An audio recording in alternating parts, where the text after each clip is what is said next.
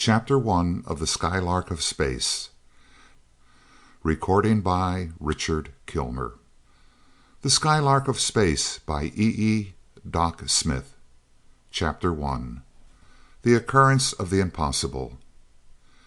Petrified with astonishment, Richard Seaton stared after the copper steam bath upon which he had been electrolyzing his solution of X, the unknown metal. For as soon as he had removed the beaker, the heavy bath had jumped endwise from under his hand as though it were alive. It had flown with terrific speed over the table, smashing apparatus and bottles of chemicals on its way, and was even now disappearing through the open window. He seized his prism binoculars and focused them upon the flying vessel, a speck in the distance. Through the glass he saw that it did not fall to the ground, but continued on in a straight line, only its rapidly diminishing size showing the enormous velocity with which it was moving. It grew smaller and smaller, and in a few moments disappeared utterly. The chemist turned as though in a trance. How was this? The copper bath he had used for months was gone like a shot, with nothing to make it go. Nothing, that is, except an electric cell and a few drops of the unknown solution. He looked at the empty space where it had stood, at the broken glass covering his laboratory table, and again stared out the window. He was aroused from his stunned inaction by the entrance of his colored laboratory helper, and silently motioned him to clean up the wreckage. "What happened, Doctor?" asked the dusky assistant. "Search me, Dan. I wish I knew myself," responded Seaton, absently, lost in wonder at the incredible phenomenon of which he had just been a witness. Ferdinand Scott, a chemist employed in the next room, entered breezily. "Hello, Dickie. Thought I heard a racket in here," the newcomer remarked. Then he saw the helper busily mopping up the reeking mass of chemicals. "Great balls of fire!" he exclaimed. "What have you been celebrating? Had an explosion? How, what, and why?" "I can tell you the what and part of the how," Seaton replied thoughtfully, "but as to the why, I am completely in the dark. Here's all I know about it," and in a few words he related the foregoing incident. Scott's face showed in turn interest, amazement, and pitying alarm. He took Seaton by the arm. "Dick, old top, I never knew you to drink or dope, but this stuff sure came out of either a bottle or a needle. Did you see a pink serpent carrying it away? Take my advice, old son, if you want to stay in Uncle Sam's service, and lay off the stuff, whatever it is. It's bad enough to come down here so far gone that you wreck most of your apparatus and lose the rest of it, but to pull a yarn like that is going too far. The chief will have to ask for your resignation, sure. Why don't you take a couple of days of your leave and straighten up?" Seaton paid no attention to him, and Scott returned to his own laboratory, shaking his head sadly. Seaton, with his mind in a whirl, walked slowly to his desk, picked up his blackened and battered briar pipe, and sat down to study out what he had done, or what could possibly have happened, to result in such an unbelievable infraction of all the laws of mechanics and gravitation. He knew that he was sober and sane, that the thing had actually happened. But why and how? All his scientific training told him that it was impossible, it was unthinkable that an inert mass of metal should fly off into space without any applied force. Since it had actually happened, there must have been applied an enormous and hitherto unknown force. What was that force? The reason for this unbelievable manifestation of energy was certainly somewhere in the solution. The electrolytic cell, or the steam bath. Concentrating all the power of his highly trained analytical mind upon the problem, deaf and blind to everything else, as was his wont when deeply interested, he sat motionless, with his forgotten pipe clenched between his teeth. Hour after hour he sat there, while most of his fellow chemists finished the day's work and left the building, and the room slowly darkened with the coming of night. Finally he jumped up, Crashing his hand down upon the desk, he exclaimed, "I have liberated the intra-atomic energy of copper, Copper X, and electric current. I'm sure a fool for luck," he continued, as a new thought struck him. Suppose it had been liberated all at once, probably blown the whole world off its hinges. But it wasn't. It was given off slowly and in a straight line. Wonder why? Talk about power. Infinite. Believe me, I'll show this whole Bureau of Chemistry something to make their eyes stick out tomorrow. If they won't let me go ahead and develop it, I'll resign, hunt up some more X, and do it myself. That bath is on its way to the moon right now, and there's no reason why I can't follow it. Martin's such a fanatic on exploration, he'll fall all over himself to build us any kind of craft we'll need. We'll explore the whole solar system. Great cat, what a chance! A fool for luck is right. He came to himself with a start. He switched on the lights and saw that it was 10 o'clock. Simultaneously he recalled that he was to have dinner with his fiancée at her home, their first dinner since their engagement. Cursing himself for an idiot, he hastily left the building, and soon his motorcycle was tearing up Connecticut Avenue toward his sweetheart's home. End of Chapter 1.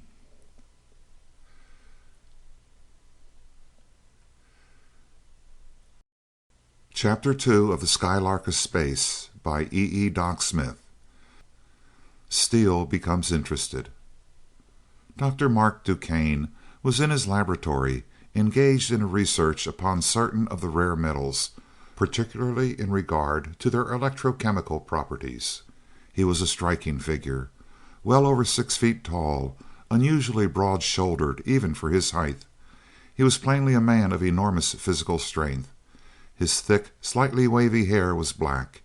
His eyes, only a trifle lighter in shade, were surmounted by heavy black eyebrows which grew together above his aquiline nose.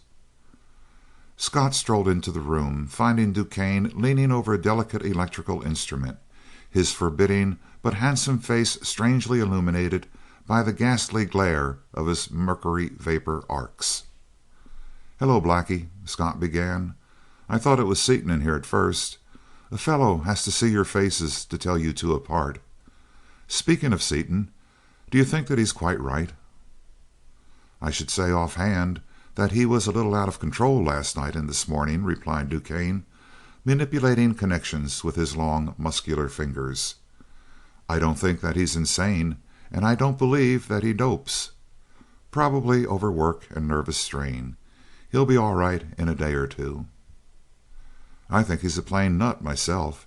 That sure was a wild yarn he sprung on us, wasn't it? His imagination was hitting on all 12, that's sure. He seems to believe it himself, though, in spite of making a flat failure of his demonstration to us this morning.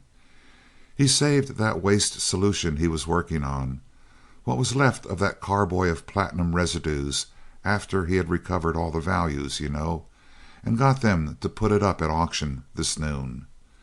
He resigned from the Bureau, and he and M. Reynolds Crane, that millionaire friend of his, bid it in for 10 cents.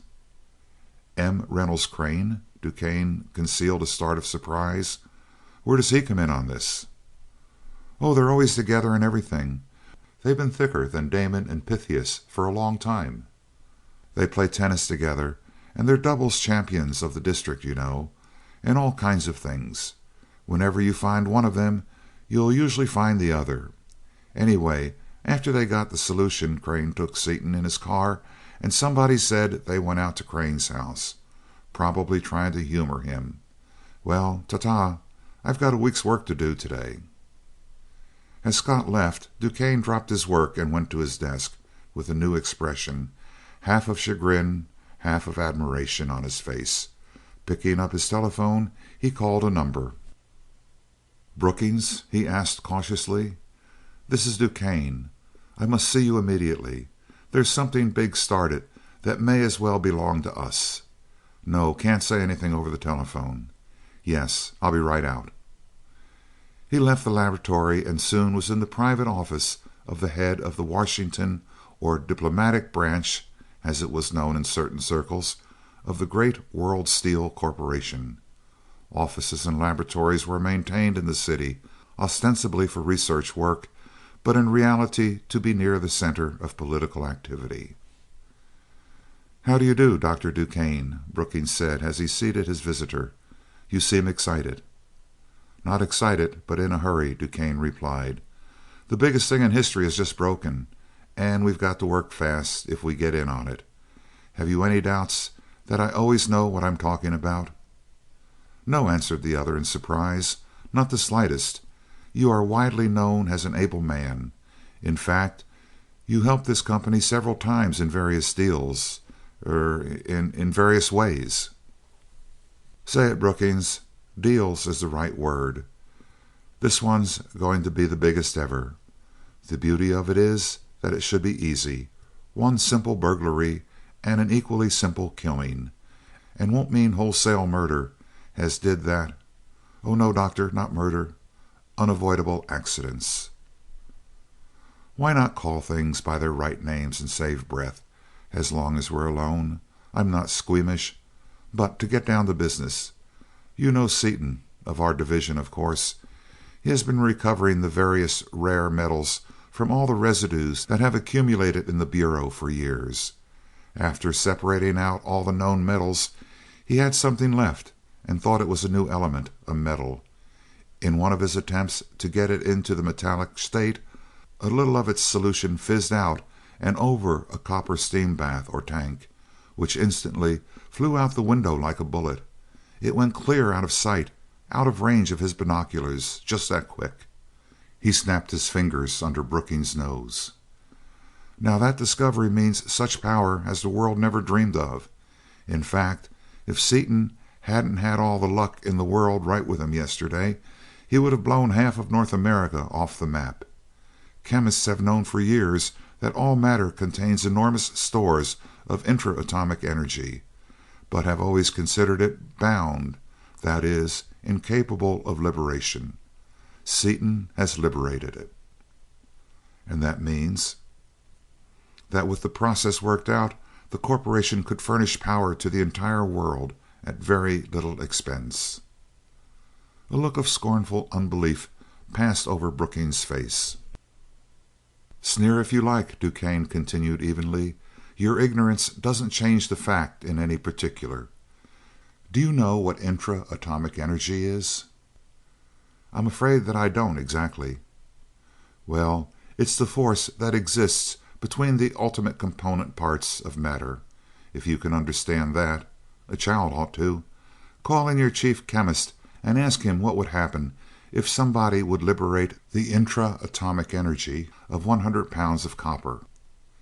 "Pardon me, Doctor. I didn't presume to doubt you. I will call him in." He telephoned a request, and soon a man in white appeared. In response to the question he thought for a moment, then smiled slowly.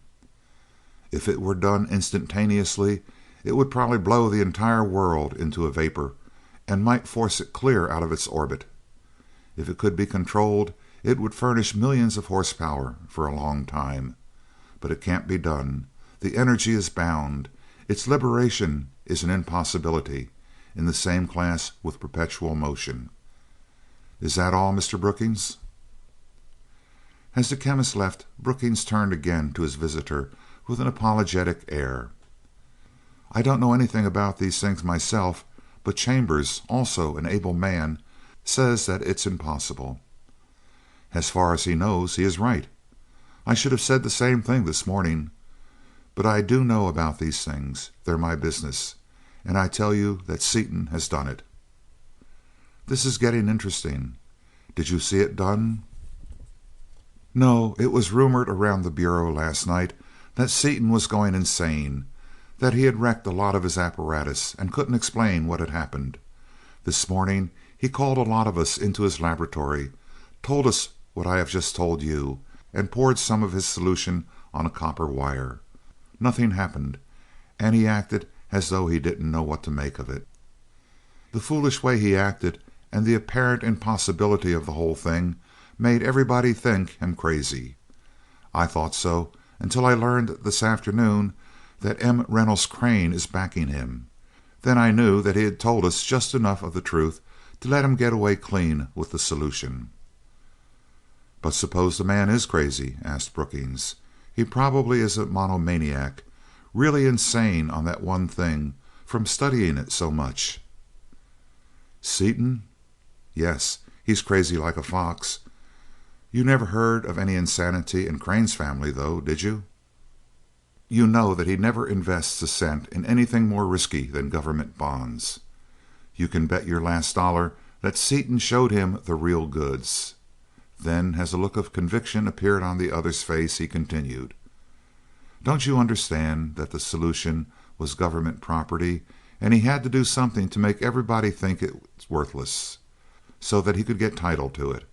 That faked demonstration that failed was certainly a bold stroke, so bold that it was foolhardy, but it worked. It fooled even me, and I am not usually asleep. The only reason he got away with it is that he has always been such an open-faced talker, always telling everything he knew."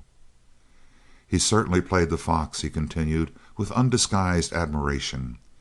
"Heretofore he has never kept any of his discoveries secret or tried to make any money out of them, though some of them were worth millions.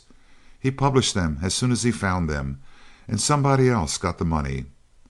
Having that reputation, he worked it to make us think him a nut. He certainly is clever. I take off my hat to him. He's a wonder." "And what is your idea? Where do we come in?" "You come in by getting that solution away from Seaton and Crane, and furnishing the money to develop the stuff and build, under my direction, such a power plant as the world never saw before." "Why get that particular solution? Couldn't we buy up some platinum wastes and refine them?" "Not a chance," replied the scientist. "We have refined platinum residues for years, and never found anything like that before. It is my idea that the stuff, whatever it is, was present in some particular lot of platinum in considerable quantities as an impurity. Seaton hasn't all of it there is in the world, of course, but the chance of finding any more of it without knowing exactly what it is or how it reacts is extremely slight. Besides, we must have exclusive control. How could we make any money out of it if Crane operates a rival company and is satisfied with 10% profit? No, we must get all of that solution. Seaton and Crane, or Seaton at least, must be killed, for if he is left alive, he can find more of this stuff and break our monopoly. I want to borrow your strong-arm squad tonight to go and attend to it." After a few moments' thought, his face set and expressionless, Brookings said, "No, Doctor, I do not think that the corporation would care to go into a matter of this kind. It is too flagrant a violation of law, and we can afford to buy it from Seaton after he proves its worth." "Bah!" snorted DuQuesne. "Don't try that on me, Brookings. You think you can steal it yourself and develop it without letting me in on it? You can't do it. Do you think I'm fool enough to tell you all about it, with facts, figures, and names? If you could get away with it without me? Hardly. You can steal the solution, but that's all you can do. Your chemist, or the expert you hire, will begin experimenting without Seaton's lucky start, which I have already mentioned, but about which I haven't gone into any detail. He will have no information whatsoever, and the first attempt to do anything with the stuff will blow him and all the country around him for miles into an impalpable powder. You will lose your chemist, your solution, and all hope of getting the process. There are only two men in the United States, or in the world for that matter, with brains enough and information enough to work it out. One is Richard B. Seaton, and the other is Marc C. DuQuesne. Seaton certainly won't handle it for you. Money can't buy him and Crane, and you know it. You must come to me. If you don't believe that now, you will very shortly after you try it alone." Brookings, caught in his duplicity and half convinced of the truth of DuQuesne's statements, still temporized. "You're modest, aren't you, Doctor?" he asked, smiling. "Modest? No," said the other calmly. Modesty never got anybody anything but praise, and I prefer something more substantial. However, I never exaggerate or make overstatements, as you should know. What I have said is merely a statement of fact. Also, let me remind you that I am in a hurry. The difficulty of getting hold of that solution is growing greater every minute, and my price is getting higher every second." "What is your price at the present second?" $10,000 per month during the experimental work, $5 million in cash upon the successful operation of the first power unit, which shall be of not less than 10,000 horsepower, and 10% of the profits." "Oh, come, Doctor, let's be reasonable. You can't mean any such figures as those." "I never say anything I don't mean. I have done a lot of dirty work with you people before, and never got much of anything out of it. You were always too strong for me, that is. I couldn't force you without exposing my own crookedness, but now I've got you right where I want you. That's my price. Take it or leave it. If you don't take it now, the first of those two figures will be doubled when you do come to me. I won't go to anybody else, though others would be glad to get it on my terms, because I have a reputation to maintain, and you are the only ones who know that I am crooked. I know that my reputation is safe as long as I work with you, because I know enough about you to send all you big fellas clear down to Perkins away for life. I also know that that knowledge will not shorten my days, as I am too valuable of a man for you to kill, as you did." "Please, Doctor, don't use such language." "Why not?" interrupted DuQuesne in his cold, level voice. "It's all true. What do a few lives amount to, as long as they're not yours and mine? As I said, I can trust you more or less. You can trust me, because you know that I can't send you up without going with you. Therefore, I am going to let you go ahead without me as far as you can. It won't be far. Do you want me to come in now or later?" "I'm afraid we can't do business on any such terms as that," said Brookings, shaking his head. "We can undoubtedly buy the power rights from Seaton for what you ask." "You don't fool me for a second, Brookings. Go ahead and steal the solution, but take my advice and give your chemist only a little of it. A very little of that stuff will go a long way, and you will want to have some left when you have to call me in. Make him experiment with extremely small quantities. I would suggest that he work in the woods at least 100 miles from his nearest neighbor, though it matters nothing to me how many people you kill. That's the only pointer I will give you. I'm giving it merely to keep you from blowing up the whole country," he concluded with a grim smile. "Goodbye." As the door closed behind the cynical scientist, Brookings took a small gold instrument, very like a watch, from his pocket. He touched a button and held the machine close to his lips. "Perkins," he said softly, "M. Reynolds Crane has in his house a bottle of solution." "Yes, sir. Can you describe it?" "Not exactly. It is greenish yellow in color, and I gather that it is in a small bottle, as there isn't much of the stuff in the world. I don't know what it smells or tastes like, and I wouldn't advise experimenting with it, as it seems to be a violent explosive and is probably poisonous. Any bottle of solution of that color, kept in a particularly safe place, would probably be the one. Let me caution you that this is the biggest thing you have ever been in, and it must not fail. Any effort to purchase it would be useless, however large a figure were named.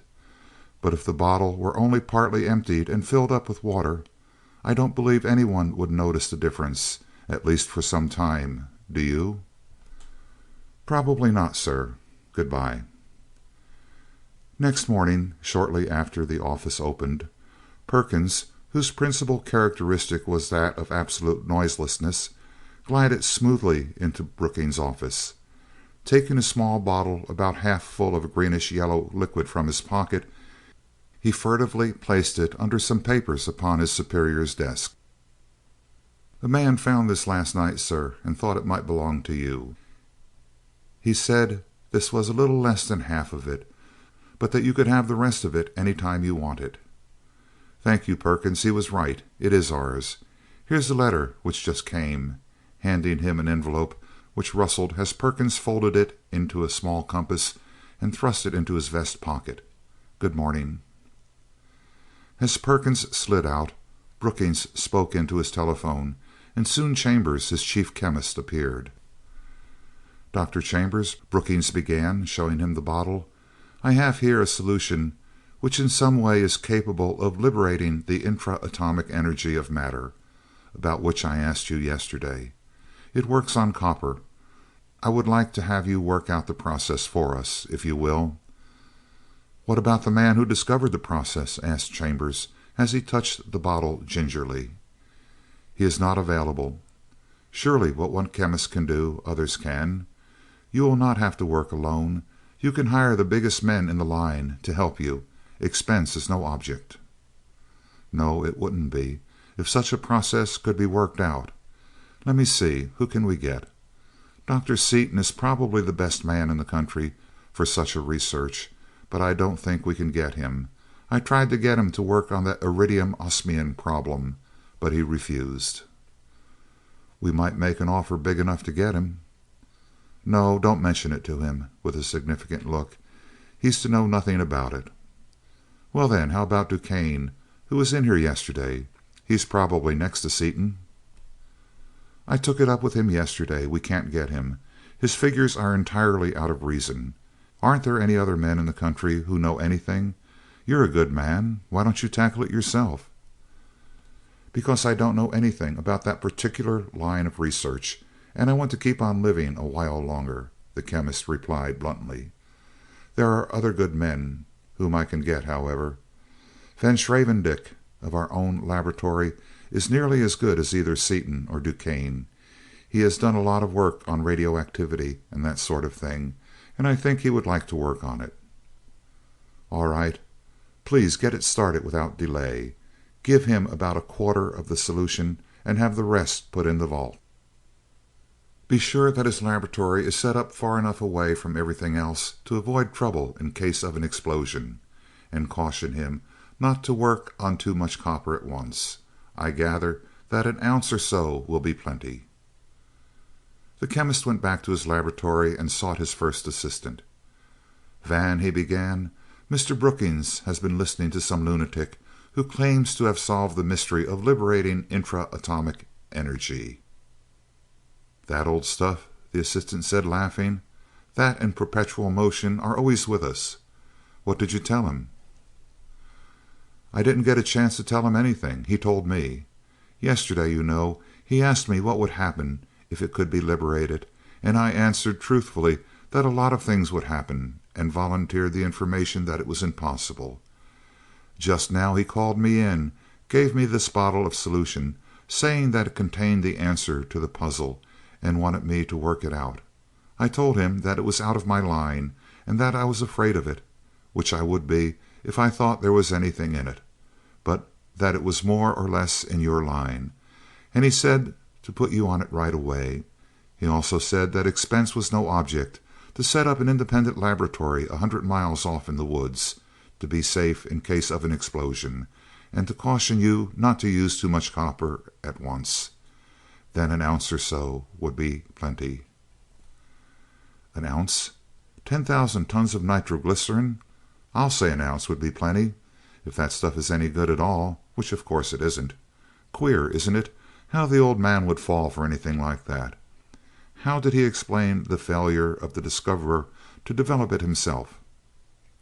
"He said the discoverer is not available," answered Chambers with a laugh. "I'll bet he isn't available.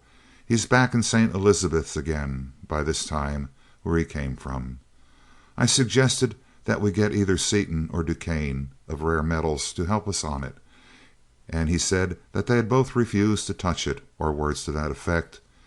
If those two turn down a chance to work on a thing as big as this would be, there probably is nothing in this particular solution that is worth a rap. But what Brookings says goes around here, so it's you for the woods. And don't take any chances either. It is conceivable that something might happen." "Sure it might, but it won't. We'll set up that lab near a good trout stream, and I'll have a large and juicy vacation. I'll work on that stuff a little too, enough to make a good report at least. I'll analyze it, find out what is in it, deposit it on some copper, shoot an electrolytic current through it, and make a lot of wise motions generally, and have a darn good time besides. End of Chapter 2.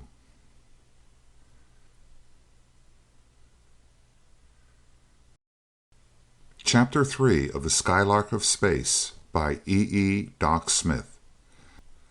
Seaton solves the problem of power. "Well, Mart," said Seaton briskly, "now that the Seaton Crane Company Engineers is organized to your satisfaction, let's hop to it. I suppose I'd better beat it downtown and hunt up a place to work." "Why not work here?" "Your house? You don't want this kind of experimenting going on around here, do you? Suppose a chunk of this stuff gets away from me and tears the side out of the house?" "This house is the logical place to work. I already have a complete machine shop and testing laboratory out in the hangar, and we can easily fit up a chemical laboratory for you in the tower room. You can have open windows on 4 sides there, and if you should accidentally take out a wall, there will be little damage done. We will be alone here, with a few neighbors so thoroughly accustomed to my mechanical experiments that they are no longer curious." "Fine. There's another good thing, too. Your man Shiro. He has been with you in so many tight pinches in all the unknown corners of the world on your hunting trips and explorations that we can trust him, and he'll probably come in handy." "Yes, we can trust him implicitly. As you know, he is really my friend instead of my man." During the next few days, while workmen were installing a complete chemical laboratory in the tower room, Seaton busied himself in purchasing the equipment necessary for the peculiar problem before him. His list was long and varied, ranging from a mighty transformer capable of delivering thousands of kilovolts down to a potential meter so sensitive that it would register the difference of potential set up by 2 men in shaking hands. From daylight until dark, Seaton worked in the laboratory, either alone or superintending and assisting the men at work there. Every night, when Crane went to bed, he saw Seaton in his room in a haze of smoke, poring over blueprints, or surrounded by abstruse works upon the calculus and subatomic phenomena, making interminable calculations. Less than 2 miles away lived Dorothy Vaneman, who had promised to be his wife. He had seen her but once since the impossible had happened, since his prosaic copper steam bath had taken flight under his hand and had pointed the way to a great adventure, in a car his friend was to build, moved by this stupendous power which he must learn to control. They would traverse interstellar space, visit strange planets, and survey strange solar systems. While he did not forget his sweetheart, the thought of her was often in his mind, and the fact that her future was so intimately connected with his own gave to every action a new meaning.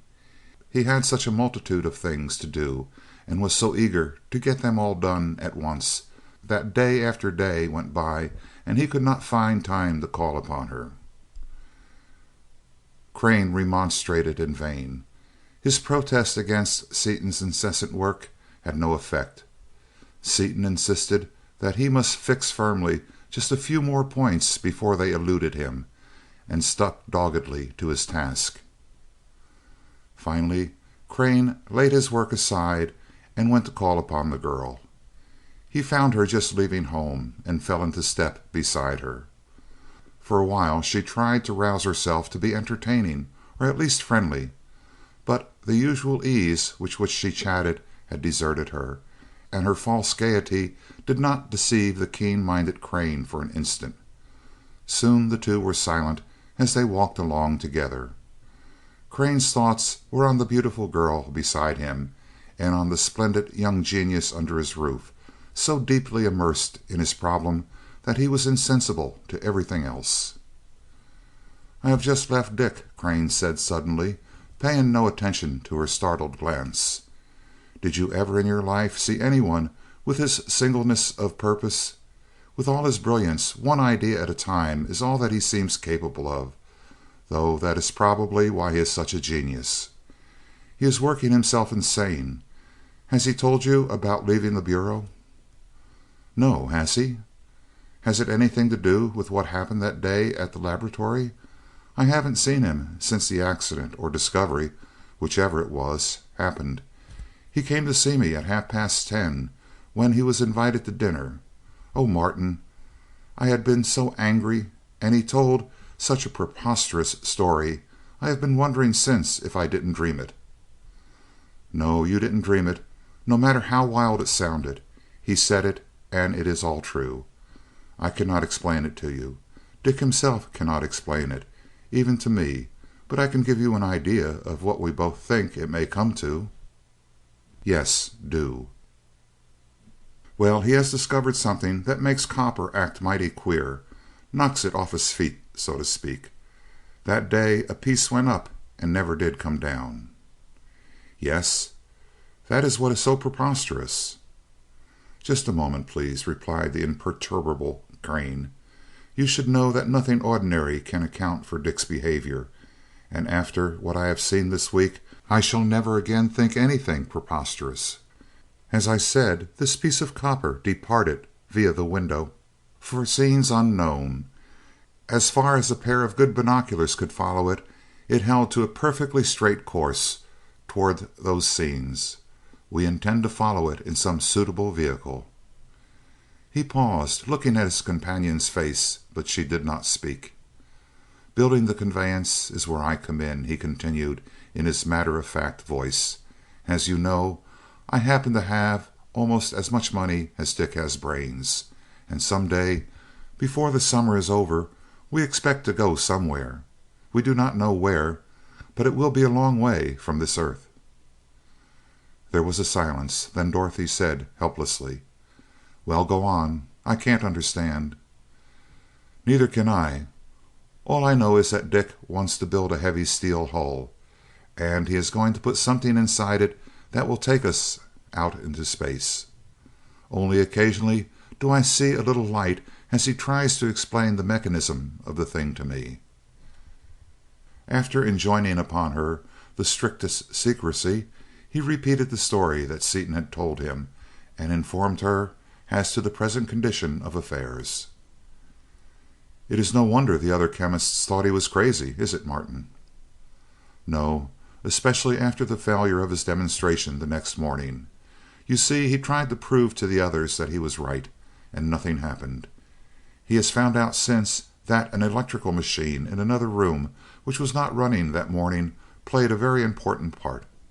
When the copper refused to act as it had the night before, they all took the snap judgment that he had suffered an attack of temporary insanity, and the solution was worthless. They called him Nobody Home." "It almost fits at that," exclaimed Dorothy, laughing. "But if he thought of that," she added thoughtfully, "if he was brilliant enough to build up such a wonderful theory, think out such a thing as actually traveling to the stars, all on such a slight foundation of fact, I wonder why he couldn't have told me." She hadn't meant to utter the last thought.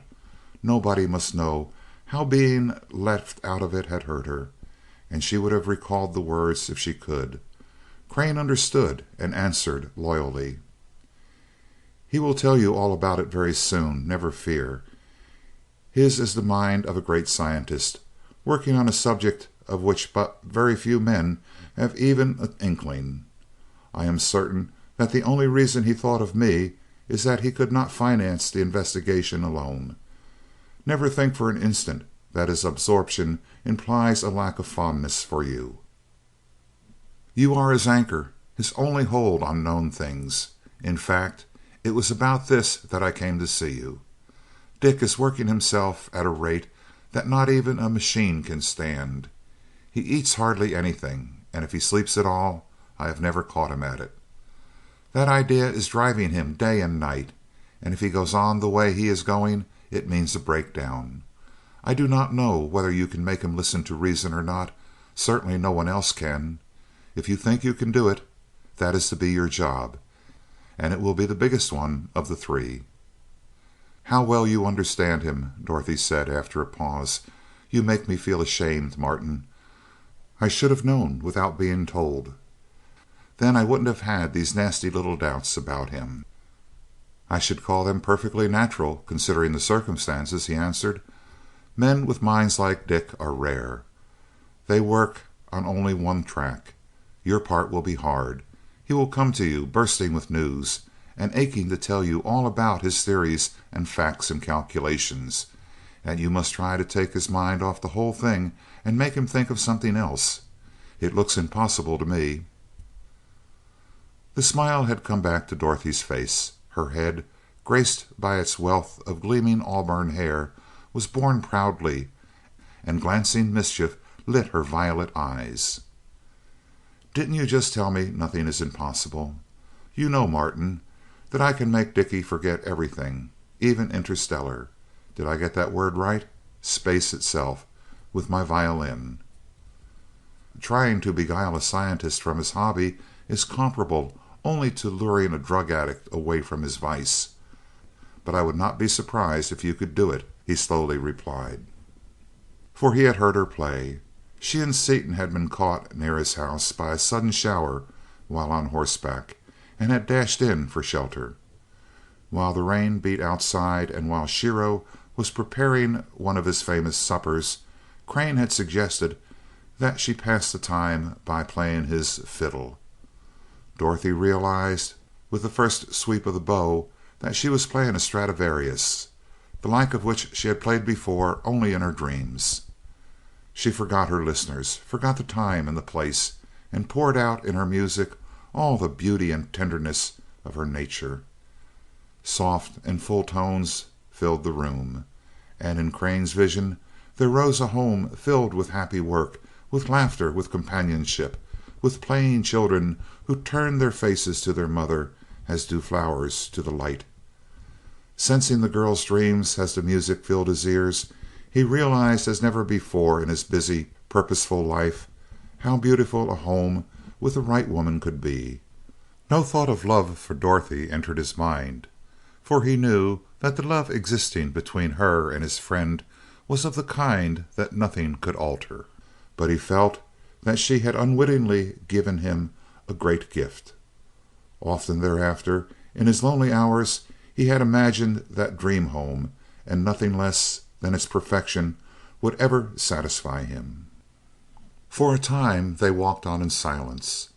On Dorothy's face was a tender look, the reflection of her happy thoughts, and in Crane's mind floated again the vision of his ideal home, the home whose central figure he was unable to visualize. At last she turned and placed her hand on his arm. "You have done a great deal for me, for us," she said simply. "I wish there was something I could do for you in return." "You have already done much more than that for me, Dorothy," he answered, more slowly even than usual. "It is hard for me to express just what it is, but I want you to know that you and Dick mean much to me. You are the first real woman I have ever known, and some day, if life is good to me, I hope to have some girl as lovely care for me." Dorothy's sensitive face flushed warmly. So unexpected and sincere was his praise that it made her feel both proud and humble. She had never realized that this quiet, apparently unimaginative man had seen all the ideas she expressed in her music. A woman expects to appear lovely to her lover, and to the men who would be her lovers if they could, but here was a man who neither sought nor expected any favors, saying that he wanted some girl as lovely for his own. Truly it was a compliment to be cherished. After they had returned to the house and Crane had taken his departure, Dorothy heard the purr of a rapidly approaching motorcycle, and her heart leaped as she went to the door to welcome her lover. "It seems like a month since I saw you last, sweetheart," he exclaimed, as he lifted her clear from the floor in a passionate embrace, and kissed in turn her lips, her eyes, the tip of her nose, the elusive dimple in her cheek, and the adorable curve of her neck. "It seems longer than that to me, Dickie. I was perfectly miserable until Martin called this afternoon and explained what you have been doing." "Yes, I met him on the way over. But honestly, Dottie, I simply couldn't get away. I wanted to the worst way, but everything went so slow." "Slow? When you have a whole laboratory installed in a week? What would you call speed?" "About 2 days. And then there were a lot of little ideas that had to be nailed down before they got away from me. This is a horribly big job, Dottie, and when a fellow gets into it he can't quit. But you know that I love you just the same, even though I do appear to neglect you," he continued with fierce intensity. "I love you with everything there is in me. I love you, mind, body, and spirit, love you as a man should love the one and only woman. For you are the only woman. There never was and never will be another. I love you morally, physically, intellectually, and every other way there is, for the perfect little darling that you are." She moved in his embrace and her arms tightened about his neck. "You are the nearest thing to absolute perfection that ever came into this imperfect world," he continued. "Just to think of a girl of your sheer beauty, your ability, your charm, your all-around perfection, being engaged to a thing like me makes me dizzy. But I sure do love you, little girl of mine. I will love you as long as we live, and afterward. My soul will love your soul throughout eternity. You know that, sweetheart girl."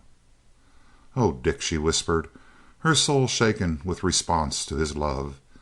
"I never dreamed it possible for a woman to love as I love you. Whither thou goest—" Her voice failed in the tempest of her emotion, and they clung together in silence. They were finally interrupted by Dorothy's stately and gracious mother, who came in to greet Seaton and invite him to have dinner with them. "I knew that Dot would forget such an unimportant matter," she said, with a glint of Dorothy's own mischief in her eyes. As they went into the dining room, Dorothy was amazed to see the changes that 6 days had wrought in Seaton. His face looked thin, almost haggard. Fine lines had made their appearance at the corner of his eyes and around his mouth, and faint but unmistakable blue rings encircled his eyes. "You have been working too hard, boy," she reproved him gravely. "Oh, no," he rejoined lightly. "I'm all right. I never felt better. Why, I could whip a rattlesnake right now and give him the first bite." She laughed at his reply, but the look of concern did not leave her face. As soon as they were seated at the table she turned to her father, a clean-cut, gray-haired man of 50, known as one of the shrewdest attorneys in the city. "Daddy," she demanded, "what do you mean by being elected director in the Seaton Crane Company and not telling me anything about it?" "Daughter," he replied in the same tone, "what do you mean by asking such a question as that? Don't you know that it is a lawyer's business to get information and to give it out only to paying clients? However, I can tell you all I know about the Seaton Crane Company without adding to your store of knowledge at all. I was present at one meeting, gravely voted aye once, and that is all." "Didn't you draw up the Articles of Incorporation?" "I am doing it, yes, but they don't mean anything. They merely empower the company to do anything it wants to, the same as other large companies do." Then, after a quick but searching glance at Seaton's worn face and a warning glance at his daughter, he remarked, "I read in the Star this evening that Enright and Stanwix will probably make the Australian Davis Cup team, and that the Hawaiian with the unpronounceable name has broken 3 or 4 more world's records. What do you think of our tennis chances this year, Dick?" Dorothy flushed, and the conversation, steered by the lawyer into safer channels, turned to tennis, swimming, and other sports. Seaton, whose plate was unobtrusively kept full by Mr. Vaneman, ate such a dinner as he had not eaten in weeks. After the meal was over, they all went into the spacious living room, where the men ensconced themselves in comfortable Morris chairs, with long black cigars between their teeth, and all 4 engaged in a spirited discussion of various topics of the day. After a time the older couple left the room, the lawyer going into his study to work, as he always did in the evening. "Well, Dickie, how's everything?" Dorothy asked, unthinkingly. The result of this innocent question was astonishing. Seaton leaped to his feet. The problem, dormant for 2 hours, was again in complete possession of his mind. "Rotten," he snapped, striding back and forth and brandishing his half-smoked cigar. "My head is so thick that it takes 1,000 years for an idea to filter into it. I should have the whole thing clear by this time, but I haven't.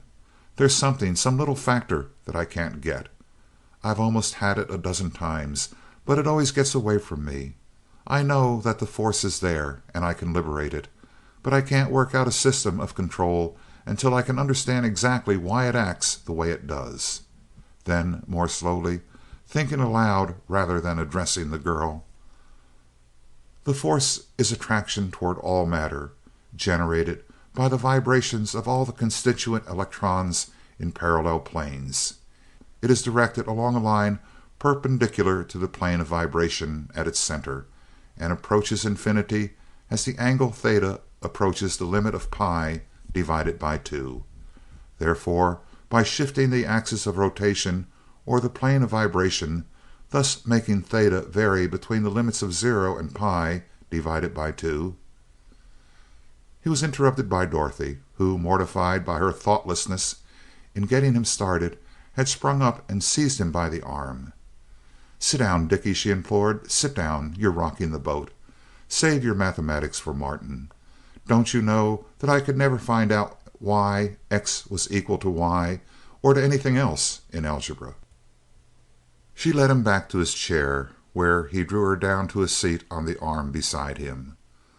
"Whom do you love?" she whispered gaily in his ear. After a time she freed herself. "I haven't practiced today. Do you want me to play for you a little?" "Fine business, Dottie. When you play a violin, it talks." She took down her violin and played, first his favorites, crashing selections from operas and solos by the great masters, abounding in harmonies on 2 strings. Then she changed to reveries and soft, plaintive melodies. Seaton listened with profound enjoyment. Under the spell of the music he relaxed, pushed out the footrest of the chair, and lay back at ease, smoking dreamily. The cigar finished and his hands at rest, his eyes closed of themselves. The music, now a crooning lullaby, grew softer and slower, until his deep and regular breathing showed that he was sound asleep. She stopped playing and sat watching him intently, her violin in readiness to play again if he should show the least sign of wakening. But there was no such sign. Freed from the tyranny of the mighty brain which had been driving it so unmercifully, his body was making up for the many hours of lost sleep. Assured that he was really asleep, Dorothy tiptoed to her father's study and quietly went in. "Daddy, Dick is asleep out there in the chair. What shall we do with him?" "Good work, Dottie Dimple. I heard you playing him to sleep. You almost put me to sleep as well. I'll get a blanket and we'll put him to bed right where he is." "Dear old Dad," she said softly, sitting on the arm of his chair and rubbing her cheek against his. "You always did understand, didn't you?" "I try to, kitten," he answered, pulling her ear. "Seaton is too good a man to see go to pieces when it can be prevented. That is why I signaled you to keep the talk off the company and his work. One of the best lawyers I ever knew, a real genius, went to pieces the same way. He was on a big, almost an impossible case. He couldn't think of anything else, didn't eat or sleep much for months. He won the case, but it broke him. But he wasn't in love with a big red-headed beauty of a girl, and so he didn't have her to fiddle him to sleep. Well, I'll go get the blanket," he concluded, with a sudden change in his tone. In a few moments he returned, and they went into the living room together. Seaton lay in exactly the same position, only the regular lifting of his powerful chest showing that he was alive. "I think we had better—" "Shh!" interrupted the girl in an intense whisper. You'll wake him up, Daddy." "Bosh! You couldn't wake him up with a club. His own name might rouse him, particularly if you said it. No other ordinary sound would. I started to say that I think we had better put him to bed on the davenport. He would be more comfortable." "But that would surely wake him, and he's so big." "Oh, no, it wouldn't, unless I drop him on the floor. And he doesn't weigh much over 200, does he?" "About 10 or 11 pounds. Even though I am a lawyer and old and decrepit, I can still handle that much." With Dorothy anxiously watching the proceedings and trying to help, Vaneman picked Seaton up out of the chair with some effort and carried him across the room. The sleeping man muttered as if in protest at being disturbed, but made no other sign of consciousness. The lawyer then calmly removed Seaton's shoes and collar, while the girl arranged pillows under his head and tucked the blanket around him. Vaneman bent a quizzical glance upon his daughter, under which a flaming blush spread from her throat to her hair. "Well," she said defiantly, "I am going to, anyway." "My dear, of course you are. If you didn't, I would disown you." As her father turned away, Dorothy knelt beside her lover and pressed her lips tightly to his. "Good night, sweetheart," she murmured. "Night," he muttered in his sleep, as his lips responded faintly to her caress. Vaneman waited for his daughter, and when she appeared, the blush again suffusing her face, he put his arm around her. "Dorothy," he said at the door of her room, using her full name, a very unusual thing for him, "the father of such a girl as you hates to lose her. But I advise you to stick to that boy. Believe in him and trust him, no matter what happens. He is a real man." "I know it, Dad. Thank you. I had a touch of the blues today, but I never will again. I think more of his little finger than I do of all the other men I ever knew put together. But how do you know him so well? I know him, of course, but that's different."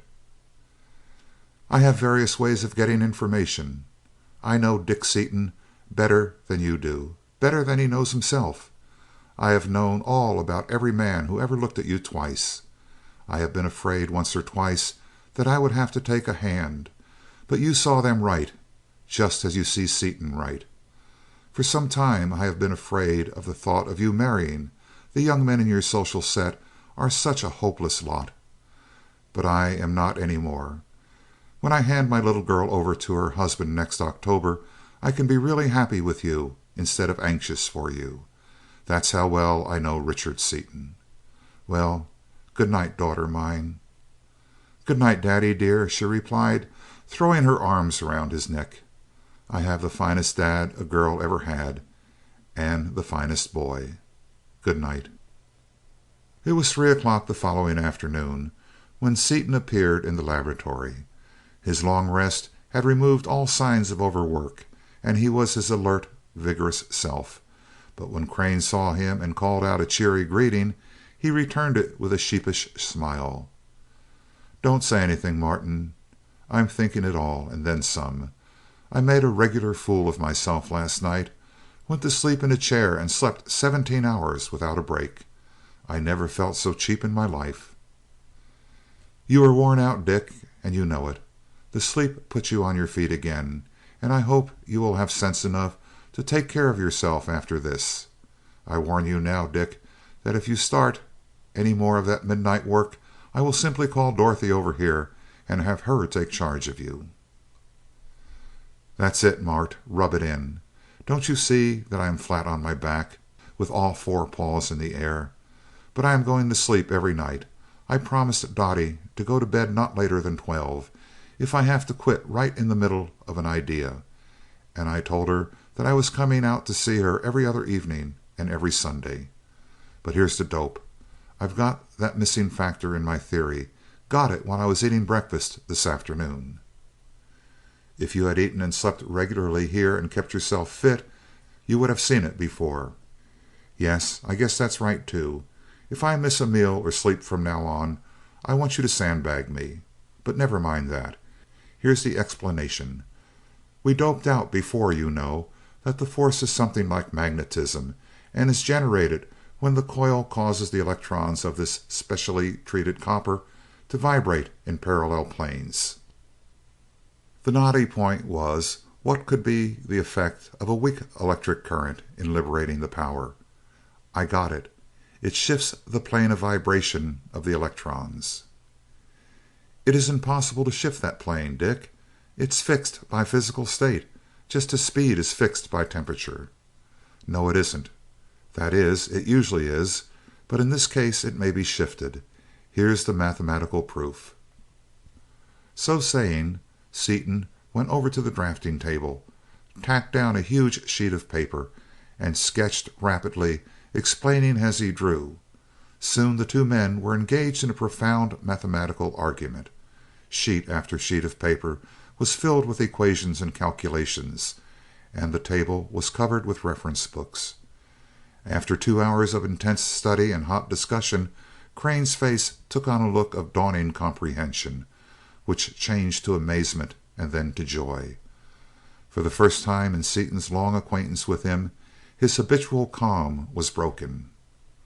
"By George," he cried, shaking Seaton's hand in both of his, "I think you have it. But how under the sun did you get the idea? That calculus isn't in any of the books. Where did you get it, Dick? You're a wonder." "I don't know how I got the idea. It merely came to me. But the math is right. It's got to be right. No other conclusion is possible.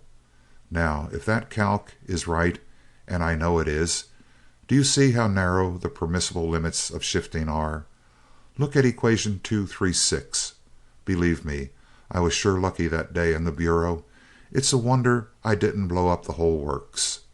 Suppose I hadn't been working with a storage cell that gave only 4 amperes at 2 volts. That's unusually low, you know, for that kind of work."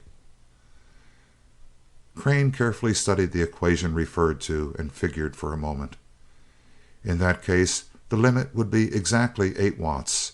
Anything above that means instant decomposition." "Yes." Crane whistled a long, low whistle. "And that bath weighed 40 pounds, enough to vaporize the whole planet. Dick, it cannot be possible." "It doesn't seem that way, but it is. It certainly makes me turn cold all over, though, to think of what might have happened. You know now why I wouldn't touch the solution again until I had this stuff worked out." "I certainly do. You should be even more afraid of it now. I don't mind nitroglycerin or TNT, but anything like that is merely a child's plaything compared to this. Perhaps we had better drop it." "Not in 7,000 years. The mere fact that I was so lucky at first proves that fate intended this thing to be my oyster. However, I will not tempt the old lady any farther. I am going to start with 1/1,000,000th of a volt, and will use a piece of copper visible only under a microscope.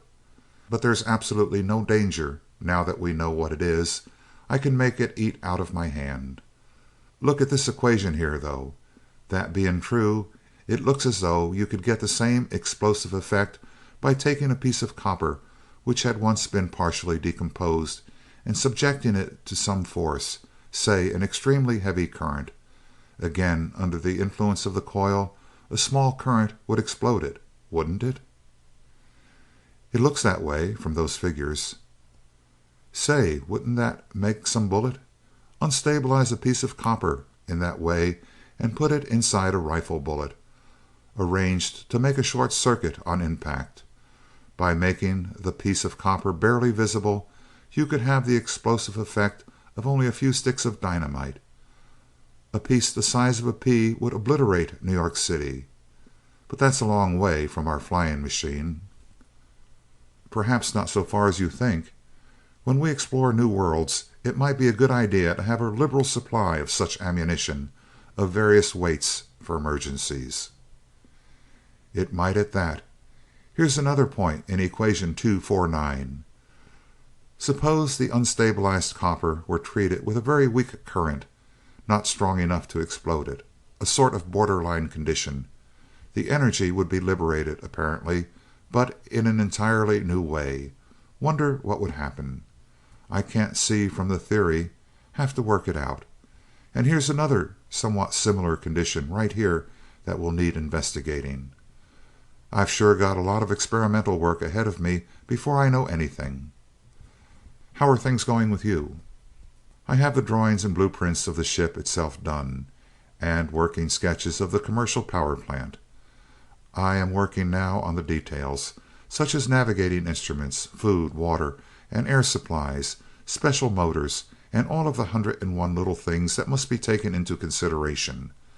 Then, as soon as you get the power under control, we will have only to sketch in the details of the power plant and its supports before we can begin construction. Fine, Mart, that's great. Well, let's get busy. End of Chapter 3.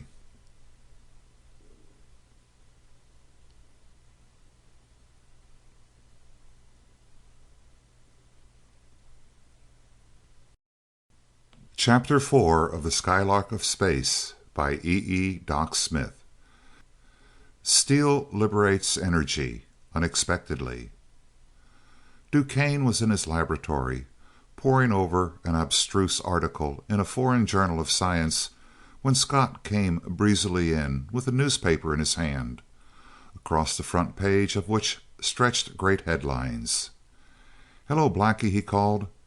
"Come down to Earth and listen to this tale of mystery from that world-renowned font of exactitude and authority, the Washington Clarion.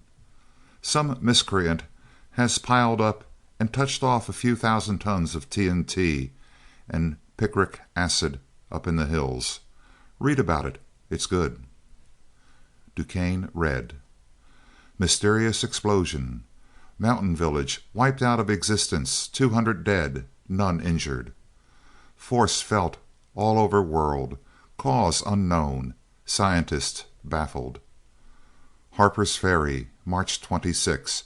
At 10:23 a.m. today, the village of Bankerville, about 30 miles north of this place, was totally destroyed by an explosion of such terrific violence that seismographs all over the world recorded the shock, and that windows were shattered even in this city. A thick pall of dust and smoke was observed in the sky, and parties set out immediately. They found, instead of the little mountain village, nothing except an immense crater-like hole in the ground, some 2 miles in diameter, and variously estimated at from 2,000 to 3,000 feet deep. No survivors have been found. No bodies have been recovered. The entire village, with its 200 inhabitants, has been wiped out of existence.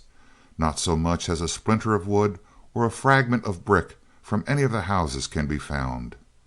Scientists are unable to account for the terrific force of the explosion, which far exceeded that of the most violent explosive known. That sounds reasonable, doesn't it?" asked DuQuesne, sarcastically, as he finished reading. "It sure does," replied Scott, grinning. "What do you suppose it was? Think the reporter heard a tire blow out on Pennsylvania Avenue?" "Perhaps. Nothing to it anyway," as he turned back to his work. As soon as the visitor had gone, a sneering smile spread over DuQuesne's face, and he picked up his telephone. "The fool did it. That will cure him of sucking eggs," he muttered. "Operator, DuQuesne speaking. I am expecting a call this afternoon. Please ask him to call me at my house. Thank you." "Fred," he called to his helper, "if anyone wants me, tell them that I have gone home." He left the building and stepped into his car. In less than half an hour he arrived at his house on Park Road, overlooking beautiful Rock Creek Park. Here he lived alone, save for an old colored couple who were his servants. In the busiest part of the afternoon, Chambers rushed unannounced into Brookings' private office. His face was white as chalk. "Read that, Mr. Brookings," he gasped, thrusting the Clarion Extra into his hand. Brookings read the news of the explosion, then looked at his chief chemist, his face turning gray. "Yes, sir, that was our laboratory," said Chambers dully. "That fool! Didn't you tell him to work with small quantities?" "I did. He said not to worry, that he was taking no chances, that he would never have more than a gram of copper on hand at once in the whole laboratory." "Well, I'll be damned." Slowly turning to the telephone, Brookings called a number and asked for Dr. DuQuesne, then called another. "Brookings speaking. I would like to see you this afternoon. Will you be at home?" "I'll be there in about an hour. Goodbye." When Brookings arrived, he was shown into DuQuesne's study. The two men shook hands perfunctorily and sat down, the scientist waiting for the other to speak. "Well, DuQuesne, you were right. Our man couldn't handle it. But of course you didn't mean the terms you mentioned before." DuQuesne's lips smiled, a hard, cold smile. "You know what I said, Brookings. Those terms are now doubled, 20,000 and 10 million. Nothing else goes." "I expected it, since you never backed down. The corporation expects to pay for its mistakes. We accept your terms, and I have contracts here for your services as research director at a salary of $240,000 per annum, with the bonus and royalties you demand." DuQuesne glanced over the documents and thrust them into his pocket. "I'll go over these with my attorney tonight and mail one back to you if he approves the contract. In the meantime, we may as well get down to business." "What would you suggest?" asked Brookings. "You people stole the solution, I see." "Don't use such harsh language, Doctor. It's—" "Why not? I'm for direct action, first, last, and all the time. The thing is too important to permit mincing of words or actions. It's a waste of time. Have you the solution here?" "Yes, here it is," drawing the bottle from his pocket. "Where's the rest of it?" asked DuQuesne, as he noted the size of the bottle. "All that we found is here, except about a teaspoon which the expert had to work on," replied Brookings. "We didn't get it all, only half of it. The rest of it was diluted with water so that it wouldn't be missed. After we get started, if you find it works out satisfactorily, we can procure the rest of it. That will certainly cause a disturbance, but it may be necessary." "Half of it?" interrupted DuQuesne. "You haven't 1/20th of it here. When I saw it in the Bureau, Seaton had about 500 milliliters, over a pint of it. I wonder if you're double-crossing me again." "No, you're not," he continued, paying no attention to the other's protestations of innocence. "You're paying me too much to want to block me now. The crook you sent out to get the stuff turned in only this much. Do you suppose he is holding out on us?" "No, you know Perkins and his methods." "He missed the main bottle, then. That's where your methods make me tired. When I want anything done, I believe in doing it myself. Then I know it's done right. As to what I suggest, that's easy. I will take 3 or 4 of Perkins's gunmen tonight. We'll go out there and raid the place. We'll shoot Seaton and anyone else who gets in the way. We'll dynamite the safe and take their solution, plans, notes, money, and anything else we want." "No, no, Doctor. That's too crude altogether. If we have to do that, let it be only as a last resort." "I say do it first. Then we know we will get results. I tell you, I'm afraid of pussyfooting and gumshoeing around Seaton and Crane. I used to think that Seaton was easy, but he seems to have developed greatly in the last few weeks, and Crane never was anybody's fool. Together they make a combination hard to beat. Brute force applied without warning is our best bet, and there's no danger. You know that. We've got away clean with lots of worse stuff. It's always dangerous, and we could wink at such tactics only after everything else has failed. Why not work it out from this solution we have, and then quietly get the rest of it? After we have it worked out, Seaton might get into an accident on his motorcycle, and we could prove by the state of development of our plans that we discovered it long ago. Because developing that stuff is highly dangerous, as you have found out. Even Seaton wouldn't have been alive now if he hadn't had a lot of luck at the start. Then, too, it would take too much time. Seaton has already developed it, you see. I haven't been asleep, and I know what he has done just as well as you do. And why should we go through all the slow and dangerous experimental work when we can get their notes and plans as well as not? There's bound to be trouble anyway when we steal all their solution, even though they haven't missed this little bit of it yet, and it might as well come now as any other time. The corporation is amply protected, and I am still a government chemist. Nobody even suspects that I am in on this deal. I will never see you except after hours and in private, and will never come near your office. We will be so cautious that, even if anyone should get suspicious, they can't possibly link us together, and until they do link us together, we are all safe. No, Brookings, a raid in force is the only sure and safe way. What is more natural than a burglary of a rich man's house? It will be a simple affair. The police will stir around for a few days, then it will all be forgotten, and we can go ahead. Nobody will suspect anything except Crane, if he is alive, and he won't be able to do anything.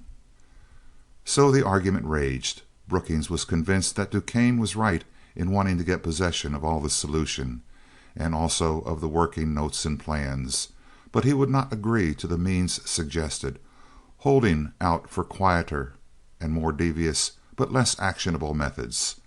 Finally, he ended the argument with a flat refusal to countenance the raid, and the scientist was forced to yield, although he declared that they would have to use his methods in the end, and that it would save time, money, and perhaps lives if they were used first.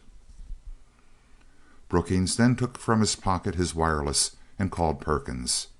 He told him of the larger bottle of solution, instructing him to secure it and to bring back all plans, notes, and other material he could find which in any way pertained to the matter at hand. Then, after promising DuQuesne to keep him informed of developments and giving him an instrument similar to the one he himself carried, Brookings took his leave. Seaton had worked from early morning until late at night, but had rigorously kept his promise to Dorothy. He had slept 7 or 8 hours every night and called upon her regularly, returning from visits with even keener zest for his work. Late in the afternoon, upon the day of the explosion, Seaton stepped into Crane's shop with a mass of notes in his hand. "Well, Mart, I've got it. Some of it, at least. The power is just what we figured it. So immensely large as to be beyond belief. I have found, first, that it is a practically irresistible pull along the axis of the treated wire or bar. It is apparently focused at infinity, as nearby objects are not affected. Second, I have studied 2 of the borderline regions of current we discussed. I have found that in one, the power is liberated as a similar attractive force, but is focused upon the first object in line with the axis of the bar. As long as the current is applied, it remains focused upon that object, no matter what comes between. In the second borderline condition, the power is liberated as a terrific repulsion. Third, that the copper is completely transformed into available energy, there being no heat whatever liberated. Fourth, most important of all, that the X acts only as a catalyst for the copper and is not itself consumed, so that an infinitesimally thin coating is all that is required." "You certainly have found out a great deal about it," replied Crane, who had been listening with the closest attention, a look of admiration upon his face. "You have all the essential facts right there.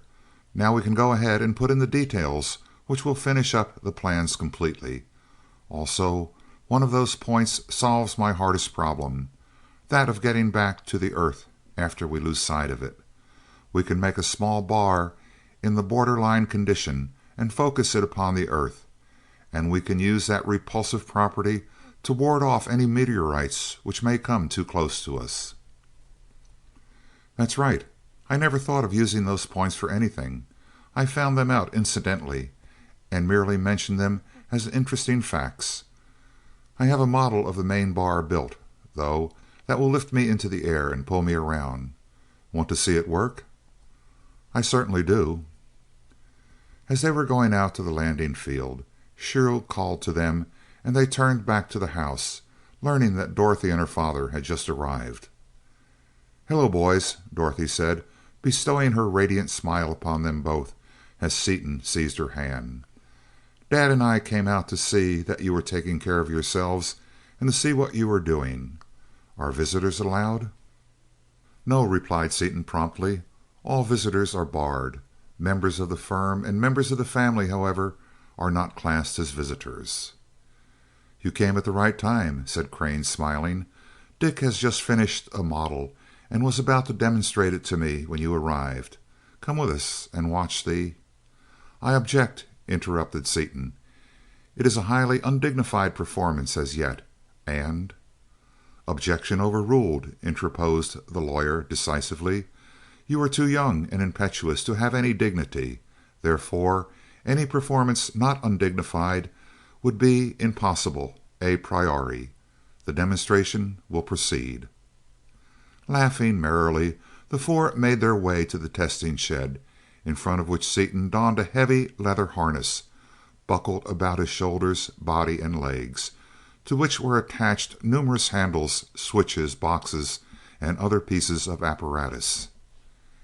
He snapped the switch which started the Telsa coil in the shed and pressed a button on an instrument in his hand, attached to his harness by a small steel cable. Instantly there was a creak of straining leather, and he shot vertically into the air for perhaps 100 feet, where he stopped and remained motionless for a few moments. Then the watchers saw him point his arm and dart in the direction in which he pointed. By merely pointing, apparently, he changed his direction at will, going up and down, forward and backward, describing circles and loops and figures of 8. After a few minutes of this display, he descended, slowing abruptly as he neared the ground and making an easy landing.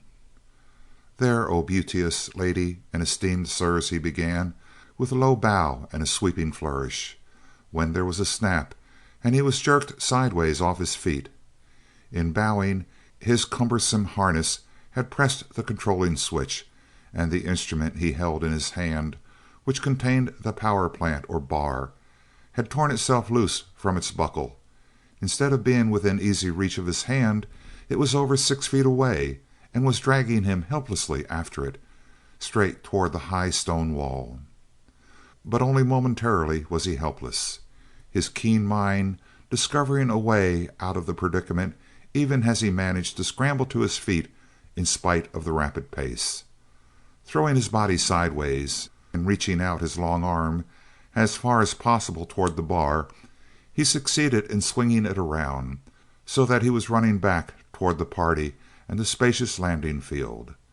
Dorothy and her father were standing motionless, staring at Seaton, the former with terror in her eyes, the latter in blank amazement. Crane had darted to the switch controlling the coil, and was reaching for it when Seaton passed them.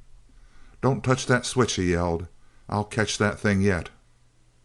At this evidence that Seaton still thought himself master of the situation, Crane began to laugh, though he still kept his hand near the controlling switch.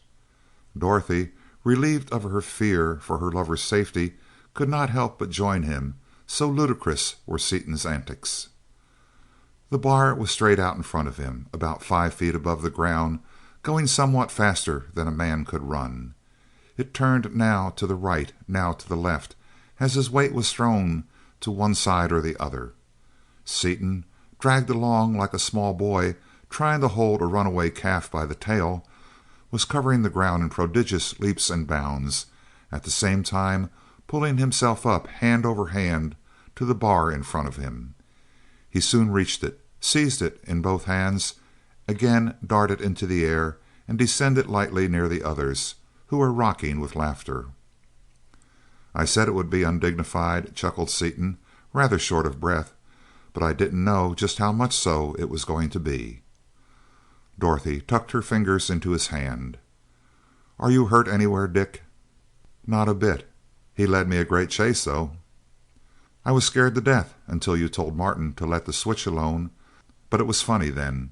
I hadn't noticed your resemblance to a jumping jack before. Won't you do it again sometime and let us take a movie of it?" "That was as good as any show in town, Dick," said the lawyer, wiping his eyes. "But you must be more careful. Next time it might not be funny at all." "There will be no next time for this rig," replied Seaton. "This is merely to show us that our ideas are all right. The next trip will be in a full-scale, completely equipped boat." "It was perfectly wonderful," declared Dorothy. "I know this first flight of yours will be a turning point or something in history. I don't pretend to understand how you did it. The sight of you standing still up there in the air made me wonder if I were really awake, even though I knew what to expect. But we wouldn't have missed it for worlds, would we, Dad?" "No, I am very glad that we saw the first demonstration. The world has never before seen anything like it, and you two men will rank as two of the greatest discoverers." "Seaton will, you mean," replied Crane uncomfortably. "You know I didn't have anything to do with it." "It's nearly all yours," denied Seaton. "Without your ideas I would have lost myself in space in my first attempt." "You are both wrong," said Vanneman. "You, Martin, haven't enough imagination, and you, Dick, have altogether too much for either of you to have done this alone. The honor will be divided equally between you." He turned to Crane as Dorothy and Seaton set out toward the house. "What are you going to do with it commercially? Dick, of course, hasn't thought of anything except his space car. Equally, of course, you have." "Yes, knowing the general nature of the power, and confident that Dick would control it, I have already drawn up sketches for a power plant installation of 500,000 electrical horsepower, which will enable us to sell power for less than 1/10 of a cent per kilowatt hour, and still return 20% annual dividends. However, the power plant comes after the flyer." "Why? Why not build the power plant first, and take the pleasure trip afterwards?" "There are several reasons. The principal one is that Dick and I would rather be off exploring new worlds, while the other members of the Seaton Crane Company, engineers, build the power plant." During the talk the men had reached the house, into which the others had disappeared some time before. Upon Crane's invitation, Vanneman and his daughter stayed to dinner, and Dorothy played for a while upon Crane's wonderful violin. The rest of the evening was spent in animated discussion of the realization of Seaton's dreams of flying without wings and beyond the supporting atmosphere. Seaton and Crane did their best to explain to the non-technical visitors how such flight was possible. "Well, I'm beginning to understand it a little," said Dorothy finally. "In plain language, it's like a big magnet or something, but different. Is that it?" "That's it exactly," Seaton assured her. "What are you going to call it? It isn't like anything else that ever was. Already this evening you have called it a bus, a boat, a kite, a starhound, a wagon, an aerial flivver, a sky chariot, a space-eating wampus, and I don't know what else. Even Martin has called it a vehicle, a ship, a bird, and a shell. What is its real name?" "I don't know. It hasn't got any that I know of. What would you suggest, Dottie?" "I don't know what general name should be applied to them, but for this one there is only one possible name: the Skylark." "Exactly right, Dorothy," said Crane. "Fine!" cried Seaton. "And you shall christen it, Dottie, with a big Florence flask full of absolute vacuum. I christen you the Skylark. Bang!" As the guests were leaving at a late hour, Vanneman said, "Oh yes, I bought an extra clarion as we came out. It tells a wild tale of an explosion so violent that science cannot explain it. I don't suppose it is true, but it may make interesting reading for you two scientific sharps. Good night." Seaton accompanied Dorothy to the car, bidding her a more intimate farewell on the way. When he returned, Crane, with an unusual expression of concern on his face, handed him the paper without a word. "What's up, old man? Something in it?" he asked as he took the paper. He fell silent as he read the first words, and after he had read the entire article he said slowly, "True, beyond a doubt. Even a Clarion reporter couldn't imagine that. It's all intra-atomic energy, all right. Some poor devil trying our stunt without my horseshoe in his pocket." "Think, Dick. Something is wrong somewhere. You know that two people did not discover X at the same time. The answer is that somebody stole your idea. But the idea is worthless without the X. You say that the stuff is extremely rare. Where did they get it?" "That's right, Mart. I never thought of that. The stuff is extremely rare. I am supposed to know something about rare metals, and I never heard of it before. There isn't even a gap in the periodic system in which it belongs. I would bet a hat that we have every milligram known to the world at present." "Well, then," said the practical Crane, "we had better see whether or not we have all we started with." Asking Shiro to bring the large bottle from the vault, he opened the living room safe and brought forth the small vial. The large bottle was still nearly full, the seal upon it unbroken. The vial was apparently exactly as Seaton had left it after he had made his bars. "Our stuff seems to be all there," said Crane. "It looks as though someone else has discovered it also." "I don't believe it," said Seaton. "Their positions now reversed. It's altogether too rare." He scanned both bottles narrowly. "I can tell by taking the densities," he added, and ran up to the laboratory, returning with a Westphal balance in his hand. After testing both solutions, he said slowly, "Well, the mystery is solved. The large bottle has a specific gravity of 1.80, as it had when I prepared it. That in the vial reads only 1.41. Somebody has burglarized this safe and taken almost half of the solution, filling the vial up with colored water. The stuff is so strong that I probably never would have noticed the difference." "But who could it have been?" "Search me. But it's nothing to worry about now, anyway, because whoever it was is gone, where he'll never do it again. He's taken the solution with him, too, so that nobody else can get it." "I wish I were sure of that, Dick. The man who tried to do the research work is undoubtedly gone. But who is back of him?" "Nobody, probably. Who would want to be?" "To borrow your own phrase, Dick, Scott chirped it when he called you nobody home. For a man with your brains, you have the least sense of anybody I know. You know that this thing is worth, as a power project alone, thousands of millions of dollars, and that there are dozens of big concerns who would cheerfully put us both out of the way for a thousandth of that amount. The question is not to find one concern who might be backing a thing like that, but to pick out the one who is backing it." After thinking deeply for a few moments, he went on. "The idea was taken from your demonstration in the Bureau, either by an eyewitness or by someone who heard about it afterward. Probably the former. Even though it failed, one man saw the possibilities. Who was that man? Who was there?" "Oh, a lot of fellows were there. Scott, Smith, Penfield, Duquesne, Roberts, quite a bunch of them. Let's see. Scott hasn't enough brains to do anything. Smith doesn't know anything about anything except amines. Penfield is a pure scientist who wouldn't even quote an authority without asking permission. Duquesne is... Duquesne? Yes, Duquesne. I have heard of him. He's the big black fellow, about your own size. He has the brains, the ability, and the inclination, has he not?" "Well, I wouldn't want to say that." "I don't know him very well, and personal dislike is no ground at all for suspicion, you know." "Enough to warrant investigation. Is there anyone else who might have reasoned it out as you did, and as Duquesne possibly could?" "Not that I remember. But we can count Duquesne out, anyway, because he called me up this afternoon about some notes on gallium. So he is still in the Bureau.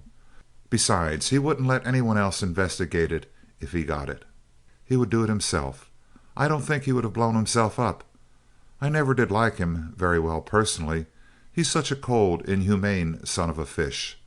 But you've got to hand it to him for ability. He's probably the best man in the world today on that kind of thing." "No, I do not think that we will count him out yet. He may have had nothing to do with it, but we will have him investigate it nevertheless, and will guard against future visitors here." Turning to the telephone, he called the private number of a well-known detective. "Prescott, Crane speaking. Sorry to get you out of bed, but I should like to have a complete report upon Dr. Marc C. DuQuesne of the Rare Metals Laboratory as soon as possible. Every detail for the last 2 weeks, every move and every thought if possible. Please keep a good man on him until further notice. I wish you would send 2 or 3 guards out here right away, tonight, men you can trust who will stay awake. Thanks. Good night." End of Chapter 4.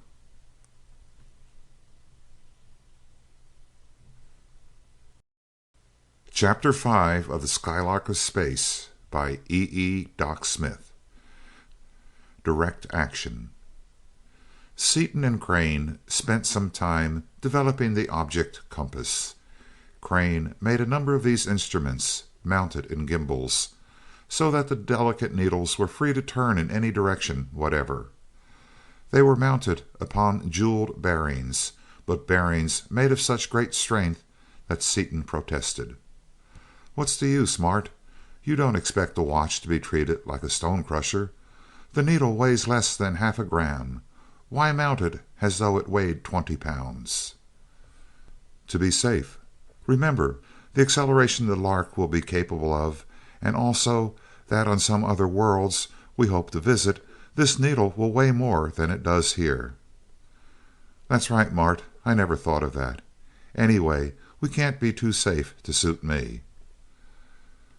When the compasses were done, and the power through them had been adjusted to 1/1000th of a watt, the lowest they could maintain with accuracy, they focused each instrument upon one of a set of most carefully weighed glass beads, ranging in size from a pinhead up to a large marble, and had the beads taken across the country by Shiro, in order to test the sensitivity and accuracy of the new instruments. The first test was made at a distance of 100 miles, the last at nearly 3,000. They found, as they had expected, that from the weight of the object and the time it took the needle to come to rest after being displaced from its line, by a gentle tap of the finger they could easily calculate the distance from the compass to the object. This fact pleased Crane immensely, as it gave him a sure means of navigation in space. The only objection to its use in measuring earthly distances was its extreme delicacy. The needle focused upon the smallest bead in the lot at a distance of 3,000 miles, coming to rest in a little more than 1 second. The question of navigation solved, the two next devoted themselves to perfecting the explosive bullet, as Seaton called it. From his notes and equations, Seaton calculated the weight of copper necessary to exert the explosive force of 1 pound of nitroglycerin, and weighed out, on the most delicate assay balance made, various fractions and multiples of this amount of the treated copper, while Crane fitted up the bullets of automatic pistol cartridges to receive the charges and to explode them on impact. They placed their blueprints and working notes in the safe, as usual, taking with them only those notes dealing with the object compass and the explosive bullet, upon which they were still working. No one, except Shiro, knew that the original tracings, from which the blueprints had been made, and their final classified notes were always kept in the vault. They cautioned him and the 3 guards to keep a close watch until they returned. Then they set out in the biplane to try out the new weapon in a lonely place where the exploding shells could do no damage. They found that the explosive came fully up to expectations. The smallest charge they had prepared, fired by Crane at a great stump a full 100 yards away from the bare, flat-topped knoll that had afforded them a landing place, tore it boldly from the ground and reduced it to splinters, while the force of the explosion made the 2 men stagger. "She sure is big medicine," laughed Seaton. "Wonder what a real one will do," and drawing his pistol he inserted a cartridge carrying a much heavier charge. "Better be careful with the big ones," cautioned Crane. "What are you going to shoot at?" "That rock over there. pointing to a huge boulder half a mile away across a small valley. "Want to bet me a dinner I can't hit it?" "No, you forgot that I saw you win the pistol trophy of the district." The pistol cracked, and when the bullet reached its destination the great stone was obliterated in a vast ball of flame.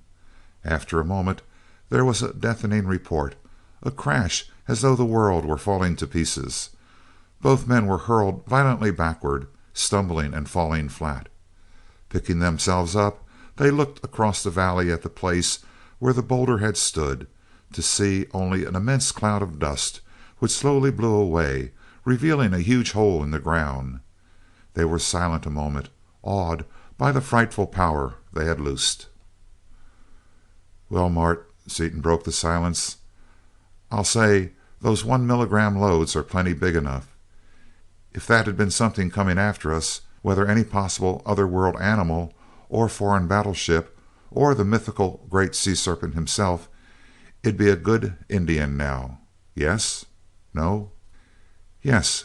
When we have to use the heavier charges, we must use long-range rifles. Have you had enough demonstration, or do you want to shoot some more?" "I've had enough, thanks. That last rock I bounced off of was no pillow. I'll tell the world. Besides, it looks as though I've busted a leg or two off our noble steed with my shot, and we may have to walk back home." An examination of the plane, which had been moved many feet and almost overturned by the force of the explosion, revealed no damage that they could not repair on the spot, and dusk saw them speeding through the air toward the distant city. In response to a summons from his chief, Perkins silently appeared in Brookings' office, without his usual complacent smile. "Haven't you done anything yet, after all this time?" demanded the magnate. "We're getting tired of this delay."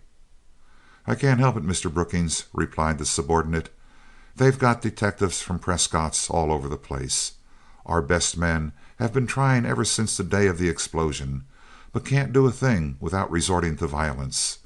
I went out there myself and looked them over, without being seen. There isn't a man there with a record, and I haven't been able so far to get anything on any one of them that we can use as a handle." "No, Prescott's men are hard to do anything with. But can't you—" Brookings paused significantly. "I was coming to that. I thought one of them might be seen, and I talked to him a little over the phone, but I couldn't talk loud enough without consulting you. I mentioned 10, but he held out for 25, said he wouldn't consider it at all, but he wants to quit Prescott and go into business for himself." "Go ahead on 25. We want to get action," said Brookings, as he wrote out an order on the cashier for $25,000 in small to medium bills. "That is cheap enough, considering what Duquesne's rough stuff would probably cost. Report tomorrow about 4, over our private phone. No, I'll come down to the cafe. It's safer." The place referred to was Perkins' Cafe, a high-class restaurant on Pennsylvania Avenue, heavily patronized by the diplomatic, political, financial, and sporting circles of upper-class Washington. It was famous for its discreet waiters and for the absolutely private rooms. Many of its patrons knew of its unique telephone service, in which each call went through such a devious system of relays that any attempt to trace it was hopeless. They knew that while the Perkins would not knowingly lend itself to any violation of the law, it was an entirely safe and thoroughly satisfactory place in which to conduct business of the most secret and confidential character, a place from which one could enjoy personal conversations with persons to whom he wished to remain invisible and untraceable, a place which had never been known to leak.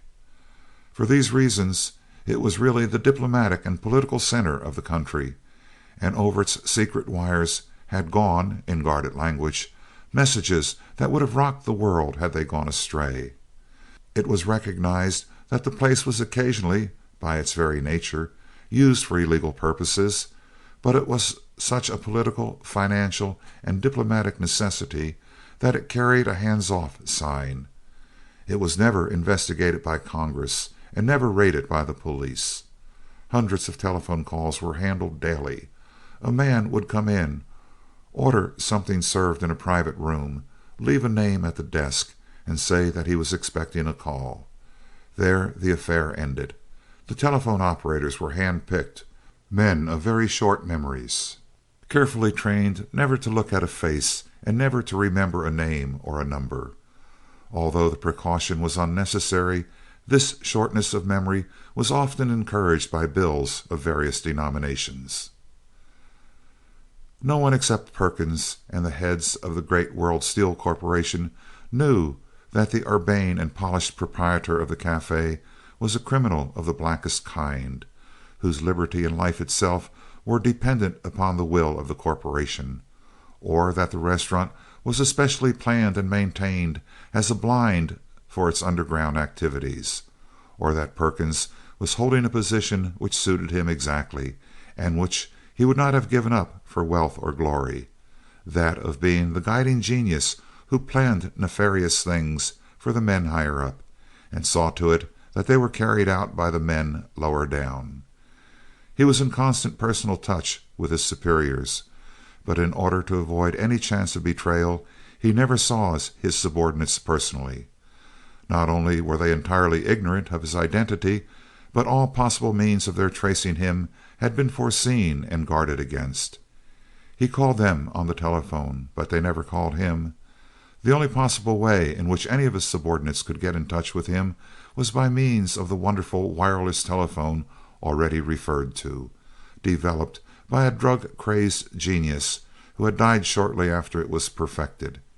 It was a tiny instrument, no larger than a watch, but of practically unlimited range, the controlling central station of the few instruments in existence from which any instrument could be cut out, changed in tune, or totally destroyed at will, was in Perkins's office safe. A man entrusted with an unusually important job would receive from an unknown source an instrument with directions sufficient for its use.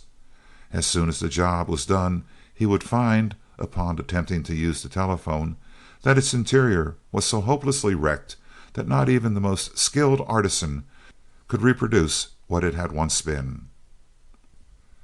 At 4 o'clock, Brookings was ushered into the private office of the master criminal, who was plainly ill at ease. "I've got to report another failure, Mr. Brookings. It's nobody's fault, just one of those things that couldn't be helped. I handled this myself." Our man left the door unlocked and kept the others busy in another room. I had just started to work when Crane's Japanese servant, who was supposed to be asleep, appeared upon the scene. If I hadn't known something about jiu-jitsu myself, he'd have broken my neck. As it was, I barely got away, with the Jap and all 3 guards close behind me. "I'm not interested in excuses," broke in the magnate angrily. "We'll have to turn it over to Duquesne after all, unless you get something done, and get it done quick. Can't you get to that Jap some way?" "Certainly I can. I never yet saw the man who couldn't be reached, one way or another. I've had Silk Humphreys, the best fixer in the business, working on him all day, and he'll be neutral before night. If the long green won't quiet him, and I never saw a Jap refuse it yet, a lead pipe will. Silk hasn't reported yet, but I expect to hear from him any minute now, through our man out there." As he spoke, the almost inaudible buzzer in his pocket gave a signal. "There he is now," said Perkins, as he took out his wireless instrument. "You might listen in and hear what he has to say." Brookings took out his own telephone and held it to his ear. "Hello," Perkins spoke roughly into the tiny transmitter. "What have you got on your chest?" "Your foot's slipped on the Jap," the stranger replied. "He crabbed the game right. Slats and the big fellow put all the stuff into the box, told us to watch it until they get back tonight. They may be late. Then went off in Slat's ship to test something. Couldn't find out what. Silk tackled the yellow boy and went up to 50 grand, but the Jap couldn't see him at all. Silk started to argue, and the Jap didn't do a thing but lay him out cold. This afternoon, while the Jap was out in the grounds, 3 stick-up men jumped him. He bumped one of them off with his hands, and the others with his gat, one of those big automatics that throw a slug like a cannon. None of us knew he had it. That's all, except that I am quitting Prescott right now. Anything else I can do for you, whoever you are?" "No, your job's done." The conversation closed. Perkins pressed a switch which reduced the interior of the spy's wireless instrument to a fused mass of metal, and Brookings called DuQuesne on the telephone. "I would like to talk to you," he said. "Shall I come there, or would you rather come to my office?" "I'll come there. They're watching this house. They have 1 man in front and 1 man in back, a couple of detectaphones in my rooms here, and have coupled onto this phone." "Don't worry," he continued calmly, as the other made an exclamation of dismay. "Talk ahead as loud as you please. They can't hear you. Do you think that those poor ignorant flat feet can show me anything about electricity? I'd shoot a jolt along their wires that would burn their ears off if it weren't my cue to act the innocent and absorbed scientist. As it is, their instruments are all registering dense silence. I am in deep study right now and can't be disturbed." "Can you get out?" "Certainly. I have the same private entrance down beside the house wall and the same tunnel I used before. I'll see you in about 15 minutes." In Brookings' office, DuQuesne told of the constant surveillance over him.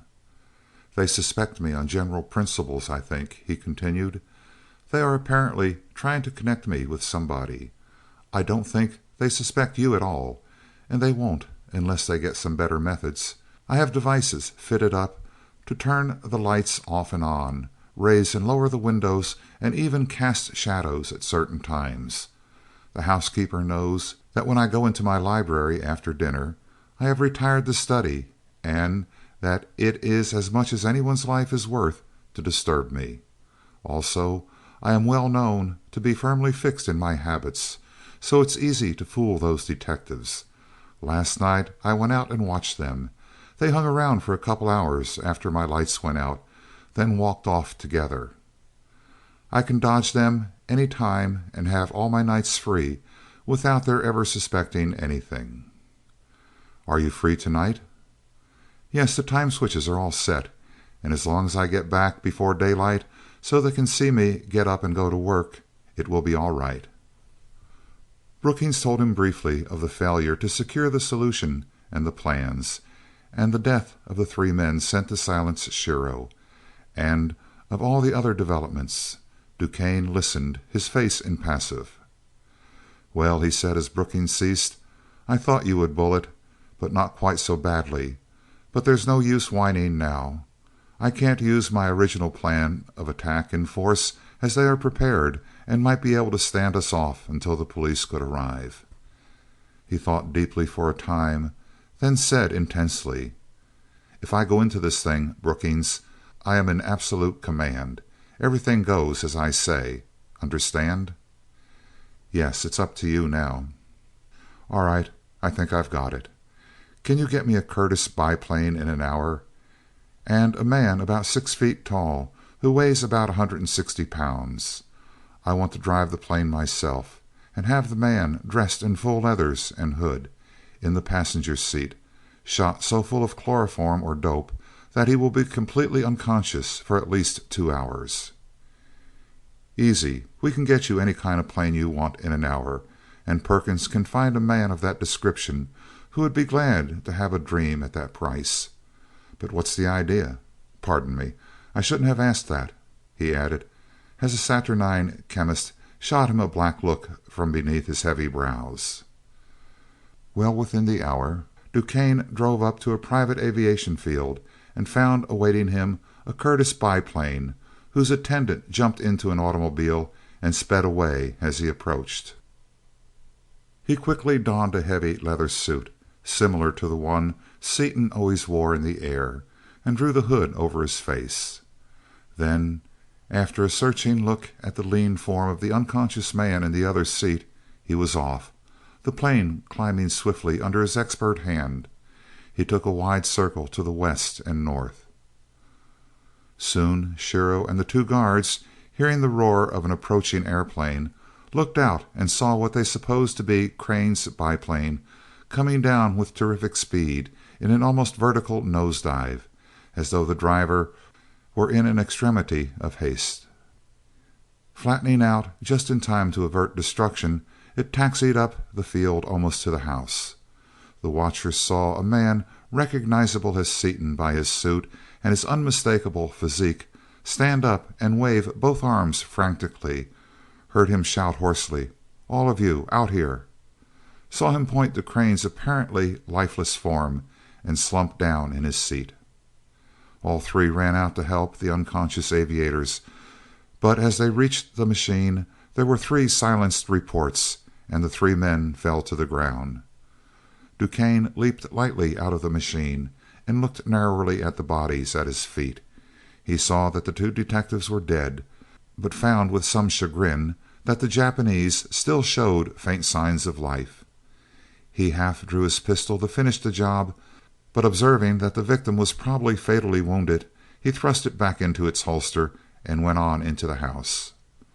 Drawing on rubber gloves, he rapidly blew the door off the safe with nitroglycerin and took out everything it contained. He set aside a roll of blueprints, numerous notebooks, some money and other valuables, and a small vial of solution, but of the larger bottle there was no trace. He then ransacked the entire house, from cellar to attic, with no better success. So cleverly was the entrance to the vault concealed in the basement wall that he failed to discover it. "I might have expected this of Crane," he thought, half aloud, after all the warning that fool Brookings persisted in giving him. "This is the natural result of his nonsense. The rest of the solution is probably in the safest safe deposit vault in the United States. But I've got their plans and notes, and enough solution for the present. I'll get the rest of it when I want it. There's more than one way to kill any cat that ever lived." Returning to the machine, DuQuesne calmly stepped over the bodies of the detectives and the unconscious form of the dying Japanese, who was uttering an occasional groan. He started the engine and took his seat. There was an increasing roar as he opened the throttle, and soon he descended upon the field from which he had set out. He noted that there was a man in an automobile some distance from the hangar, evidently waiting to take care of the plane and his still unconscious passenger. Rapidly resuming his ordinary clothing, he stepped into his automobile and was soon back in his own rooms, poring over the blueprints and notebooks. Seaton and Crane both felt that something was wrong when they approached the landing field and saw that the landing lights were not burning, as they always were kept lighted whenever the plane was abroad after dark. By the dim light of the old moon, Crane made a bumpy landing, and they sprang from their seats and hastened toward the house. As they neared it, they heard a faint moan and turned toward the sound. Seaton whipped out his electric torch with one hand and his automatic pistol with the other. At the sight that met their eyes, however, he hastily replaced the weapon and bent over Shiro, a touch assuring him that the other two were beyond the reach of help. Silently they picked up the injured man and carried him gently into his own room, barely glancing at the wrecked safe on the way. Seaton applied first aid treatment to the ghastly wound in Shiro's head, which both men supposed to be certainly fatal, while Crane called a noted surgeon, asking him to come at once. He then telephoned the coroner, the police, and finally Prescott, with whom he held a long conversation. Having done all in their power for the unfortunate man, they stood at his bedside, their anger all the more terrible for the fact that it was silent. Seaton stood with every muscle tense. He was seething with rage, his face purple and his eyes almost emitting sparks, his teeth clenched until the muscles of his jaw stood out in bands and lumps. His right hand, white-knuckled, gripped the butt of his pistol, while under his left the brass rail of the bed slowly bent under the intensity of his unconscious muscular effort. Crane stood still, apparently impassive, but with his face perfectly white and with every feature stern and cold, as though cut from marble. Seaton was the first to speak. Mart, he gritted, his voice husky with fury, a man who would leave another man to die after giving him that ain't a man. He's a thing. If Shiro dies and we can ever find out who did it, I'll shoot him with the biggest explosive charge I've got. No, I won't either.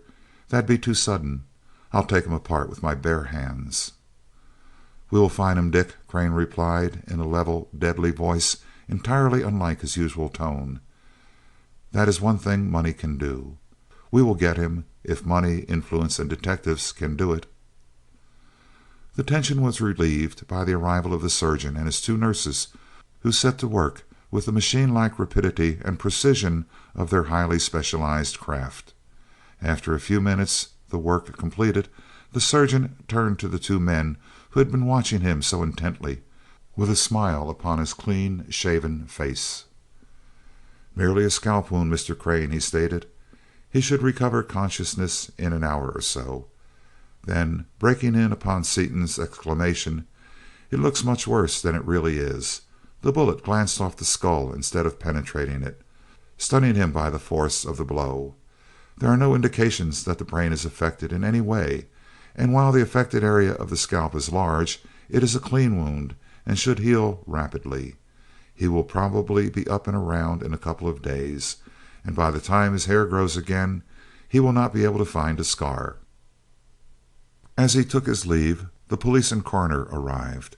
After making a thorough investigation, in which they learned what had been stolen and shrewdly deduced the manner in which the robbery had been accomplished, they departed, taking with them the bodies. They were authorized by Crane to offer a reward of $1,000,000 for information leading to the arrest and conviction of the murderer.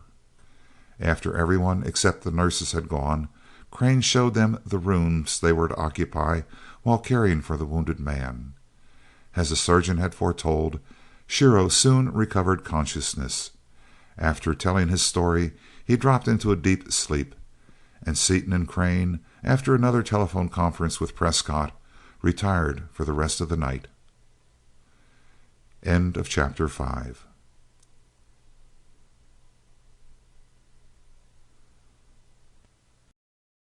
Chapter 6 of The Skylark of Space by E. Doc Smith.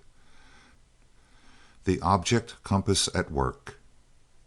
Prescott, after a sleepless night, joined Seaton and Crane at breakfast. "What do you make of it, Mr. Prescott?" asked Crane. "Seaton here thinks it was Duquesne, possibly acting for some foreign power, after our flying machine to use in war. I think it was some big industrial concern after our power plant. What is your opinion?" "I haven't any," replied the great detective after a moment. "Either guess may be true, although I am almost positive that Dr. Duquesne has nothing to do with it either way. It was no ordinary burglary, that is certain from Shiro's story. It was done by someone who had exact information of your movements and habits. He chose a time when you were away, probably not so much from fear of you as because it was only in your absence that he could succeed as he did in getting all the guards out at once where he could handle them. He was a man with one accomplice, or who worked alone, and who was almost exactly Seaton's size and build. He was undoubtedly an expert, as he blew the safe and searched the whole house without leaving a fingerprint or any other clue, however slight, that I can find, a thing I have never before seen done in all my experience." "His size should help in locating him," declared Crane. "While there are undoubtedly thousands of men of Dick's 6 feet 1 2/5, they are fairly well scattered, are they not?" "Yes, they are, but his very size only makes it worse. I have gone over all the records I could, in the short time I have had, and can't find an expert of that class with anywhere near that description." "How about the third guard, the one who escaped?" asked Seaton. "He wasn't here.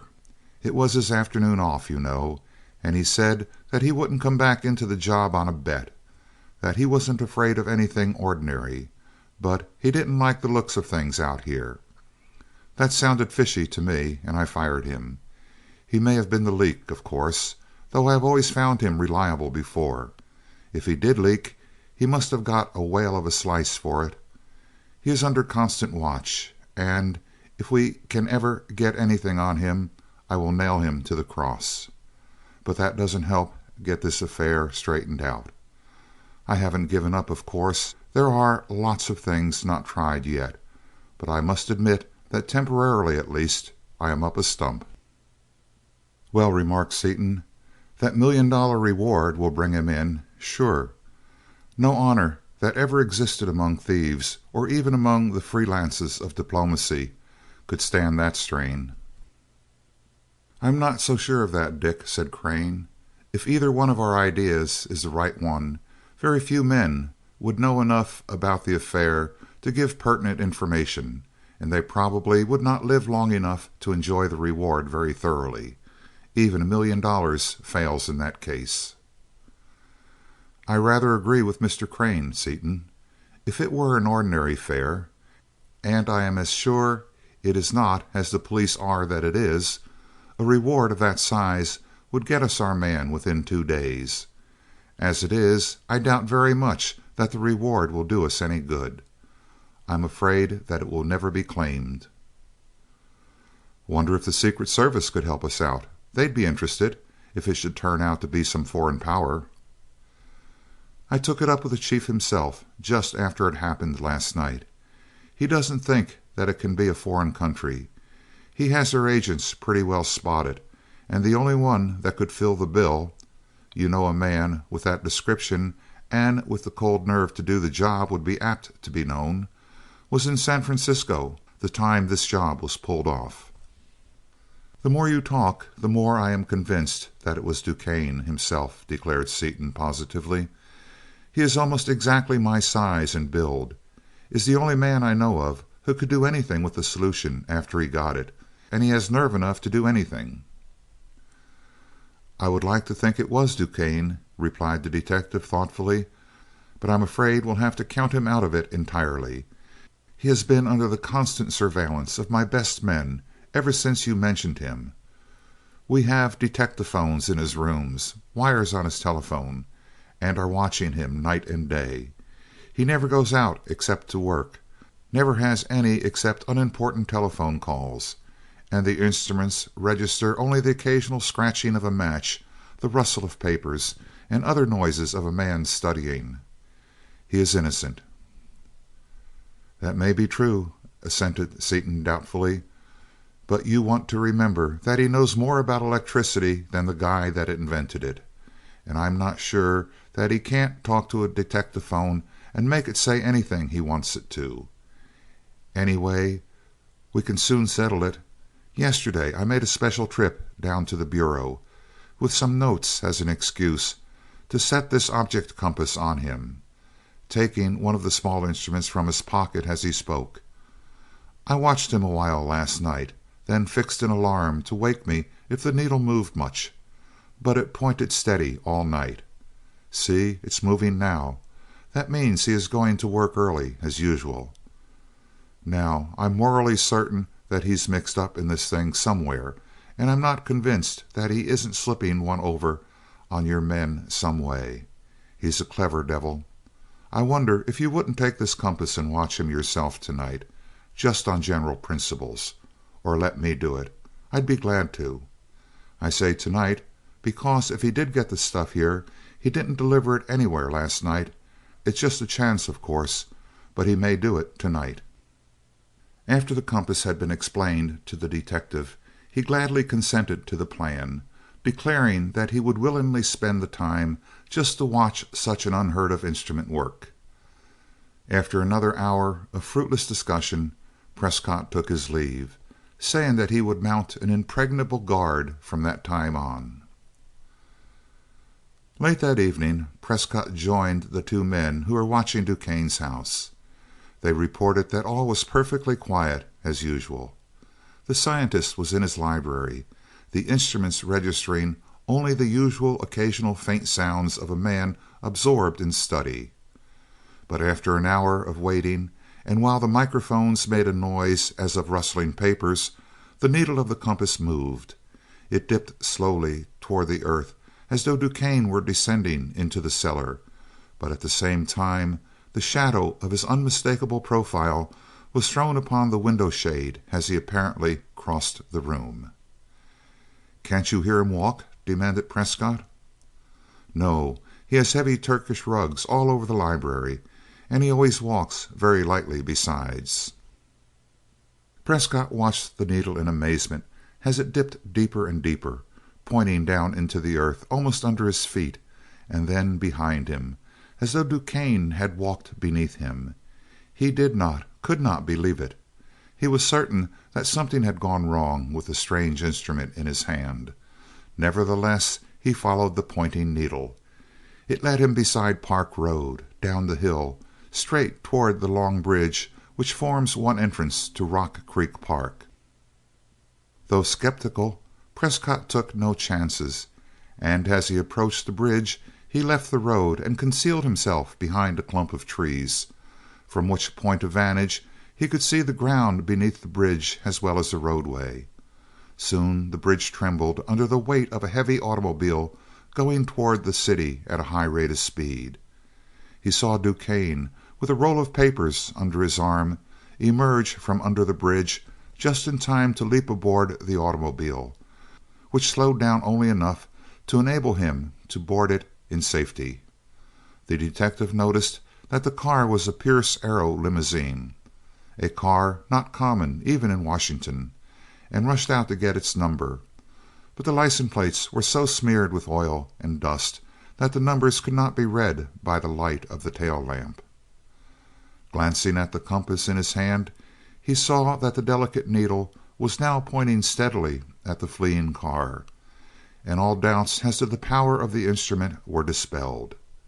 He rejoined his men, informed them that DuQuesne had eluded them, and took one of them up the hill to a nearby garage. There he engaged a fast car and set out in pursuit, choosing the path for the chauffeur by means of the compass. His search ended at the residence of Brookings, the general manager of the great World Steel Corporation. Here he dismissed the car and watched the house while his assistant went to bring out the fast motorcycle used by Prescott when high speed was desirable.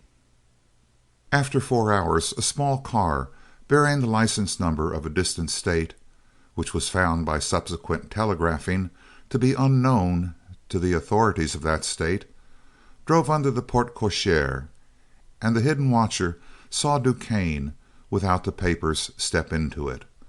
Knowing now what to expect, Prescott drove his racing motorcycle at full speed out to the Park Road bridge and concealed himself beneath the structure in a position commanding a view of the concrete abutment through which the scientist must have come. Soon he heard a car slow down overhead, heard a few rapid footfalls, and saw the dark form of a large man outlined against the gray face of the abutment. He saw the man lift his hand high above his head, and saw a black rectangle appear in the gray, engulf the man, and disappear. After a few minutes he approached the abutment and searched his face with the help of his flashlight. He finally succeeded in tracing the almost imperceptible crack which outlined the door, and the concealed button which DuQuesne had pressed to open it. He did not press the button, as it might be connected to an alarm. Deep in thought, he mounted his motorcycle and made his way home to get a few hours of sleep before reporting to Crane, who he was scheduled to see at breakfast next morning.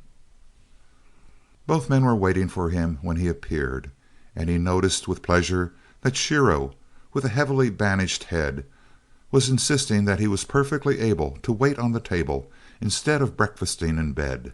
He calmly proceeded to serve breakfast in spite of Crane's remonstrances, having ceremoniously ordered out of the kitchen the colored man who had been secured to take his place.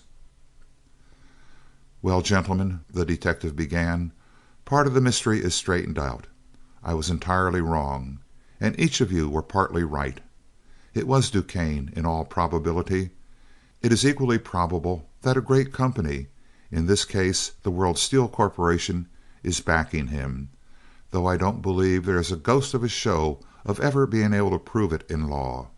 Your object compass did the trick." He narrated all the events of the previous night. "I'd like to send him to the chair for this job," said Seaton, with rising anger. "We ought to shoot him, anyway, damn him. I'm sorry duels have gone out of fashion, for I can't shoot him offhand the way things are now. I sure wish I could." "No, you cannot shoot him," said Crane thoughtfully, "and neither can I, worse luck. We are not in his class there. And you must not fight with him either," noting that Seaton's powerful hands had doubled into fists, the knuckles showing white through the tanned skin, "though that would be a fight worth watching, and I would like to see you give him the beating of his life. A little thing like a beating is not a fraction of what he deserves, and it would show him that we have found him out. No, we must do it legally or let him entirely alone. You think there is no hope of proving it, Prescott?" "Frankly, I see very little chance of it. There is always hope, of course, and if that bunch of pirates ever makes a slip, we'll be right there waiting to catch 'em. While I don't believe in holding out false encouragement, they've never slipped yet. I'll take my men off DuQuesne, now that we've linked him up with Steele. It doesn't make any difference, does it, whether he goes to them every night or only once a week?" "No." "Then about all I can do is get everything I can on that Steele crowd, and that is very much like trying to get blood out of a turnip. I intend to keep after them, of course, for I owe them something for killing 2 of my men here, as well as for other favors they have done me in the past. But don't expect too much. I have tackled them before, and so have police headquarters and even the Secret Service itself, under cover, and all that any of us has ever been able to get is an occasional small fish. We could never land the big fellows. In fact, we have never found the slightest material proof of what we are morally certain is the truth, that World Steel is back of a lot of deviltry all over the country. The little fellows who do the work either don't know anything or are afraid to tell. I'll see if I can find out what they are doing with the stuff they stole, but I'm not even sure of doing that. You can't plant instruments on that bunch. It would be like trying to stick a pin into a sleeping cat without waking him up. They undoubtedly have one of the best corps of detectives in the world. You haven't perfected an instrument which enables you to see into a closed room and hear what is going on there, have you?" And upon being assured that they had not, he took his leave. "Optimistic cuss, ain't he?" remarked Seaton. "He has cause to be, Dick. World Steel is a soulless corporation if there ever was one. They have the shrewdest lawyers in the country, and they get away legally with things that are flagrantly illegal, such as freezing out competitors, stealing patents, and the like. Report has it that they do not stop at arson, treason, or murder to attain their ends, but as Prescott said, they never leave any legal proof behind them." "Well, we should fret anyway. Of course, a monopoly is what they're after, but they can't form one because they can't possibly get the rest of our solution. Even if they should get it, we can get more. It won't be as easy as this last batch was, since the X was undoubtedly present in some particular lot of platinum in extraordinary quantities. But now that I know exactly what to look for, I can find more. So they can't get their monopoly unless they kill us off." "Exactly. Go on. I see you are getting the idea. If we should both conveniently die, they could get the solution from the company, and have the monopoly, since no one else can handle it." "But they couldn't get away with it, Mart. Never in 1,000 years, even if they wanted to. Of course I am a small fry, but you are too big a man for even Steele to do away with. It can't be done." "I'm not so sure of that. Airplane accidents are numerous, and I am an aviator. Also, has it ever occurred to you that the heavy forging for the Skylark, ordered a while ago, are of steel?" Seaton paused, dumbfounded, in the act of lighting his pipe. "But thanks to your object compass we are warned," Crane continued evenly. "Those forgings are going through the most complete set of tests known to the industry, and if they go into the Skylark at all, it will be after I am thoroughly convinced that they will not give way on our first trip into space. But we can do nothing until the steel arrives, and with the guard Prescott has here now, we are safe enough. Luckily, the enemy knows nothing of the object compass or the explosive, and we must keep them in ignorance. Hereinafter, not even the guards get a look at anything we do." "They sure don't. Let's get busy." DuQuesne and Brookings met in conference in a private room of the Perkins Cafe. "What's the good word, Doctor?" "So-so," replied the scientist. "The stuff is all they said it was, but we haven't enough of it to build much of a power plant. We can't go ahead with it, anyway, as long as Seaton and Crane have nearly all of their original solution." "No, we can't. We must find a way of getting it. I see now that we should have done as you suggested, and taken it before they had warning, and put it out of our reach. There is no use holding post-mortems. We have got to get it some way, and everybody that knows anything about that new metal, how to get it or how to handle it, must die. At first it would have been enough to kill Seaton. Now, however, there is no doubt that Crane knows all about it, and he probably has left complete instructions in case he gets killed in an accident. He is the kind that would. We have to keep our eyes open and wipe out those instructions and anyone who has seen them. You see that, don't you?" "Yes, I'm afraid that is the only way out. We must have the monopoly, and anyone who might be able to interfere with it must be removed. How has your search for more X prospered?" "About as well as I expected.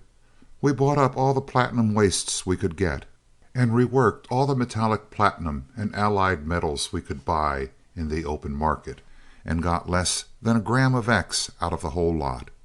It's scarcer than radium. Seaton's finding so much of it at once was an accident, pure and simple. It couldn't happen once in a million years." "Well, have you any suggestions as to how we can get that solution?" "No, I haven't thought of anything but that very thing ever since I found that they had hidden it, and I can't yet see any good way of getting it. My forte is direct action, and that fails in this case, since no amount of force or torture could make Crane reveal the hiding place of the solution. It's probably in the safest safe deposit vault in the country. He wouldn't carry the key on him, probably wouldn't have it in the house. Killing Seaton or Crane or both of them is easy enough, but it probably wouldn't get us the solution, as I have no doubt that Crane has provided for everything."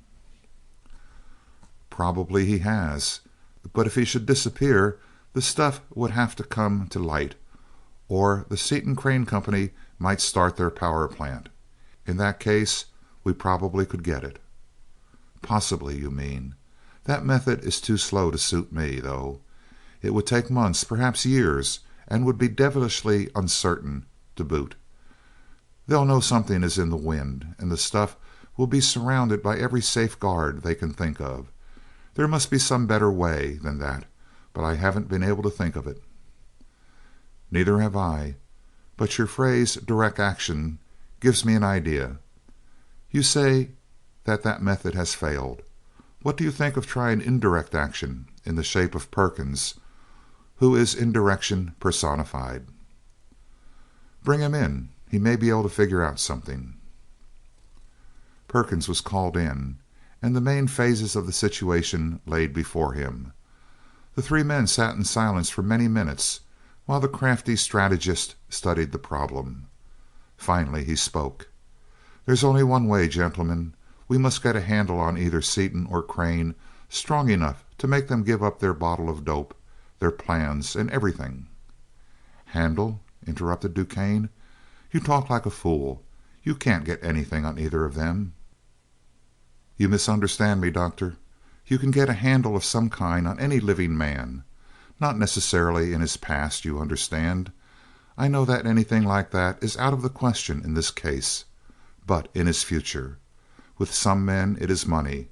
with others power, with others fame, with others women or some woman, and so on down the list. What can we use here? Money is out of the question. So are power and fame, as they already have both in plain sight. It seems to me that women would be our best chance." "Ha!" snorted the chemist. "Crane has been chased by all the women of 3 continents so long that he's woman-proof. Seaton is worse. He's engaged, and wouldn't realize that a woman was on his trail, even if you could find a better-looking one to work on him than the girl he's engaged to, which would be a hard job. Cleopatra herself couldn't swing that order." "Engaged? That makes it as simple as A, B, C." "Simple? In the devil's name, how?" "Easy as falling off a log. You have enough of the dope to build a space car from those plans, haven't you?" "Yes. What has that to do with the case?" "It has everything to do with it. I would suggest that we build such a car and use it to carry off the girl. After we have her safe, we could tell Seaton that she is marooned on some distant planet, and that she will be returned to Earth only after all the solution, all notes, plans, and everything pertaining to the new metal are surrendered. That will bring him, and Crane will consent. Then afterwards Dr. Seaton may go away indefinitely, and if desirable, Mr. Crane may accompany him." "But suppose they try to fight?" asked Brookings. Perkins slid down into his chair in deep thought, his pale eyes under half-closed lids darting here and there, his stubby fingers worrying his watch chain restlessly. "Who is the girl?" he asked at last. "Dorothy Vaneman, the daughter of the lawyer. She's that auburn-haired beauty that the papers were so full of when she came out last year." "Vaneman is a director of the Seaton Crane Company. That makes it still better. If they show fight and follow us, that beautiful car we are making for them will collapse, and they will be out of the way. Vaneman, as Seaton's prospective father-in-law and member of his company, probably knows something about the secret, maybe all of it. With his daughter in a space car supposedly out in space, and Seaton and Crane out of the way, Vaneman would listen to reason and let go of the solution, particularly as nobody knows much about it except Seaton and Crane." "That strikes me as a perfectly feasible plan," said Brookings. "But you wouldn't really take her to another planet, would you? Why not use an automobile or an airplane, and tell Seaton that it was a space car?" "I wouldn't advise that. He might not believe it, and they might make a lot of trouble. It must be a real space car, even if we don't take her out of the city. To make it more impressive, you should take her in plain sight of Seaton. No, that would be too dangerous, as I have found out from the police that Seaton has a permit to carry arms, and I know that he is one of the fastest men with a pistol in the whole country. Do it in plain sight of her folks, say, or a crowd of people, being masked, of course, and dressed in an aviator's suit with the hood and goggles on. Take her straight up out of sight, then hide her somewhere until Seaton listens to reason. I know that he will listen, but if he doesn't, you might let him see you start out to visit her. He'll be sure to follow you in their rotten car. As soon as he does that, he's our meat. But that raises the question of who's going to drive the car." "I am," replied DuQuesne. "I will need some help, though, as at least one man must stay with the girl while I bring the car back." "We don't want to let anybody else in on this if we can help it," cautioned Brookings. "You could go along, couldn't you, Perkins?" "Is it safe?" "Absolutely," answered DuQuesne. "They have everything worked out to the Queen's taste." "That's all right, then. I'll take the trip. Also," turning to Brookings, "it will help in another little thing we are doing, the Spencer affair." "Haven't you got that stuff away from her yet, after having her locked up in that hellhole for 2 months?" asked Brookings. "No, she's stubborn as a mule. We have given her the 3rd degree time after time, but it's no use." "What is this?" asked DuQuesne. "Deviltry in the main office?" "Yes. This Margaret Spencer claims that we swindled her father out of an invention and indirectly caused his death. She secured a position with us in search of evidence.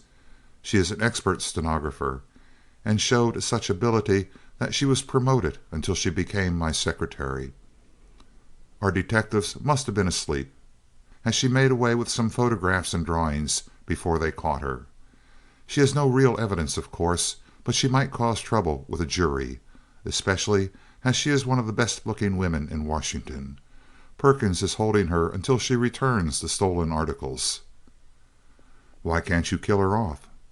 "She cannot be disposed of until we know where the stuff is, because she says, and Perkins believes, that the evidence will show up in her effects. We must do something about her soon, as the search for her is dying down, and she will be given up for dead." "What's the idea about her and the space car?"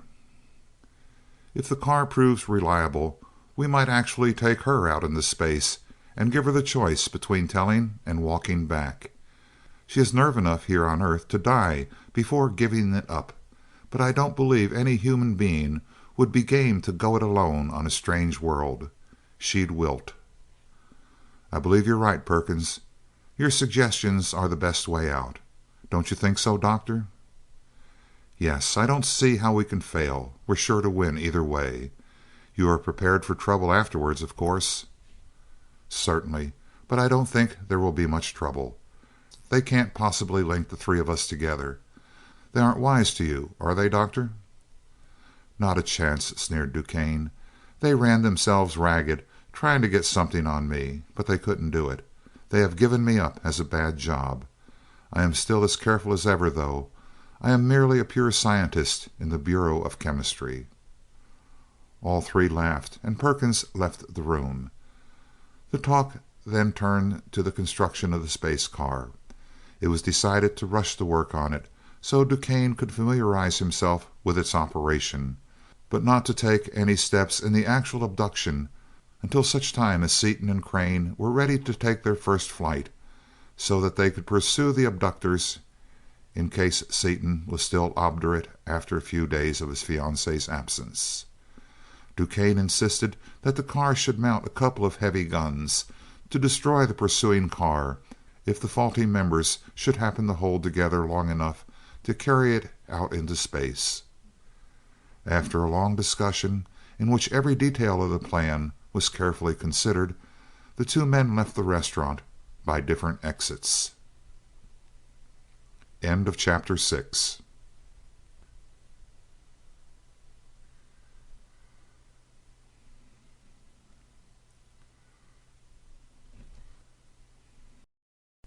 Chapter 7 of the Skylark of Space by E. Doc Smith. The Trial Voyage. The great steel forgings which were to form the framework of the Skylark finally arrived and were hauled into the testing shed. There, behind closed doors, Crane inspected every square inch of the massive members with a lens, but could find nothing wrong. Still unsatisfied, he fitted up an electrical testing apparatus in order to search out flaws which might be hidden beneath the surface. This device revealed flaws in every piece, and after thoroughly testing each one and mapping out the imperfections, he turned to Seaton with a grave face. "Worse than useless, every one of them. They are barely strong enough to stand shipment. They figured that we would go slowly until we were well out of the atmosphere, then put on power, then something would give way and we would never come back." "That's about the right dope, I guess. But now, what will we do? We can't cancel without letting them know we're on to them, and we certainly can't use this stuff." "No, but we will go ahead and build this ship anyway, so that they will think that we are going ahead with it. At the same time, we will build another one, about 4 times this size, in absolute secrecy, and—" "What do you mean, absolute secrecy? How can you keep steel castings and forgings of that size secret from steel?" "I know a chap who owns and operates a small steel plant, so insignificant relatively that he has not yet been bought out or frozen out by steel. I was able to do him a small favor once, and I am sure that he will be glad to return it. We will not be able to oversee the work. That is a drawback. We can get MacDougall to do it for us, however, and with him doing the work, we can rest assured that there will be nothing off color. Even steel couldn't buy him. MacDougall? The man who installed the intercontinental plant? He wouldn't touch a little job like this with a pole. I think he would. He and I are rather friendly, and after I tell him about it, he will be glad to take it. It means building the first interplanetary vessel, you know. Wouldn't Steele follow him up if he should go to work on a mysterious project? He's too big to hide. No, he will go camping. He often does. I have gone with him several times when we were completely out of touch with civilization for 2 months at a time. Now, about the ship we want. Have you any ideas? It will cost more than our entire capital. That is easily arranged. We do not care how much it costs. Seaton began to object to drawing so heavily upon the resources of his friend, but was promptly silenced.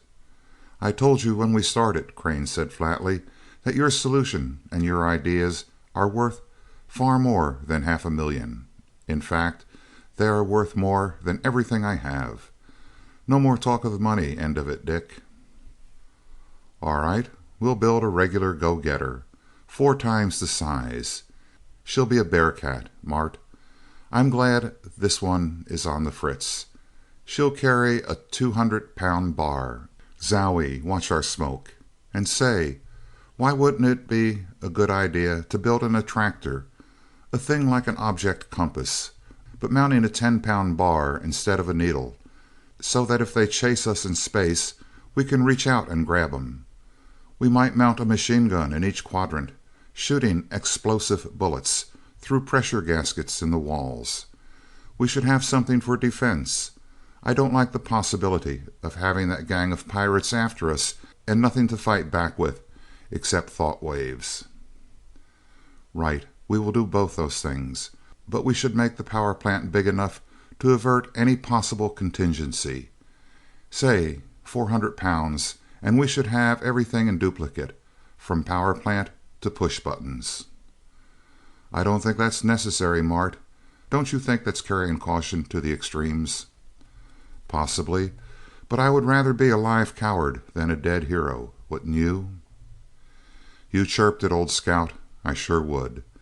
I never did like the looks of that old guy with the sigh, and I would hate to let DuQuesne feel that he had slipped something over on me at my own game. Besides, I've developed a lot of caution myself lately. Double she is, with a skin of 4-foot Norwegian armor. Let's get busy. They made the necessary alteration in the plans, and in a few days work was begun upon the huge steel shell in the little mountain steel plant. The work was done under the constant supervision of the great MacDougall, by men who had been in his employ for years and who were all above suspicion. While it was being built, Seaton and Crane employed a force of men and went ahead with the construction of the space car in the testing shed. While they did not openly slight the work, nearly all of their time was spent in the house, perfecting the many essential things which were to go into the real Skylark. There was the attractor, for which they had to perfect a special sighting apparatus so that it could act in any direction, and yet would not focus upon the ship itself nor anything it contained. There were many other things. It was in this work that the strikingly different temperaments and abilities of the two men were most clearly revealed.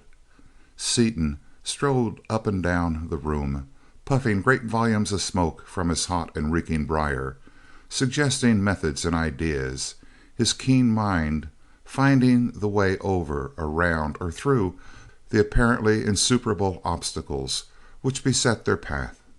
Crane, seated calmly at the drafting table, occasionally inhaling a mouthful of smoke from one of his specially made cigarettes, mercilessly tore Seaton's suggestions to shreds, pointing out their weaknesses, proving his points with his cold, incisive reasoning and his slide rule calculations of factors, stresses, and strains.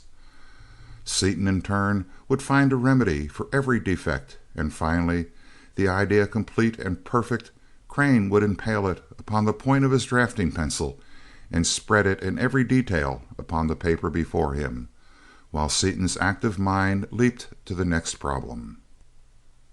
Not being vitally interested in the thing being built in the shed, they did not know that to the flawed members were being attached faulty plates by imperfect welding. Even if they had been interested, they could not have found the poor workmanship by any ordinary inspection, for it was being done by a picked crew of experts picked by Perkins. But to make things even, Perkins' crew did not know that the peculiar instruments installed by Seaton and Crane, of which their foreman took many photographs, were not real instruments, and were made only near enough like them to pass inspection. They were utterly useless in design and function, far different from the real instruments intended for the Skylark. Finally, the last dummy instrument was installed in the worthless space car, which the friends referred to between themselves as the Cripple, a name which Seaton soon changed to Old Crip. The construction crew was dismissed after Crane had let the foreman overhear a talk between Seaton and himself, in which they decided not to start for a few days, as they had some final experiments to make. Prescott reported that Steele had relaxed its vigilance and was apparently waiting for the first flight. About the same time, word was received from McDougal that the real Skylark was ready for the finishing touches. A huge triplane descended upon Crane Field and was loaded to its capacity with strange-looking equipment. When it left, Seaton and Crane went with it to make the final tests before the first flight, leaving a heavy guard over the house and the testing shed. A few nights later, in inky blackness, a huge shape descended rapidly in front of the shed, whose ponderous doors opened to receive it and closed quickly after it. The Skylark moved lightly and easily as a waft feather, betraying its thousands of tons of weight only by the hole it made in the hard beaten earth of the floor as it settled to rest. Opening one of the heavy doors, Seaton and Crane sprang out into the darkness. Dorothy and her father, who had been informed that the Skylark was to be brought home that night, were waiting. Seaton caught up his sweetheart in one mighty arm and extended his hand past her to Vaneman, who seized it in both of his own. Upon the young man's face was the look of a victorious king returning from conquest. For a few minutes disconnected exclamations were all that any of the party could utter. Then Seaton, loosening slightly his bear's hold upon Dorothy, spoke.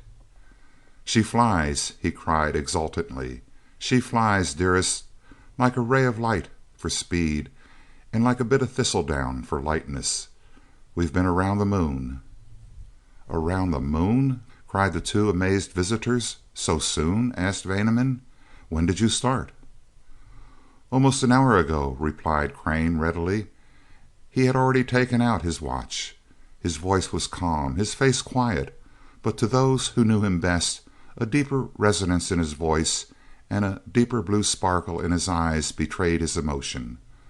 Both inventors were moved more than they could have told by their achievement, by the complete success of the great space cruiser upon which they had labored for months with all the power of their marvelous intellects. Seaton stood now at the summit of his pride.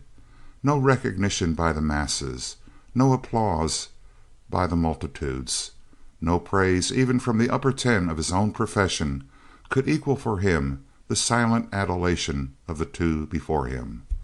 Dorothy's exquisite face was glorified as she looked at her lover, her eyes wonderful as they told him how high he stood above all others in her world, how much she loved him.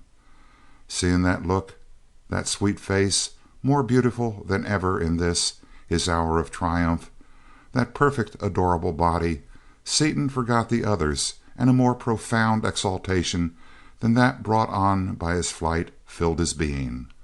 Humble thankfulness that he was the man to receive the untold treasure of her great giving.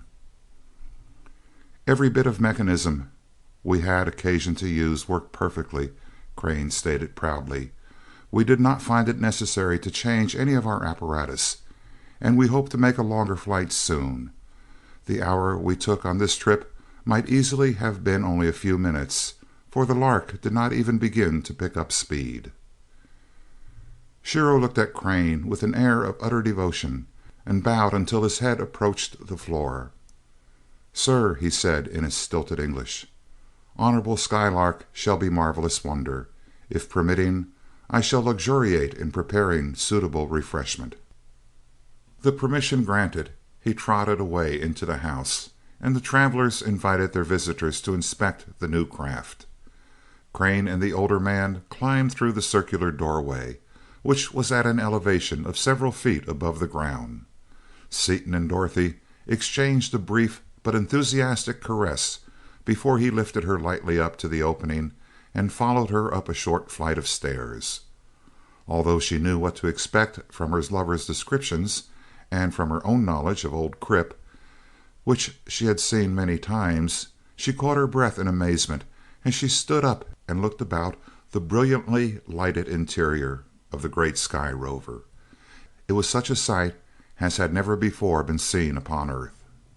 She saw a spherical shell of hardened steel armor plate, fully 40 feet in diameter, though its true shape was not readily apparent from the inside, as it was divided into several compartments by horizontal floors or decks. In the exact center of the huge shell was a spherical network of enormous steel beams. Inside this structure could be seen a similar network, which, mounted upon universal bearings, was free to revolve in any direction. This inner network was filled with machinery surrounding a shining copper cylinder. From the outer network radiated 6 mighty supporting columns.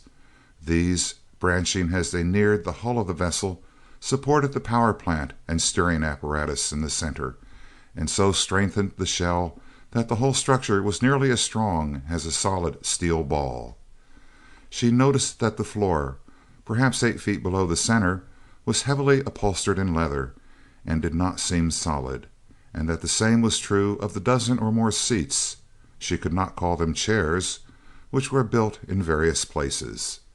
She gazed with interest at the 2 instrument boards, upon which flashed tiny lights, and the highly polished plate glass, condensite, and metal of many instruments, the use of which she could not guess.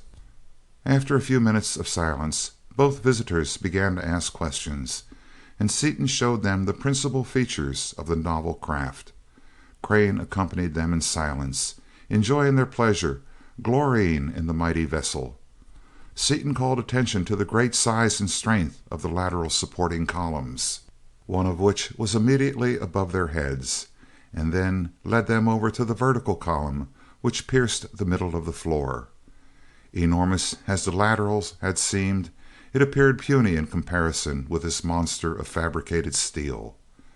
Seaton explained that the 2 verticals were many times stronger than the 4 laterals, as the center of gravity of the ship had been made lower than its geometrical center, so that the apparent motion of the vessel, and therefore the power of the bar, would usually be merely vertical.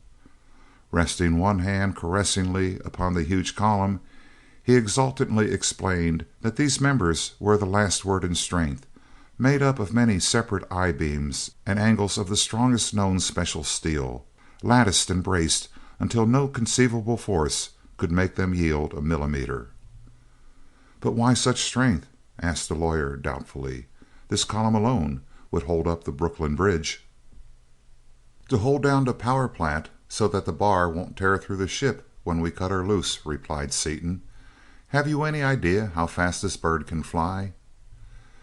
"Well, I have heard you speak of traveling with the velocity of light, but that is overdrawn, isn't it?" "Not very much. Our figures show that with this 400-pound bar," pointing to the copper cylinder in the exact center of the inner sphere, "we could develop not only the velocity of light, but an acceleration equal to that velocity, were it not for the increase in mass at high velocities, as shown by Einstein and others. We can't go very fast near the Earth, of course, as the friction of the air would melt the whole works in a few minutes. Until we get out of the atmosphere, our speed will be limited by the ability of steel to withstand melting by the friction of the air to somewhere in the neighborhood of 4,000 or 5,000 miles per hour. But out in space, we can develop any speed we wish, up to that of light as a limit. I studied physics a little in my youth. Wouldn't the mere force of such an acceleration as you mention flatten you on the floor and hold you there? And any sudden jar would certainly kill you. There can't be any sudden jar. This is a special floor, you notice. It is mounted on long, extremely heavy springs to take up any possible jar. Also, whenever we are putting on power, we won't try to stand up. Our legs would crimple up like strings. We ride securely strapped into those special seats, which are mounted the same as the floor, only a whole lot more so. As to the acceleration... That word means picking up speed, doesn't it? Interrupted Dorothy. The rate of picking up speed, corrected Seaton. That is, if you were going 40 miles an hour 1 minute and 50 the next minute, your acceleration would be 10 miles per hour per minute. See, it's acceleration that makes you feel funny when you start up or down in an elevator. Then riding in this thing will be like starting up in an elevator, so that your heart sinks into your boots and you can't breathe? Yes, only worse. We will pick up speed faster and keep on doing it. Seriously, interrupted the lawyer, do you think that the human body can stand any such acceleration as that? I don't know. We're going to find out by starting out slowly and increasing our acceleration to as much as we can stand. I see, Vaneman replied. But how are you going to steer her? How do you keep permanent reference points, since there are no directions in space?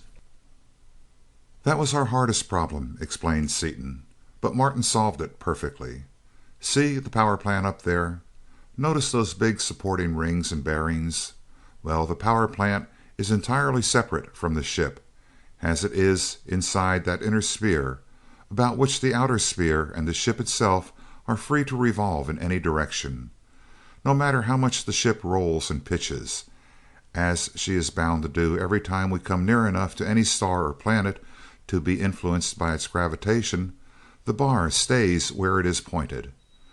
Those 6 big jackets in the outer sphere, on the 6 sides of the bar, cover 6 pairs of gyroscope wheels, weighing several tons each, turning at a terrific speed in a vacuum. The gyroscopes keep the whole outer sphere in exactly the same position, as long as they are kept turning, and afford us not only permanent planes of reference, but also a solid foundation in those planes which can be used in pointing the bar. The bar can be turned instantly to any direction whatever by special electrical instruments on the boards. You see, the outer sphere stays immovably fixed in that position, with the bar at liberty to turn in any direction inside it, and the ship at liberty to do the same thing outside it. Now we will show you where we sleep, Seaton continued. We have 8 rooms, 4 below and 4 above, leading the way to a narrow, steep steel stairway and down into a very narrow hall, from either side of which 2 doors opened. This is my room. The adjoining one is Mart's. Shiro sleeps across the hall. The rest of the rooms are for our guests on future trips.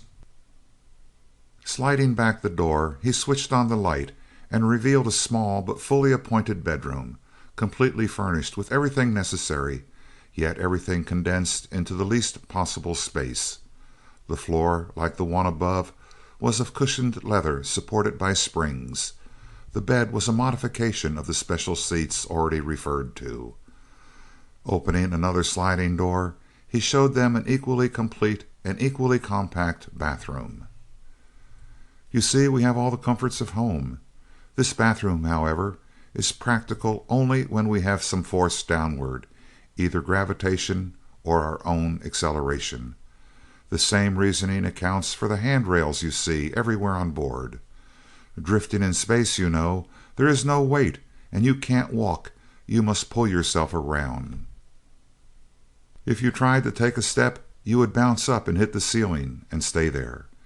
That is why the ceilings are so well padded. And if you tried to wash your face, you would throw water all over the place, and it would float around in the air instead of falling to the floor. As long as we can walk, we can use the bathroom. If I should want to wash my face while we were drifting, I just press this button here, and the pilot will put on enough acceleration to make the correct use of water possible. There are a lot of surprising things about a trip into space. I don't doubt it a bit, and I'm simply wild to go for a ride with you. When will you take me, Dickie? Asked Dorothy eagerly. Very soon, Dottie, as soon as we get her in perfect running condition. You shall be the first to ride with us, I promise you. Where do you cook and eat? How do you see out? How about the air and water supply? How do you keep warm or cool, as the case may be?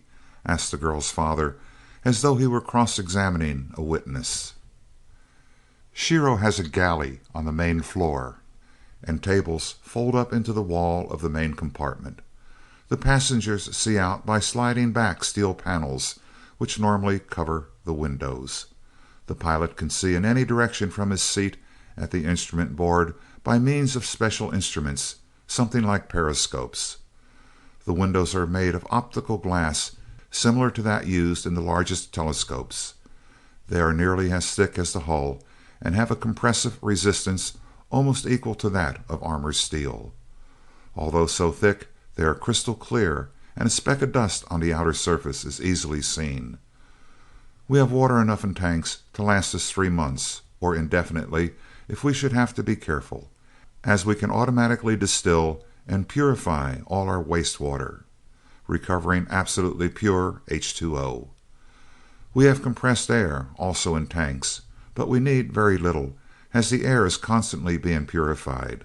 Also, we have oxygen generating apparatus aboard, in case we should run short.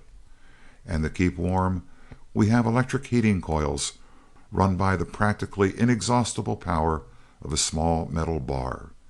If we get too near the sun and get too warm, we have a refrigerating machine to cool us off. Anything else? You'd better give up, Dad, laughingly advised his daughter. You've thought of everything, haven't you, Dick? Mart has, I think. This is all his doing, you know. I wouldn't have thought of 1/10 of it myself. I must remind you, young folks, said the older man, glancing at his watch, that it is very late, and high time for Dottie and me to be going home. We would like to stay and see the rest of it, but you know we must be away from here before daylight. As they went into the house, Vaneman asked, "What does the other side of the moon look like? I have always been curious about it." "We were not able to see much," replied Crane. "It was too dark, and we did not take time to explore it. But from what we could see by means of our searchlight, it is very much like this side, the most barren and desolate place imaginable. After we go to Mars, we intend to explore the moon thoroughly." "Mars, then, is your first goal? When do you intend to start?" "We haven't decided definitely. Probably in a day or two. Everything is ready now." As the Vanemans had come out in the streetcar in order to attract as little attention as possible, Seaton volunteered to take them home in one of Crane's cars. As they bade Crane good night, after enjoying Shiro's suitable refreshment, the lawyer took the chauffeur's seat, motioning his daughter and Seaton into the closed body of the car. As soon as they had started, Dorothy turned in the embrace of her lover's arm. "Dick," she said fiercely, "I would have been worried sick if I had known that you were way off there." "I knew it, sweetheart. That's why I didn't tell you we were going. We both knew the Skylark was perfectly safe, but I knew that you would worry about our first trip. Now that we have been to the moon, you won't be uneasy when we go to Mars, will you, dear?" "I can't help it, boy. I will be afraid that something terrible has happened every minute. Won't you take me with you? Then, if anything happens, it will happen to both of us, and that is as it should be. You know that I wouldn't want to keep on living if anything should happen to you." He put both arms around her as his reply, and pressed his cheek to hers. "Dorothy, sweetheart, I know exactly how you feel. I feel the same way myself. I'm awfully sorry, dear, but I can't do it. I know the machine is safe, but I've got to prove it to everybody else before I take you on a long trip with me. Your father will agree with me that you ought not to go on the first trip or two, anyway. And besides, what would Madame Grundy say?" "Well, there is a way," she began, and he felt her face turn hot. His arms tightened around her, and his breath came fast. "I know it, sweetheart, and I would like nothing better in the world than to be married today and take our honeymoon in the Skylark, but I can't do it. After we come back from the first long trip, we will be married just as soon as you say ready, and after that we will always be together wherever I go. But I can't take even the millionth part of a chance with anything as valuable as you are. You see that, don't you, Dottie?" "I suppose so," she returned disconsolately. "But you'll make it a short trip, for my sake. I know I won't rest a minute until you get back. I promise you that we won't be gone more than 4 days." Then for the greatest honeymoon that ever was, and they clung together in the dark body of the car, each busy with solemn and beautiful thoughts of the happiness to come. They soon reached their destination. As they entered the house, Dorothy made one more attempt. "Dad, Dick is just too perfectly mean. He says he won't take me on the first trip. If you were going out there, wouldn't Mother want to go along too?" After listening to Seaton, he gave his decision. "Dick is right, kitten. He must make the long trip first. Then, after the machine is proved reliable, you may go with him. I can think of no better way of spending a honeymoon. It will be a new one at least, and you needn't worry about the boys getting back safely. I might not trust either of them alone, but together they are invincible. Good night, children. I wish you success, Dick," as he turned away. Seaton took a lover's leave of Dorothy and went into the lawyer's study, taking an envelope from his pocket. "Mr. Vaneman," he said in a low voice, "we think the Steele crowd is still camping on our trail. We are ready for them, with a lot of stuff that they never heard of. But in case anything goes wrong, Martin has written between the lines of this legal form, in invisible ink A36, exactly how to get possession of all our notes and plans, so that the company can go ahead with everything. With those directions, any chemist can find and use the stuff safely. Please put this envelope in the safest place you can think of, and then forget it, unless they get both Crane and me. There's about 1 chance in a million of their doing that, but Mart doesn't gamble on even that chance." "He is right, Dick. I believe that you can outwit them in any situation, but I will keep this paper where no one except myself can ever see it, nevertheless. Good night, son, and good luck." "The same to you, sir, and thank you. Good night." End of chapter 7.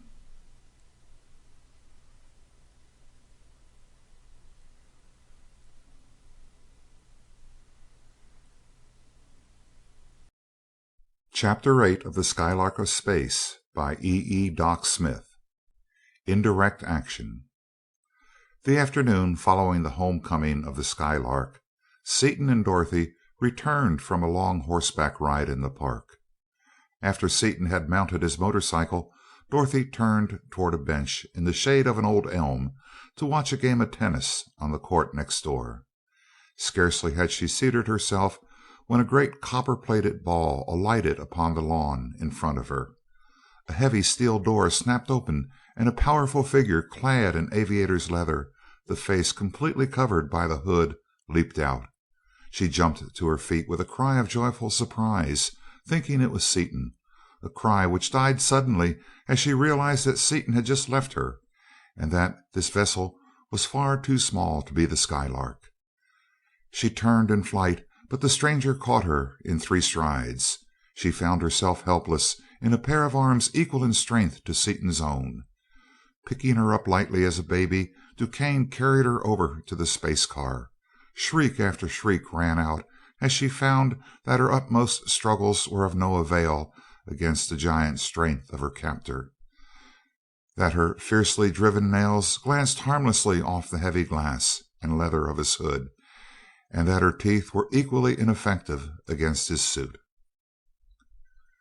With the girl in his arms, DuQuesne stepped into the vessel, and as the door clanged shut behind them, Dorothy caught glimpse of another woman, tied hand and foot in one of the side seats of the car. "Tie her feet, Perkins," DuQuesne ordered brusquely, holding her around the body so that her feet extended straight out in front of him. "She's a wildcat." As Perkins threw one end of a small rope around her ankles, Dorothy doubled up her knees, drawing her feet as far away from him as possible. As he incautiously approached, she kicked out viciously with all the force of her muscular young body behind her heavy riding boots. The sharp heel of one of the boots struck Perkins squarely in the pit of his stomach, a true solar plexus blow, and completely knocked out, he staggered back against the instrument board. His outflung arm pushed the speed lever clear out to its last notch, throwing the entire current of the batteries through the bar, which was pointed straight up, as it had been when they made their landing, and closing the switch which threw on the power of the repelling outer coating.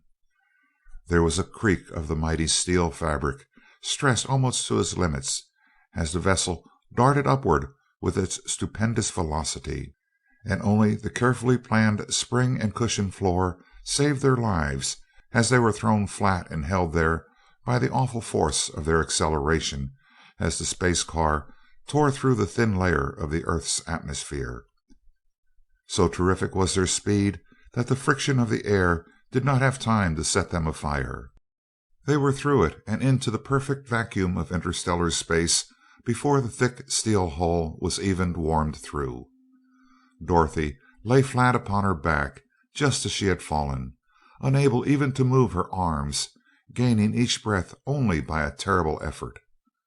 Perkins was a huddled heap under the instrument board. The other captive, Brookings' ex-secretary, was in somewhat better case, as her bonds had snapped like strings, and she was lying at full length in one of the side seats, forced into that position and held there, as the design of the seats was adopted for the most comfortable position possible under such conditions. She, like Dorothy, was gasping for breath, her straining muscles barely able to force air into her lungs because of the paralyzing weight of her chest. DuQuesne alone was able to move, and it required all of his Herculean strength to creep and crawl, snake-like, toward the instrument board. Finally attaining his goal, he summoned all his strength to grasp, not the controlling lever, which he knew was beyond his reach, but a cutout switch only a couple of feet above his head. With a series of convulsive movements, he fought his way up, first until he was crouching on his elbows and knees, and then into a squatting position. Placing his left hand under his right, he made a last supreme effort. Perspiration streamed from him, his mighty muscles stood out in ridges visible even under the heavy leather of his coat. His lips parted in a snarl over his locked teeth as he threw every ounce of his wonderful body into an effort to force his right hand up to the switch. His hand approached it slowly, closed over it, and pulled it out. The result was startling. With the mighty power instantly cut off, and with not even the ordinary force of gravitation to counteract the force DuQuesne was exerting, his own muscular effort hurled him up toward the center of the car and against the instrument board. The switch, still in his grasp, was again closed. His shoulders crashed against the levers which controlled the direction of the bar, swinging it through a wide arc.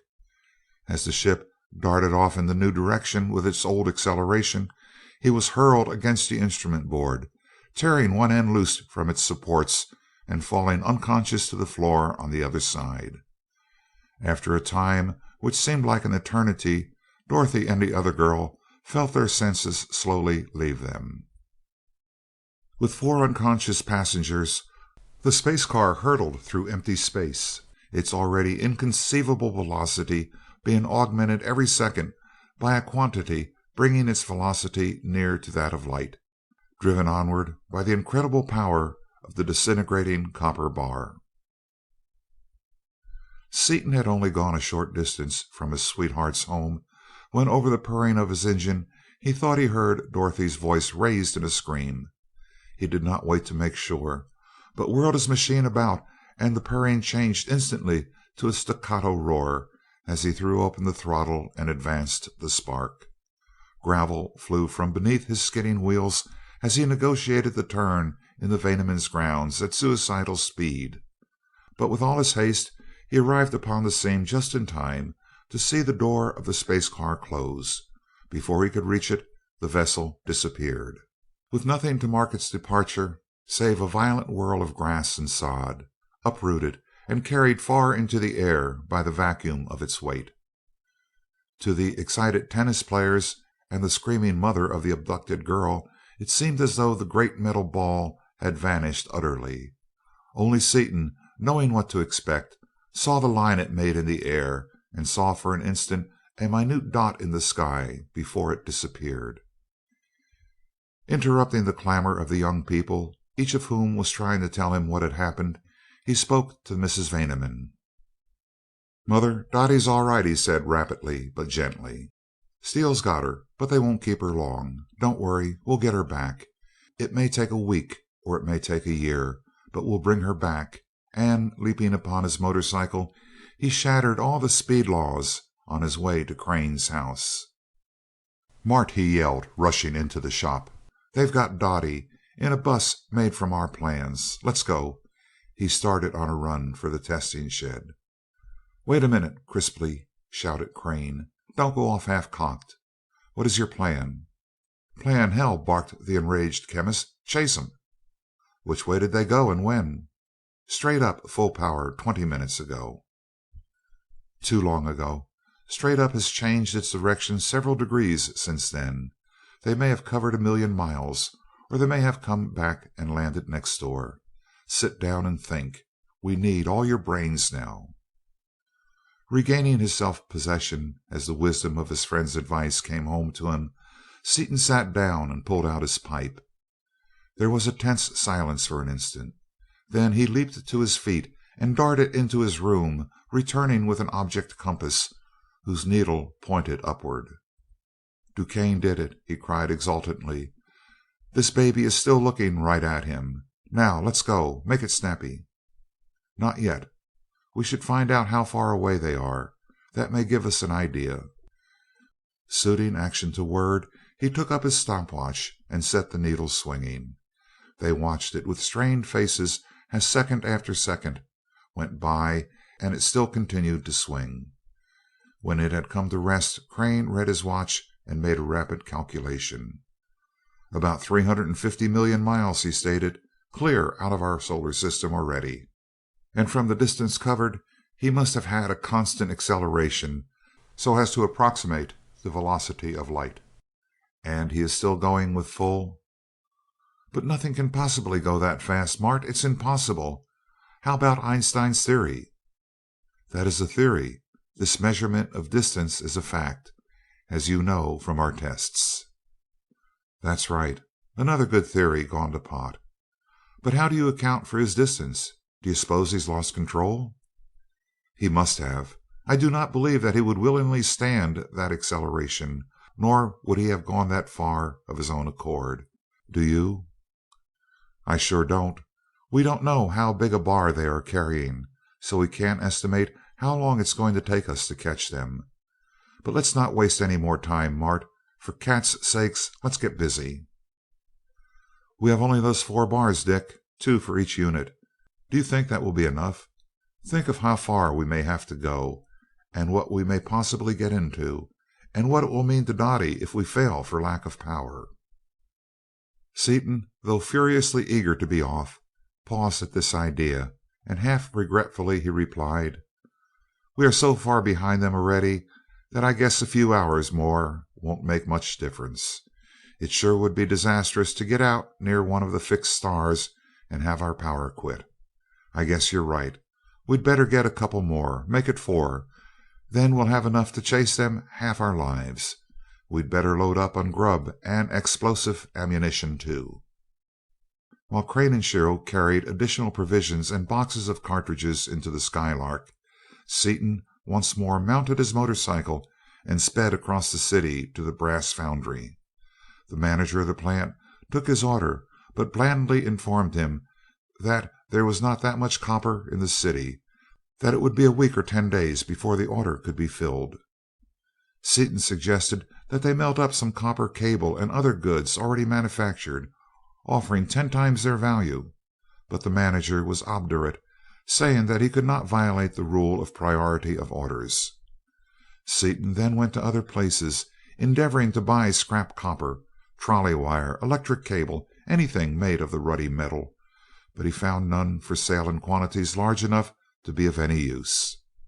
After several hours of fruitless search, he returned home in a towering rage and explained to Crane in lurid language his failure to secure the copper. The latter was unmoved. "After you left, it occurred to me that you might not get any. You see, Steele is still watching us." Fire shot from Seaton's eyes. "I'm going to clean up that bunch," he gritted his teeth as he started straight for the door.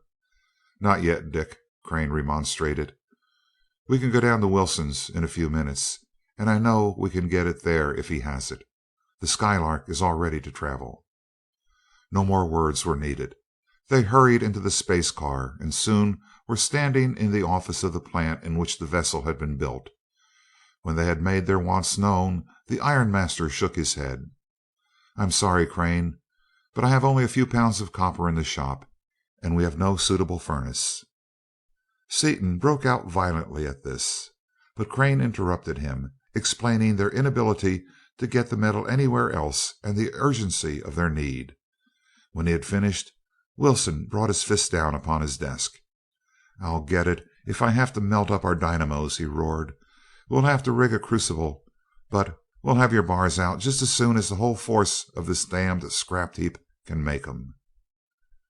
Calling in his foreman, he bellowed orders, and while automobiles scoured the nearby towns for scrap copper, the crucible and molds were made ready. Nearly 2 days passed before the gleaming copper cylinders were finished. During this time Crane added to their already complete equipment every article he could conceive of their having any use for, while Seaton raged up and down the plant in a black fury of impatience. Just before the bars were ready, they made another reading on the object compass. Their faces grew tense and drawn, and their hearts turned sick as second followed second, and minute followed minute, and the needle still oscillated. Finally, however, it came to rest, and Seaton's voice almost failed him as he read his figures. 235 light years, Mart. They're lost, and still going. Goodbye, old scout, holding out his hand. Tell Vaneman that I'll bring her back or else stay out there myself. "You must be crazy, Dick. You know I'm going." "Why? No use in both of us taking such a chance. If Dottie's gone, of course I want to go too, but you don't."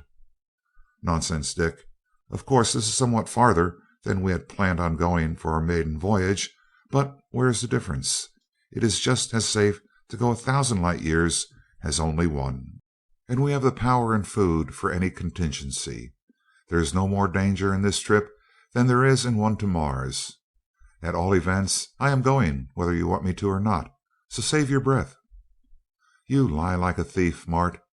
You know what we are up against as well as I do, but if you insist on coming along, I'm sure glad to have you."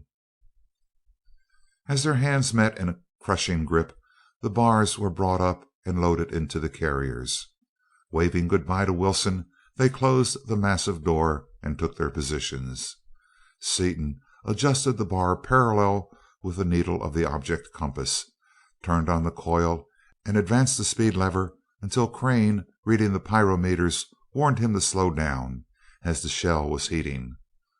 Free of the Earth's atmosphere, he slowly advanced the lever, one notch at a time, until he could no longer support the increasing weight of his hand, but had to draw out the rolling support designed for that emergency. He pushed the lever a few notches farther, and felt himself forced down violently into the seat. He was now lying at full length, the seat having automatically moved upward so that his hand still controlled the lever. Still he kept putting on more power, until the indicator showed that more than three-quarters of the power was in operation, and he felt that he could stand but little more. "How are you making it, Mart?" he asked, talking with difficulty because of the great weight of his tongue and jaws. "All right so far," came the response in a hesitating, almost stammering voice, "but I do not know how much more I can take. If you can stand it, go ahead. This is enough for a while until we get used to it. Any time you want to rest, tell me and I'll cut her down. Keep her at this for 4 or 5 hours, then cut down until we can walk, so that we can eat and take another reading on distance. Remember that it will take as long to stop as it does to get up speed, and that we must be careful not to ram them. There would be nothing left of either car." "All right. Talking's too darn much work. I'll talk to you again when we ease down. I'm sure glad we're on our way at last." End of chapter 8.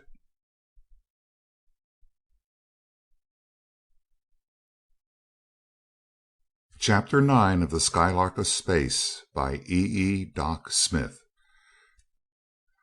Lost in Space. For 48 hours the uncontrolled atomic motor dragged the masterless vessel with its 4 unconscious passengers through the illimitable reaches of empty space with an awful and constantly increasing velocity. When only a few traces of copper remained in the power plant, the acceleration began to decrease, and the powerful springs began to restore the floor and the seats to their normal positions. The last particle of copper having been transformed into energy, the speed of the vessel became constant. Apparently motionless to those inside it, it was in reality traversing space with a velocity thousands of times greater than that of light. As the force which had been holding them down was relaxed, the lungs, which had been able to secure only enough air to maintain faint sparks of life, began to function more normally, and soon all 4 recovered consciousness, drinking in the life-giving oxygen in a rapid succession of breaths, so deep that it seemed as though their lungs must burst with each inhalation. DuQuesne was the first to gain control of himself. His first effort to rise to his feet lifted him from the floor, and he floated lightly to the ceiling, striking it with a gentle bump, and remaining suspended in the air. The others, who had not yet attempted to move, stared at him in wide-eyed amazement. Reaching out and clutching one of the supporting columns, he drew himself back to the floor and cautiously removed his leather suit, transferring 2 heavy automatic pistols as he did so.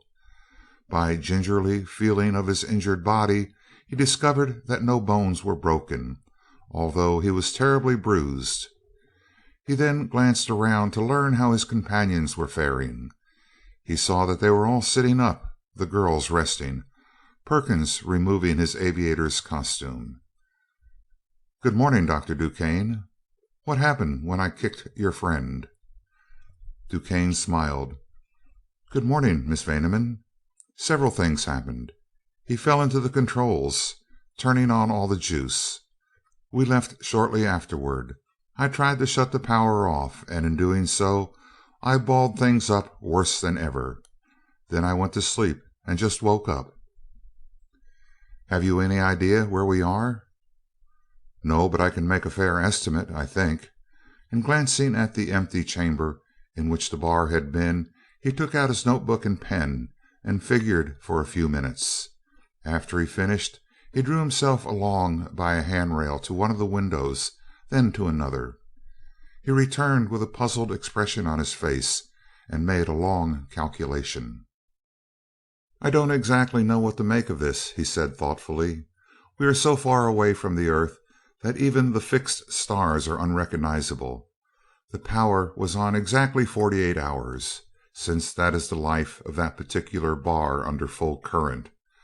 We should still be close to our own solar system, since it is theoretically impossible to develop any velocity greater than that of light. But in fact we have. I know enough about astronomy to recognize the fixed stars from any point within a light year or so of the sun, and I can't see a single familiar star. I never could see how mass could be a function of velocity, and now I am convinced that it is not. We have been accelerating for 48 hours. He turned to Dorothy. While we were unconscious, Miss Vaneman, we had probably attained a velocity of something like 7,413,000,000 miles per second, and that is the approximate speed at which we are now traveling. We must be nearly 6 quadrillion miles, and that is a space of several hundred light years away from our solar system, or more plainly, about 6 times as far from our Earth as the North Star is. We couldn't see our sun with a telescope, even if we knew which way to look for it. At this paralyzing news, Dorothy's face turned white, and Margaret Spencer quietly fainted in her seat. "Then we can never get back?" asked Dorothy slowly. At this question, Perkins's self-control gave way, and his thin veneer of decency disappeared completely. "You got us into this whole thing," he screamed as he leaped at Dorothy with murderous fury gleaming in his pale eyes, and his fingers curved into talons. Instead of reaching her, however, he merely sprawled grotesquely in midair, and DuQuesne knocked him clear across the vessel with one powerful blow of his fist. "Get back there, you cowardly cur," he said evenly. "Even though we are a long way from home, try to remember you're a man at least. One more break like that and I'll throw you out of the boat. It isn't her fault that we are out here, but our own. The blame for it is a very small matter anyway. The thing of importance is to get back as soon as possible." "But how can we get back?" asked Perkins sullenly from the corner where he was crouching, fear in every feature. "The power is gone, the controls are wrecked, and we are hopelessly lost in space." "Oh, I wouldn't say hopelessly," returned the other. "I have never been in any situation yet that I couldn't get out of. I won't be convinced until I am dead that I can't get out of this one. We have 2 extra power bars. We can fix the board, and if I can't navigate us back close enough to our solar system to find it, I am more of a dub than I think I am. How about a little bite to eat?" "Show us where it is," exclaimed Dorothy. "Now that you mention it, I find that I am starved to death." DuQuesne looked at her keenly. "I admire your nerve, Miss Vaneman. I didn't suppose that that animal over there would show such a wide streak of yellow, but I was rather afraid that you girls might go to pieces." "I'm scared blue, of course," Dorothy admitted frankly, "but hysterics won't do any good, and we simply must get back." "Certainly we must, and we will," stated DuQuesne calmly. "If you like, you might find something for us to eat in the galley there, while I see what I can do with this board that I wrecked with my head. By the way, that cubbyhole there is the apartment reserved for you 2 ladies. We are in rather cramped quarters, but I think you will find everything you need." As Dorothy drew herself along the handrail toward the room designated, accompanied by the other girl, who, though conscious, had paid little attention to anything around her, she could not help feeling a thrill of admiration for the splendid villain who had abducted her. Calm and cool, always master of himself, apparently paying no attention to the terrible bruises which disfigured half his face and doubtless half his body as well, she admitted to herself that it was only his example which had enabled her to maintain her self-control in their present plight. As she crawled over Perkins's discarded suit, she remembered that he had not taken any weapons from it. After a rapid glance around to assure herself that she was not being watched, she quickly searched the coat, bringing to light not 1 but 2 pistols, which she thrust into her pocket. She saw with relief that they were regulation army automatics, with whose use she was familiar from much target practice with Seaton. In the room, which was a miniature of the one she had seen on the Skylark, the girls found clothing, toilet articles, and everything necessary for a long trip. As they were setting themselves to rights, Dorothy elected to stay in her riding suit. They surveyed each other frankly, and each was reassured by what she saw. Dorothy saw a girl of 22, of her own stature, with a mass of heavy, wavy black hair. Her eyes, a singularly rich and deep brown, contrasted strangely with the beautiful ivory of her skin. She was normally a beautiful girl, thought Dorothy, but her beauty was marred by suffering and privation. Her naturally slender form was thin, her face was haggard and worn. The stranger broke the silence. "I'm Margaret Spencer," she began abruptly, "former secretary to His Royal Highness Brookings of Steel. They swindled my father out of an invention worth millions, and he died broken hearted. I got the job to see if I couldn't get enough evidence to convict them, and I had quite a lot when they caught me. I had some things that they were afraid to lose, and I had them so well hidden that they couldn't find them, so they kidnapped me to make me give them back. They haven't dared kill me so far, for fear the evidence will show up after my death, which it will. However, I will be legally dead before long, and then they know the whole thing will come out, so they have brought me out here to make me talk or kill me. Talking won't do me any good now, though, and I don't believe it ever would have. They would have killed me after they got the stuff back, anyway. So you see, I at least will never get back to the earth alive." "Cheer up, we'll all get back safely." "No, we won't. You don't know that man Perkins, if that is his name. I never heard him called any real name before. He is simply unspeakable, vile, hideous, everything that is base. He was my jailer, and I utterly loathe and despise him. He is mean and underhanded and tricky. He reminds me of a slimy, poisonous snake. He will kill me, I know it." "But how about Dr. DuQuesne? Surely he isn't that kind of man. He wouldn't let him." "I've never met him before, but from what I heard of him in the office, he's even worse than Perkins, but in an entirely different way. There's nothing small or mean about him, and I don't believe he would go out of his way to hurt anyone, as Perkins would. But he is absolutely cold and hard, a perfect fiend. Where his interests are concerned, there's nothing under the sun, good or bad, that he won't do. But I'm glad that Perkins had me instead of the doctor, as they call him. Perkins raises such a bitter personal feeling that anybody would rather die than give up to him in anything.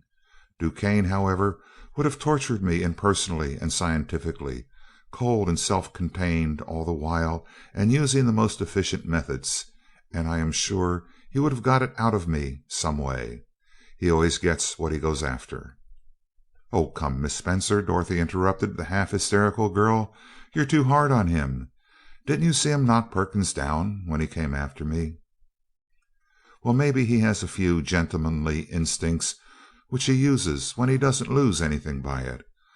More likely he merely intended to rebuke him for a useless action. He is a firm pragmatist. Anything that is useful is all right. Anything that is useless is a crime. More probably yet, he wants you left alive. Of course, that is his real reason. He went to the trouble of kidnapping you, so naturally he won't let Perkins or anyone else kill you until he is through with you. Otherwise, he would have let Perkins do anything he wanted to with you, without lifting a finger."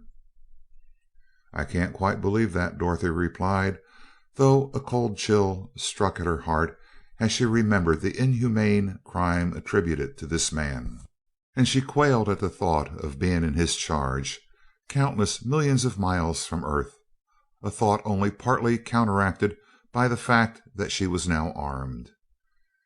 "He has treated us with every consideration so far. Let's hope for the best. Anyway, I'm sure that we'll get back safely." "Why so sure? Have you something up your sleeve? No, or yes, in a way, I have, though nothing very definite. I am Dorothy Vaneman, and I am engaged to the man who discovered the thing that makes this space car go." "That's why they kidnapped you, then, to make him give up all his rights to it. It's like them." "Yes, I think that's why they did it, but they won't keep me long. Dick Seaton will find me. I know, I feel it." "But that's exactly what they want," cried Margaret excitedly. "In my spying around I heard a little bit about this very thing. The name Seaton brings it to my mind. His car is broken in some way, so that it will kill him the first time he tries to run it." "That's where they underestimated Dick and his partner. You have heard of Martin Crane, of course?" "I think I heard his name mentioned in the office, together with Seaton's, but that's all." "Well, besides other things, Martin is quite a wonderful mechanic, and he found out that our Skylark was spoiled. So they built another one, a lot bigger, and I am sure that they are following us right now." "But how can they possibly follow us when we are going so fast and are so far away?" queried the other girl, once more despondent. "I don't quite know, but I do know that Dick will find a way. He's simply wonderful. He knows more now than that Dr. DuQuesne will ever learn in all his life, and he will find us in a few days. I feel it in my bones. Besides, I picked Perkins's pockets of these two pistols. Can you shoot an automatic?" "Yes," replied the other girl as she seized one of the guns, assured herself that its magazine was full, and slipped it into her pocket. "I used to practice a lot with my father. This makes me feel a whole lot better. And call me Peggy, won't you? It will seem good to hear my name again. After what I've been through lately, even this trip will be a vacation for me." "Well, then, cheer up, Peggy dear. We're going to be great friends. Let's go get us something to eat. I'm simply starved, and I know you are too." The presence of the pistol in her pocket and Dorothy's unwavering faith in her lover lifted the stranger out of the mood of despair into which the long imprisonment, the brutal treatment, and the present situation had plunged her, and she was almost cheerful as they drew themselves along the handrail leading to the tiny galley. "I simply can't get used to the idea of nothing having any weight. Look here," laughed Dorothy as she took a boiled ham out of the refrigerator and hung it upon an imaginary hook in the air, where it remained motionless. "Doesn't it make you feel funny?" "It is a queer sensation. I feel light like a toy balloon, and I feel awfully weird inside. If we have no weight, why does it hurt so when we bump into anything? And when you throw anything, like the doctor did Perkins, why does it hit as hard as ever?" "It's mass or inertia or something like that. A thing has it everywhere, whether it weighs anything or not. Dick explained it all to me. I understood it when he told me about it, but I'm afraid it didn't sink in very deep. Did you ever study physics?" "I had a year of it in college, but it was more or less of a joke. I went to a girls' school, and all we had to do in physics was to get the credit. We didn't have to learn it." "Me too. Next time I go to school I'm going to Yale or Harvard or some such place, and I'll learn so much mathematics and science that I'll have to wear a bandeau to keep my massive intellect in place." During this conversation they had prepared a substantial luncheon, and had arranged it daintily upon two large trays, in spite of the difficulty caused by the fact that nothing would remain in place by its own weight. The feast prepared, Dorothy took her tray from the table as carefully as she could, and saw the sandwiches and bottles start to float toward the ceiling. Hastily inverting the tray above the escaping viands, she pushed them back down upon the table. In doing so she lifted herself clear from the floor, as she had forgotten to hold herself down. "What will we do, anyway?" she wailed as she recovered her position. "Everything wants to fly all over the place." "Put another tray on top of it and hold them together," suggested Margaret. "I wish we had a bird cage. Then we could open the door and grab a sandwich as it flies out." By covering the trays, the girls finally carried the luncheon out into the main compartment, where they gave DuQuesne and Perkins one of the trays, and all fell to eating hungrily. DuQuesne paused with a glint of amusement in his one sound eye as he saw Dorothy trying to pour ginger ale out of a bottle. "It can't be done, Miss Vaneman. You'll have to drink it through a straw. That will work, since our air pressure is normal. Be careful not to choke on it, though. Your swallowing will have to be all muscular out here. Gravity won't help you. Oh, wait a bit. I have the control board fixed, and it will be a matter of only a few minutes to put in another bar and get enough acceleration to take the place of gravity."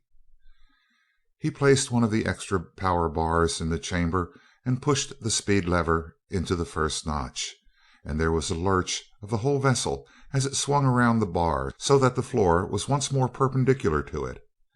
He took a couple of steps, returned, and advanced the lever another notch. "There, that's about the same as gravity. Now we can act like human beings and eat in comfort." "That's a wonderful relief, Doctor," cried Dorothy. "Are we going back toward the Earth?"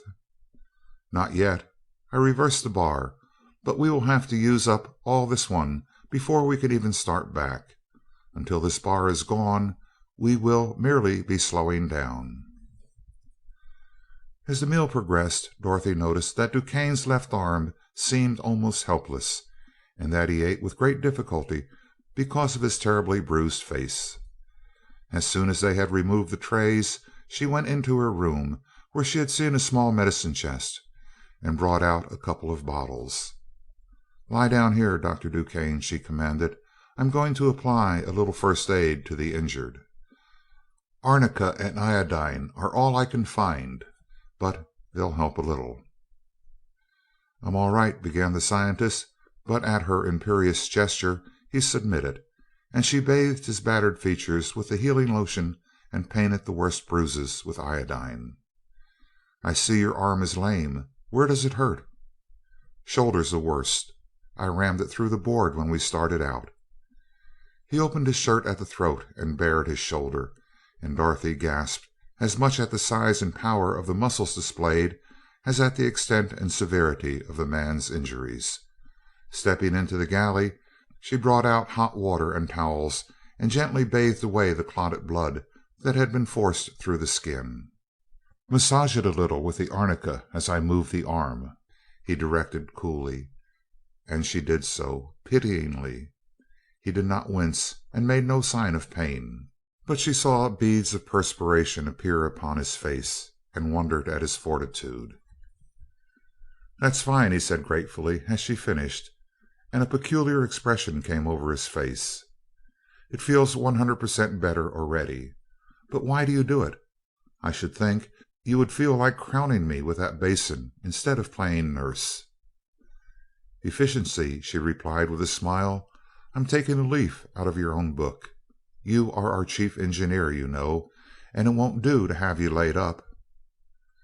"That's a logical explanation, but it doesn't go far enough," he rejoined, still studying her intently. She did not reply, but turned to Perkins. "How are you, Mr. Perkins? Do you require medical attention?" "No," growled Perkins from the seat in which he had crouched immediately after eating. "Keep away from me, or I'll cut your heart out." "Shut up," snapped DuQuesne. "Remember what I said." "I haven't done anything," snarled the other. "I said I would throw you out if you made another break," DuQuesne informed him evenly, "and I meant it. If you can't talk decently, keep still.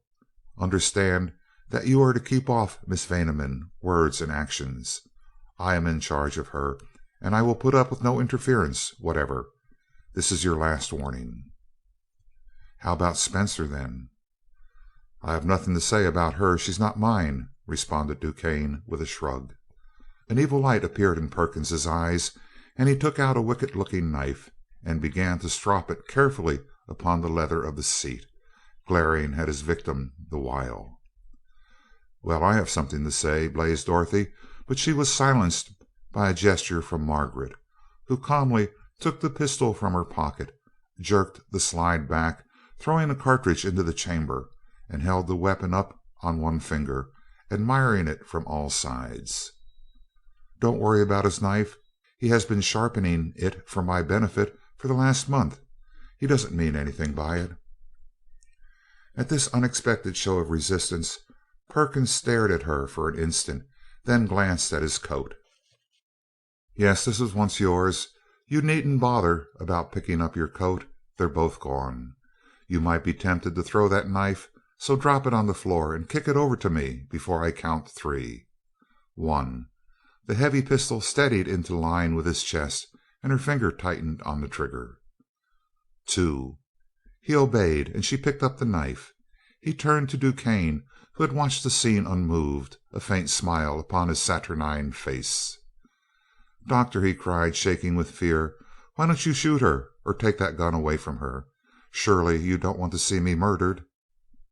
"Why not?" replied Duquesne calmly. "It is nothing to me whether she kills you or you kill her. You brought it on yourself by your own carelessness. Any man with brains doesn't leave guns lying around within reach of prisoners, and a blind man could have seen Miss Vaneman getting your hardware." "You saw her take them and didn't warn me?" croaked Perkins. "Why should I warn you? If you can't take care of your own prisoner, she earns her liberty as far as I'm concerned. I never did like your style, Perkins, especially your methods of handling, or rather mishandling, women. You could have made her give up the stuff she recovered from that ass Brookings inside of an hour, and wouldn't have had to kill her afterwards either." "How?" sneered the other. "If you are so good at that kind of thing, why didn't you try it on Seaton and Crane?" "There are 7 different methods to use on women like Miss Spencer, each of which will produce the desired result. The reason I did not try them on either Seaton or Crane is that they would have failed. Your method of indirect action is probably the only one that will succeed. That is why I adopted it." "Well, what are you going to do about it?" shrieked Perkins. "Are you going to sit there and lecture all day?" "I am going to do nothing whatever," answered the scientist coldly. "If you had any brains you would see that you are in no danger. Miss Spencer will undoubtedly kill you if you attack her, not otherwise. This is an Anglo-Saxon weakness." "Did you see me take the pistols?" queried Dorothy. "Certainly. I'm not blind. You have one of them in your right coat pocket now." "Then why didn't you, or don't you, try to take it away from me?" she asked in wonder. "If I had objected to your having them, you would never have got them. If I didn't want you to have a gun now, I would take it away from you. You know that, don't you?" And his black eyes stared into her violet ones with such calm certainty of his ability that she felt her heart sink. "Yes," she admitted finally, "I believe you could. That is, unless I were angry enough to shoot you." "That wouldn't help you. I can shoot faster and straighter than you can, and would shoot it out of your hand. However, I have no objection to your having the gun, since it is no part of my plan to offer you any further indignity of any kind. Even if you had the necessary coldness of nerve or cruelty of disposition, of which I have one and Perkins the other, and you neither, you wouldn't shoot me now, because you can't get back to the earth without me.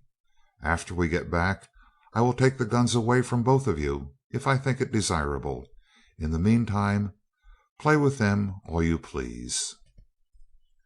"Has Perkins any more knives or guns or things in his room?" demanded Dorothy. "How should I know?" indifferently. Then, as both girls started for Perkins's room, he ordered brusquely: "Sit down, Miss Vaneman. Let them fight it out. Perkins has his orders to lay off you. You lay off him. I'm not taking any chances of you getting hurt. That's one reason I wanted you armed. If he gets gay, shoot him. Otherwise, hands off completely." Dorothy threw up her head in defiance, but meeting his cold stare, she paused irresolutely and finally sat down, biting her lips in anger, while the other girl went on: "That's better. She doesn't need any help to whip that yellow dog. He's whipped already. He never would think of fighting unless the odds were 3 to 1 in his favor." When Margaret had returned from a fruitless search of Perkins's room, and had assured herself that he had no more weapons concealed about his person, She thrust the pistol back into her pocket and sat down. "That ends that," she declared. "I guess you will be good now, won't you, Mr. Perkins?" "Yes," the worthy muttered. "I have to be, now that you've got the drop on me and DuQuesne's gone back on me. But wait until we get back. I'll get you then, you " "Stop right there!" sharply. "There's nothing I would rather do than shoot you right now if you give me the slightest excuse, such as that name you were about to call me. Now go ahead." DuQuesne broke the silence that followed. "Well, now that that battle is over, and since we are fed and rested, I suggest we slow down a bit and get ready to start back. Pick out comfortable seats, everybody, and I'll shoot a little more juice through that bar." Seating himself before the instrument board, he advanced the speed lever slowly until nearly three-quarters of the full power was on, as much as he thought the others could stand. For 60 hours he drove the car, reducing the acceleration only at intervals during which they ate and walked about their narrow quarters in order to restore the blood to circulation in their suffering bodies. The power was not reduced for sleep. Everyone slept as best he could. Dorothy and Margaret talked together at every opportunity, and a real intimacy grew up between them. Perkins was for the most part sullenly quiet, knowing himself despised by all the others and having no outlet here for his particular brand of cleverness. DuQuesne was always occupied with his work, and only occasionally addressed a remark to one or another of the party except during meals.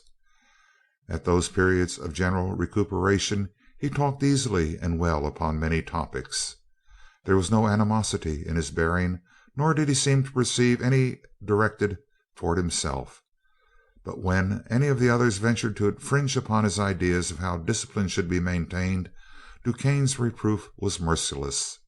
Dorothy almost liked him, but Margaret insisted that she considered him worse than ever. When the bar was exhausted, DuQuesne lifted the sole remaining cylinder into place. "We should be nearly stationary with respect to the earth," he remarked. "Now we will start back." "Why, it felt as though we were picking up speed for the last 3 days!" exclaimed Margaret. "Yes, it feels that way because we have nothing to judge by. Slowing down in one direction feels exactly like starting up in the opposite one. There is no means of knowing whether we are standing still, going away from the earth, or going toward it, since we have nothing stationary upon which to make observations. However, since the two bars were of exactly the same size and were exerted in opposite directions except for a few minutes after we left earth, we are nearly stationary now. I will put on power until this bar is something less than half gone, then coast for 3 or 4 days. By the end of that time we should be able to recognize our solar system from the appearance of the fixed stars." He again advanced the lever, and for many hours silence filled the car as it hurtled through space. DuQuesne, waking up from a long nap, saw that the bar no longer pointed directly toward the top of the ship, perpendicular to the floor, but was inclined at a sharp angle. He reduced the current and felt the lurch of the car as it swung around the bar, increasing the angle many degrees. He measured the angle carefully and peered out of all the windows on one side of the car. Returning to the bar after a time, he again measured the angle and found that it had increased greatly. "What's the matter, Dr. DuQuesne?" asked Dorothy, who had also been asleep. "We are being deflected from our course. You see the bar doesn't point straight up any more. Of course, the direction of the bar hasn't changed. The car has swung around it." "What does that mean?" "We have come close enough to some star so that its attraction swings the bottom of the car around. Normally, you know, the bottom of the car follows directly behind the bar. It doesn't mean much yet, except that we are being drawn away from our straight line. But if the attraction gets much stronger, it may make us miss our solar system completely. I have been looking for the star in question, but can't see it yet. We'll probably pull away from it very shortly."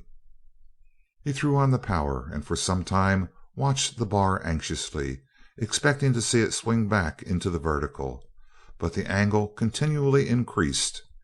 He reduced the current and searched the heavens for the troublesome body. "Do you see it yet?" asked Dorothy with concern. "No, there's apparently nothing near enough to account for all this deflection." He took out a pair of large night glasses and peered through them for several minutes. "Good God, it's a dead sun, and we're nearly onto it. It looks as large as our moon." Springing to the board, he whirled the bar into the vertical. He took down a strange instrument, went to the bottom window, and measured the apparent size of the dark star. Then, after cautioning the rest of the party to sit tight, he advanced the lever farther than it had been before. After half an hour he again slackened the pace and made another observation, finding to his astonishment that the dark mass had almost doubled its apparent size. Dorothy, noting his expression, was about to speak, but he forestalled her. "We lost ground instead of gaining that spurt," he remarked as he hastened to his post. "It must be inconceivably large to exert such an enormous attractive force at this distance. We'll have to put on full power. Hang on to yourselves as best you can." He then pushed the lever out to its last notch and left it there until the bar was nearly gone, only to find that the faint disk of the monster globe was even larger than before, being now visible to the unaided eye. Revived, the three others saw it plainly, a great dim circle, visible as is the dark portion of the new moon, and, the power shut off, they felt themselves falling toward it with sickening speed. Perkins screamed with mad fear and flung himself groveling upon the floor. Margaret, her nerves still unstrung, clutched at her heart with both hands. Dorothy, though her eyes looked like great black holes in her white face, looked DuQuesne in the eyes steadily. "This is the end, then?" "Not yet," he replied in a calm, level voice. "The end will not come for a good many hours, as I have calculated that it will take at least 2 days, probably more, to fall the distance we have to go. We have all that time in which to think out a way of escape." "Won't the outer repulsive shell keep us from striking it, or at least break the force of our fall?" "No, it was designed only as a protection from meteorites and other small bodies. It is heavy enough to swing us away from a small planet, but it will be used up long before we strike." He lighted a cigarette and stared at the case, as though in his own study, his brow wrinkled in thought as he made calculations in his notebook. Finally he rose to his feet. "There is only one chance that I can see.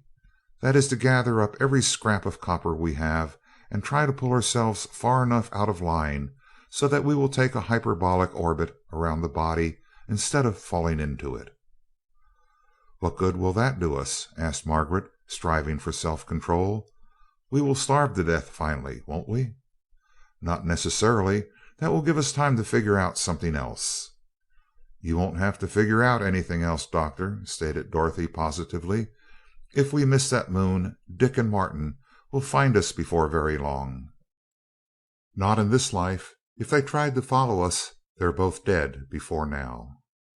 "That's where even you are wrong," she flashed at him. "They knew you were wrecking our machine, so they built another one, a good one. And they know a lot of things about this new metal that you have never dreamed of, since they were not in the plans you stole." DuQuesne went directly to the heart of the matter, paying no attention to her barbed shafts. "Can they follow us through space without seeing us?" he demanded. "Yes, or at least I think they can." "How do they do it?" "I don't know. I wouldn't tell you if I did." "You tell if you know," he declared, his voice cutting like a knife. "But that can wait until after we get out of this. The thing to do now is to dodge that world." He searched the vessel for copper, ruthlessly tearing out almost everything that contained the metal, hammering it flat, and throwing it into the power plant. He set the bar at right angles to the line of their fall and turned on the current. When the metal was exhausted, he made another series of observations upon the body toward which they were falling, and reported quietly: "We made a lot of distance, but not enough. Everything goes in this time." He tore out the single remaining light wire, leaving the car in darkness save for the diffused light of his electric torch, and broke up the only remaining motor. He then took his almost priceless Swiss watch, his heavy signet ring, his scarf pin, and the cartridges from his pistol, and added them to the collection. Flashing his lamp upon Perkins, he relieved him of everything he had which contained copper. "I think I have a few pennies in my pocketbook," suggested Dorothy. "Get 'em," he directed briefly, and while she was gone he searched Margaret without result save for the cartridges in her pistol, as she had no jewelry remaining after her imprisonment. Dorothy returned and handed him everything she had found. "I would like to keep this ring," she said slowly, pointing to a slender circlet of gold set with a solitaire diamond, "if you think there is any chance of us getting clear." "Everything goes that has any copper in it," he said coldly, "and I'm glad to see that Seaton is too good a chemist to buy any platinum jewelry. You may keep the diamond, though," as he wrenched the jewel out of its setting and returned it to her. He threw all the metal into the central chamber, and the vessel gave a tremendous lurch as the power was again applied. It was soon spent, however, and after the final observation, the others waiting in breathless suspense for him to finish his calculations, he made his curt announcement: "Not enough." Perkins, his mind weakened by the strain of the last few days, went completely insane at the words. With a wild howl he threw himself at the unmoved scientist, who struck him with the butt of his pistol as he leaped, the mighty force of DuQuesne's blow crushing his skull like an eggshell and throwing him backward to the opposite side of the vessel. Margaret lay in her seat in a dead faint. Dorothy and DuQuesne looked at each other in the feeble light of the torch. To the girl's amazement, the man was as calm as though he were safe in his own house, and she made a determined effort to hold herself together. "What next, Dr. DuQuesne?" "I don't know. We have a couple days yet, at least. I'll have to study a while." "In that time Dick will find us, I know." "Even if they do find us in time, which I doubt, what good will it do? It simply means they will go with us instead of saving us, for of course they can't pull away, since we couldn't. I hope they don't find us, but locate this star in time to keep away from it." "Why?" she gasped. "You have been planning to kill both of them. I should think you would be delighted to take them with us." "Far from it. Please try to be logical. I intended to remove them because they stood in the way of my developing this new metal. If I am to be out of the way, and frankly I see very little chance of getting out of this, I hope that Seaton goes ahead with it. It is the greatest discovery the world has ever known, and if both Seaton and I, the only two men in the world who know how to handle it, drop out, it will be lost for perhaps hundreds of years." "If Dick's finding us means that he must go too, of course I hope that he won't find us, but I don't believe that. I simply know that he could get us away from here." She continued more slowly, almost speaking to herself, her heart sinking with her voice. "He is following us, and he won't stop even if he does see this dead star and knows that he can't get away. We will die together. There's no denying the fact that our situation is critical, but you know a man isn't dead until after his heart stops beating. We have 2 whole days yet, and in that time I can probably dope out some way of getting away from here." "I hope so," she replied, keeping her voice from breaking only by a great effort. "But go ahead with your doping. I'm worn out." She drew herself down upon one of the seats and stared at the ceiling, fighting to restrain an almost overpowering impulse to scream. Thus the hours wore by. Perkins dead, Margaret still unconscious, Dorothy lying in her seat, her thoughts a formless prayer, buoyed up only by her faith in God and in her lover. DuQuesne, self-possessed, smoking innumerable cigarettes, his keen mind grappling with its most desperate problem, grimly fighting until the very last instant of life, while the powerless space car fell with an appalling velocity, faster and faster, falling toward that cold and desolate monster of the heaven.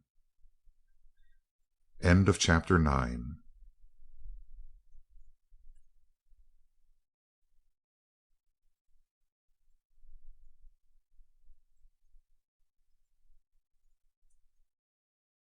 Chapter 10 of the Skylark of Space by E. Doc Smith. The Rescue. Seaton and Crane drove the Skylark in the direction indicated by the unwavering object compass, with the greatest acceleration they could stand, each man taking a 12-hour watch at the instrument board. Now, indeed, did the Skylark justify the faith of her builders, and the two inventors, with an exultant certainty of their success, flew out beyond man's wildest imaginings. Had it not been for the haunting fear of Dorothy's safety, the journey would have been one of pure triumph, and even that anxiety did not prevent a profound joy in the enterprise. "If that misguided mutt thinks he could pull off a stunt like that and get away with it, he's got another think coming," asserted Seaton, after making a reading on the other car after several days of flight. "He went off half cocked this time for sure, and we've got him foul. We'd better put on some negative pretty soon, hadn't we, Mart? Only a little over 100 light years now." Crane nodded agreement, and Seaton continued: "It'll take as long to stop, of course, as it has taken to get out here, and if we ram them, good night. Let's figure it out as nearly as we can." They calculated their own speed and that of the other vessel, as shown by the various readings taken, and applied just enough negative acceleration to slow the Skylark down to the speed of the other space car when they should come up with it. They smiled at each other in recognition of the perfect working of the mechanism when the huge vessel had spun with a sickening lurch through a complete half circle the instant the power was reversed. Each knew that they were actually traveling in a direction that to them seemed down, but with a constantly diminishing velocity, even though they seemed to be still going up with an increasing speed. Until nearly the end of the calculated time, the two took turns as before, but as the time of the meeting drew near, both men were on the alert, taking readings on the object compass every few minutes. Finally Crane announced: "We're almost on them, Dick. They are so close that it is almost impossible to time the needle. Less than 10,000 miles." Seaton gradually increased the retarding force until the needle showed that they were very close to the other vessel and maintaining a constant distance from it. He then shut off the power, and both men hurried to the bottom window to search for the fleeing ship with their powerful night glasses. They looked at each other in amazement as they felt themselves falling almost directly downward with an astounding acceleration. "What do you make of it, Dick?" asked Crane calmly, as he brought his glasses to his eyes and stared out into the black heavens, studded with multitudes of brilliant and unfamiliar stars. "I don't make it at all, Mart. By the feel, I should say we were falling toward something that would make our Earth look like a pinhead. I remember now that I noticed that the bus was getting a little out of plumb with the bar all this last watch. I didn't pay much attention to it, as I couldn't see anything out of the way. Nothing but a sun could be big enough to raise all this disturbance, and I can't see any close enough to be afraid of. Can you?" "No, and I cannot see the steel space car either. Look sharp." Of course, Seaton continued to argue as he peered out into the night, it is theoretically possible that a heavenly body can exist large enough so that it could exert even this much force and still appear no larger than an ordinary star, but I don't believe it is probable. Give me 3 or 4 minutes of visual angle and I'll believe anything, but none of these stars are big enough to have any visual angle at all. Furthermore, "There is at least half a degree of visual angle," broke in his friend intensely, "just to the left of that constellation that looks so much like a question mark. It's not bright, but dark, like a very dark moon, barely perceptible." Seaton pointed his glass eagerly in the direction indicated. "Great cat!" he ejaculated. "I'll say that's some moon. Wouldn't that rattle your slats? And there's Duquesne's bust, too, on the right edge. Get it?" As they stood up, Seaton's mood turned to one of deadly earnestness, and a grave look came over Crane's face as the seriousness of their situation dawned upon them. Trained mathematicians both, they knew instantly that the unknown world was of inconceivable mass, and that their chance of escape was none too good, even should they abandon the other craft to its fate. Seaton stared at Crane, his fists clenched and drops of perspiration standing on his forehead. Suddenly, with agony in his eyes and in his voice, he spoke. "Mighty slim chance of getting away if we go through with it, old man. Hate like the devil. Have no right to ask you to throw yourself away, too."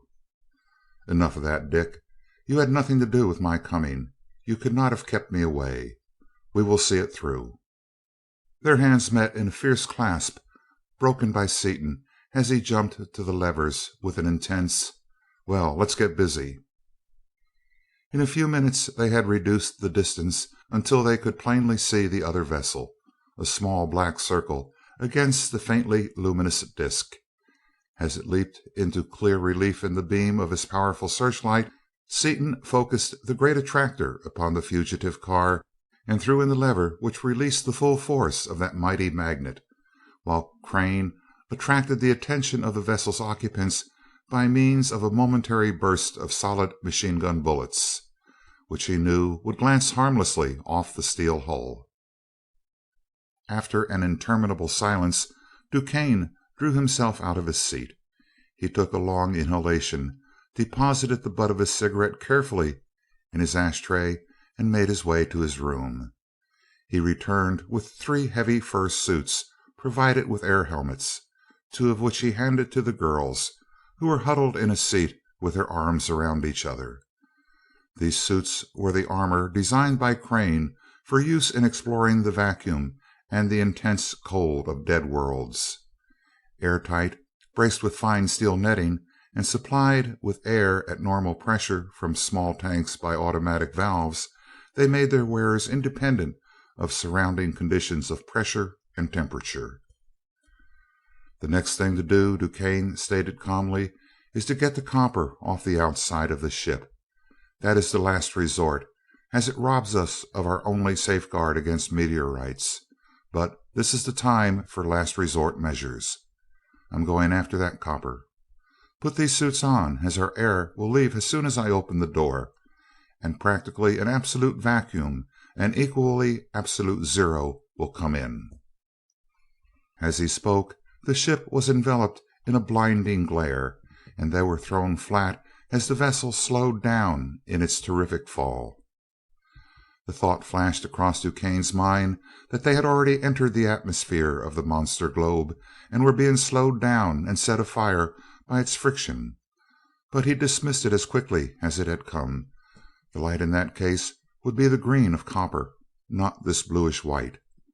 His next thought was that there had been a collision of meteors in the neighborhood, and that their retardation was due to the outer coating.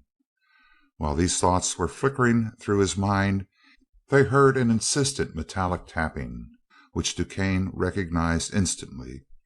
"A machine gun," he blurted in amazement. "How in—" "It's Dick!" screamed Dorothy with flashing eyes.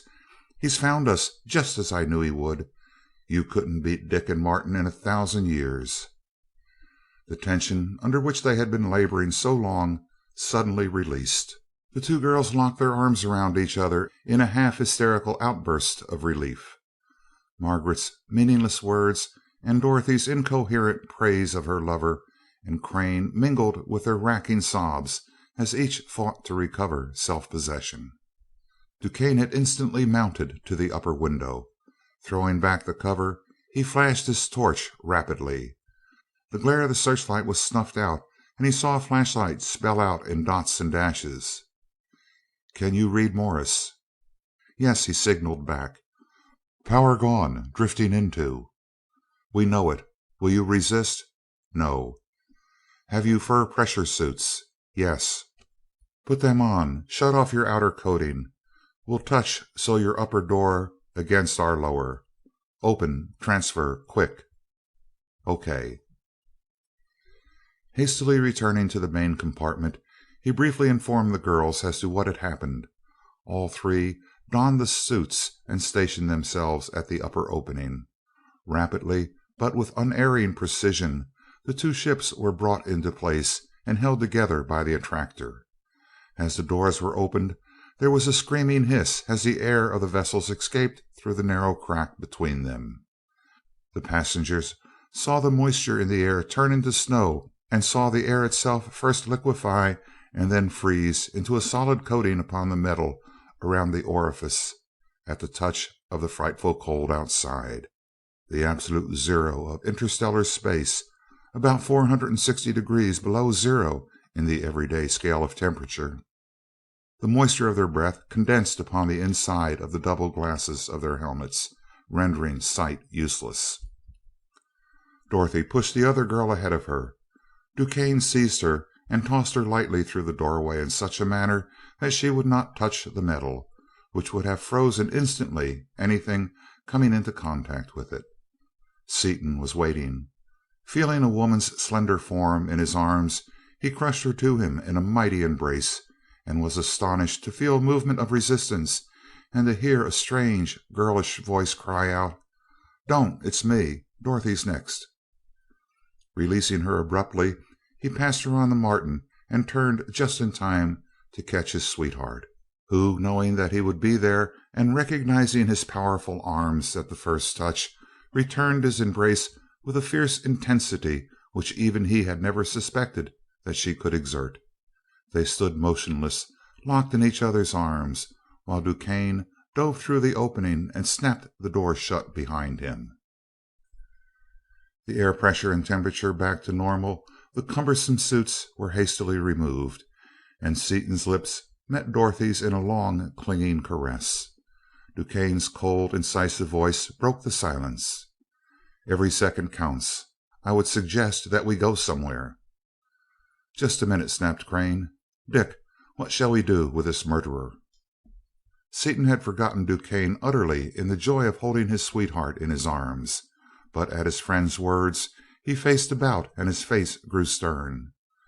"By rights, we ought to chuck him back into his own tub and let him go to the devil," he said savagely, doubling his fists and turning swiftly. "No, no, Dick," remonstrated Dorothy, seizing his arm. "He treated us very well and saved my life once. Anyway, you mustn't kill him." "No, I suppose not," grudgingly assented her lover, "and I won't either, unless he gives me at least half an excuse." "We might iron him to a post," suggested Crane doubtfully. "I think there's a better way," replied Seaton. "He may be able to work his way. His brain hits on all 12 and he's strong as a bull. Our chance of getting back isn't a certainty, as you know." He turned to DuQuesne. "I've heard that your word is good." "It has never been broken." "Will you give your word to act as one of the party for the good of us all if we don't iron you?" "Yes, until we get back to Earth, provided, of course, that I reserve the right to escape at any time between now and then, if I wish to, and can do so without injuring the vessel or any member of the party in any way." "Agreed. Let's get busy. We're altogether too close to that dud there to suit me. Sit tight, everybody. We're on our way," he cried as he turned to the board, applied one notch of power, and shut off the attractor. The Skylark slowed down a trifle in its mad fall.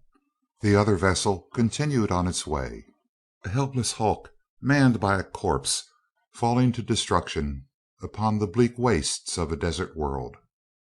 "Hold on," said DuQuesne sharply. "Your power is the same as mine was, in proportion to your mass, isn't it?" "Yes." "Then our goose is cooked. I couldn't pull away from it with everything I had.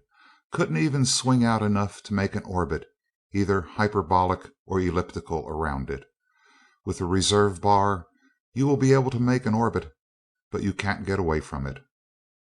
Thanks for the dope. That saves our wasting some effort. Our power plant can be doubled up in emergencies, thanks to Martin's cautious old bean. We'll simply double her up and go away from here." "There is one thing we didn't consider quite enough," said Crane, thoughtfully.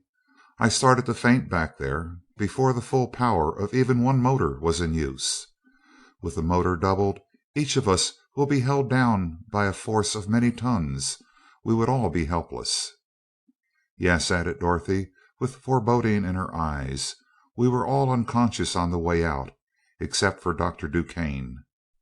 "Well, then, Blackie and I, as the huskiest members of the party, will give her the juice until only one of us is left with his eyes open.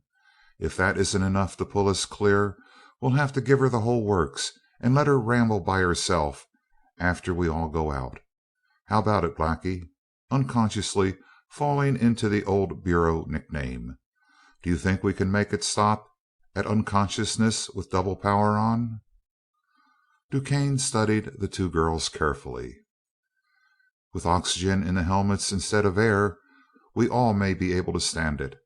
These special cushions keep the body from flattening out, as it normally would under such a pressure. The unconsciousness is simply a suffocation caused by the lateral muscles being unable to lift the ribs. In other words, the air pumps aren't strong enough for the added work put upon them. At least we stand a chance this way.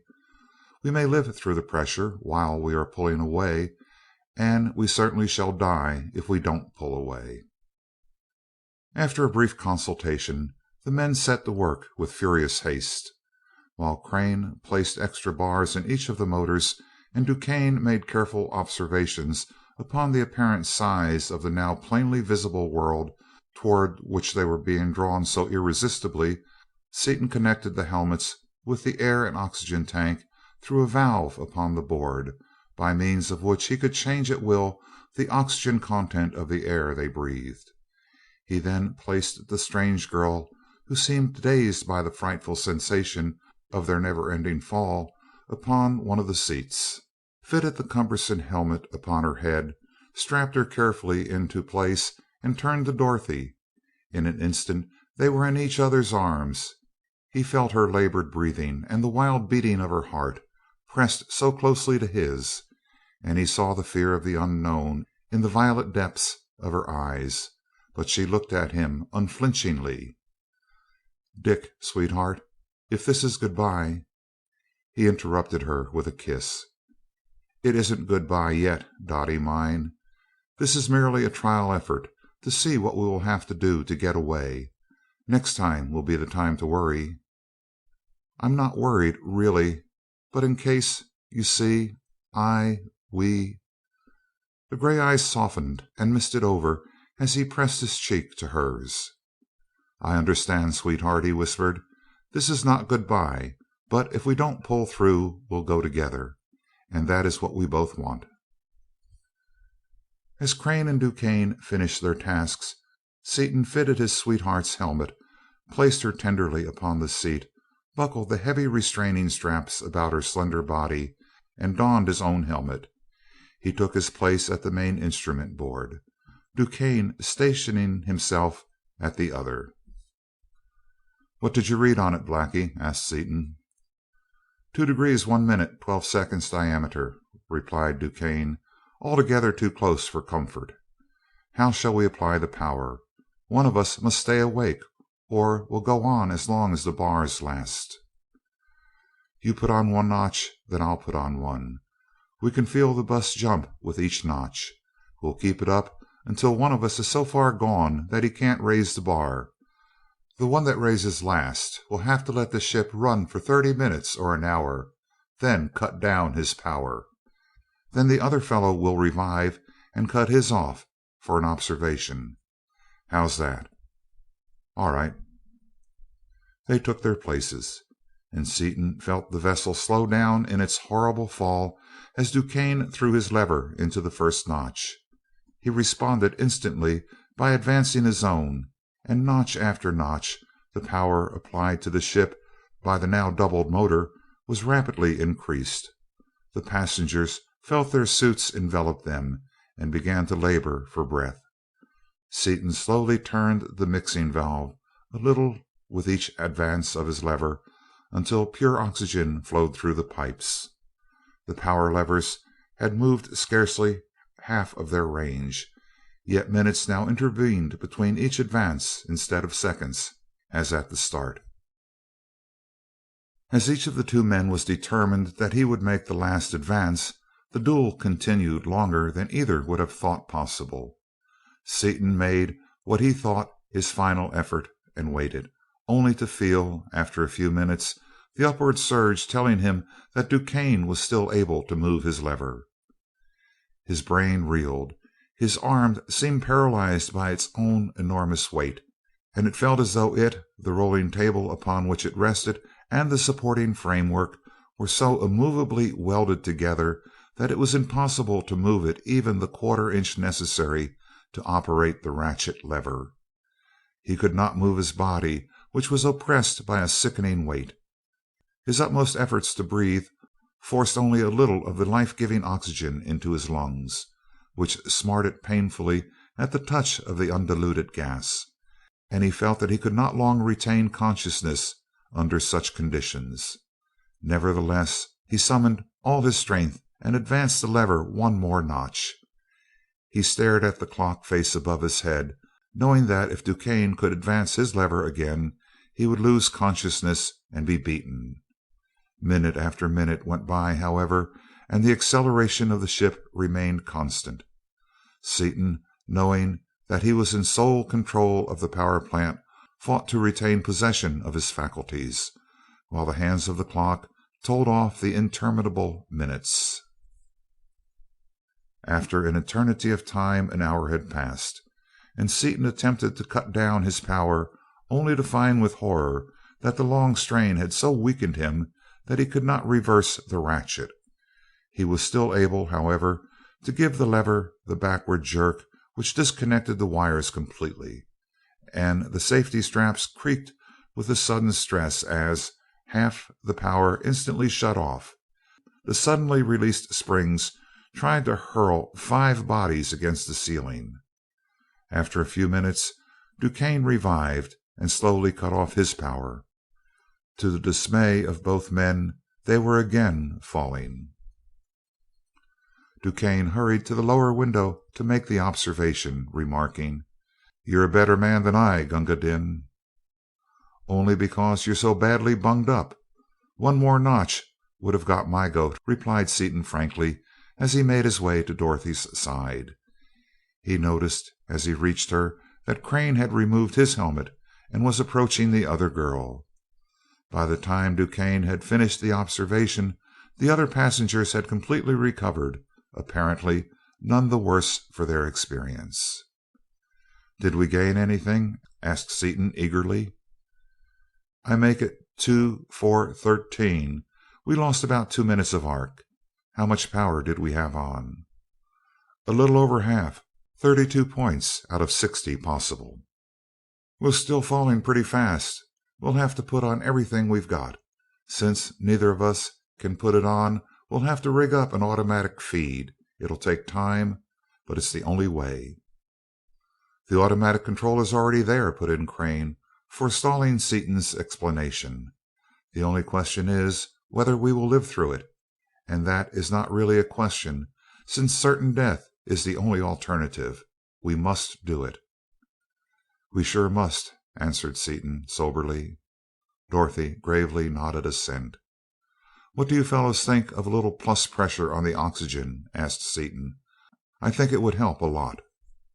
"I think it's a good idea," said DuQuesne, and Crane added, 4 or 5 inches of water will be about all the pressure we can stand. Any more might burn our lungs too badly." The pressure apparatus was quickly arranged, and the motors filled to capacity with reserve bars, enough to last 72 hours. The scientists having decided that they must risk everything on one trial, and put in enough, if possible, to pull them clear out of the influence of this center of attraction, as the time lost in slowing up to change bars might well mean the difference between success and failure. Where they might lie at the end of the wild dash for safety, how they were to retrace their way with their depleted supply of copper, what other dangers of dead star, planet, or sun lay in their path, all these were terrifying questions that had to be ignored. DuQuesne was the only member of the party who actually felt any calmness, the quiet of the others expressing their courage in facing fear. Life seemed very sweet and desirable to them, the distant earth a very paradise. Through Dorothy's mind flashed the visions she had built up during long, sweet hours, visions of a long life with Seaton. As she breathed an inaudible prayer, she glanced up and saw Seaton standing beside her, gazing down upon her with his very soul in his eyes. Never would she forget the expression upon his face. Even in that crucial hour, his great love for her overshadowed every other feeling, and no thought of self was in his mind. His care was all for her. There was a long farewell caress. Both knew that it might be goodbye, but both were silent as the violet eyes and the gray looked into each other's depths and conveyed messages far beyond the power of words. Once more he adjusted her helmet and strapped her into place. As Crane had in the meantime cared for the other girl, the men again took their places, and Seaton started the motor, which would automatically advance the speed levers one notch every 5 seconds, until the full power of both motors was exerted. As the power was increased, he turned the valve as before, until the helmets were filled with pure oxygen under a pressure of 5 inches of water. Margaret Spencer, weakened by her imprisonment, was the first to lose consciousness, and soon afterwards Dorothy felt her senses leave her. A half a minute, in the course of which 6 mighty surges were felt, as more of the power of the doubled motor was released, and Crane had gone, calmly analyzing his sensations to the last. After a time, DuQuesne also lapsed into unconsciousness, making no particular effort to avoid it, as he knew that the involuntary muscles would function quite as well without the direction of the will. Seaton, although he knew it was useless, fought to keep his senses as long as possible, counting the impulses he felt as the levers were advanced. 32. He felt exactly as he had before, when he had advanced the lever for the last time. 33. A giant hand shut off his breath completely, though he was fighting to his utmost for air. An intolerable weight rested upon his eyeballs, forcing them backward into his head. The universe whirled about him in dizzy circles. Orange and black and green stars flashed before his bursting eyes. 34. The stars became more brilliant and of a more variegated color, and a giant pen dipped in fire was writing equations and mathematical chemical symbols upon his quivering brain. He joined the circling universe, which he had hitherto kept away from him by main strength, and whirled about his own body, tracing a logarithmic spiral with infinite velocity, leaving his body an infinite distance behind. 35. And the stars and the fiery pen exploded into a wild coruscation of searing, blinding light, and he plunged from his spiral into a black abyss. In spite of the terrific stress put upon the machine, every part functioned perfectly, and soon after Seaton had lost consciousness, the vessel began to draw away from the sinister globe. Slowly at first, faster and faster as more and more of the almost unlimited power of the mighty motor was released. Soon the levers were out to the last notch, and the machine was exerting its maximum effort.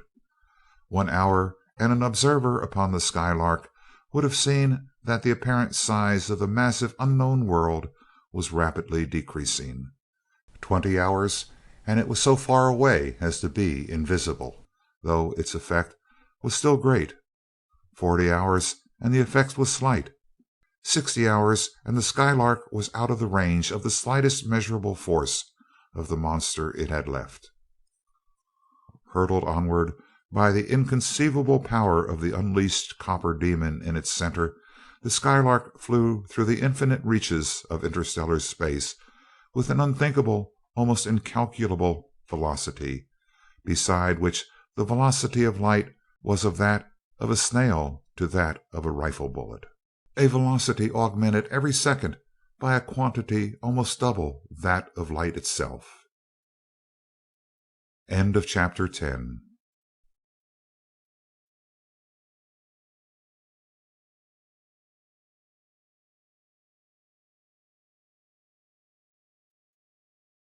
Chapter 11 of The Skylark of Space by E. Doc Smith. Through Space into the Carboniferous. Seaton opened his eyes and gazed about him wonderingly. Only half conscious, bruised and sore in every part of his body, he could not at first realize what had happened. Instinctively drawing a deep breath, he coughed and choked as the undiluted oxygen filled his lungs, bringing with it a complete understanding of the situation. Knowing from the lack of any apparent motion that the power had been sufficient to pull the car away from that fatal globe, his first thought was for Dorothy, and he tore off his helmet and turned toward her. The force of even that slight movement wafted him gently into the air, where he hung suspended several minutes before his struggles enabled him to clutch a post and draw himself down to the floor. A quick glance around informed him that Dorothy, as well as the others, was still unconscious. Making his way rapidly to her, he placed her face downward upon the floor and began artificial respiration. Very soon he was rewarded by the coughing he had longed to hear. He tore off her helmet and clasped her to his breast in an agony of relief, while she sobbed convulsively upon his shoulder. The first ecstasy of their greeting over, Dorothy started guiltily. "Oh, Dick," she exclaimed, "how about Peggy? You must see how she is." "Never mind," answered Crane's voice cheerily. "She is coming to nicely." Glancing around quickly, they saw that Crane had already revived the stranger, and that DuQuesne was not in sight. Dorothy blushed, the vivid wave of color rising to her glorious hair, and hastily disengaged her arms from around her lover's neck, drawing away from him. Seaton, also blushing, dropped his arms, and Dorothy floated away from him, frantically clutching at a brace just beyond reach. "Pull me down, Dick," she called, laughing gaily. Seaton, seizing her instinctively, neglected his own anchorage, and they hung in the air together, while Crane and Margaret, each holding a strap, laughed with unrestrained merriment. "Tweet, tweet, I'm a canary," chuckled Seaton. "Throw us a rope." "A dicky bird, you mean," interposed Dorothy. "I knew that you were a sleight of the hand expert, Dick, but I did not know that levitation was one of your specialties," remarked Crane with mock gravity. "That is a peculiar pose you are holding now. What are you doing? Sitting on an imaginary pedestal?" "I'll be sitting on your neck if you don't get a wiggle on with that rope," retorted Seaton. But before Crane had time to obey the command, the floating couple had approached close enough to the ceiling so that Seaton, with a slight pressure of his hand against the leather, sent them floating back to the floor, within reach of one of the handrails. Seaton made his way to the power plant, lifted in one of the remaining bars, and applied a little power. The Skylark seemed to jump under them. Then it seemed as though they were back on Earth. Everything had its normal weight once more, as the amount of power applied was just enough to equal the acceleration of gravity. After this fact had been explained, Dorothy turned to Margaret. "Now that we are able to act intelligently, the party should be introduced to each other. Peggy, this is Dr. Dick Seaton, and this is Mr. Martin Crane. Boys, this is Miss Margaret Spencer, a dear friend of mine. These are the boys I have told you so much about, Peggy. Dickie knows all about atoms and things. He found out how to make the Skylark go. Martin, who is quite a wonderful inventor, made the engines and things for it." "I may have heard of Mr. Crane," replied Margaret eagerly. "My father was an inventor, and I have heard him speak of a man named Crane who invented a lot of instruments for airplanes. He used to say that the Crane instruments revolutionized flying. I wonder if you are that Mr. Crane?" "That is rather unjustifiably high praise, Miss Spencer," replied Crane, "but as I have been guilty of one or two things along that line, I may be the man he meant." "Pardon me if I seem to change the subject," put in Seaton, "but where's Duquesne?" "We came to at the same time, and he went into the galley to fix up something to eat." "Good for him!" exclaimed Dorothy. "I'm simply starved to death.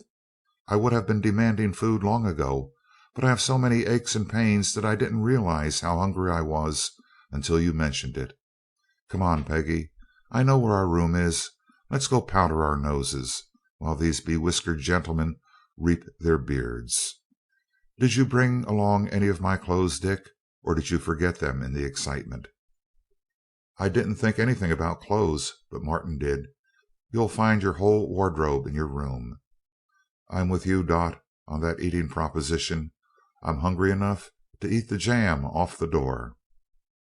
After the girls had gone, Seaton and Crane went into their rooms, where they exercised vigorously to restore the circulation to their numbed bodies, shaved, bathed, and returned to the salon feeling like new men. They found the girls already there, seated at one of the windows. "Hail and greetings!" cried Dorothy at the sight of them. "I hardly recognize you without your whiskers. Do hurry over here and look out this perfectly wonderful window. Did you ever in your born days see anything like this sight? Now that I'm not scared pea green, I can enjoy it thoroughly." The two men joined the girls and peered out into space through the window, which was completely invisible, so clear was the glass. As the four heads bent so close together, an awed silence fell upon the little group. For the blackness of the interstellar void was not the dark of an earthly night, but the absolute black of the absence of all light, beside which the black of platinum dust is pale and gray, and laid upon this velvet were the jewel stars.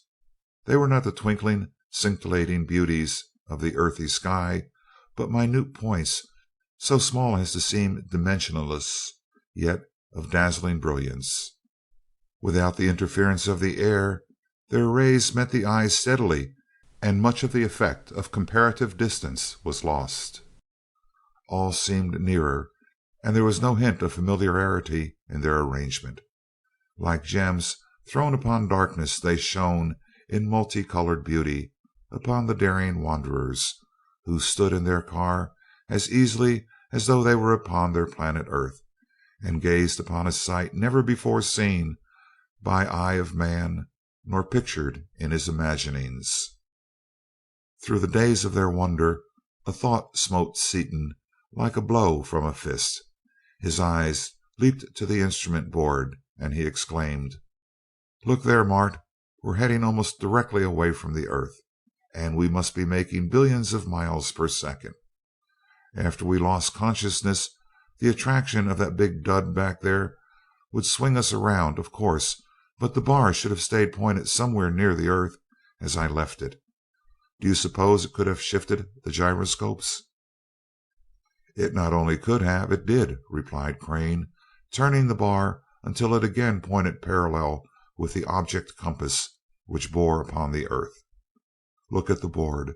The angle has been changed through nearly half a circumference. We couldn't carry gyroscopes heavy enough to counteract that force." "But they were heavier there. Oh, sure, you're right. It's mass, not weight, that counts. But we sure are in one fine, large jam now.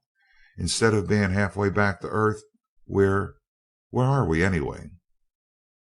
They made a reading on an object compass focused upon the Earth. Seaton's face lengthened as seconds passed. When it had come to rest, both men calculated the distance. "What do you make it, Mart? I'm afraid to tell you my result." 46.27 light centuries, replied Crane, calmly. "Right?" "Right. And the time was 11:32 p.m. of Thursday by the chronometer there. We'll time it again after a while and see how fast we're traveling. It's a good thing you built the ship's chronometers to stand any kind of stress. My watch is a total loss. Yours is, too. All our watches must be broken. We will have to repair them as soon as we get time. Well, let's eat next. No human being can stand my aching void much longer. How about you, Dot?" "Yes, for cat's sakes, let's get busy," she mimicked him gaily. "Dr. DuQuesne had dinner ready for ages, and we're all dying by inches of hunger." The wanderers, battered, bruised, and sore, seated themselves at a folding table, Seaton keeping a watchful eye upon the bar and upon the course, while enjoying Dorothy's presence to the full. Crane and Margaret talked easily but at intervals. Save when directly addressed, DuQuesne maintained silence, not the silence of one who knows himself to be an intruder, but the silence of perfect self-sufficiency. The meal over, the girls washed the dishes and busied themselves in the galley. Seaton and Crane made another observation upon the earth, requesting DuQuesne to stay out of the engine room, as they called the partially enclosed space surrounding the main instrument board, where located the object compass and the mechanism controlling the attractor, about which DuQuesne knew nothing. As they rejoined DuQuesne in the main compartment, Seaton said: "DuQuesne, we're nearly 5,000 light years away from the earth, and getting farther at the rate of about 1 light year per minute. I suppose that it would be poor technique to ask how you know." "It would, very poor. Our figures are right. The difficulty is that we have only 4 bars left, enough to stop us and a little to spare, but not nearly enough to get back with, even if we could take a chance on drifting straight that far without being swung off, which, of course, is impossible." "That means we must land somewhere and dig some copper, then." "Exactly." "The first thing to do is find a place to land." Seaton picked out a distant star in their course and observed it through the spectroscope. Since it was found to contain copper in notable amounts, all agreed that its planets probably also contained copper. "Don't know whether we can stop that soon or not," remarked Seaton as he set the levers, "but we may as well have something to shoot at. We'd better take our regular 12-hour tricks, hadn't we, Mart? It's a wonder we got as far as this without striking another snag. I'll take the first trick at the board. Beat it to bed." "Not so fast, Dick," argued Crane, as Seaton turned toward the engine room. "It's my turn." "Flip a nickel," suggested Seaton. "Heads, I get it." Crane flipped a coin. Heads it was, and the worn out party went to their rooms, all save Dorothy, who lingered after the others to bid her lover a more intimate good night. Seated beside him, his arm around her and her head upon his shoulder, Dorothy exclaimed: "Oh, Dickie, Dickie, it is wonderful to be with you again. I've lived as many years in the last week as we have covered miles." Seaton kissed her with ardor, then turned her fair face up to his and gazed hungrily at every feature. "It sure was awful until we found you, sweetheart girl. Those 2 days at Wilson's were the worst and the longest I ever put in. I could have wrung Martin's cautious old neck. But isn't he a whiz at preparing for trouble? We sure owe him a lot, little dimpled lady." Dorothy was silent for a moment. Then a smile quirked at one corner of her mouth and a dimple appeared. Seaton promptly kissed it, whereupon it deepened audaciously. "What are you thinking about? Mischief?" he asked. "Only how Martin is going to be paid what we owe him," she answered teasingly. "Don't let the debt worry you any." "Spill the news, Reddy," he commanded as his arm tightened about her. She stuck out a tiny tip of her red tongue at him. "Don't let Peggy find out he's a millionaire." "Why not?" he asked wonderingly. Then he saw her point and laughed. "You little matchmaker." "I don't care. Laugh if you want to. Martin's as nice a man as I know, and Peggy's a real darling. Don't you let slip a word about Martin's money, that's all." "She wouldn't think any less of him, would she?" "Dick, sometimes you are absolutely dumb. It would spoil everything. If she knew he was a millionaire she would be scared to death, not of him, of course, but because she would think that he would think that she was chasing him, and then of course he would think that she was. See? As it is, she acts perfectly natural, and so does he. Didn't you notice that while we were eating they talked together for at least 15 minutes about her father's invention and the way they stole the plans and one thing and another? I don't believe he has talked that much to any girl except me the last 5 years. And he wouldn't talk to me until he knew that I couldn't see any man except you. Much as we like Martin, we've got to admit that about him. He's been chased so much that he's wild. If any other girl he knows had talked to him that long, he would have been off to the North Pole or somewhere the next morning, and the best part of it is that he didn't think anything of it." "You think she's domesticating the wild man?" "Now, Dick, don't be foolish. You know what I mean. Martin is a perfect dear, but if she knew that he is the M. Reynolds Crane, everything would be ruined. You know yourself how horribly hard it is to get through his shell to the real Martin underneath. He is lonely and miserable inside, I know, and the right kind of girl, one that would treat him right, would make life heaven for him and herself too." "Yes, and the wrong kind would make it—" "She would," interrupted Dorothy hastily, "but Peggy's the right kind. Wouldn't it be fine to have Martin and Peggy as happy almost as you and I are?" "All right, girlie, I'm with you," he answered, embracing her as though he intended never to let her go. "But you'd better go get some sleep. You're all in." Considerably later, when Dorothy had finally gone, Seaton settled himself for the long vigil. Promptly at the end of the 12 hours Crane appeared, alert of eye and of bearing. "You look fresh as a daisy, Mart. Feeling fit?" "Fit as the proverbial fiddle. I could not have slept any better or longer if I had a week off. 7 hours and a half is a luxury, you know." "All wrong, old top. I need 8 every night, and I'm going to take about 10 this time." "Go to it. 12 if you like. You've earned it." Seaton stumbled to his room and slept as though in a trance for 10 hours. Rising, he took his regular morning exercise and went into the salon. All save Martin were there, but he had eyes only for his sweetheart, who was radiantly beautiful in a dress of deep bronze brown. "Good morning, Dick," she hailed him joyously. "You woke up just in time. We are all starving again, and we're just going to eat without you." "Good morning, everybody. I would like to eat with you, Dottie, but I've got to relieve Martin. How'd it be for you to bring me breakfast into the engine room and share my solitude, and let Crane eat with the others?" "Fine. That's once you've had a good idea, if you never have another." After the meal, DuQuesne, who abhorred idleness with all his vigorous nature, took the watches of the party and went upstairs to the shop, which was a completely equipped mechanical laboratory, to repair them. Seaton stayed at the board where Dorothy joined him as a matter of course. Crane and Margaret sat down at one of the windows. She told him her story frankly and full, shuddering with horror as she recalled the awful, helpless fall during which Perkins had met his end.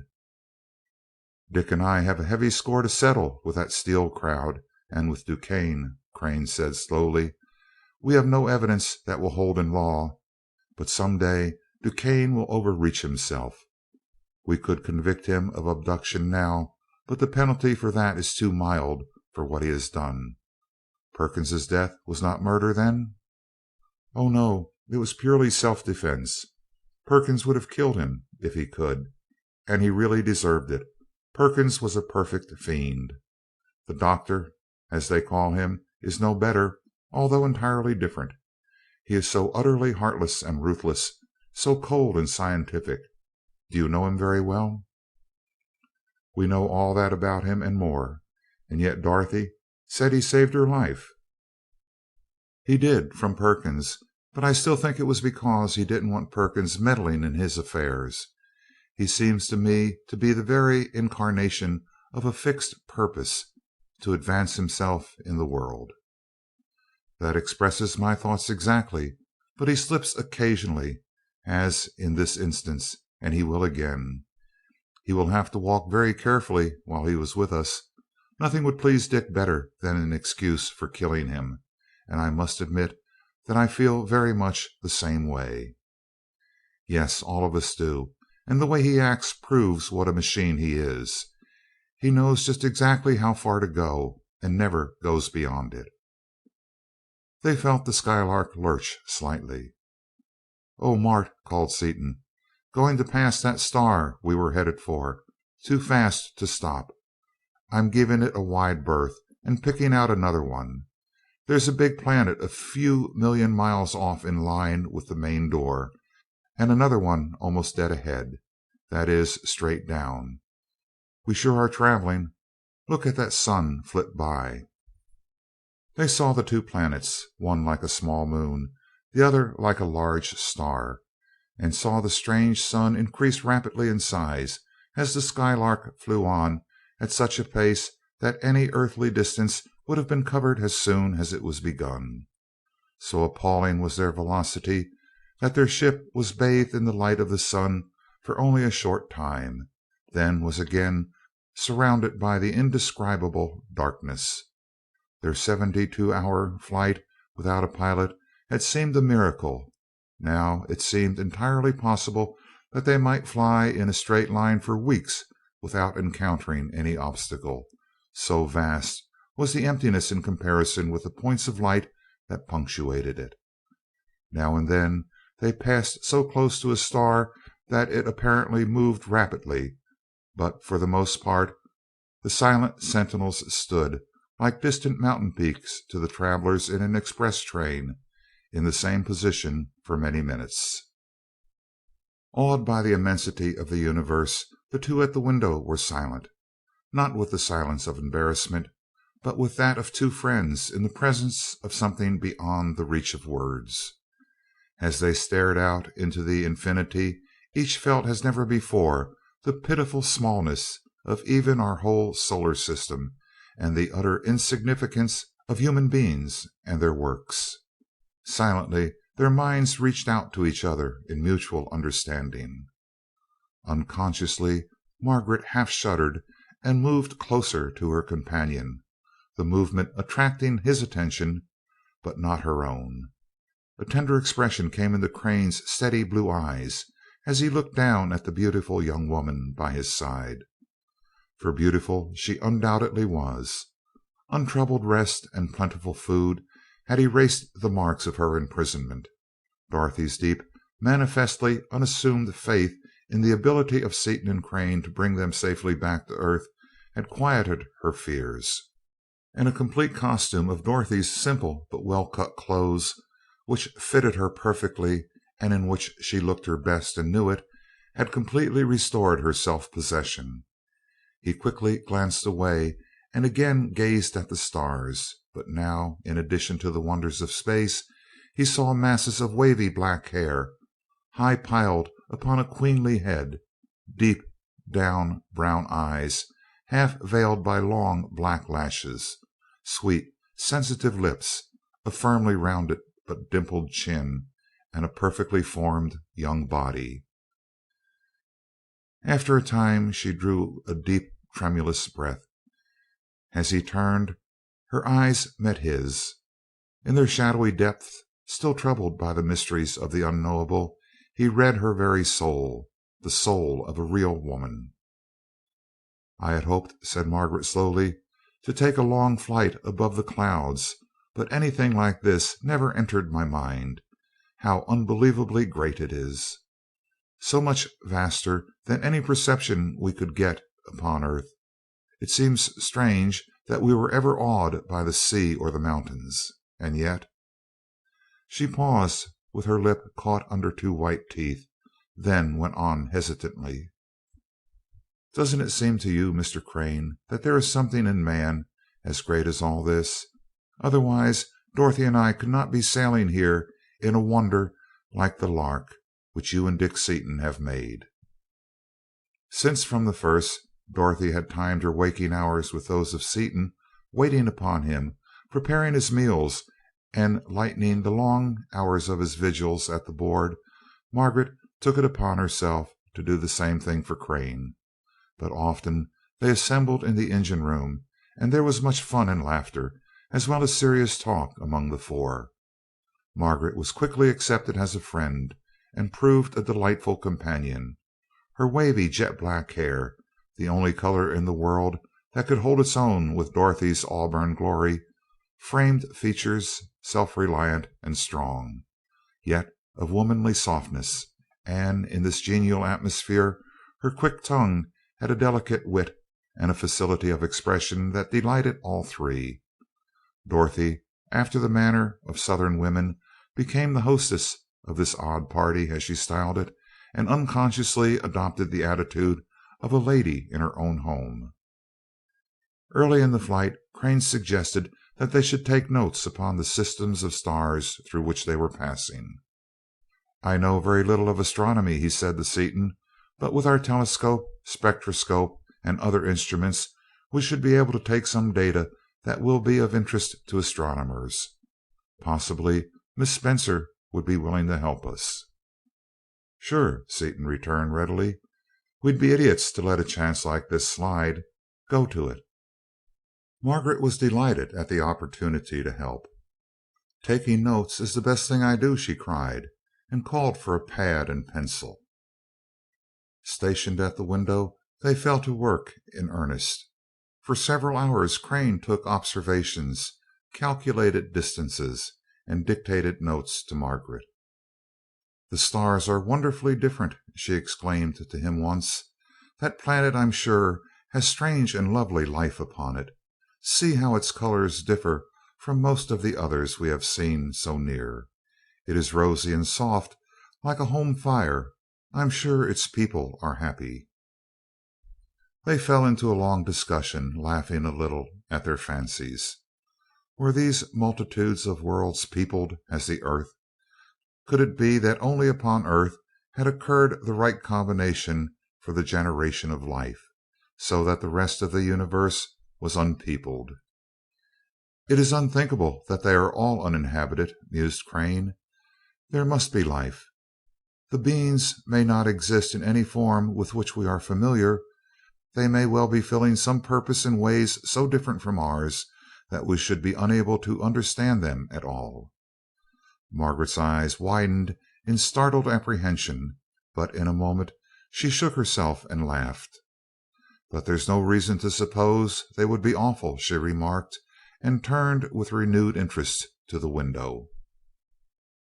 The days went by, and the Skylark passed one solar system after another, with a velocity so great that it was impossible to land upon any planet.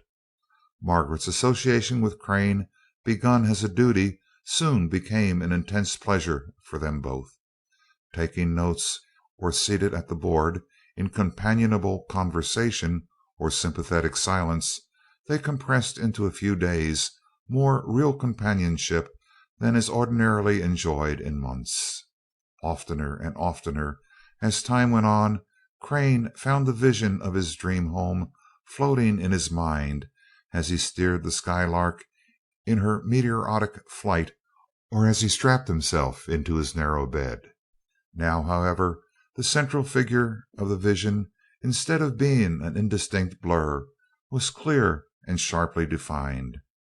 As for her part, more and more was Margaret drawn to the quiet and unassuming but utterly dependable and steadfast young inventor, with his wide knowledge and his keen, incisive mind.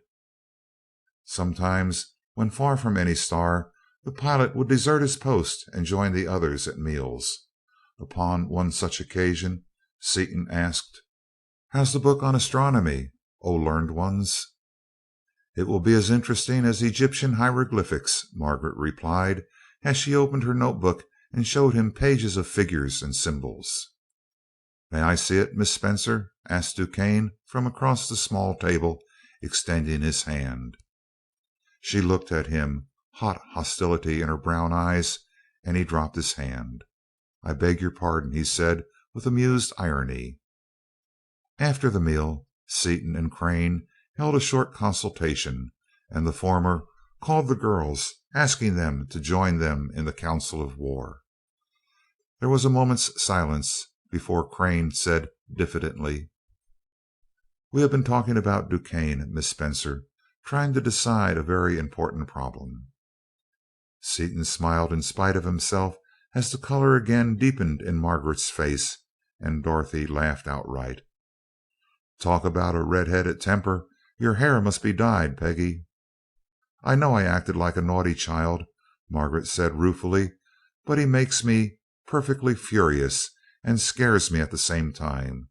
A few more remarks like that I'd beg your pardon of his, and I wouldn't have a thought left in my head."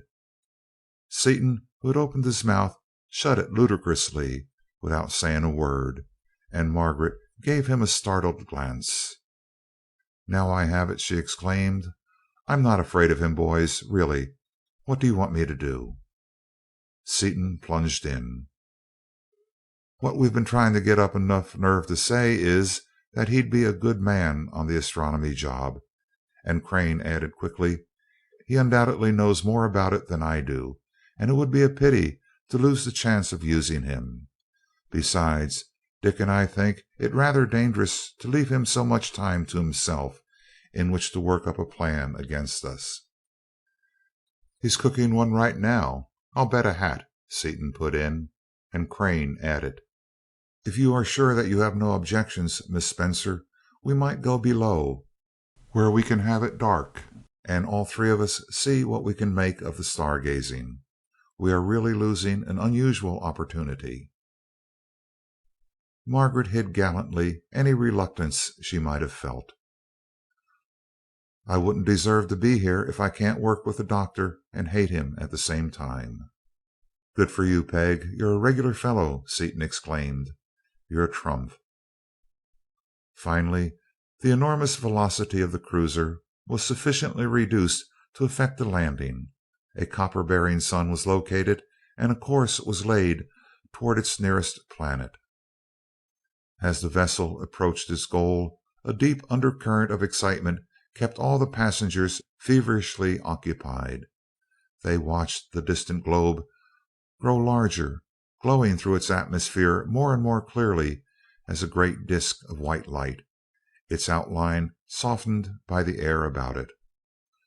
Two satellites were close beside it. Its sun, a great blazing orb a little nearer than the planet, looked so great and so hot that Margaret became uneasy. "Isn't it dangerous to get so close, Dick? We might burn up, mightn't we?" "Not without an atmosphere," he laughed. "Oh," murmured the girl apologetically, "I might have known that." Dropping rapidly to the atmosphere of the planet, they measured its density and analyzed it in apparatus installed for that purpose, finding that its composition was very similar to Earth's air, and that its pressure was not great enough to be uncomfortable. Within 1,000 feet of the surface, Seaton weighed a 5-pound weight upon a spring balance, finding that it weighed 5½ pounds, thus ascertaining that the planet was either somewhat larger than Earth or more dense. The ground was almost hidden by rank growth of vegetation, but here and there appeared glade-like openings. Seaton glanced at the faces about him. Tense interest marked them all. Dorothy's cheeks were flushed, her eyes shone. She looked at him with awe and pride. "A strange world, Dorothy," he said gravely. "You are not afraid?" "Not with you," she answered. "I am only thrilled with wonder." "Columbus at San Salvador," said Margaret, her dark eyes paying their tribute of admiration. A dark flush mounted swiftly into Seaton's brown face, and he sought to throw most of the burden upon Crane, but catching upon his face also a look of praise, almost of tenderness, he quickly turned to the controls. "Man the boats," he ordered an imaginary crew, and the Skylark descended rapidly. Landing upon one of the open spaces, they found the ground solid and stepped out. What had appeared to be a glade was in reality a rock, or rather a ledge of apparently solid metal, with scarcely a loose fragment to be seen. At one end of the ledge rose a giant tree, wonderfully symmetrical, but of a peculiar form. Its branches were longer at the top than at the bottom, and it possessed broad dark green leaves, long thorns, and odd, flexible shoot-like tendrils. It stood as an outpost of the dense vegetation beyond. Totally unlike the forests of Earth were those fern-like trees, towering 200 feet into the air. They were of an intensely vivid green, and stood motionless in the still, hot air of noonday. Not a sign of animal life was to be seen. The whole landscape seemed asleep. The five strangers stood near their vessel, conversing in low tones and enjoying the sensation of solid ground beneath their feet. After a few minutes, DuQuesne remarked: "This is undoubtedly a newer planet than ours. I should say that it was in the Carboniferous age. Aren't those trees like those in the coal measures, Seaton?" "True as time, Blackie. There probably won't be a human race here for ages unless we bring out some colonists." Seaton kicked at one of the loose lumps of metal questioningly with his heavy shoe, finding that it was as immovable as though it were part of the ledge. Bending over, he found that it required all his great strength to lift it, and he stared at it with an expression of surprise, which turned to amazement as he peered closer. "DuQuesne, look at this." DuQuesne studied the metal, and was shaken out of his habitual taciturnity. "Platinum, by all the gods!" "We'll grab some of this while the grabbing's good," announced Seaton, and the few visible lumps were rolled into the car. "If we had a pickaxe we could chop some more off one of those sharp ledges down there." "There's an axe in the shop," replied DuQuesne. "I'll go get it. Go ahead. I'll soon be with you." "Keep close together," warned Crane, as the four moved slowly down the slope. "This is none too safe, Dick." "No, it isn't, Mart.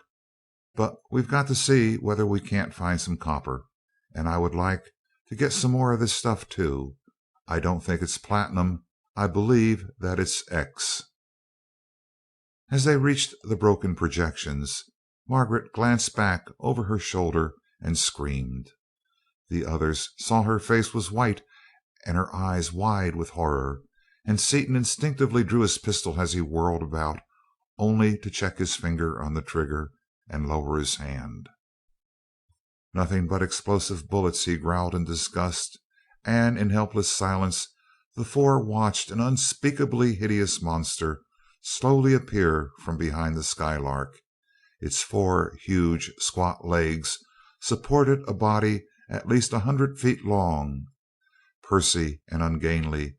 At the extremity of a long and sinuous neck, a comparatively small head seemed composed entirely of a cavernous mouth armed with row upon row of carnivorous teeth. Dorothy gasped with terror, and both girls shrank closer to the men, who maintained a baffled silence as the huge beast passed his revolting head along the hull of the vessel. "I dare not shoot, Martin," Seaton whispered. "It would wreck the bus. Have you got any solid bullets?" "No. We must hide behind these small ledges until it goes away," answered Crane, his eyes upon Margaret's colorless face. "You two hide behind that one. We'll take this one." "Well, it's nothing to worry about, anyway. We can kill him as soon as he gets far enough away from the boat," said Seaton, as, with Dorothy clinging to him, he dropped behind one of the ledges. Margaret, her staring eyes fixed upon the monster, remained standing until Crane touched her gently and drew her down beside him. "He will go away soon," his even voice assured her. "We are in no danger." In spite of their predicament, a feeling of happiness flowed through Crane's whole being as he crouched beside the wall of metal with one arm protectingly around Margaret, and he longed to protect her through life as he was protecting her then. Accustomed as he was to dangerous situations, he felt no fear. He felt only a great tenderness for the girl by his side, who had ceased trembling but was still staring wide-eyed at the monster through a crevice. "Scared, Peggy?" he whispered. "Not now, Martin, but if you weren't here I would die of fright." At this reply his arm tightened involuntarily, but he forced it to relax. "It will not be long," he promised himself silently, "until she is back at home among her friends, and then—" There came the crack of a rifle from the Skylark. There was an awful roar from the dinosaur, which was quickly silenced by a stream of machine gun bullets. "Blackie's on the job. Let's go!" cried Seaton as they raced up the slope. Making a detour to avoid the writhing and mutilated mass, they plunged through the opening door. DuQuesne shut it behind them, and in overwhelming relief the adventurers huddled together as from the wilderness without there arose an appalling tumult. The scene, so quiet a few minutes before, was instantly changed. The trees, the swamp, and the air seemed filled with monsters so hideous as to stagger the imagination. Winged lizards of prodigious size hurtled through the air, plunging to death against the armored hull. Indescribable flying monsters with feathers like birds, but with fangs of tigers, attacked viciously. Dorothy screamed and started back as a scorpion like thing with a body 10 feet in length leaped at the window in front of her, its terrible sting spraying the glass with venom.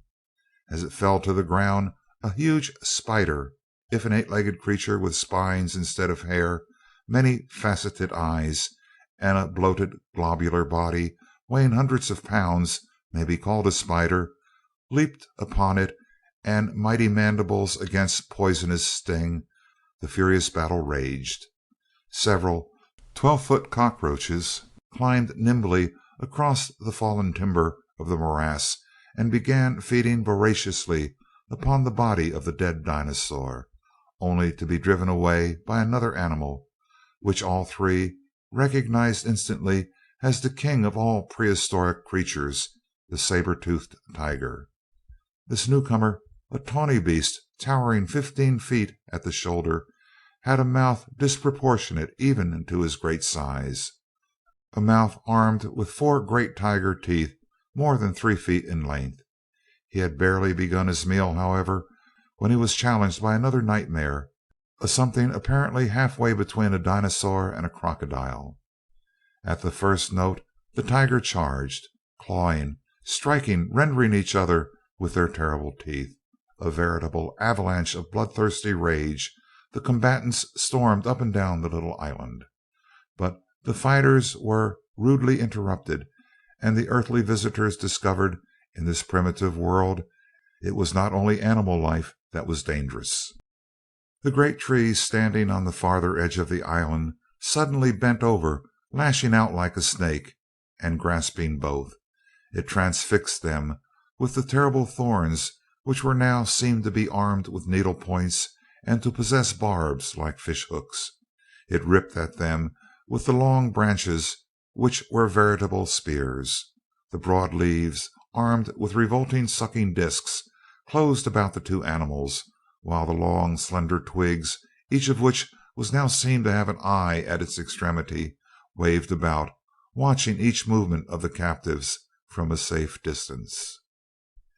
If the struggle between the two animals had been awful, this was titanic. The air was torn by the roars of the reptile, the screams of the great cat, and the shriek of the tree. The very ground rocked with the ferocity of the conflict. There could be but one result.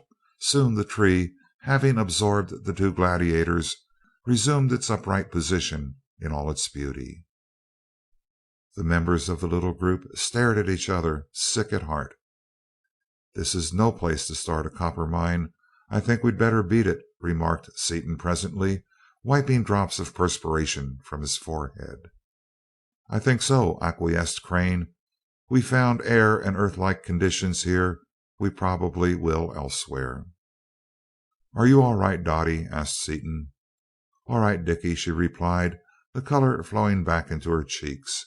"It scared me stiff, and I think I have a lot of white hairs right now, but I wouldn't have missed it for anything."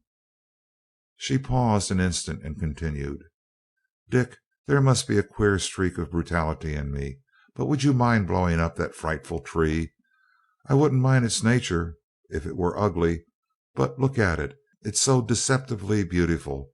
You wouldn't think that it had the disposition of a fiend, would you?" A general laugh relieved the nervous tension, and Seaton stepped impulsively toward DuQuesne with his hand outstretched. "You squared your account, Blackie. Say the word, and the war's all off." DuQuesne ignored the hand and glanced coldly at the group of eager, friendly faces. "Don't be sentimental," he remarked evenly as he turned away to his room. "Emotional scenes pain me. I gave my word to act as one of the party." "Well, may I be kicked to death by little red spiders!" exclaimed Seaton, dumbfounded, as the other disappeared. "He ain't a man, he's a fish." "He's a machine. I always thought so, and now I know it," stated Margaret, as the others nodded agreement. "Well, we'll sure pull his cork as soon as we get back," snapped Seaton. "He asked for it, and we'll give him both barrels." "I know I acted like a fool out there," Margaret apologized, flushing hotly and looking at Crane. "I don't know what made me act so stupid. I used to have a little nerve." "You are a regular brick, Peg," Seaton returned instantly. "Both of you girls are all to the good, the right kind to have along in ticklish places." Crane held out his steady hand and took Margaret's in a warm clasp. "For a girl in your weakened condition, you are wonderful. You have no reason to reproach yourself." Tears filled the dark eyes, but were held back bravely as she held her head erect and returned the pressure of his hand. "Just so you don't leave me behind next time," she returned lightly, and the last word concerning the incident had been said. Seaton applied the power, and soon they were approaching another planet, which was surrounded by a dense fog. Descending slowly, they found it to be a mass of boiling hot steam and rank vapors under enormous pressure. The next planet they found to have a clear atmosphere, but the ground had a peculiar barren look, and analysis of the gaseous envelope proved it to be composed almost entirely of chlorine. No life of an earthly type could be possible upon such a world, and a search for copper, even with suits and helmets, would probably be fruitless, if not impossible. "Well," remarked Seaton as they were again in space, "we've got enough copper to visit several more worlds, several more solar systems if necessary, but there's a nice, hopeful looking planet right in front of us.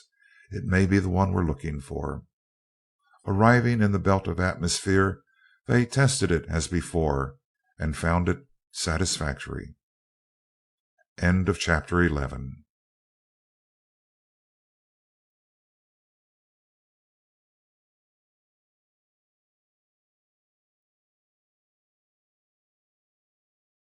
Chapter 12 of the Skylark of Space by E. Doc Smith. The mastery of mind over matter. They descended rapidly, directly over a large and imposing city in the middle of a vast, level, beautifully planted plain. While they were watching it, the city vanished, and the plain was transformed into a heavily timbered mountain summit, the valleys falling away upon all sides as far as the eye could reach. "Well, I'll say that's some mirage!" exclaimed Seaton, rubbing his eyes in astonishment. "I've seen mirages before, but never anything like that. Wonder what this air's made of. But we'll land anyway, if we finally have to swim." The ship landed gently upon the summit, the occupants half expecting to see the ground disappear before their eyes. Nothing happened, however, and they disembarked, finding walking somewhat difficult because of the great mass of the planet. Looking around, they could see no sign of life, but they felt a presence near them, a vast, invisible something. Suddenly, out of the air in front of Seaton, a man materialized, a man identical with him in every feature and detail, even to the smudge of grease under one eye, the small wrinkles in his heavy blue serge suit, and the emblem of the American Chemical Society upon his watch fob. "Hello, folks," the stranger began in Seaton's characteristic careless speech. "I see you're surprised at my knowing your language. You're a very inferior race of animals. Don't even understand telepathy, don't understand the luminiferous ether, or the relation between time and space. Your greatest things, such as the Skylark and your object compass, are merely toys." Changing instantly from Seaton's form to that of Dorothy, likewise a perfect imitation, the stranger continued without a break. Atoms and electrons and things spinning and whirling in their dizzy little orbits. It broke off abruptly, continuing in the form of Duquesne. "Couldn't make myself clear as Miss Vaneman. Not a scientific convolution in her foolish little brain. You are a freer type, Duquesne, unhampered by foolish soft fantasies. But you are very clumsy, although working fairly well with your poor tools, Brookings and his organization, the Perkins Cafe and its clumsy wireless telephones. All of you are extremely low in the scale. Such animals have not been known in our universe for 10 million years, which is as far back as I can remember. You have millions of years to go before you will amount to anything, before you will even rise above death and its attendant necessity, sex." The strange being then assumed form after form with bewildering rapidity, while the spectators stared in dumb astonishment. In rapid succession, it took on the likeness of each member of the party, of the vessel itself, of the watch in Seaton's pocket, reappearing as Seaton. "Well, Bunch," it said in a matter-of-fact voice, "there's no mental exercise in you, and you're such a low form of life that you're of no use on this planet, so I'll dematerialize you."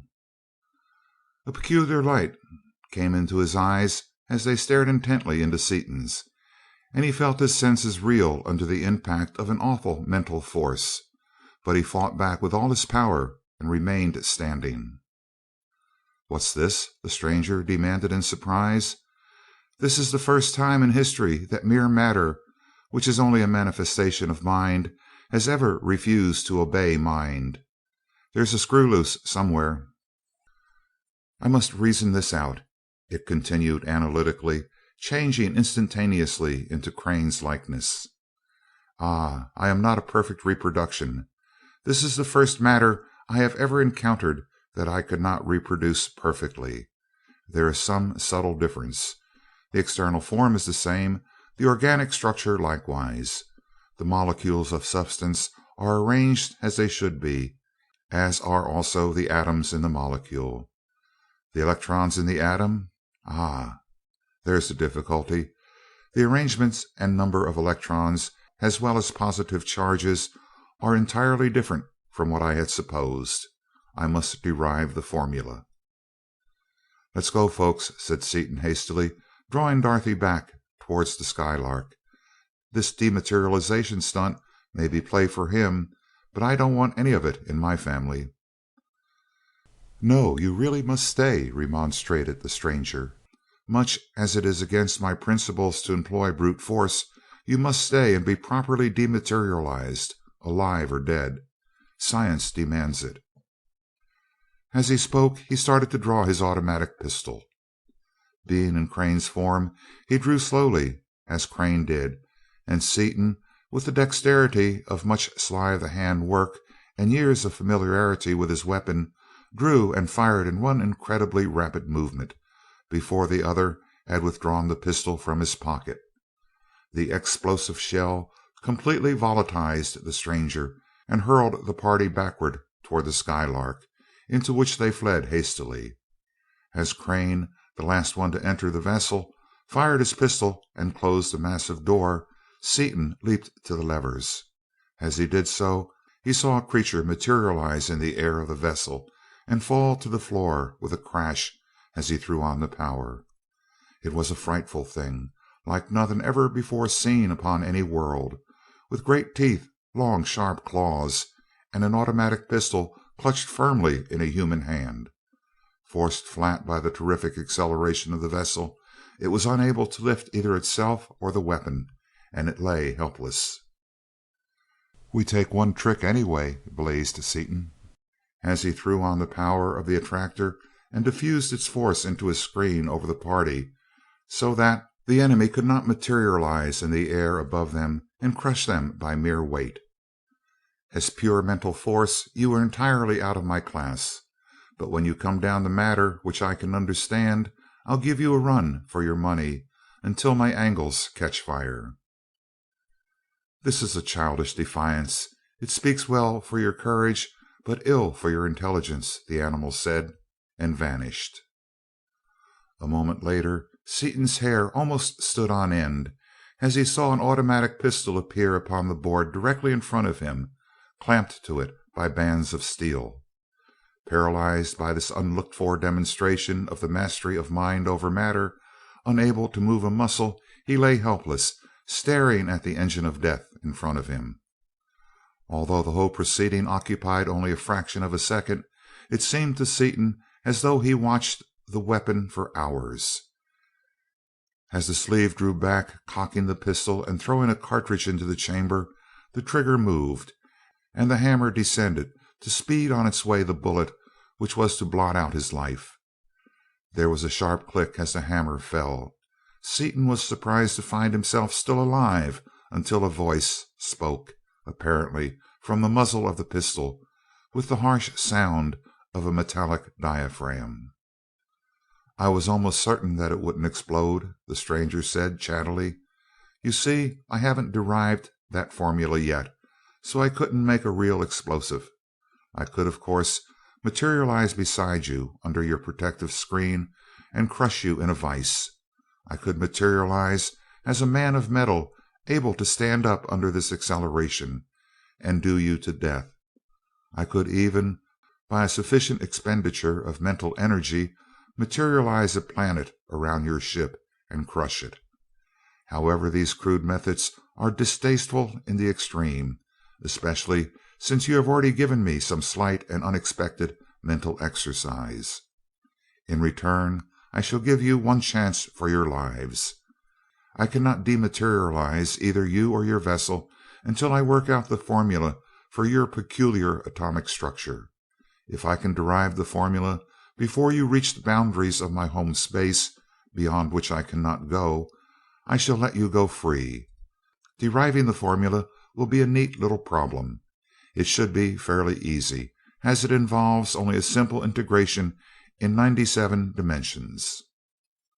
Silence ensued, and Seaton advanced his lever to the limit of his ability to retain consciousness.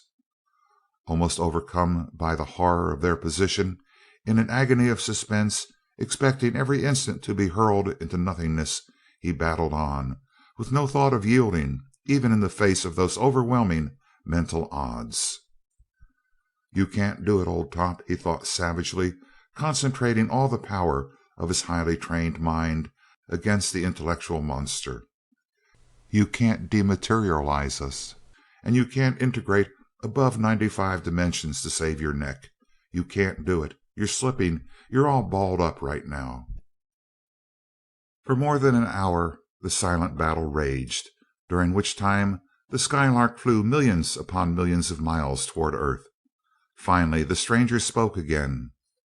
You three win, it said abruptly. In answer to the unspoken surprise of all three men, it went on.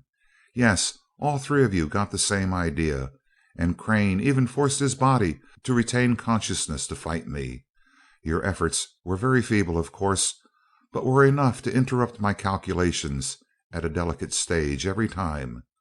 You are a low form of life, undoubtedly, but with more mentality than I supposed at first. I could get that formula, of course, in spite of you, if I had time, but we are rapidly approaching the limits of my territory, outside of which even I cannot think my way back. That is one thing in which your mechanical devices are superior to anything my own race developed before we became pure intellectuals. They point the way back to your Earth, which is so far away that even my mentality cannot grasp the meaning of the distance. I understand the Earth, can visualize it from your minds, but I cannot project myself any nearer to it than we are at present. Before I leave you, I will say that you have conferred a real favor upon me. You have given me something to think about for thousands of cycles to come. Goodbye. Assured that their visitor had really gone, Seaton reduced the power to that of gravity, and Dorothy soon sat up, Margaret reviving more slowly. Dick, said Dorothy solemnly, did that just happen, or have I been unconscious and just had a nightmare? It happened all right, returned her lover, wiping his brow in relief. See the pistol clamped upon the top of the board? That's a token in remembrance of him. Dorothy, though she had been only half conscious, had heard the words of the stranger.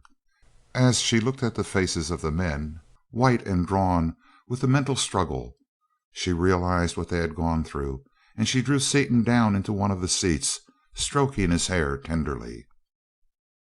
Margaret went to her room immediately, and as she did not return, Dorothy followed. She came back presently with a look of concern upon her face. This life is a little hard on Peggy. I didn't realize how much harder for her it would be than it is for me until I went in there and found her crying. It is much harder for her, of course, since I am with you, Dick, and with you, Martin, whom I know so well. She must feel terribly alone. Why should she? Demanded Seaton. We think she's some game little guy. Why, she's one of the bunch. She must know that. Well, it isn't the same, insisted Dorothy. You be extra nice to her, Dick, but don't you dare let her know I told you about the tears, or she'd eat me alive. Crane said nothing, not an unusual occurrence, but his face grew thoughtful, and his manner, when Margaret appeared at mealtime, was more solicitous than usual and more than brotherly in its tenderness. I shall be an interstellar diplomat, Dorothy whispered to Seaton as soon as they were alone. Wasn't that a beautiful bee I put upon Martin?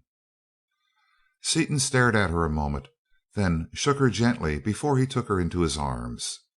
The information, however, did not prevent him from calling to Crane a few minutes later, even though he was still deep in conversation with Margaret. Dorothy gave him an exasperated glance and walked away. I sure pulled a boner that time, Seaton muttered, as he plucked at his hair ruefully. It nearly did us. Let's test this stuff out and see if it is X, Mart, while DuQuesne's out of the way. If it is X, it's some find.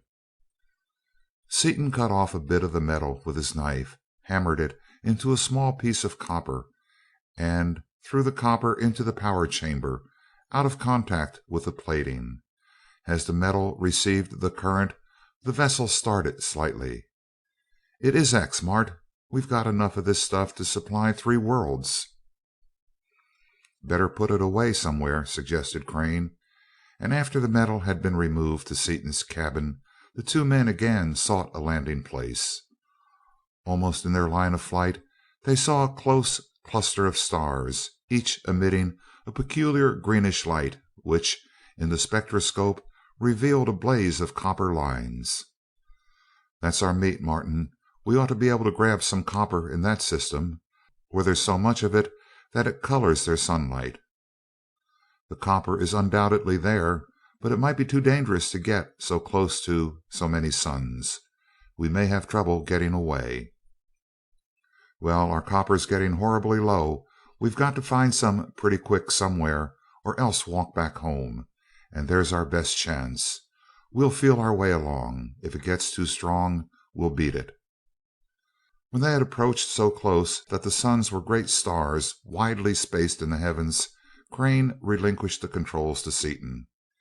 "If you will take the lever a while, Dick, Margaret and I will go downstairs and see if we can locate a planet." After a glance through the telescope, Crane knew that they were still too far from the group of suns to place any planet with certainty, and began taking notes. His mind was not upon his work, however, but was completely filled with thoughts of the girl at his side. The intervals between his comments became longer and longer, until they were standing in silence, both staring with unseeing eyes out into the trackless void. But it was in no sense their usual companionable silence. Crane was fighting back the words he longed to say. This lovely girl was not here of her own accord. She had been torn forcibly from her home and from her friends, and he would not, could not, make her already difficult position even more unpleasant by forcing his attentions upon her. Margaret sensed something unusual and significant in his attitude, and held herself tense, her heart beating wildly. At that moment an asteroid came within range of the Skylark's watchful repeller, and at the lurch of the vessel, as it swung around the obstruction, Margaret would have fallen had not Crane instinctively caught her with one arm. Ordinarily this bit of courtesy would have gone unnoticed by both, as it had happened many times before, but in that heavily charged atmosphere it took on a new significance. Both blushed hotly, and as their eyes met, each saw that which held them spellbound. Slowly, almost as if without volition, Crane put his other arm around her. A wave of deeper crimson swept over her face as she bent her handsome head, as her slender body yielded to his arms with no effort to free itself. Finally Crane spoke, his usual even voice faltering. "Margaret, I hope you will not think this unfair of me, but we have been through so much together that I feel as though we had known each other forever. Until we went through this last experience I had intended to wait, but why should we wait? Life is not lived in years alone, and you know how much I love you, my dearest," he finished passionately. Her arms crept up around his neck, her bowed head lifted, and her eyes looked deep into his as she whispered her answer. "I think I do. Oh, Martin." Presently they made their way back to the engine room, keeping the singing joy in their hearts inaudible and the kisses fresh upon their lips invisible. They might have kept their secret for a time had not Seaton promptly asked, "Well, what did you find, Mart?" A panicky look appeared upon Crane's self-possessed countenance, and Margaret's fair face glowed like a peony. "Yes, what did you find?" demanded Dorothy, as she noticed their confusion. "My future wife," Crane answered steadily. The two girls rushed into each other's arms, and the two men silently gripped hands in a clasp of steel, for each of the four knew that these two unions were not passing fancies, lightly entered into and as lightly cast aside, but were true partnerships which would endure throughout the entire span of life. A planet was located, and the Skylark flew toward it. Discovering that it was apparently situated in the center of the cluster of suns, they hesitated, but finding that there was no dangerous force present, they kept on. As they drew nearer, so that the planet appeared as a very small moon, they saw that the Skylark was in a blaze of green light, and looking out of the windows, Crane counted 17 great suns scattered in all directions in the sky. Slowing down abruptly as the planet was approached, Seaton dropped the vessel slowly through the atmosphere, while Crane and DuQuesne tested and analyzed it. Pressure 30 pounds per square inch. Surface gravity, as compared to that of Earth, 2/5. Air pressure about double that of Earth, while a 5-pound weight weighs only 2 pounds. "A peculiar combination," reported Crane, and DuQuesne added, "Analysis about the same as our air, except 2 3/10% of a gas that isn't poisonous and which has a peculiar fragrant odor. I can't analyze it and think it probably an element unknown upon Earth, or at least very rare." "It would have to be rare if you don't know what it is," acknowledged Seaton, locking the Skylark in place and going over to smell the strange gas. Deciding that the air was satisfactory, the pressure inside the vessel was slowly raised to the value of that outside, and 2 doors were opened to allow the new atmosphere free circulation. Seaton shut off the power actuating the repeller and let the vessel settle slowly toward the ocean which was directly beneath them, an ocean of a deep, intense, wonderfully beautiful blue, which the scientists studied with interest.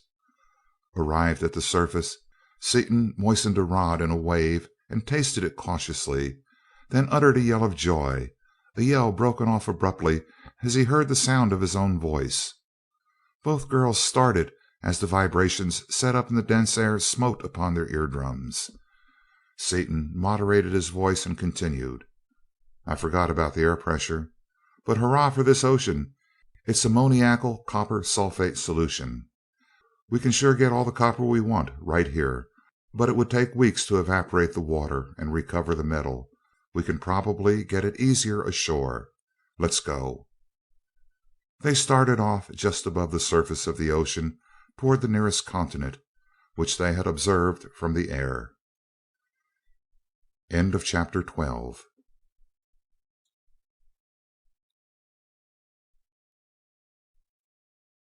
Chapter 13 of the Skylark of Space by E. Doc Smith. Nalboon of Mardonale. As the Skylark approached the shore, its occupants heard a rapid succession of heavy detonations, apparently coming from the direction in which they were traveling. "Wonder what that racket is?" asked Seaton. "It sounds like big guns," said Crane, and DuQuesne nodded agreement. "Big guns is right. They're shooting high explosive shells, too, or I never heard any. Even allowing for the density of the air, that kind of noise isn't made by pop guns." "Let's go see what's doing," said Seaton, and started to walk toward one of the windows with his free, swinging stride. Instantly he was asprawl, the effort necessary to carry his weight upon the earth's surface lifting him into the air in a succession of ludicrous hops, but he soon recovered himself and walked normally. "I forgot this 2/5 gravity stuff," he laughed. "Walk as though we had only a notch of power on, and it goes all right. It sure is funny to feel so light when we're so close to the ground." He closed the doors to keep out a part of the noise and advanced the speed lever a little, so that the vessel tilted sharply under the pull of the almost horizontal bar. "Go easy," cautioned Crane. "We do not want to get in the way of one of their shells. They may be of a different kind than those we are familiar with." "Right, easy it is. We'll stay 40 miles above them if necessary."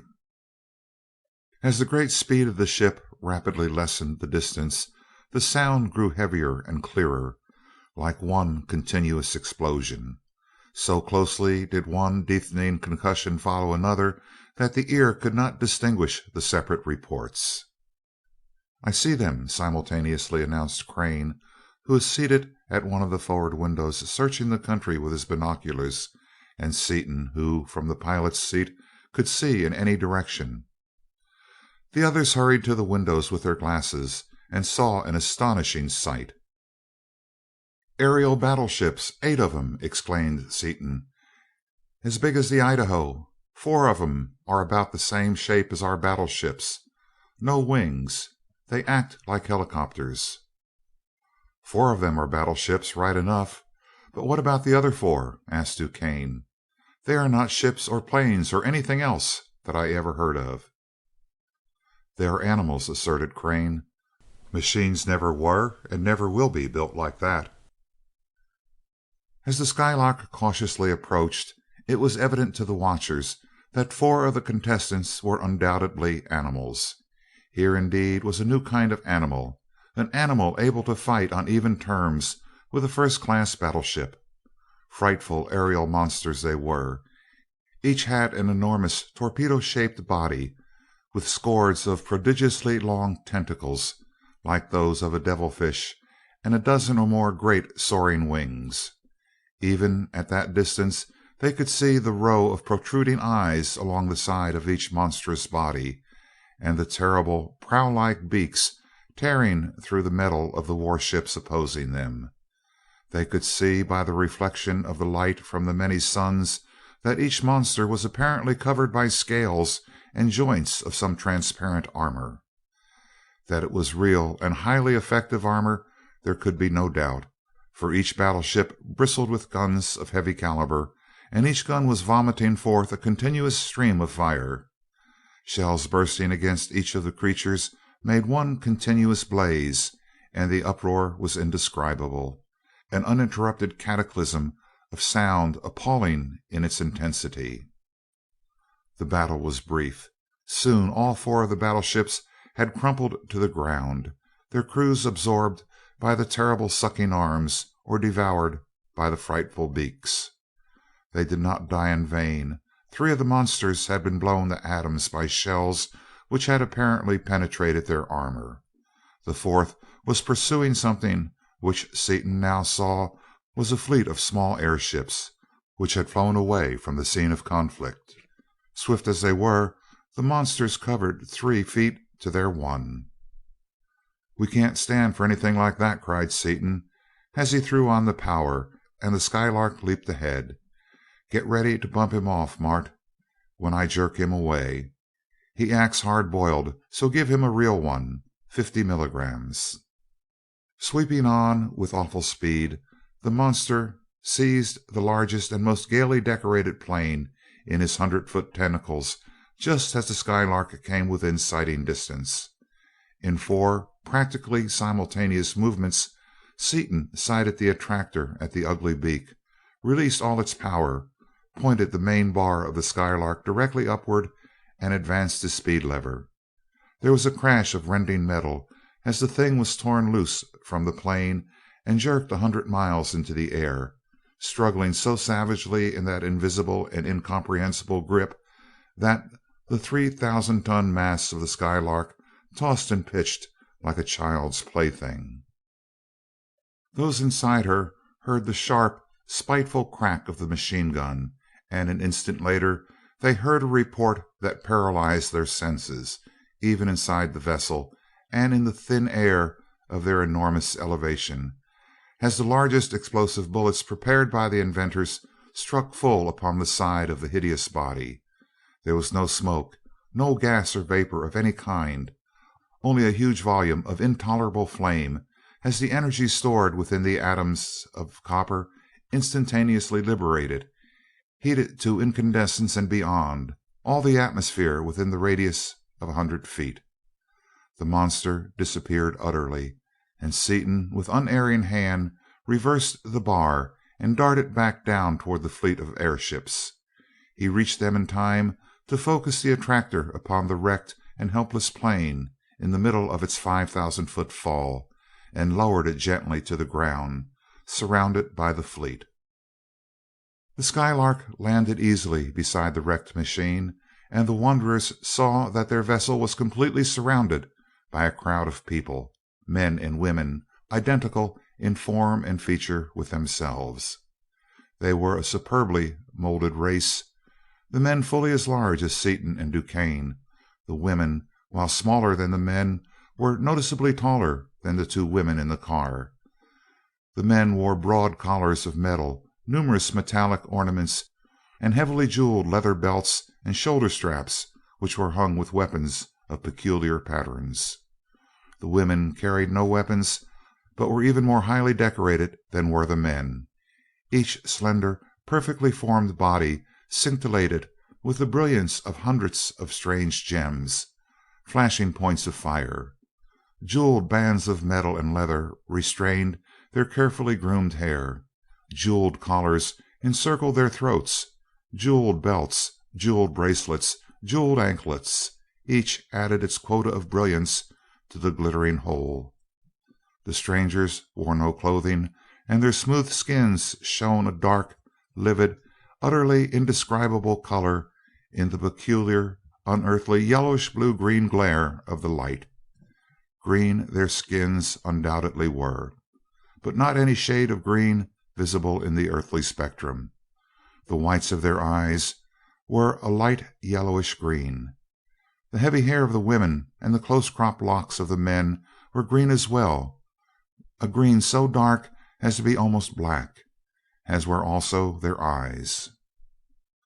"Well, what do you know about that?" pondered Seaton dazedly. "They're human, right enough, but ye gods, what a color!" "It is hard to tell how much of that color is real and how much of it is due to this light," answered Crane. "Wait until you get outside, away from our daylight lamps, and you will probably look like a Chinese puzzle.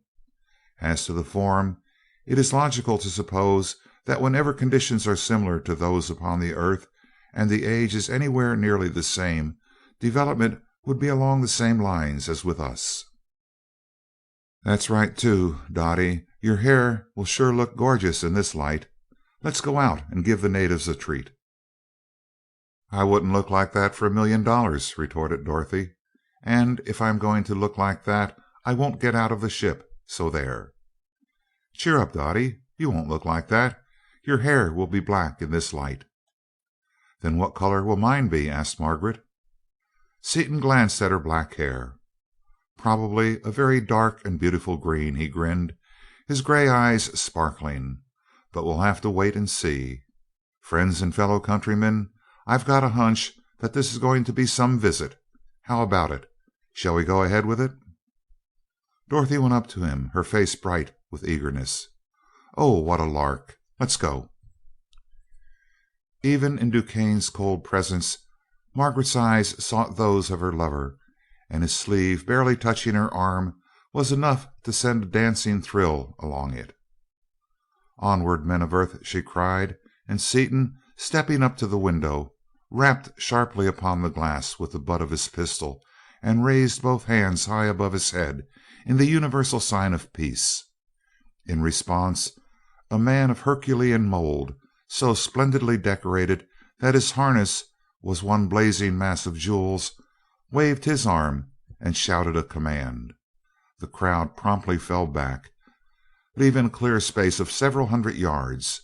The man, evidently one in high command, unbuckled his harness, dropping every weapon, and advanced toward the Skylark, both arms upraised in Seaton's gesture. Seaton went to the door and started to open it. "Better talk to him from inside," cautioned Crane. "I don't think so, Mart.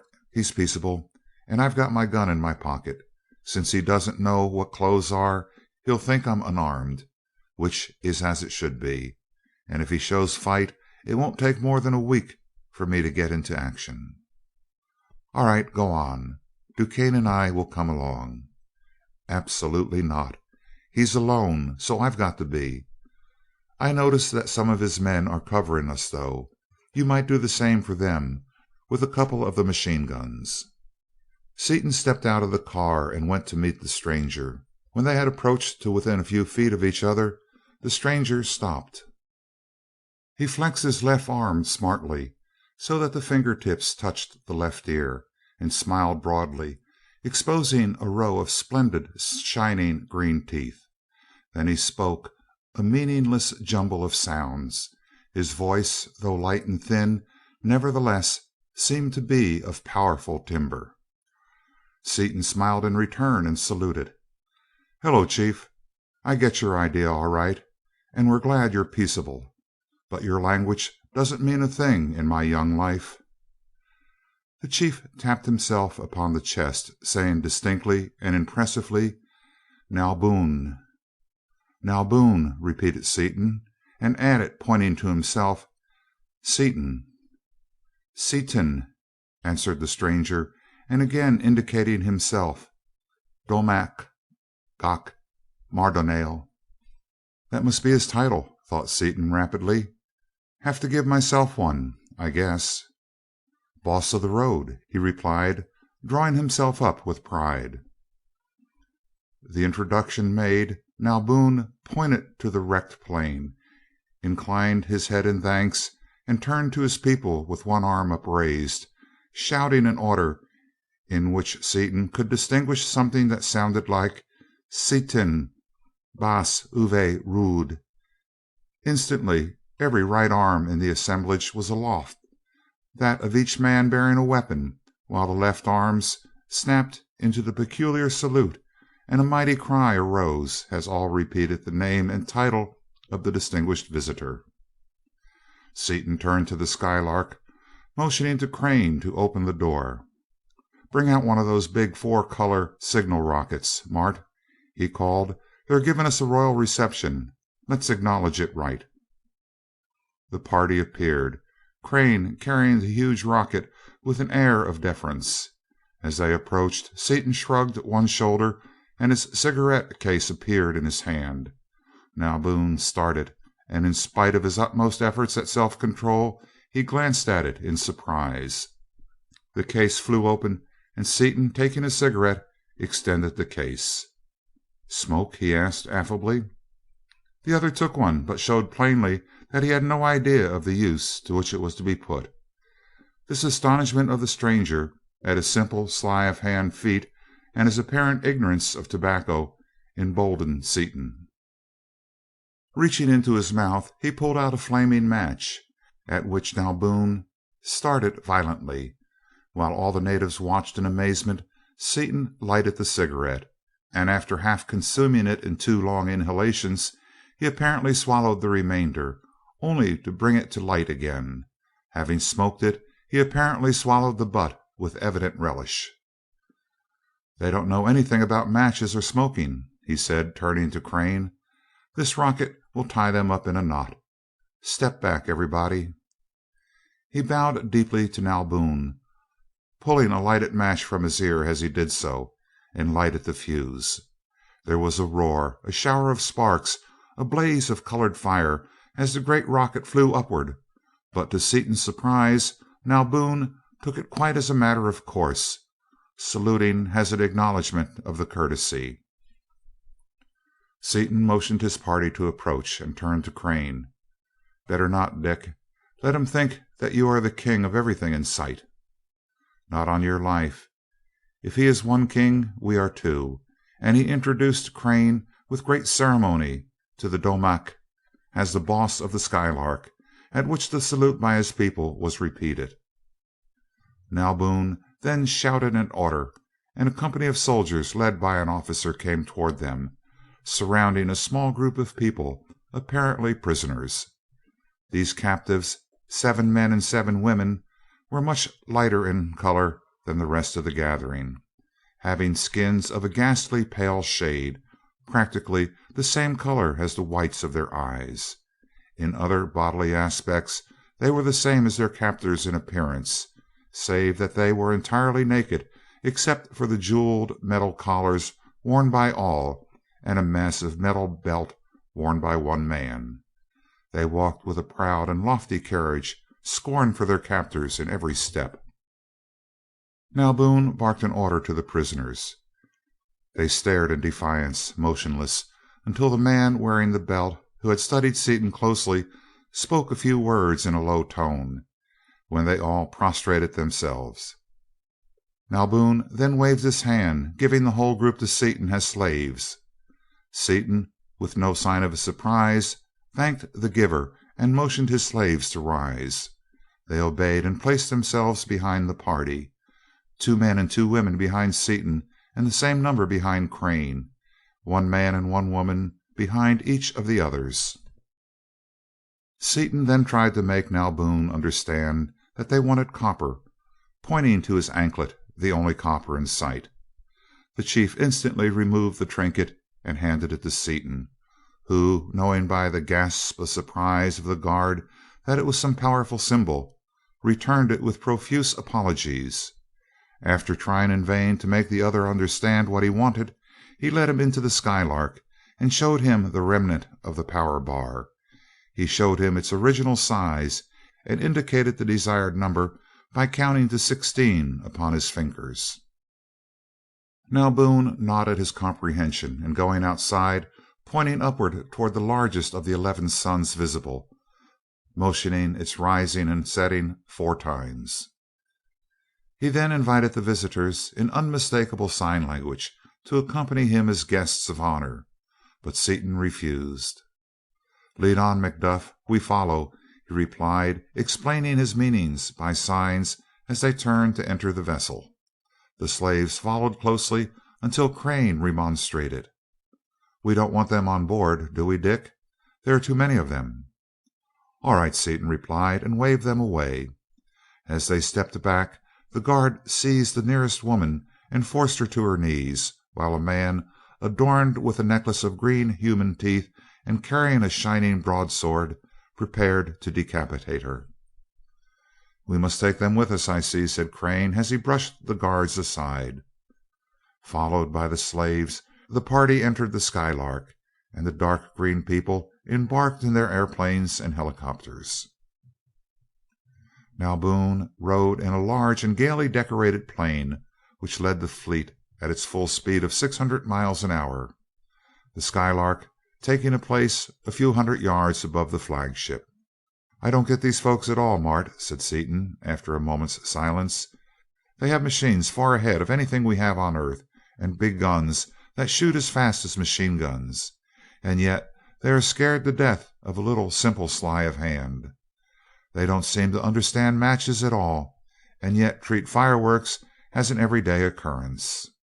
"We will have to wait until we know them better," replied Crane, and DuQuesne added, "From what I have seen, their power seems to be all electrical. Perhaps they aren't up with us in chemistry, even though they are ahead of us in mechanics." Flying above a broad but rapid and turbulent stream, the fleet soon neared a large city, and the visitors from Earth gazed with interest at this metropolis of the unknown world. The buildings were all the same height, flat roofed, and arranged in squares, very much as our cities are arranged. There were no streets, the spaces between the buildings being park-like areas, evidently laid out for recreation, amusement, and sport. There was no need for streets, all traffic was in the air. The air seemed full of flying vehicles, darting in all directions, but it was soon evident that there was exact order in the apparent confusion, each class of vessel and each direction of traffic having its own level. Eagerly the 3 men studied the craft, which ranged in size from one-man helicopters, little more than single chairs flying about in the air, up to tremendous multiplane freighters, capable of carrying thousands of tons. Flying high over the city to avoid its congested air lanes, the fleet descended toward an immense building just outside the city proper, and all landed upon its roof save the flagship, which led the Skylark to a landing dock nearby, a massive pile of metal and stone, upon which Nalboon and his retinue stood to welcome the guests. After Seaton had anchored the vessel immovable by means of the attractor, the party disembarked, Seaton remarking with a grin, "Don't be surprised at anything I do, folks. I'm a walking storehouse of junk of all kinds, so that if occasion arises I can put on a real exhibition." As they turned toward their host, a soldier, in his eagerness to see the stranger, jostled another. Without a word, 2 keen swords flew from their scabbards, and a duel to the death ensued. The visitors stared in amazement, but no one else paid any attention to the combat, which was soon over, the victor turning away from the body of his opponent and resuming his place without creating a ripple of interest. Nalboon led the way into an elevator which dropped rapidly to the ground floor level. Massive gates were thrown open, and through ranks of people prostrate upon their faces the party went out into the palace grounds of the Domak, or emperor of the great nation of Mardonale. Never before had earthly eyes rested upon such scenes of splendor. Every color and gradation of their peculiar spectrum was present, in solid, liquid, and gas.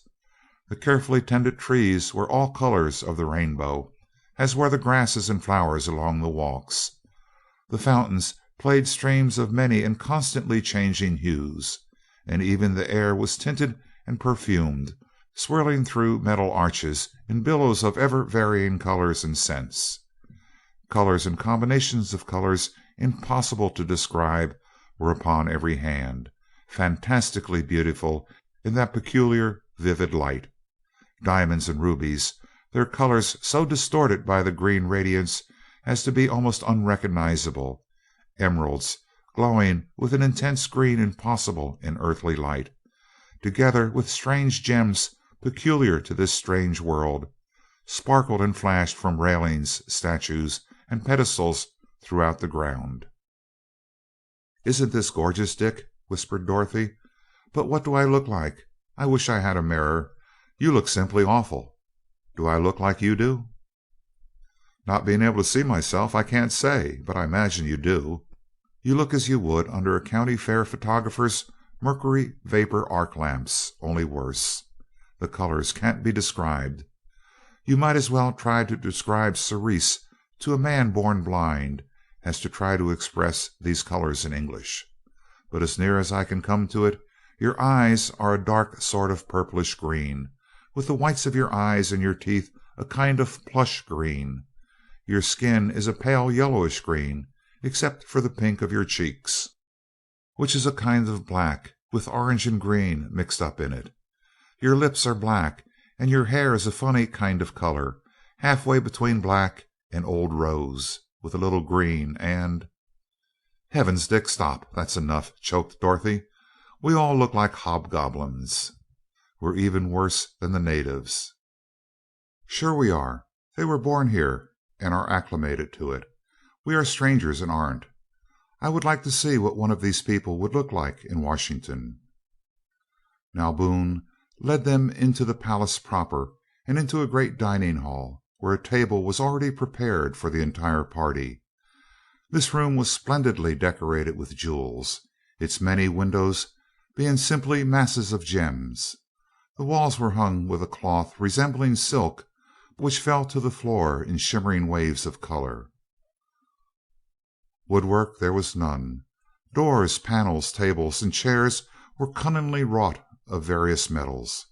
Seaton and Duquesne could recognize a few of them, but for the most part they were unknown upon the earth, and were, like the jewels and vegetation of this strange world, of many and various peculiar colors. A closer inspection of one of the marvelous tapestries showed that it also was of metal, its threads numbering thousands to the inch. Woven of many different metals, of vivid but harmonious colors in a strange and intricate design, it seemed to writhe as its colors changed with every variation in the color of the light, which, pouring from concealed sources, was reflected by the highly polished metal and innumerable jewels of the lofty domed ceiling. "Oh, isn't this too perfectly gorgeous?" breathed Dorothy. "I'd give anything for a dress made out of that stuff, Dick. Cloth of gold is common by comparison." "Would you dare wear it, Dottie?" asked Margaret. "Would I? I'd wear it in a minute, if I could only get it. It would take Washington by storm." "I'll try to get a piece of it, then," smiled Seaton. "I'll see about it while we are getting the copper." "We'd better be careful in choosing what we eat here, Seaton," suggested Duquesne, as the Domac himself led them to the table. "We sure had. With a copper ocean and green teeth, I shouldn't be surprised if copper, arsenic, and other such trifles formed a regular part of their diet." "The girls and I will wait for you two chemists to approve every dish before we try it, then," said Crane. Nalboon placed his guests, the light skinned slaves standing at attention behind them, and numerous servants carrying great trays appeared. The servants were intermediate in color between the light and the dark races, with dull, unintelligent faces, but quick and deft in their movements. The first course, a thin, light wine, served in metal goblets, was approved by the chemist, and the dinner was brought on. There were mighty joints of various kinds of meat, birds and fish, both raw and cooked in many ways, green, pink, purple, and white vegetables and fruits. The major domo held each dish up to Seaton for inspection, the latter waving away the fish and the darkest green foods, but approving the others.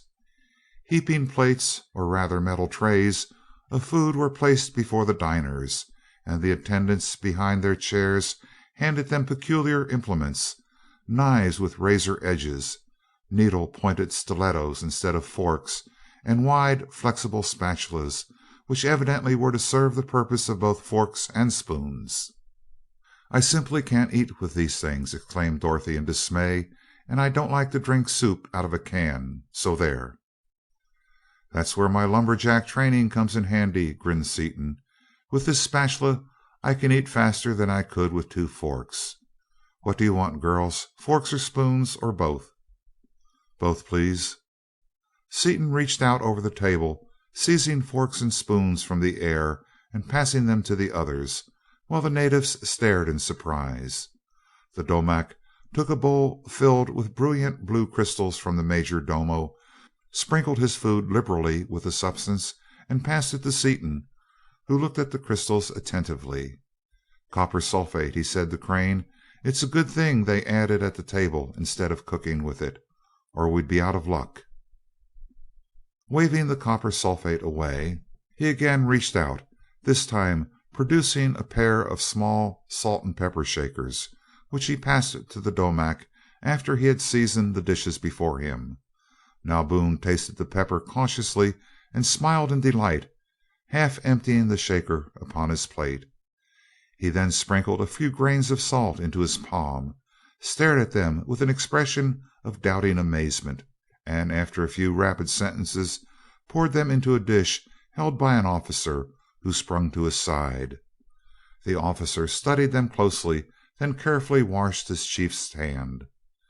Nalboon turned to Seaton, plainly asking for the salt cellar. "Sure, old top, keep 'em both. There's lots more where those came from." And he produced several more sets in the same mysterious way, and handed them to Crane, who in turn passed them to the others. The meal progressed merrily, with much conversation in the sign language between the two parties. It was evident that Nalboon, usually stern and reticent, was in an unusually pleasant mood. The viands, though of peculiar flavor, were in the main pleasing to the palates of the earthly visitors. "This fruit salad, or whatever it is divine," remarked Dorothy after an experimental bite. "May we eat as much as we like, or had we better just eat a little?" "Go as far as you like," returned her lover. "I wouldn't recommend it as a steady diet, as I imagine everything contains copper and other heavy metals in noticeable amounts, and probably considerable arsenic. But for a few days it can't very well hurt us much." After the meal, Nalboon bade them a ceremonious farewell, and they were escorted to a series of 5 connecting rooms by the royal usher, escorted by an entire company of soldiers, who mounted guards outside the doors. Gathered in one room, they discussed sleeping arrangements. The girls insisted that they would sleep together, and that the men should occupy the rooms at either side. As the girls turned away, 4 slaves followed. "We don't want these people, and I can't make them go away," cried Dorothy. "I don't want them either," replied Seaton, "but if we chase them out they'll get their heads chopped off. You girls take the women, and we'll take the men." Seaton waved all the women into the girls' room, but they paused irresolutely. One of them went up to the man wearing the metal belt, evidently their leader, and spoke to him rapidly as she threw her arms around his neck. He shook his head, motioning toward Seaton several times as he spoke to her reassuringly. With his arms about her tenderly, he led her to the door, the other women following. Crane and DuQuesne having gone to their rooms with their attendants, the man wearing the belt drew the blinds and turned to assist Seaton in taking off his clothes. "I never had a valet before, but go as far as you like if it pleases you," remarked Seaton, as he began to throw off his clothes. A multitude of small articles fell from their hiding places in his garments as he removed them. Almost stripped, Seaton stretched vigorously, the muscles writhing and rippling in great ridges under the satin skin of his broad back and mighty arms and shoulders as he filled his capacious lungs and twisted about, working off the stiffness caused by days of comparative confinement. The four slaves stared in open-mouthed astonishment at this display of muscular development and conversed among themselves as they gathered up Seaton's discarded clothing. Their leader picked up a salt shaker, a couple of silver knives and forks, and some other articles, and turned to Seaton, apparently asking his permission to do something with them. Seaton nodded assent carelessly and turned to his bed. As he did so, he heard a slight clank of arms in the hall as the guard was changed, and lifting the blind a trifle, he saw that guards were stationed outside as well. As he went to bed, he wondered whether the guards were guards of honor or jailers, whether he and his party were honored guests or prisoners. Three of the slaves, at a word from their chief, threw themselves upon the floor and slept, but he himself did not rest. Opening the apparently solid metal belt, he took out a great number of small tools, many tiny instruments, and several spools of insulated wire. He then took the articles Seaton had given him, taking great pains not to spill a single grain of salt, and set to work. Hour after hour he labored, a strange, exceedingly complex instrument taking form under his clever fingers. End of chapter 13.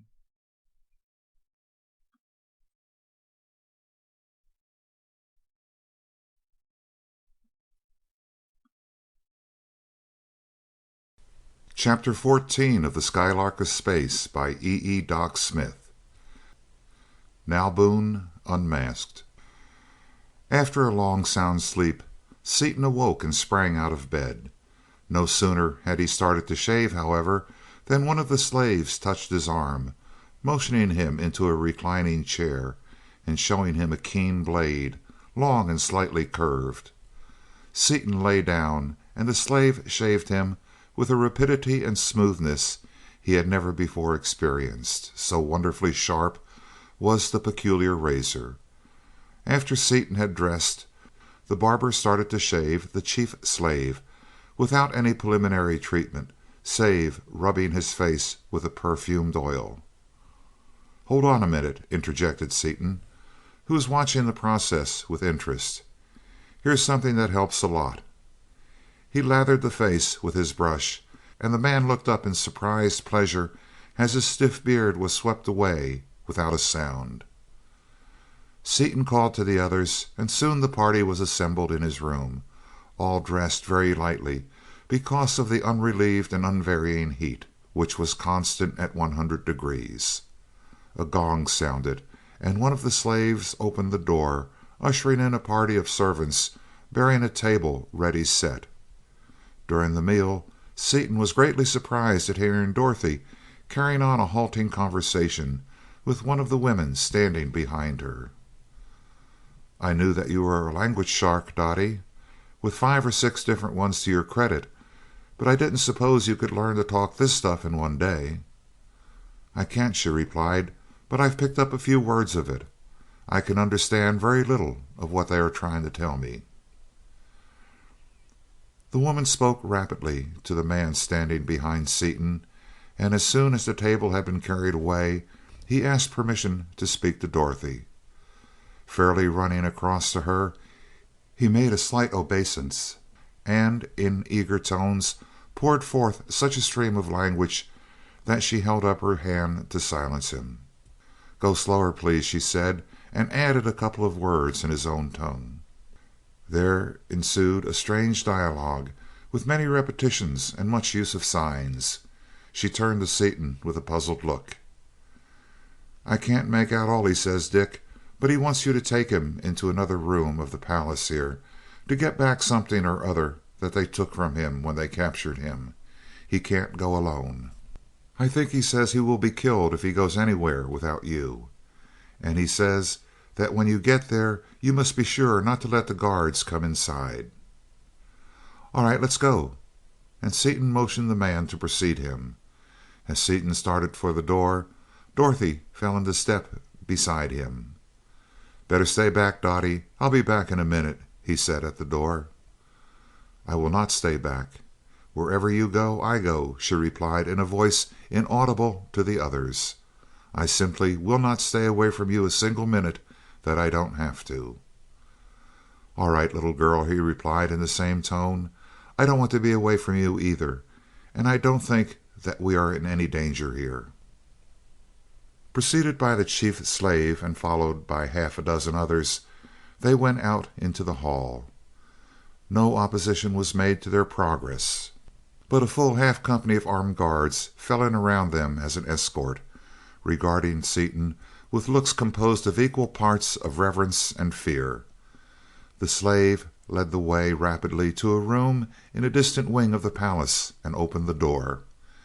As Seaton stepped in, he saw that it was evidently an audience chamber or courtroom, and that it was now entirely empty. As the guard approached the door, Seaton waved them back. All retreated across the hall except the officer in charge, who refused to move. Seaton, the personification of offended dignity, first stared at the offender, who returned the stare and stepped up to him insolently, then pushed him back roughly, forgetting that his strength, great upon earth, would be gigantic upon this smaller world. The officer spun across the corridor, knocking down 3 of his men in his flight. Picking himself up, he drew his sword and rushed, while his men fled in panic to the extreme end of the corridor. Seaton did not wait for him, but in one bound leaped halfway across the intervening space to meet him. With the vastly superior agility of his earthly muscles, he dodged the falling broadsword and drove his left fist full against the fellow's chin, with all the force of his mighty arm and all the momentum of his rapidly moving body behind the blow. The crack of breaking bones was distinctly audible as the officer's head snapped back. The force of the blow lifted him high into the air, and after turning a complete somersault, he brought up with a crash against the opposite wall, dropping to the floor, stone dead. As several of his men, braver than the others, lifted their peculiar rifles, Seaton drew and fired in one incredibly swift motion, the explosive bullet obliterating the entire group of men and demolishing that end of the palace. In the meantime, the slave had taken several pieces of apparatus from a cabinet in the room and had placed them in his belt, stopping only to observe for a few moments a small instrument which he clamped upon the head of the dead man. He rapidly led the way back to the room they had left and set to work upon the instrument he had constructed while the others had been asleep. He connected it in an intricate system of wiring with the pieces of apparatus he had just recovered. "That's a complex job of wiring," said DuQuesne admiringly. "I've seen several intricate pieces of apparatus myself, but he has so many circuits there that I'm lost. It would take an hour to figure out the lines and connections alone." Straightening abruptly, the slave clamped several electrodes upon his temples and motioned to Seaton and the others, speaking to Dorothy as he did so. "He wants us to let him put those things on our heads," she translated. "Shall we let him, Dick?" "Yes," he replied without hesitation. "I've got a real hunch that he's our friend, and I'm not sure of Nalboon. He doesn't act right." "I think so too," agreed the girl, and Crane added, "I can't say that I relish the idea, but since I know that you are a good poker player, Dick, I'm willing to follow your hunch. How about you, DuQuesne?" "Not I," declared that worthy emphatically. "Nobody wires me up to anything I can't understand, and that machine is too deep for me." Margaret elected to follow Crane's example, and impressed by the need for haste evident in the slave's bearing, the 4 walked up to the machine without further talk. The electrodes were clamped into place quickly, and the slave pressed a lever. Instantly the four visitors felt that they had a complete understanding of the language and customs of both Mardonale, the nation in which they now were, and of Kondal, to which nation the slaves belonged, the only two civilized nations upon Osnomian. While the look of amazement at this method of receiving instruction was still upon their faces, the slave, or rather, as they now knew him, Dunark, the Colfidix, or crown prince of the great nation of Kondal, began to disconnect the wires. He cut out the wires leading to the two girls and to Crane, and was reaching for Seaton's when there was a blinding flash, a crackling sound, the heavy smoke of burning metal and insulation, and both Dunark and Seaton fell to the floor.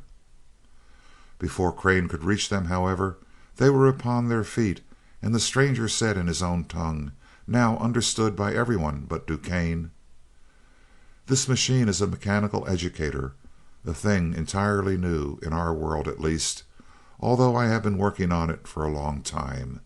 It is still in a very crude form. I did not like to use it in its present state of development, but it was necessary in order to warn you of what Nalboon is going to do to you, and to convince you that the best way of saving your lives would save our lives as well. The machine worked perfectly until something, I don't know what, went wrong. Instead of stopping, as it should have done, at teaching your party to speak our languages, it short-circuited us two completely, so that every convolution in each of our brains has been imprinted upon the brain of the other. It was the sudden formation of all the new convolutions that rendered us unconscious. I can only apologize for the breakdown, and assure you that my intentions were of the best."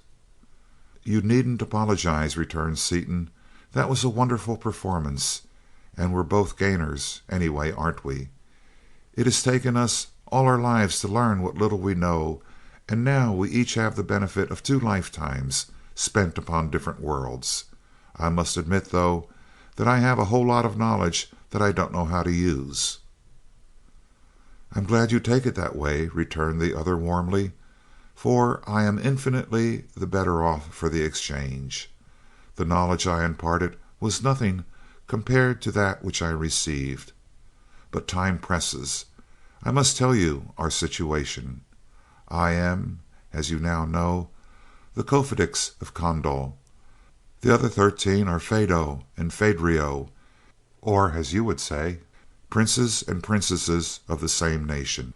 We were captured by one of Nalboon's raiding parties while upon a hunting trip, being overcome by some new stupefying gas, so that we could not kill ourselves. As you know, Kondal and Mardonale have been at war for over 10,000 Carcamo, something more than 6,000 years of your time. The war between us is one of utter extermination. Captives are never exchanged, and only once during an ordinary lifetime does one ever escape. Our attendants were killed immediately. We were being taken to furnish sport for Nalboon's party by being fed to one of his captive colono, animals something like your earthly devilfish, when the escort of battleships was overcome by those 4 Carlono, the animals you saw, and one of them seized Nalboon's plane, in which we were prisoners. You killed the Carlon, saving our lives as well as those of Nalboon and his party. Having saved his life, you and your party should be honored guests of the most honored kind, and I venture to say that you would be so regarded in any other nation of the universe. But Nalboon, the Damak, a title equivalent to your word emperor, and our word Carfidix of Mardonale, is utterly without honor or conscience, as are all Mardonalians. At first he was afraid of you, as we all were. We thought you visitors from a planet of our 15th sun, which is now at its nearest possible approach to us. After your display of superhuman power and ability, we expected instant annihilation. However, after seeing the Skylark as a machine, discovering that you were short of power, and finding that you are gentle instead of bloodthirsty by nature, Nalboon lost his fear of you, and resolved to rob you of your vessel and its wonderful secrets of power. Though we are so ignorant of chemistry that I cannot understand the thousandth part of what I just learned from you, we are a race of mechanics, and have developed machines of many kinds to a high state of efficiency, including electrical machines of all kinds. In fact, electricity generated by our great waterfalls is our only power. No scientist upon Osnomian has ever had an inkling that intra-atomic energy exists. Nalboon cannot understand the power, but he solved the means of liberating it at a glance, and that glance sealed your death warrants. With the Skylark he could conquer Condol, and to assure the downfall of my nation he would do anything. Also, he or any other Osnomian scientist would go to any lengths whatever, would challenge the great first clause itself, to secure even one of those little bottles of the chemical you call salt. It is far and away the scarcest and most precious substance in the world. It is so rare that those bottles you produced at the table held more than the total amount previously known to exist upon Osnomian. We have great abundance of all the heavy metals, but the lighter metals are rare. Sodium and chlorine are the rarest of all known elements. Its immense value is due, not to its rarity, but to the fact that it is an indispensable component of the controlling instruments of our wireless power stations, and that it is used as a catalyst in the manufacture of our hardest metals. For these reasons you understand why Nalboon does not intend to let you escape, and why he intends that this kokum, our equivalent of a day, shall be your last. About the second or third hour of the sleeping period he intends to break into the Skylark, learn its control, and secure the salt you undoubtedly have in the vessel. Then my party and myself will be thrown to the Colon. You and your party will be killed and your bodies smelted to recover the salt that is in them. This is the warning I had to give you. Its urgency explains the use of my untried mechanical educator. The hope that my party could escape with yours in your vessel explains why you saw me, the Cofidix of Condol, prostrate myself before that arch-fiend Nalboon. How do you, a captive prince of another nation, know these things? Asked Crane doubtfully. I read Nalboon's ideas from the brain of that officer whom the Cofidix Seaton killed. He was a Ladex of the Guards, an officer of about the same rank as one of your colonels. He was high in Nalboon's favor, and he was to have been in charge of the work of breaking into the Skylark and killing us all. Let me caution you now, do not let any Mardonalian touch our hands with a wire, for if you do, your thoughts will be recorded, and the secrets of the Skylark and your many other mysterious things, such as smoking, matches, and magical feats, will be secrets no longer. Thanks for the information, responded Seaton, but I want to correct your title for me. I am no Cofidix, merely a plain citizen. In one way I can see that that is true, replied the Cofidix with a puzzled look.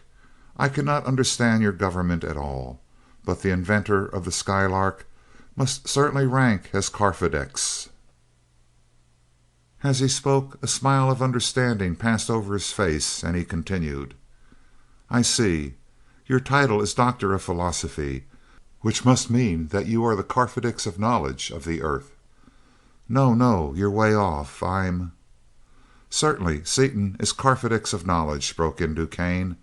Let it go at that, anyway, whatever it means. The thing to do now is to figure a way out of this. You chirped it then, Blackie. Dunark, you know this country better than we do. What do you suggest? I suggest that you take my party into the Skylark and escape from Mardonale as soon as possible. I can pilot you to Condolek, the capital city of our nation. There, I can assure you, you will be welcomed as you deserve. My father, the Cofidix, will treat you as a Cofidix should be treated. As far as I'm concerned, nothing I can ever do will lighten the burden of my indebtedness to you. But I promise you all the copper you want, and anything else you may desire that is within the power of man to give you." Seaton thought deeply a moment, then shook Dunark's hand vigorously. "That suits me, Kofedix," he said warmly. "I thought from the first that you were our friend. Shall we make for the Skylark right now, or wait a while?" "We'd better wait until after the second meal," the Prince replied. "We have no armor, and no way of making any. We would be helpless against the bullets of any except a group small enough so that you could kill them all before they could fire. The calm after the second meal is devoted to strolling about the grounds, so that our visiting the Skylark would look perfectly natural. As the guard is very lax at that time, it is the best time for the attempt." "But how about my killing his company of guards and blowing up one wing of his palace? Won't he have something to say about that?" "I don't know," replied the Kofedix doubtfully. "It depends upon whether his fear of you or his anger is the greater. He should pay his call of state here in your apartment in a short time, as it is the inviolable rule of Osnomian that any visitor shall receive a call of state from one of his own rank before leaving his apartment for the first time. His actions may give you some idea as to his feelings, though he is an accomplished diplomat and may conceal his real feelings entirely. But let me caution you, do not be modest or soft-spoken. He will mistake softness for fear." "All right," grinned Seaton. "In that case, I won't try to find out what he thinks. If he shows any sign of hostility at all, I'll open up on him." "Well," remarked Crane calmly, "if we have some time to spare, we may as well wait comfortably instead of standing in the middle of the room. I, for one, have a lot of questions to ask about this new world." Acting upon this suggestion, the party seated themselves upon comfortable divans, and Dunark rapidly dismantled the machine he had constructed. The captives remained standing, always behind the visitors, until Seaton remonstrated. "Please sit down, everybody. There's no need of keeping up this farce of you being slaves as long as we're alone. Is there, Dunark?" "No, but at the first sound of the gong announcing a visitor, we must be in our places. Now that we are all comfortable in waiting, I will introduce my party to you. Fellow Condalians, greet the Karphido Seaton and Crane," he began, his tongue fumbling over the strange names of a distant world, the Earth, "and two noble ladies, Miss Vaneman and Miss Spencer, soon to be their Kafidiro. Guests from Earth, allow me to present to you the Kofadir Sitar, the only one of my wives who accompanied me upon our ill-fated hunting expedition." Then, still ignoring DuQuesne as a captive, he introduced the other Condalians in turn as his brothers, sisters, cousins, nieces and nephews, all members of the great ruling house of Kondal. "Now," he concluded, "after I have a word with you in private, Dr. Seaton, I will be glad to give the others all the information in my power." He led Seaton out of earshot of the others and said in a low voice: "It is no part of Nalboon's plan to kill the two women.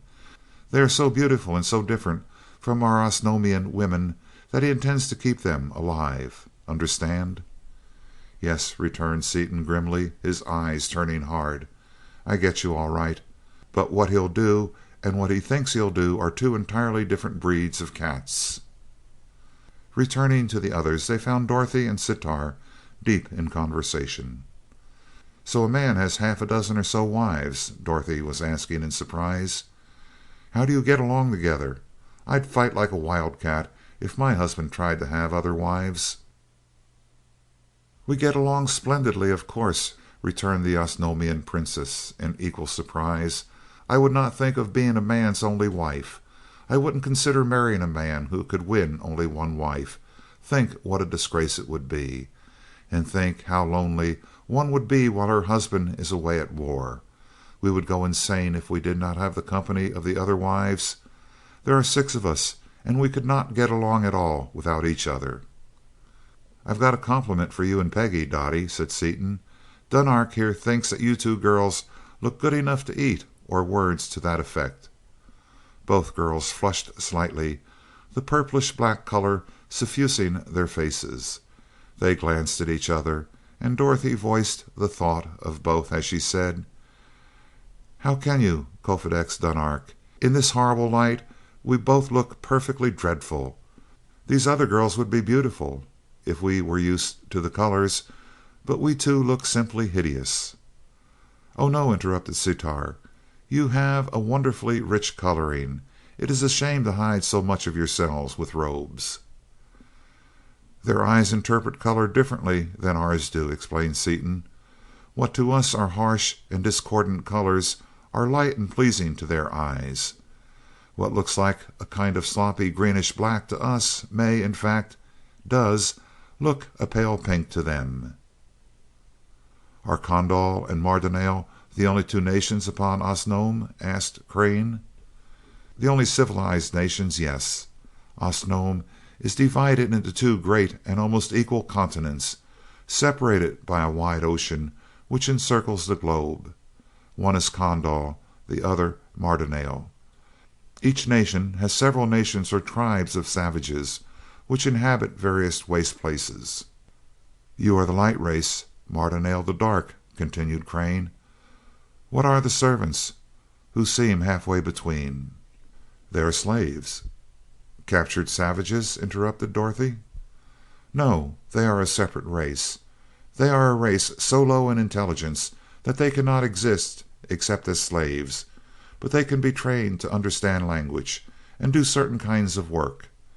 They are harmless and mild, making excellent servants. Otherwise they would have perished ages ago. All menial work and most of the manual labor is done by the slave race. Formerly criminals were sterilized and reduced to unwilling slavery, but there have been no unwilling slaves in Kondal for hundreds of Carcamo." "Why, are there no criminals any more?" "No. With the invention of the thought recorder, an absolutely fair trial was assured, and the guilty were all convicted. They could not reproduce themselves, and as a natural result, crime died out. That is," he added hastily, "what we regard as crime. Dueling, for instance, is a crime upon Earth. Here it is a regular custom. In Kondal duels are rather rare, and they are held only when honor is involved. But here in Mardonale they are an everyday affair, as you saw when you landed." "What makes the difference?" asked Dorothy curiously. "As you know, with us every man is a soldier. In Kondal we train our youth in courage, valor, and high honor. In Mardonale they train them in savage bloodthirstiness alone. Each nation fixed its policy in bygone ages to produce the type of soldier it thought most efficient." "I notice that everyone here wears those heavy collars," said Margaret. "What are they for?" "They are identification marks. When a child is nearly grown, a collar bearing his name and the device of his house is cast about his neck. This collar is made of arenak, a synthetic metal which, once formed, cannot be altered by any usual means. It cannot be scratched, cut, bent, broken, or worked in any way except at such a high temperature that death would result if such heat were applied to the collar. Once the arenak collar is cast about a person's neck, he is identified for life, and any adult Osnomian not wearing a collar is put to death." "That must be interesting metal," remarked Crane. "Is your belt a similar mark?" "The belt is an idea of my own," and Dunark smiled broadly. "It looks like opaque arenak, but it isn't. It is merely a pouch in which I carry anything I am particularly interested in. Even Nalboon thought it was arenak, so he didn't trouble to try to open it. If he had opened it and taken my tools and instruments, I couldn't have built the educator." "Is that transparent armor arenak?" "Yes, the only difference being that nothing is added to the matrix to color or make opaque the finished metal. It is in the preparation of this metal that salt is indispensable. It acts only as a catalyst, being recovered afterward. But neither nation has ever had enough salt to make all the armor they want." "Aren't those monsters, Carlono, I think you called them, covered by the same thing? And what are those animals, anyway?" Dorothy asked. "Yes, they are armored with arenak, and it is thought that the beasts grow it, the same as fishes grow scales. The Carlono are the most frightful scourge of Osnome. Very little is known of them, though every scientist has theorized upon them since time immemorial. It is very seldom that one is ever killed, as they easily outfly our swiftest battleships and only fight when they can be victorious. To kill one requires a succession of the heaviest high explosive shells in the same spot, a joint in the armor, and after the armor is once penetrated, the animal is blown into such small fragments that reconstruction is impossible. From such remains it has been variously described as a bird, a beast, a fish, a vegetable, sexual, asexual, and hermaphroditic. Its habitat is unknown, it being variously supposed to live high in the air, deep in the ocean, buried in the swamps. Another theory is that they live upon one of our satellites, which encounters our belt of atmosphere every Carcam. Nothing is certainly known about the monsters except their terrible destructiveness and their insatiable appetites. One of them will devour 5 or 6 airships at one time, absorbing the crews and devouring the cargo and all of the vessel except the very hardest of the metal parts. "Do they usually go in groups?" asked Crane. "If they do, I should think that a fleet of warships would be necessary for every party." "No, they are almost always found alone. Only very rarely are two found together. This is the first time in history that more than 2 have ever been seen together. 2 battleships can always defeat 1 Carlon, so they are never attacked. With 4 battleships, Nalboon considered his expedition perfectly safe, especially as they are now rare. The navies hunted down and killed what was supposed to be the last of them upon Osnome more than a Carcam ago, and none have been seen since, until we were attacked." The gong over the door sounded, and the Condelaeans leaped to their positions back of the earthly visitors. The Codifix went to the door. Nalboon brushed him aside and entered, escorted by a full company of heavily armed soldiery. A scowl of anger was upon his face, and he was plainly in an ugly mood. "Stop, Nalboon of Mardonale," thundered Seaton in the Mardalian tongue and with the full power of his mighty voice. "Dare you invade my privacy unannounced and without invitation?" The escort shrank back, but the Domak stood his ground, although he was plainly taken aback. With an apparent effort he smoothed his face into lines of cordiality.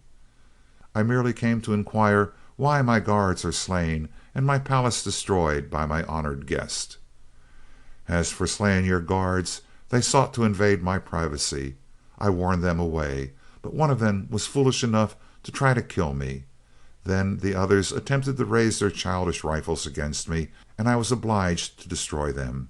As for the wall, it happened to be in the way of the thought waves I hurled against your guards. Consequently, it was demolished.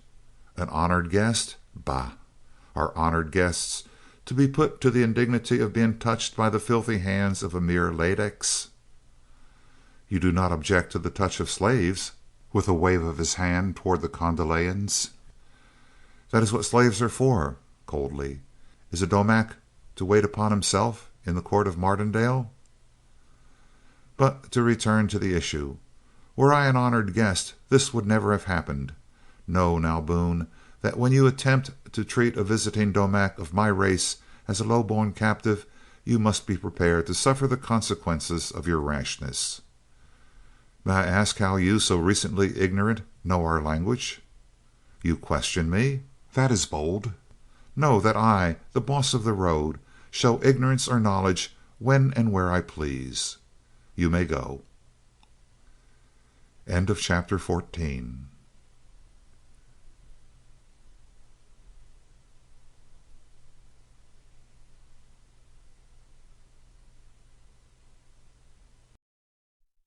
Chapter 15 of the Skylark of Space by E. Doc Smith. The Escape from Mardonale. "That was a wonderful bluff, Dick," exclaimed the Kofedix in English as soon as Nalboon and his guards had disappeared. "That was exactly the tone to take with him, too. You've sure got him guessing." "It seemed to get him all right, but I'm wondering how long it'll hold him.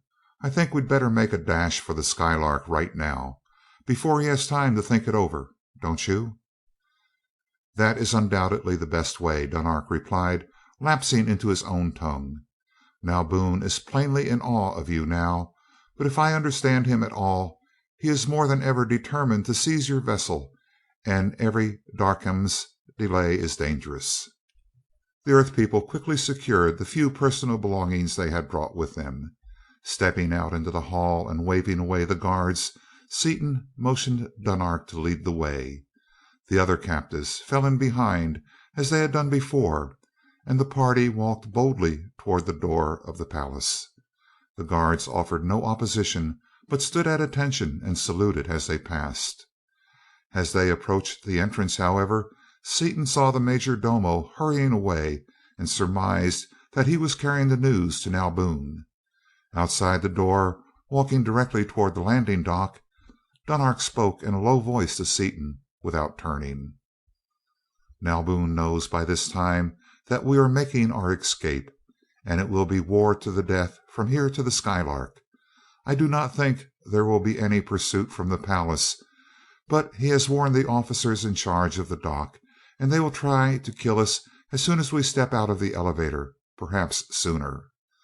Nalboon intended to wait, but we have forced his hand, and the dock is undoubtedly swarming with soldiers now.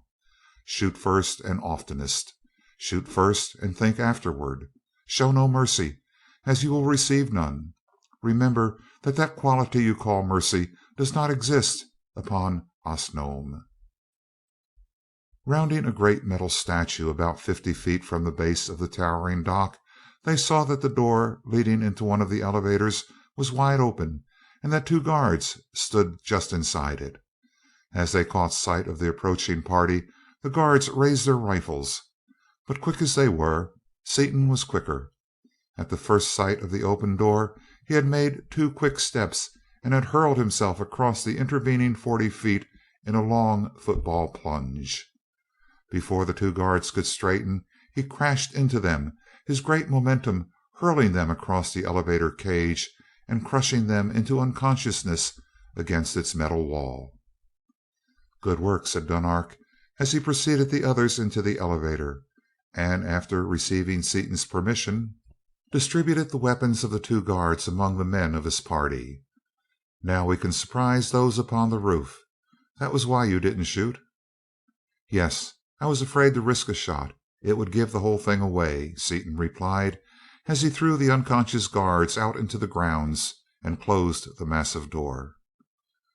"Aren't you going to kill them?" asked Sitar, amazement in every feature and a puzzled expression in her splendid eyes. A murmur arose from the other Kondalians, which was quickly silenced by the Kofedix. "It is dishonorable for a soldier of Earth to kill a helpless prisoner," he said briefly. "We could not understand it, but we must not attempt to sway him in any point of honor." Dunark stepped to the controls and the elevator shot upward, stopping at a landing several stories below the top of the dock. He took a peculiar device from his belt and fitted it over the muzzle of his strange pistol. "We will get out here," he instructed the others, "and go up the rest of the way by a little used flight of stairs. We will probably encounter some few guards, but I can dispose of them without raising an alarm. You will all stay behind me, please." Seaton remonstrated, and Dunark went on. "No, Seaton, you have done your share and more. I am upon familiar ground now, and can do the work alone better than if you were to help me. I will call upon you, however, before we reach the dock." The Kofedix led the way, his pistol resting lightly against his hip, and at the first turn of the corridor they came full upon 4 guards. The pistol did not move from its place at the side of the leader, but there were 4 subdued clicks and the 4 guards dropped dead, with bullets through their brains. "Seaton, that is some silencer," whispered DuQuesne. "I didn't suppose a silencer could work that fast." "They don't use powder," Seaton replied absently, all his faculties directed toward the next corner. "The bullets are propelled by an electric charge." In the same manner Dunark disposed of several more guards before the last stairway was reached. "Seaton," he whispered in English, "now is the time we need your rapid pistol work and your high explosive shells. There must be hundreds of soldiers on the other side of that door, armed with machine cannon, shooting high explosive shells at the rate of 1,000 per minute. Our chance is this: their guns are probably trained upon the elevators and main stairways, since this passage is unused and none of us would be expected to know of it. Most of them don't know of it themselves. It will take them a second or two to bring their guns to bear upon us. We must do all the damage we can, kill them all if possible, in that second or two. If Crane will lend me a pistol, we will make the rush together." "I've a better scheme than that," interrupted DuQuesne. "Next to you, Seaton, I am the fastest man with a gun here. Also, like you, I can use both hands at once. Give me a couple clips of those special cartridges, and you and I will blow that bunch into the air before they know we are here." It was decided that the 2 pistol experts should take the lead, closely followed by Crane and Dunark. The weapons were loaded to capacity and put in readiness for instant use. "Let's go, Bunch," said Seaton. "The quicker we start, the quicker we'll get back. Get ready to run out there, all the rest of you, as soon as the battle's over. Ready? On your marks, get set, go!"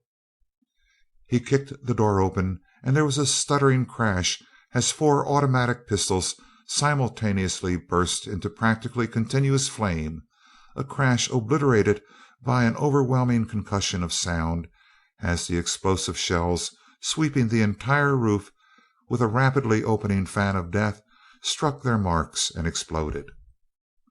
Well it was for the little group of wanderers that the 2 men in the door were past masters in the art of handling their weapons.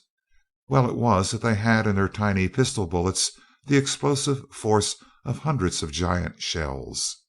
For rank upon rank of soldiery were massed upon the roof. Rapid fire cannon, terrible engines of destruction, were pointing toward the elevators and toward the main stairways and approaches. But so rapid and fierce was the attack that even those trained gunners had no time to point their guns. The battle lasted little more than a second, being over before either Crane or Dunark could fire a shot, and silence again reigned, even while broken and shattered remnants of the guns and fragments of the metal and stone of the dock were still falling to the ground through a fine mist of what had once been men.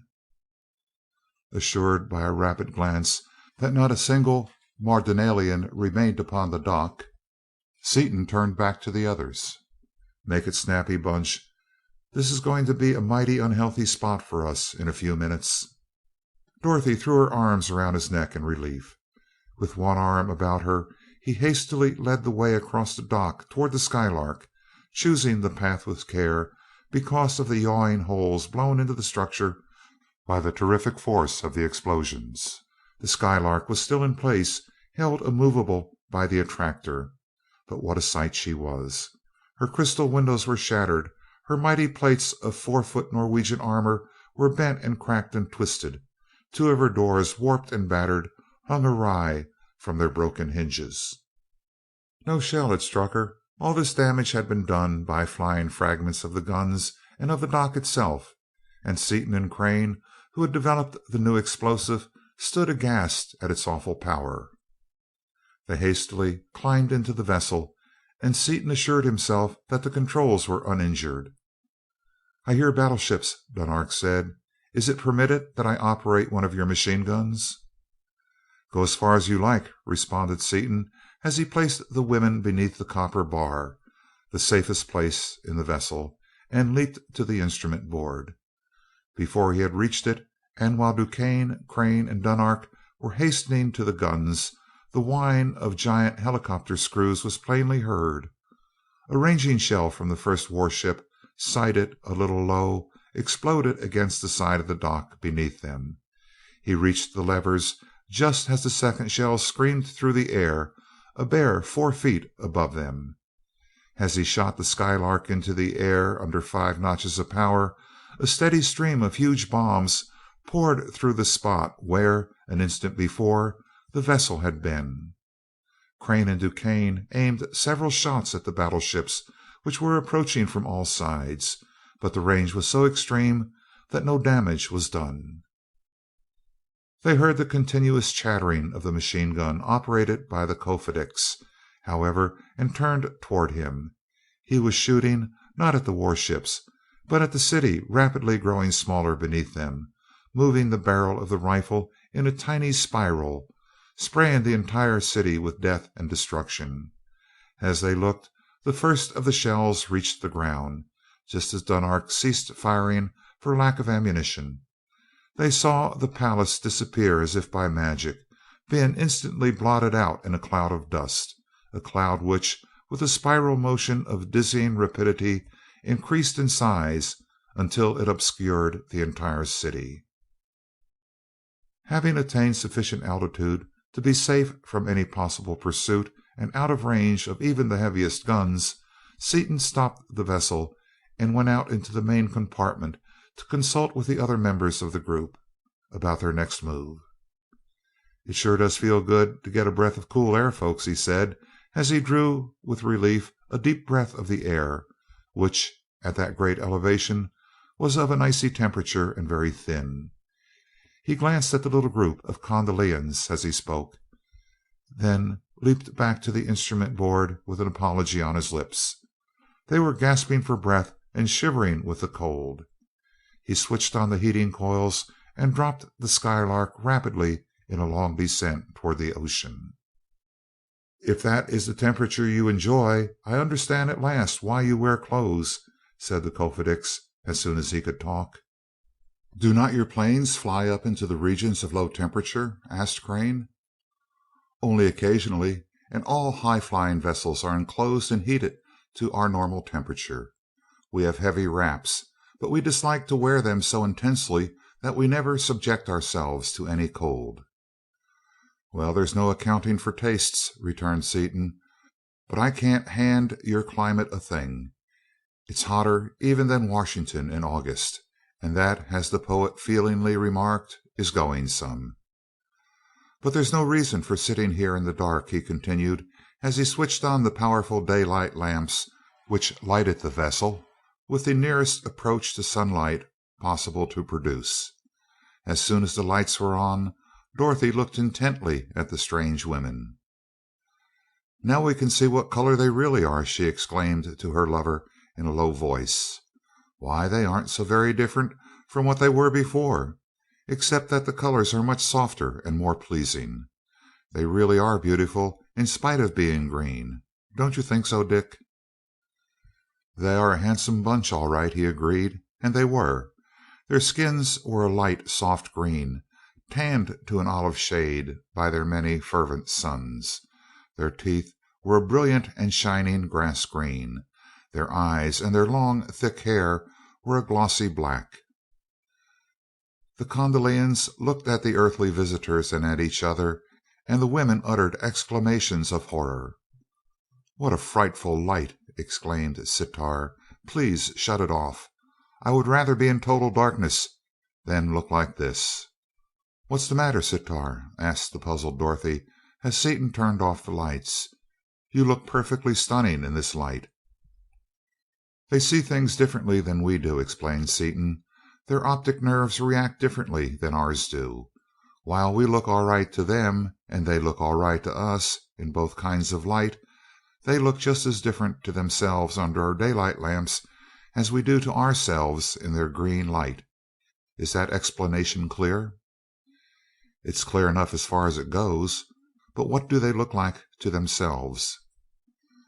"That's too deep for me. I can't explain it any better than you can. Take the Osnomian color MLAP, for instance. Can you describe it?"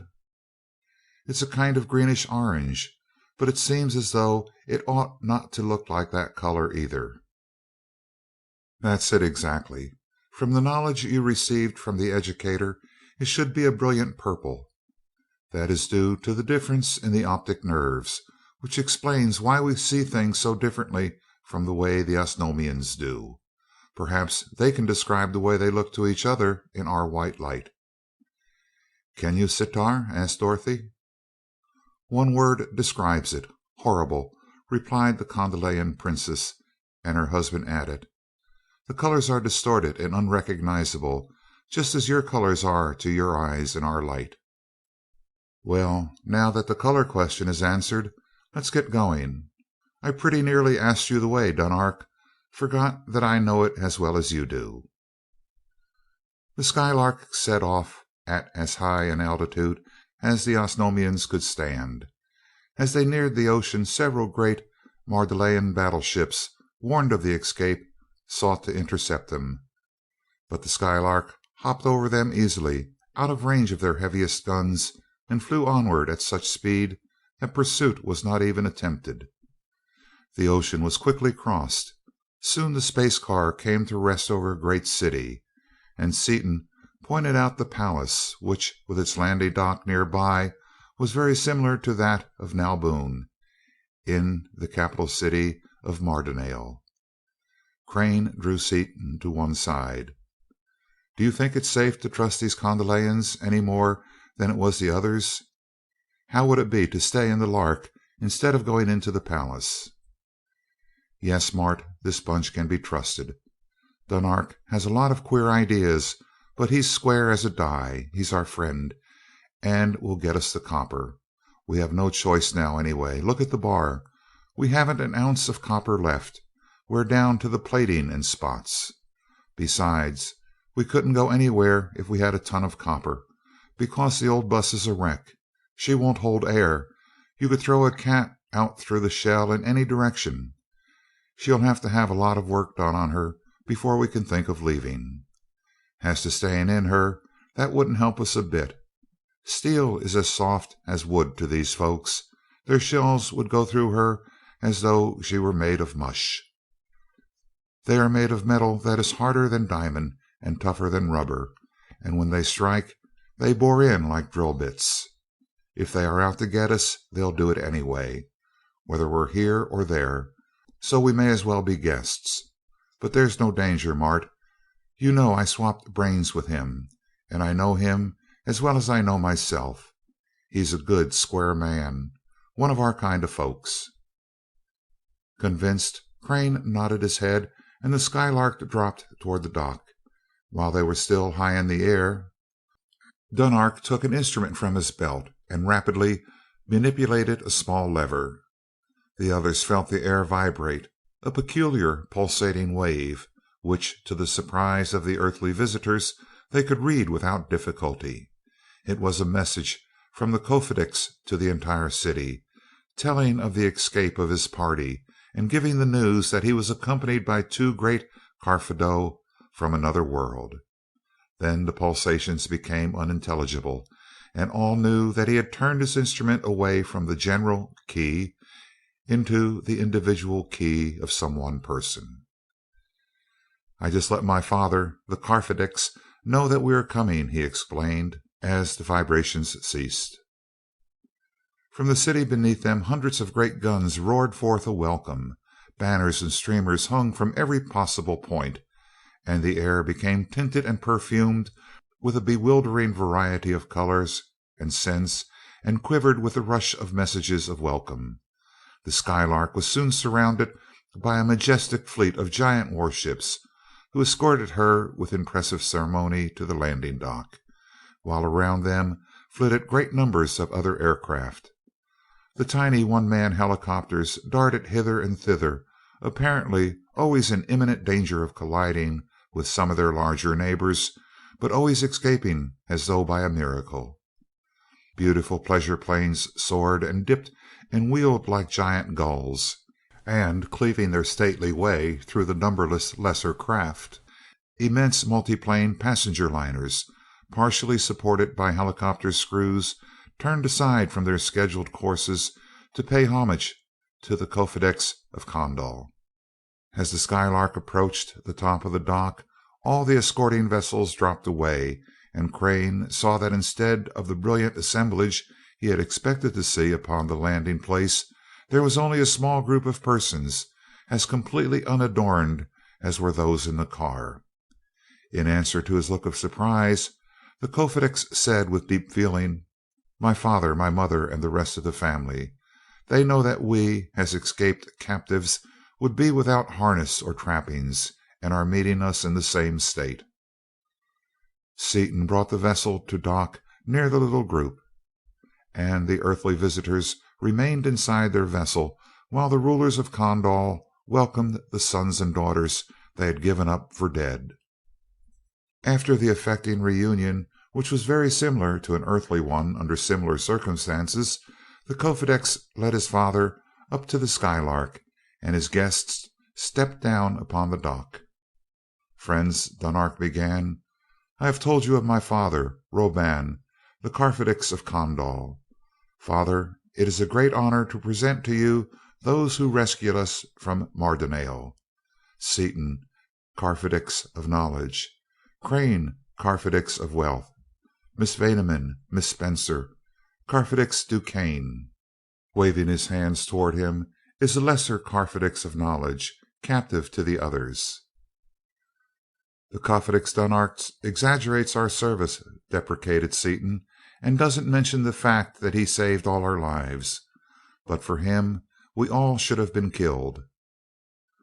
The Carfedix, disregarding Seaton's remark, acknowledged the indebtedness of Condal in heartfelt accents before he led them back to the other party and made the introductions.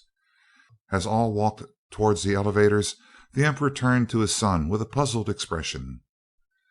"I know from your message, Dunark, that our guests are from a distant solar system, and I can understand your accident with the educator, but I cannot understand the titles of these men.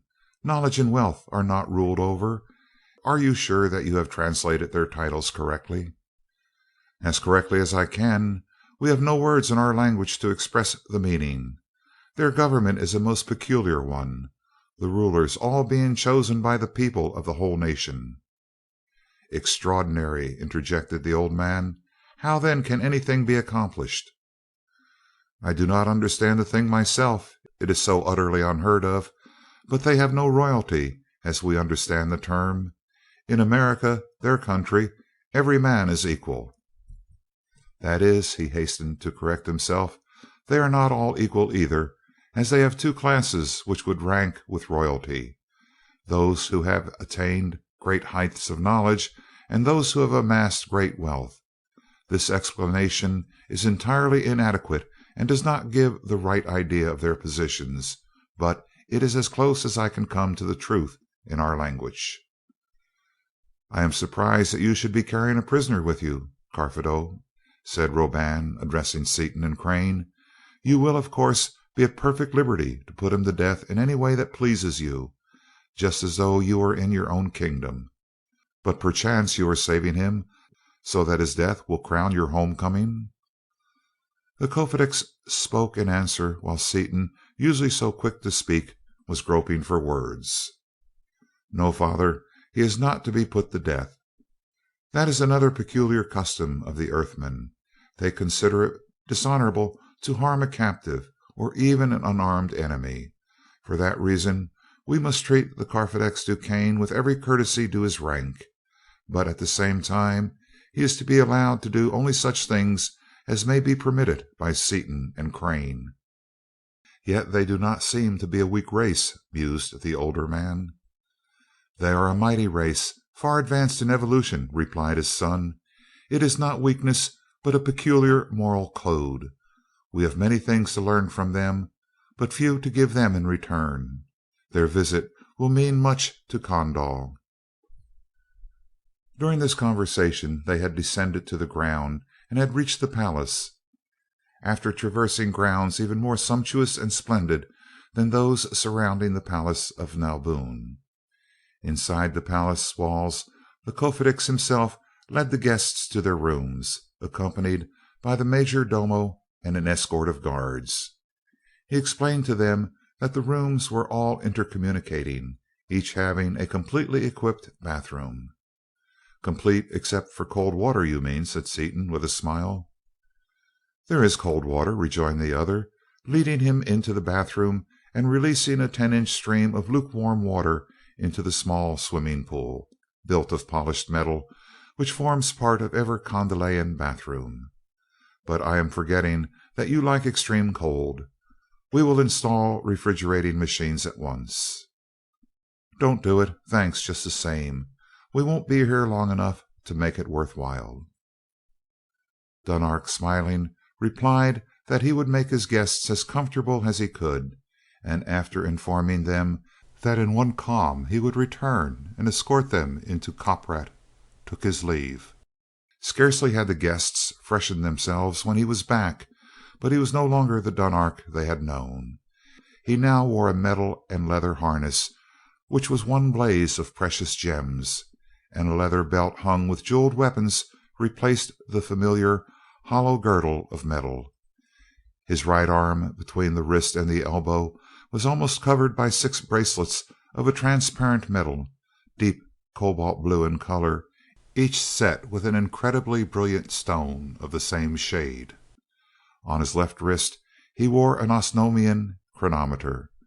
This was an instrument resembling the odometer of an automobile, whose numerous revolving segments revealed a large and constantly increasing number, the date and time of the Osnomian day, expressed in a decimal number of the Carcamo of Condelayan history. "Greetings, O guests from Earth. I feel more like myself now that I am again in my trappings and have my weapons at my side. Will you accompany me to Coprat, or are you not hungry?" as he attached the peculiar timepieces to the wrists of the guests, with bracelets of the deep blue metal. "We accept with thanks," replied Dorothy promptly. "We are starving to death, as usual." As they walked toward the dining hall, Dunark noticed that Dorothy's eyes strayed towards his bracelets, and he answered her unasked question. "These are our wedding rings. Man and wife exchange bracelets as part of the ceremony." "Then you can tell whether a man is married or not, and how many wives he has, simply by looking at his arm? We should have something like that on Earth, Dick. Then married men wouldn't find it so easy to pose as bachelors." Roban met them at the door of the great dining hall. He was also in full Penelope, and Dorothy counted 10 of the heavy bracelets upon his right arm as he led them to places near his own. The room was a replica of the other Osnomian dining hall they had seen, and the women were decorated with the same barbaric splendor of scintillating gems.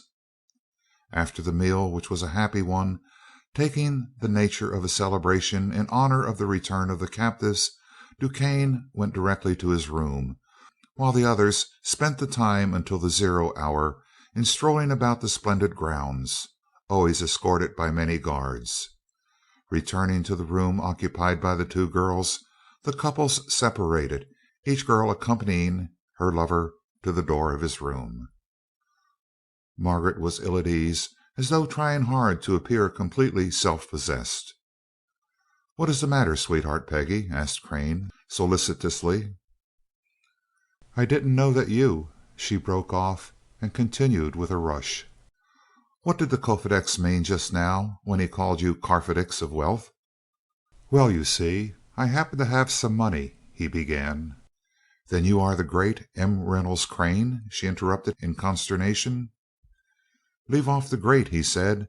Then, noting her expression, he took her in his arms and laughed slightly. "Is that all that was bothering you? What does a little money amount to between you and me?" "Nothing, but I'm awfully glad that I didn't know it before," she replied, as she returned his caress with fervor. "That is, it means nothing if you are perfectly sure I'm not." Crane, the imperturbable, broke a lifelong rule and interrupted her. "Do not say that, dear. You know as well as I do that between you and me there never have been, are not now, and never shall be any doubts or any questions." "If I could have a real cold bath now I'd feel fine," remarked Seaton, standing in his own door with Dorothy by his side. "I'm no blooming Englishman, but in weather as hot as this I sure would like to dive into a good cold tank. How do you feel after all this excitement, Dottie? Up to standard?" "I'm scared purple," she replied, nestling against him. "Or at least, if not exactly scared, I'm apprehensive and nervous. I always thought I had good nerves, but everything here is so horrible and unreal that I can't help but feel it. When I'm with you I really enjoy the experience, but when I'm alone or with Peggy, especially in the sleeping period, which is so awfully long, and when it seems that something terrible is going to happen every minute, my mind goes off in spite of me into thoughts of what may happen. Why, last night Peggy and I just huddled up to each other in a ghastly yellow funk, dreading we knew not what. The two of us slept hardly at all." "I'm sorry, little girl," replied Seaton, embracing her tenderly. "Sorrier than I can say. I know that your nerves are all right, but you haven't roughed it enough or lived in strange environments enough to be able to feel at home. The reason you feel safer with me is that I feel perfectly at home here myself. Not that your nerves are going to pieces or anything like that. It won't be long though, sweetheart. As soon as we get the chariot fixed we'll beat it back to Earth so fast it'll make your head spin." "Yes, I think that's the reason, lover. I hope you won't think I'm a clinging vine, but I can't help being afraid of something here every time I'm away from you. You're so self reliant, so perfectly at ease here, that it makes me feel the same way." "I am perfectly at ease. There's nothing to be afraid of. I've been in hundreds of worse places, right on Earth. I sure wish I could be with you all the time, sweetheart girl. Only you can understand just how much I wish it. But as I said before, it won't be long until we can be together all the time." Dorothy pushed him into his room, followed him within it, closed the door, and put both hands on his arms. "Dick, sweetheart," she whispered, while a hot blush suffused her face, "you're not as dumb as I thought you were. You're dumber. But if you simply won't say it, I will. Don't you know that a marriage that is legal where it is performed is legal anywhere, and that no law says that the marriage must be performed upon the Earth?" He pressed her to his heart in a mighty embrace, and his low voice showed in every vibration the depth of the feeling he held for the beautiful woman in his arms as he replied: "I never thought of that, sweetheart. I wouldn't have dared mention it if I had. You're so far away from your family and your friends that it would seem—" "It wouldn't seem anything of the kind," she broke in earnestly. "Don't you see, you big, dense, wonderful man, that it is the only thing to do? We need each other, or at least I need you so much now." "Say each other, it's right," declared her lover with fervor. "It's foolish to wait. Mother would like to have seen me married, of course, but there will be great advantages even on that side. A grand wedding, of the kind we would simply have to have in Washington, doesn't appeal to me any more than it does to you, and it would bore you to extinction. Dad would hate it too. It's better all around to be married here." Seaton, who had been trying to speak, silenced her. "I'm convinced, Dottie. Have been ever since the first word. If you can see it that way, I'm so glad that I can't express it. I've been scared stiff every time I thought of our wedding. I'll speak to the Carfedicks the first thing in the morning, and we'll be married to morrow, or rather today, since it is past the zero calm," as he glanced at the chronometer upon his wrist, which, driven by wireless impulses from the master clock in the National Observatory, was clicking off the Darkamo with an almost inaudible purr of its smoothly revolving segments. "How would it be to wake him up and have it done now?" "Oh, Dick, be reasonable. That would never do. Tomorrow will be most awfully sudden as it is. And, Dick, please speak to Martin, will you? Peggy's even more scared than I am, and Martin, the dear old stupid, is even less likely to suggest such a thing as this kind of a wedding than you are. Peggy's afraid to suggest it to him." "Woman," he said in mock sternness, "is this a put up job?" "It certainly is. Did you think I had nerve enough to do it without help?" Seaton turned and opened the door. "Mart, bring Peggy over here," he called, as he led Dorothy back into the girl's room. "Heavens, Dick, be careful. You'll spoil the whole thing." "No, I won't. Leave it to me. I bashfully admit that I'm a regular bear cat at this diplomatic stuff. Watch my smoke." "Folks," he said when the four were together, "Dottie and I have been talking things over, and we've decided that today's the best possible date for a wedding. Dottie's afraid of these long daylight nights, and I admit that I'd sleep a lot sounder if I knew where she was all the time instead of only part of it. She says she's willing, provided you folks see it the same way and make it a double. How about it?" Margaret blushed furiously, and Crane's lean, handsome face assumed a darker color as he replied: "A marriage here would, of course, be legal anywhere, provided we have a certificate, and could be married again upon our return if we think it desirable. It might look as though we were taking an unfair advantage of the girls, Dick, but considering all the circumstances, I think it would be the best thing for everyone concerned." He saw the supreme joy in Margaret's eyes, and his own assumed a new light as he drew her into the hollow of his arm. "Peggy has known me only a short time, but nothing else in the world is as certain as our love. It is the bride's privilege to set the date, so I will only say that it cannot be too soon for me." "The sooner the better," said Margaret with a blush that would have been divine in any earthly light. "Did you say today, Dick?" "I'll see the Carfedix as soon as he gets up," he answered, and walked with Dorothy to his door. "I'm just too supremely happy for words," Dorothy whispered in Seaton's ear as he bade her good night. "I won't be able to sleep or anything." End of chapter 15.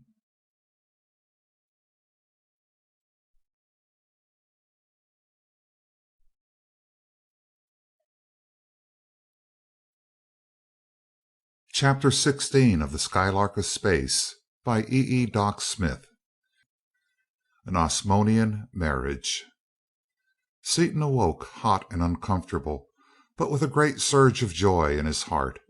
This was his wedding day. Springing from the bed, he released the full stream of the cold water, filling the tank in a few moments. Poising lightly upon the edge, he made a clean, sharp dive, and yelled in surprise as he came snorting to the surface. For Dunark had made good his promise. The water was only a few degrees above the freezing point. After a few minutes of vigorous splashing in the icy water, he rubbed himself down with a coarse towel, shaved, threw on his clothes, and lifted his powerful but musical bass voice in the wedding chorus from "The Rose Maiden." "Rise, sweet maid, arise, arise. Rise, sweet maid, arise, arise. 'Tis the last fair morning for thy maiden eyes." He sang lustily, out of his sheer joy in being alive, and was surprised to hear Dorothy's clear soprano, Margaret's pleasing contralto, and Crane's mellow tenor chime in from the adjoining rooms. Crane threw open the door and Seaton joined the others. "Good morning, Dick. You sound happy," said Crane. "Who wouldn't be? Look what's doing today," as he ardently embraced his bride-to-be. "Besides, I found some cold water this morning." "Everyone in the palace heard you discovering it," dryly returned Crane, and the girls laughed merrily. "It surprised me at first," admitted Seaton, "but it's great after a fellow once gets wet." "We warmed ours a trifle," said Dorothy. "I like a cold bath myself, but not in ice water." All four became silent, thinking of the coming event of the day, until Crane said: "They have ministers here, I know, and I know something of their religion, but my knowledge is rather vague. You know more about it than we do, Dick. Suppose you tell us about it while we wait." Seaton paused a moment with an odd look on his face, as one turning the pages of an unfamiliar book of reference. He was seeking the answer to Crane's question in the vast store of Osnomian information received from Dunark. His usually ready speech came a little slowly. "Well, as nearly as I can explain it, it's a funny kind of mixture, partly theology, partly Darwinianism, or at least making a fetish of evolution, and partly pure economic determinism. They believe in a supreme being, whom they call the First Cause.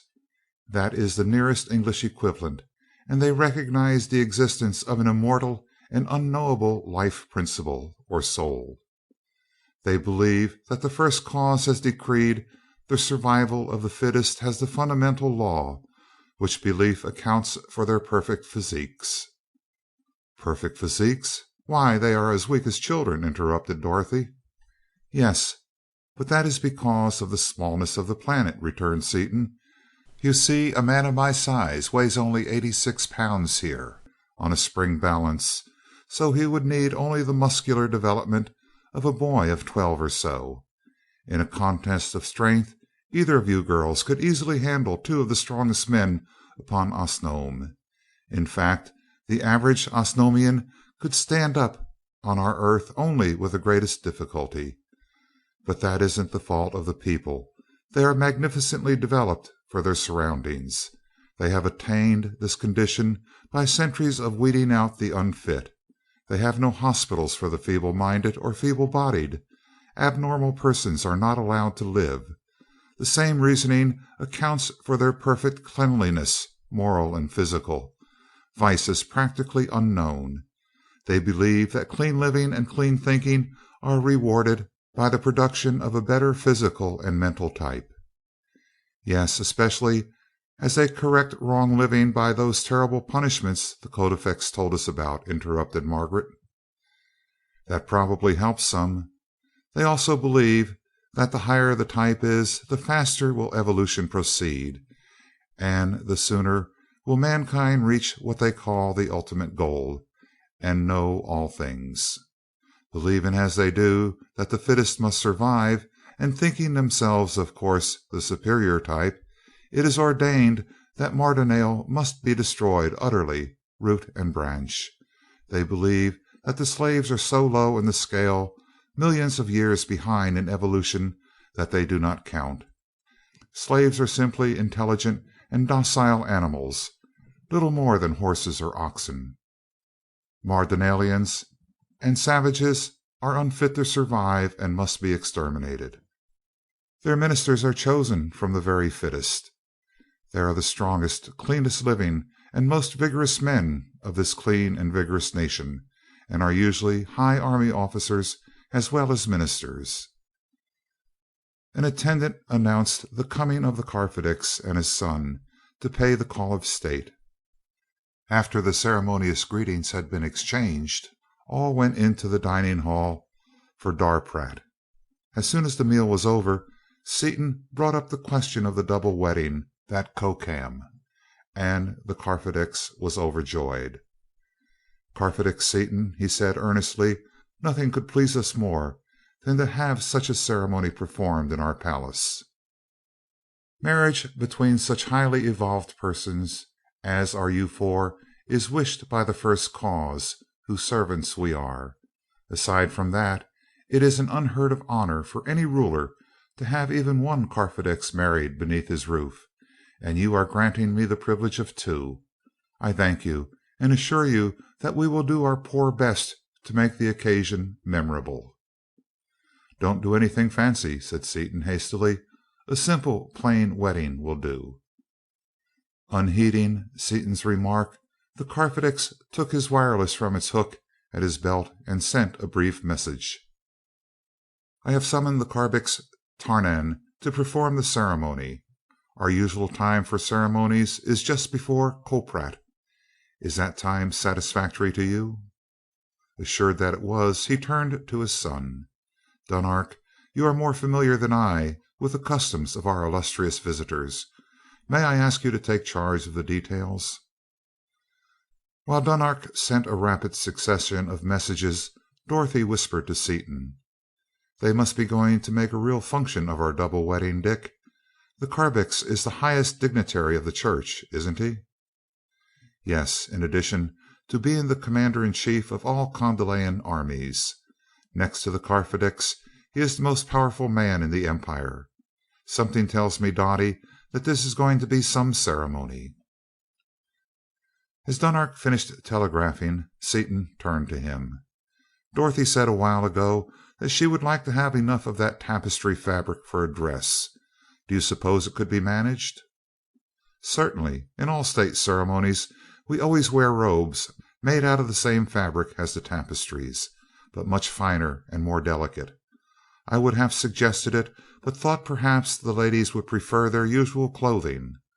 I know that you two men do not care to wear our robes." "We will wear white ducks, the dressiest and coolest things we have along," replied Seaton. "Thank you for your offer, but you know how it is. We should feel out of place in such gorgeous dress." "I understand. I will call in a few of our most expert robe makers, who will weave the gowns. Before they come, let us decide upon the ceremony.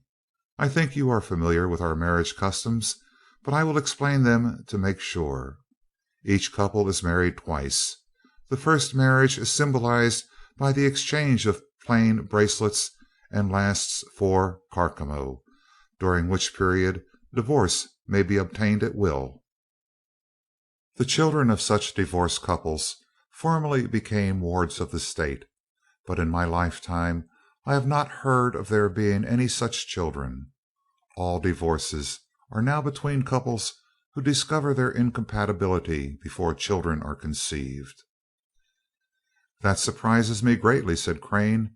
"Some system of trial marriage is advocated among us on Earth every few years, but they all so surely degenerate into free love that no such system has found a foothold." "We are not troubled in that way at all. You see, before the first marriage each couple, from the humblest peasantry to the highest royalty, must submit to a mental examination. If they are marrying for any reason at all other than love, such as any thought of trifling in the mind of the man, or if the woman is marrying him for his wealth or position, he or she is summarily executed, regardless of station." No other questions being asked, Dunark continued: "At the end of 4 Carcamo the second marriage is performed, which is indissoluble. In this ceremony jeweled bracelets are substituted for the plain ones. In the case of highly evolved persons it is permitted that the two ceremonies be combined into one. Then there is a third ceremony, used only in the marriage of persons of the very highest evolution, in which the eternal vows are taken, and the Faden, the eternal jewel, is exchanged. As you are all in the permitted class, you may use the eternal ceremony if you wish." "I think we all know our minds well enough to know that we want to be married for good, the longer the better," said Seaton positively. "We will make it the eternal, won't we, folks?" "I should like to ask one question," said Crane thoughtfully. "Does the ceremony imply that my wife would be breaking her vows if she married again upon my death?" "Far from it. Numbers of our men are killed every Carcam. Their wives, if of marriageable age, are expected to marry again. Then, too, you know that most Kondalian men have several wives. No matter how many wives or husbands may be linked together in that way, it merely means that after death their spirits will be grouped into one, just as in your chemistry," smiling in comradely fashion at Seaton, "a varying number of elements may unite to form a stable compound." After a short pause the speaker went on: "Since you are from Earth and unaccustomed to bracelets, rings will be substituted for them. The plain ring will take the place of your earthly wedding rings, the jeweled ones that of your engagement rings. The only difference is that while we discard the plain bracelets, you will continue to wear them." "Have you men any objection to wearing the rings during the ceremony? You may discard them later if you wish, and still keep the marriage valid." "No, I'll wear mine all my life," responded Seaton earnestly, and Crane expressed the same thought. There is only one more thing, added the Kofedix, that is, about the mental examination. Since it is not your custom, it is probable that the justices would waive the ruling, especially since everyone must be examined by a jury of his own or a superior rank, so that only one man, my father alone, could examine you. Not in 1,000 years, replied Seaton emphatically. I want to be examined, and have Dorothy see the record. I don't care about having her put through it, but I want her to know exactly what kind of guy she is getting. Dorothy protested at this, but as all four were eager that they themselves should be tested, the Carfidix was notified, and Dunark clamped sets of multiple electrodes connected to a set of instruments upon the temples of his father, Dorothy, and Seaton. He pressed a lever, and instantly Dorothy and Seaton read each other's minds to the minutest detail, and each knew that the Carfidix was reading the minds of both. After Margaret and Crane had been examined, the Carfidix expressed himself as more than satisfied. You are all of the highest evolution, and your minds are all untainted by any base thoughts in your marriage. The First Cause will smile upon your unions, he said solemnly. Let the robe makers appear, the Carfidix ordered, and 4 women, hung with spools of brilliantly colored wire of incredible fineness, and with peculiar looms under their arms, entered the room and accompanied the 2 girls to their apartment. As soon as the room was empty, save for the 4 men, Dunark said: While I was in Mardonale, I heard bits of conversation regarding an immense military discovery possessed by Nalboon, besides the gas whose deadly effects we felt. I could get no inkling of its nature, but feel sure that it is something to be dreaded. I also heard that both of these secrets had been stolen from Kondal, and that we were to be destroyed by our own superior inventions. The Carfidix nodded his head gloomily. That is true, my son, partly true at least. We shall not be destroyed, however. Kondal shall triumph. The discoveries were made by a Kondalian, but I am as ignorant as you are concerning their nature. An obscure inventor, living close to the bordering ocean, was the discoverer. He was rash enough to wireless me concerning them. He would not reveal their nature, but requested a guard. The Mardonalian patrol intercepted the message and captured both him and his discoveries before our guard could arrive. That's easily fixed, suggested Seaton. Let's get the Skylark fixed up, and we'll jerk Nalboon out of his palace. If he's still alive, bring him over here and read his mind. That might prove feasible, answered the Kofedix, and in any event, we must repair the Skylark and replenish her supply of copper immediately. This must be our first consideration, so that you, our guests, will have a protection in any emergency. The Carfidix went to his duties, and the other 3 made their way to the wrecked space car. They found that besides the damage done to the hull, many of the instruments were broken, including one of the object compasses focused upon the earth. It's a good thing you had 3 of them, Mart. I sure hand it to you for preparedness, said Seaton as he tossed the broken instrument out upon the dock. Dunark protested at this treatment and placed the discarded instrument in a strong metal safe, remarking: These things may prove useful at some future time. Well, I suppose the first thing to do is get some powerful jacks and straighten these plates, said Seaton. Why not throw away the soft metal, steel, and build it out of arenak, as it should be built? You have plenty of salt, suggested Dunark. Fine, we have lots of salt in the galley, haven't we, Mart? Yes, nearly 100 pounds. We are stocked for emergencies, with 2 years' supply of food, you know. Dunark's eyes opened in astonishment at the amount mentioned, in spite of his knowledge of earthly conditions. He started to say something, then stopped in confusion, but Seaton divined his thought. We can spare him 50 pounds as well as not, can't we, Mart? Certainly 50 pounds of salt is a ridiculously cheap price for what he is doing for us, even though it is very rare here." Dunark acknowledged the gift with shining eyes and a heartfelt but not profuse thanks, and bore the precious bag to the palace under a heavy escort. He returned with a small army of workmen, and after making tests to assure himself that the power bar would work as well through arenak as through steel, he instructed the officers concerning the work to be done.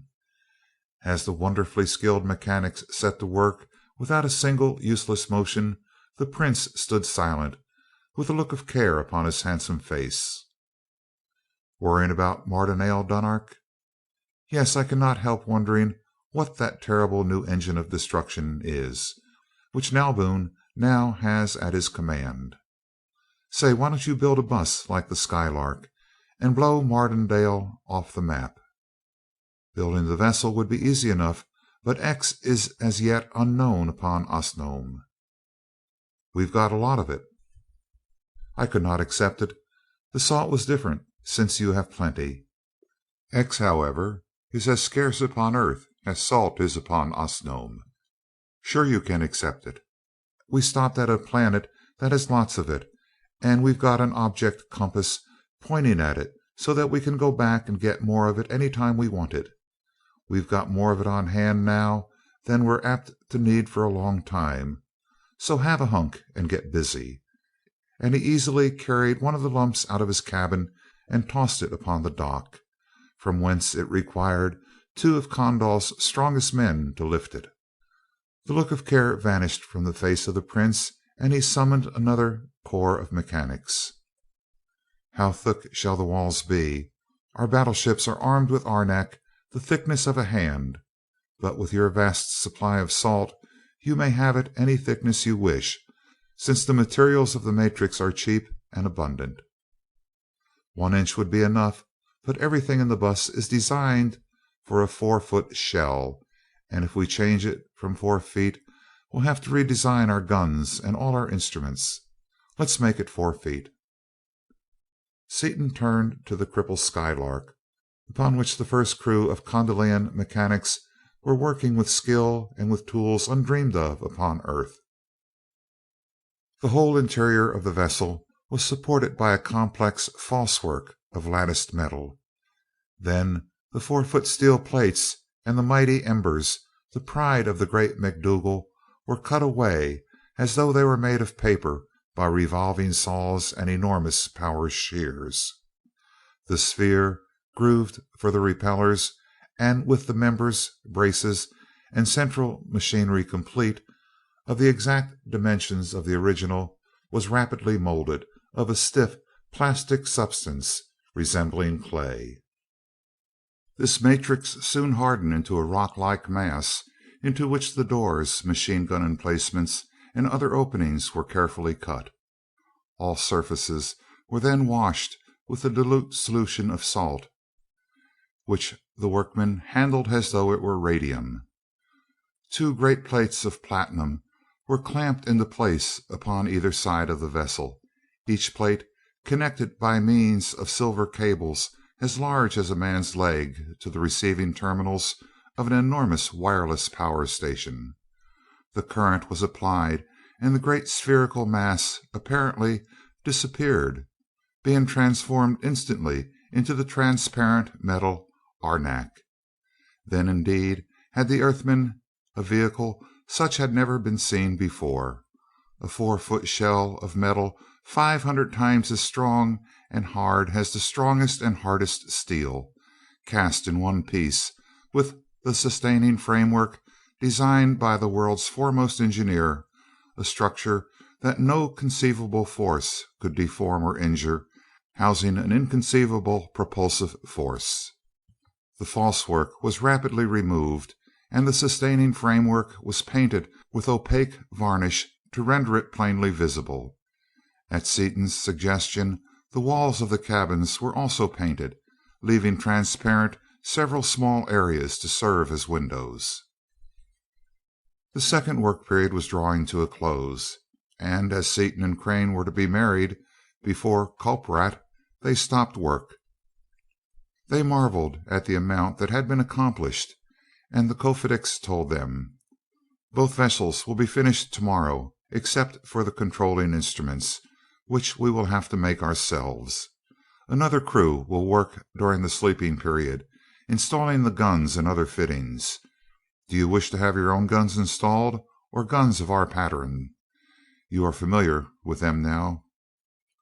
"Our own, please. They are slower and less efficient than yours, but we are used to them and have a lot of explosive ammunition for them," replied Seaton, after a short conference with Crane.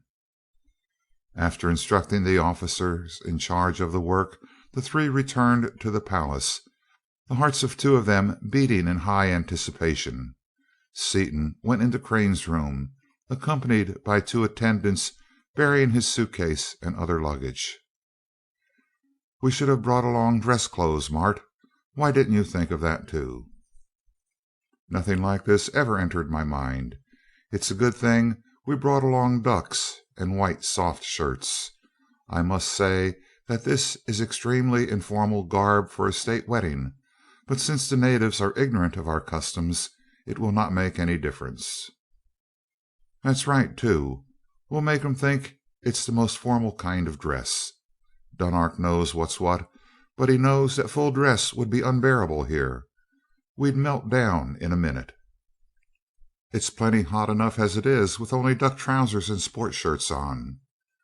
"They'll look green instead of white, but that's a small matter." Dunark, as best man, entered the room some time later. "Give us a look, Dunark," begged Seaton, "and see if we'll pass inspection. I was never so rattled in my life."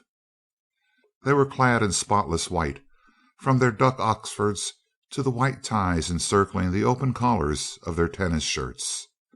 The two tall figures, Crane's slender, wiry, at perfect ease, Seaton's broad shouldered, powerful, prowling about with unconscious feline suppleness and grace, and the two handsome, high-bred, intellectual faces, each wearing a look of eager happiness, fully justified Dunark's answer. "You sure will do," he pronounced enthusiastically, and with Seaton's own impulsive goodwill, he shook hands and wished them an eternity of happiness. "When you have spoken with your brides," he continued, "I shall be waiting to escort you into the chapel. Sitar told me to say that the ladies are ready." Dorothy and Margaret had been dressed in their bridal gowns by Sitar and several other princesses, under the watchful eye of the Kurfedir herself. Sitar placed the two girls side by side and drew off to survey her work. "You are the loveliest creatures in the whole world," she cried. They looked at each other's glittering gowns. Then Margaret glanced at Dorothy's face, and a look of dismay overspread her own. "Oh, Dottie," she gasped, "your lovely complexion! Isn't it terrible for the boys to see us in this light?"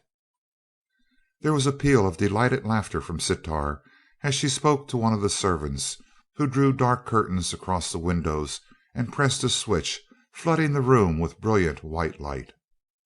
"Dunark installed lamps like those of your ship for you," she explained with intense satisfaction. "I knew in advance just how you would feel about your color." Before the girls had time to thank their thoughtful hostess, she disappeared, and their bridegrooms stood before them. For a moment no word was spoken. Seaton stared at Dorothy hungrily, almost doubting the evidence of his senses. For white was white, pink was pink, and her hair shone in all its natural splendor of burnished bronze. In their wondrous Osnomian bridal robes, the beautiful Earth maidens stood before their lovers. Upon their feet were jeweled slippers.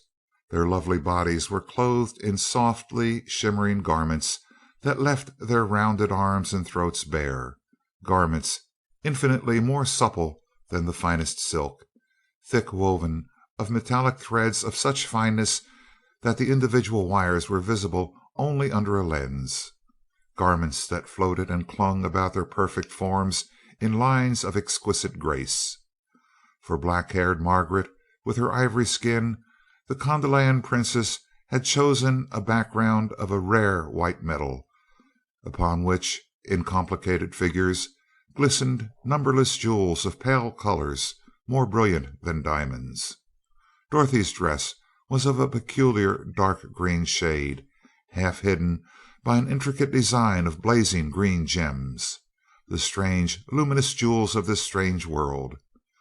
Both girls wore their long heavy hair unbound, after the Condelayan bridal fashion, brushed until it fell like mist about them, and confined at the temples by metallic bands entirely covered with jewels. Seaton looked from Dorothy to Margaret and back again, looked down into her violet eyes, deep with wonder and with love, more beautiful than any jewel in all her gorgeous costume. Unheeding the presence of the others, she put her dainty hands upon his mighty shoulders and stood on tiptoe. "I love you, Dick, now and always, here or at home, or anywhere in the universe. We'll never be parted again," she whispered, and her own beloved violin had no sweeter tones than had her voice. A few minutes later, her eyes wet and shining, she drew herself away from him and glanced at Margaret. "Isn't she the most beautiful thing you ever laid eyes on?" "No," Seaton answered promptly, "she is not, but poor old Mart thinks she is." Accompanied by the Carfedix and his son, Seaton and Crane went into the chapel, which, already brilliant, had been decorated anew with even greater splendor. Glancing through the wide arches, they saw for the first time Osnomians clothed. The great room was filled with the highest nobility of Kondal, wearing their heavily jeweled, resplendent robes of state. Every color of the rainbow and numberless fantastic patterns were there, embodied in the soft, lustrous, metallic fabric. As the men entered one door, Dorothy and Margaret, with the Carfedere and Sitar, entered the other, and the entire assemblage rose to its feet and snapped into the grand salute. Moving to the accompaniment of strange martial music from concealed instruments, the two parties approached each other, meeting at the raised platform or pulpit where Carbix Tarnan, a handsome, stately, middle-aged man who carried easily his 150 carcarmo of age, awaited them. As he raised his arms, the music ceased. It was a solemn and wonderfully impressive spectacle.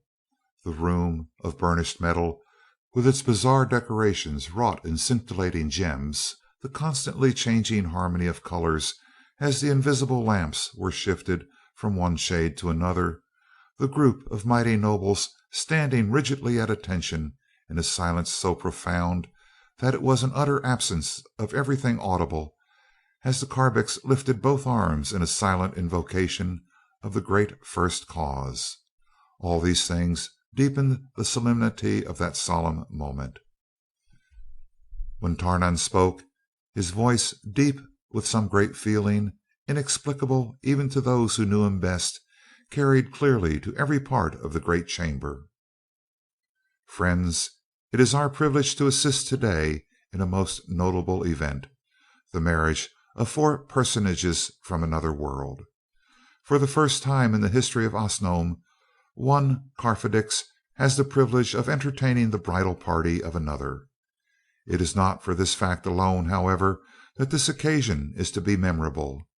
A far deeper reason is that we are witnessing, possibly for the first time in the history of the universe, the meeting upon terms of mutual fellowship and understanding of the inhabitants of two worlds separated by unthinkable distances of trackless space and by equally great differences in evolution, condition of life, and environment. Yet these strangers are actuated by the spirit of good faith and honor which is instilled into every worthy being by the great First Cause. In the working out of vast projects, all things are humble instruments. In the honor of the friendship of the two worlds, we will proceed with the ceremony." Richard Seaton and Martin Crane exchanged the plain rings with Dorothy Vaneman and Margaret Spencer. They did so, and repeated, after the Karbix, simple vows of love and loyalty. May the First Cause smile upon this temporary marriage and render it worthy of being made permanent. As a lowly servant of the all-powerful First Cause, I pronounce you two and you two husband and wife. But we must remember that the dull vision of mortal men cannot pierce the veil of futurity, which is as crystal to the all-beholding eye of the First Cause. Though you love each other truly, unforeseen things may come between you to mar the perfection of your happiness. Therefore, a time is granted you during which you may discover whether or not your unions are perfect. A pause ensued. Then Tarnan went on. Martin Crane, Margaret Spencer, Richard Seaton, and Dorothy Vaneman, you are before us to take the final vows which shall bind your bodies together for life and your spirits together for eternity. Have you considered the gravity of this step sufficiently to enter into this marriage without reservation? I have, solemnly replied the four in unison. Exchange the jeweled rings. Do you, Richard Seaton and Dorothy Vaneman, and you, Martin Crane and Margaret Spencer, individually swear, here in the presence of the First Cause and that of the Supreme Justices of Kondal, that you will be true and loyal, each helping his chosen one in all things, great and small, that never throughout eternity, in thought or in action, will either your body or your mind or your conscious spirit stray from the path of fairness and truth and honor? I do.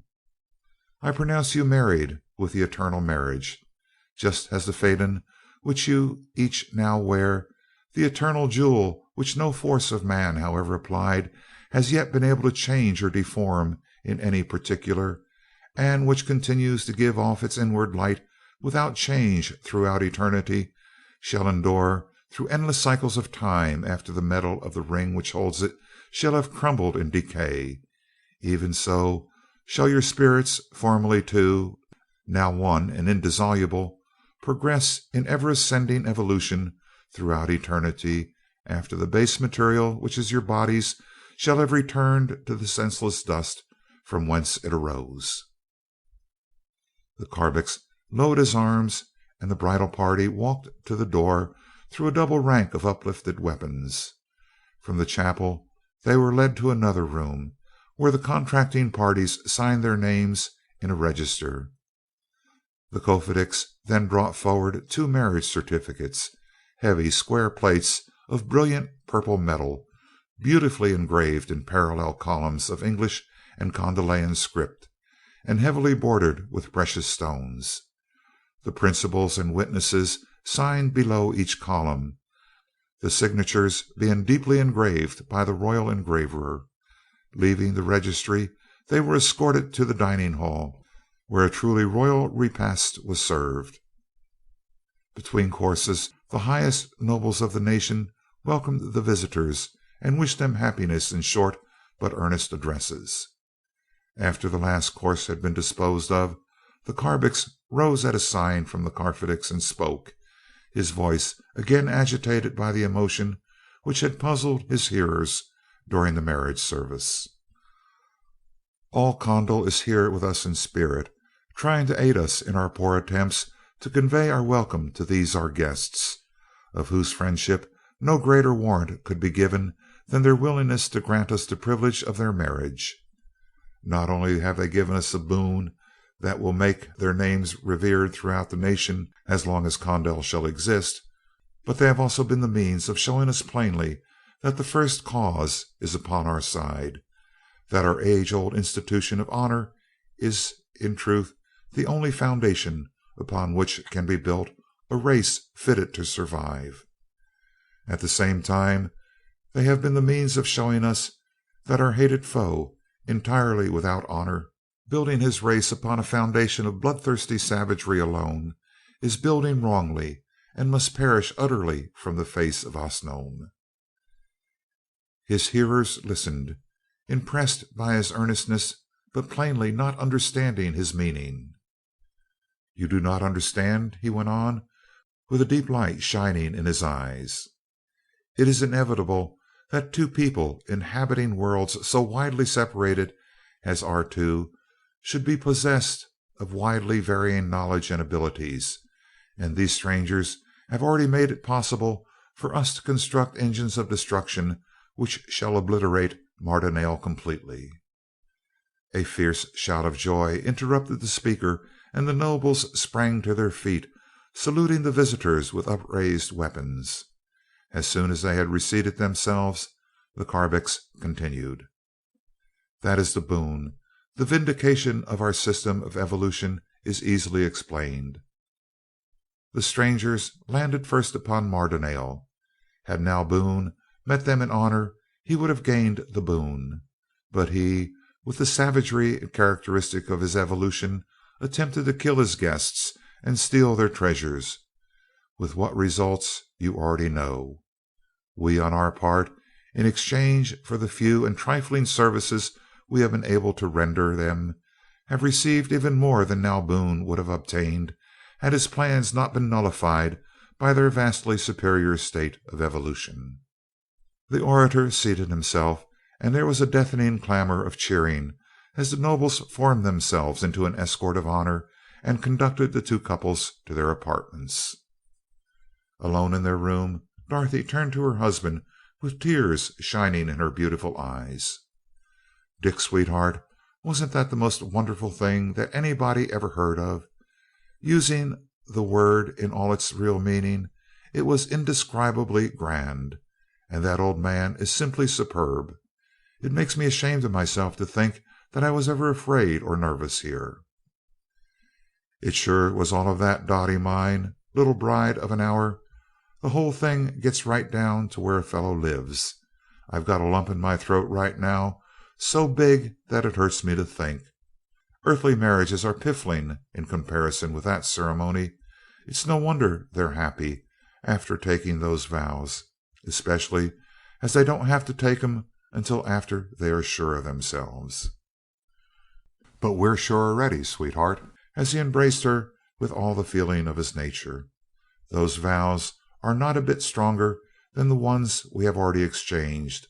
Bodily and mentally and spiritually we are one, now and forever."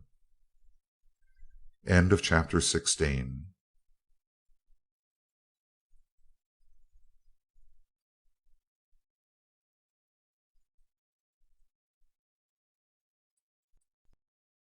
Chapter 17 of the Skylark of Space by E. Doc Smith. Bird, beast, or fish? "These jewels rather puzzle me, Dick. What are they?" asked Martin, as the four assembled waiting for the first meal. As he spoke, he held up his third finger, on which gleamed the royal jewel of Osnomian, in its splendid Belcher mounting of Arnak, as transparent as the jewel itself, and having the same intense blue color. "I know the name Phaedon, but that's all I seem to know." "That's about all that anybody knows about them. It's a naturally occurring, 100-faceted crystal, just as you see it there, deep blue, perfectly transparent, intensely refractive, and constantly emitting that strong blue light. It is so hard that it cannot be worked, cut, or ground. No amount of the hardest known abrasive will even roughen its surface. No blow, however great, will break it. It merely forces its way into the material of the hammer, however hard the hammer may be. No extremity of either heat or cold affects it in any degree. It is the same when in the most powerful electric arc as it is when immersed in liquid helium." "How about acids?" "That is what I'm asking myself. Osnomians aren't much force at chemistry. I'm going to try and get hold of another one, and see if I can't analyze it, just for fun.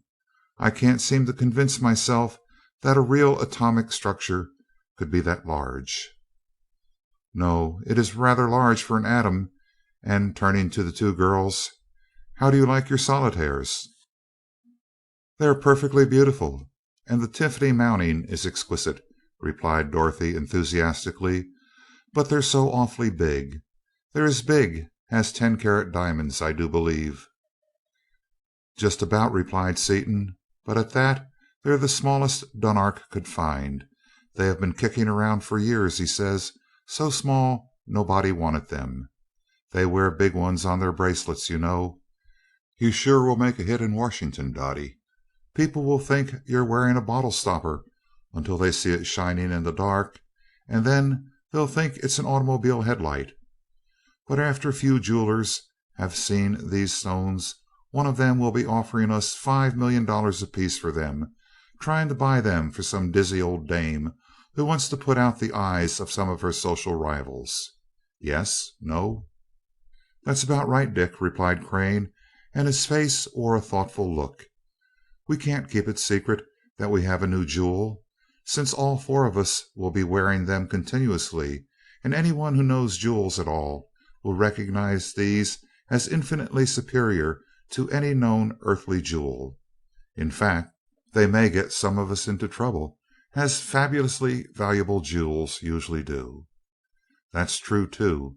So we'll let it out casually that they're as common as mud up here, that we're just wearing them for sentiment, which is true, and that we're thinking of bringing back a shipload to sell for parking lights. That would probably keep anyone from trying to murder our wives for their rings, at least." "Have you read our marriage certificate, Dick?" asked Margaret. "Not yet." "Let's look at it, Dottie." She produced the massive, heavily jeweled document, and the auburn head and brown one were very close to each other as they read together the English side of the certificate. Their vows were there, word for word, with their own signatures beneath them, all deeply engraved into the metal. Seaton smiled as he saw the legal form engraved below their signatures, and read aloud: "I, head of the church and commander in chief of the armed forces of Kondal upon the planet Osnome, certify that I have this day in the city of Condalek of said nation and planet joined in indissoluble bonds of matrimony Richard Ballinger Seaton, Doctor of Philosophy, and Dorothy Lee Vaneman, Doctor of Music, both of the city of Washington, District of Columbia, United States of America, upon the planet Earth, in strict compliance with the marriage laws both of Kondal and of the United States of America. Tarnan. Witness: Roban, Emperor of Kondal. Tural, Empress of Kondal. Dunark, Crown Prince of Kondal. Sitar, Crown Princes of Kondal. Marc C. DuQuesne, Ph.D., Washington, D.C. "That is some document," remarked Seaton. "Probably a lawyer could find fault with its phraseology, but I'll bet that this thing would hold in any court in the world. Think you'll get married again when we get back, Mart?" Both girls protested, and Crane answered: "No, I think not. Our ceremony would be rather an anticlimax after this one, and this one will undoubtedly prove legal. I intend to register this just as it is, and get a ruling from the courts. But it is time for breakfast. Pardon me, I should have said darprat, for it certainly is not breakfast time by Washington clocks. My watch says that it is 11:30 p.m." "This system of time is funny," remarked Dorothy. "I just can't get used to having no night and—" "And it's such a long time between eats, as the famous governor said about the drinks," broke in Seaton. "How did you know what I was going to say, Dick?" "Husbandly intuition," he grinned, "and aided and abetted by a normal appetite that rebels at 17 hours between supper and breakfast, and 9 hours between the other meals. Well, it's time to eat. Let's go." After eating, the men hurried to the Skylark. During the sleeping period, the vessel had been banded with the copper repellers. The machine guns and instruments, including the wonderful Osnomian wireless system, had been installed, and except for the power bars, she was ready for a voyage. The Kondalian vessel was complete, even to the cushions, but was without instruments. After a brief conversation with the officer in charge, Dunark turned to Seaton. Didn't you find that your springs couldn't stand up under the acceleration?" "Yes, they flattened out dead. The Colonex felon in charge of the work thought so, and substituted our compound compensated type, made of real spring metal, for them. They'll hold you through any acceleration you can live through." "Thanks, that's fine. What's next? Instruments?" "Yes, I have sent a crew of men to gather up what copper they can find. You know that we use practically no metallic copper, as platinum, gold, and silver are so much better for ordinary purposes, and another to erect a copper smelter near one of the mines which supply the city with copper sulfate used upon our tables. While they are at work, I think I will work on the instruments, if you two will be kind enough to help me." Seaton and Crane offered to supply him with instruments from their reserve stock, but the Kofedix refused to accept them, saying that he would rather have their help in making them so that he would thoroughly understand their functions. The electric furnaces were rapidly made ready, and they set to work, Crane taking great delight in working that hitherto rare and very refractory metal, iridium, of which all the Kondalian instruments were to be made. "They have a lot of our rare metals here, Dick." "They sure have. I'd like to set up a laboratory and live here for a few years. I'd learn something about my specialty or burst. They use gold and silver where we use copper, and platinum and its alloys where we use iron and soft steel. All their weapons are made of iridium, and all of their most highly tempered tools, such as their knives, razors, and so on, are made of opaque arenak. I suppose you noticed the edge on your razor." "How could I help it? It's hard to realize that a metal can be so hard that it requires 40 years on a diamond dust abrasive machine to hone a razor, or that once honed it shaves generation after generation of men without losing in any degree its keenness." "I can't understand it either. I only know that it's so. They have all our heavy metals in great abundance, and a lot more that we don't know anything about on Earth, but they apparently haven't any light metals at all.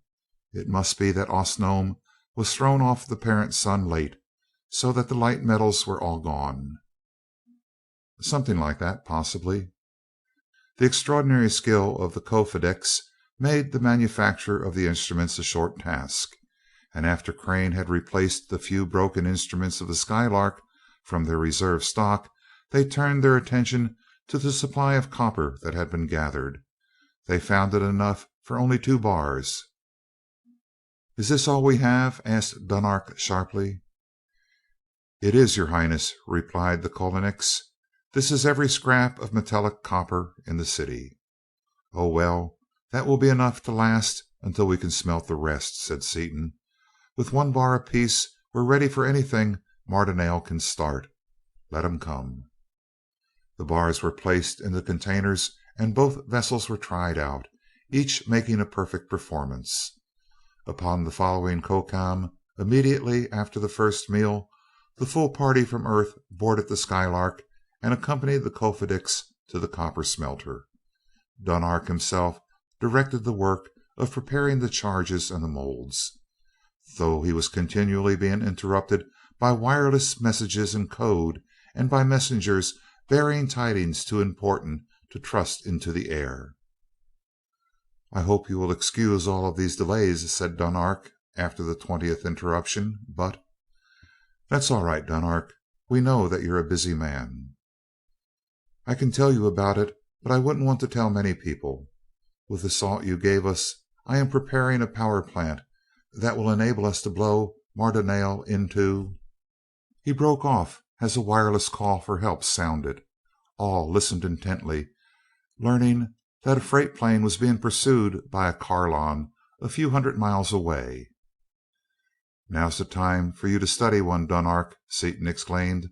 "Get your gang of scientists out here while we go get him and drag him in."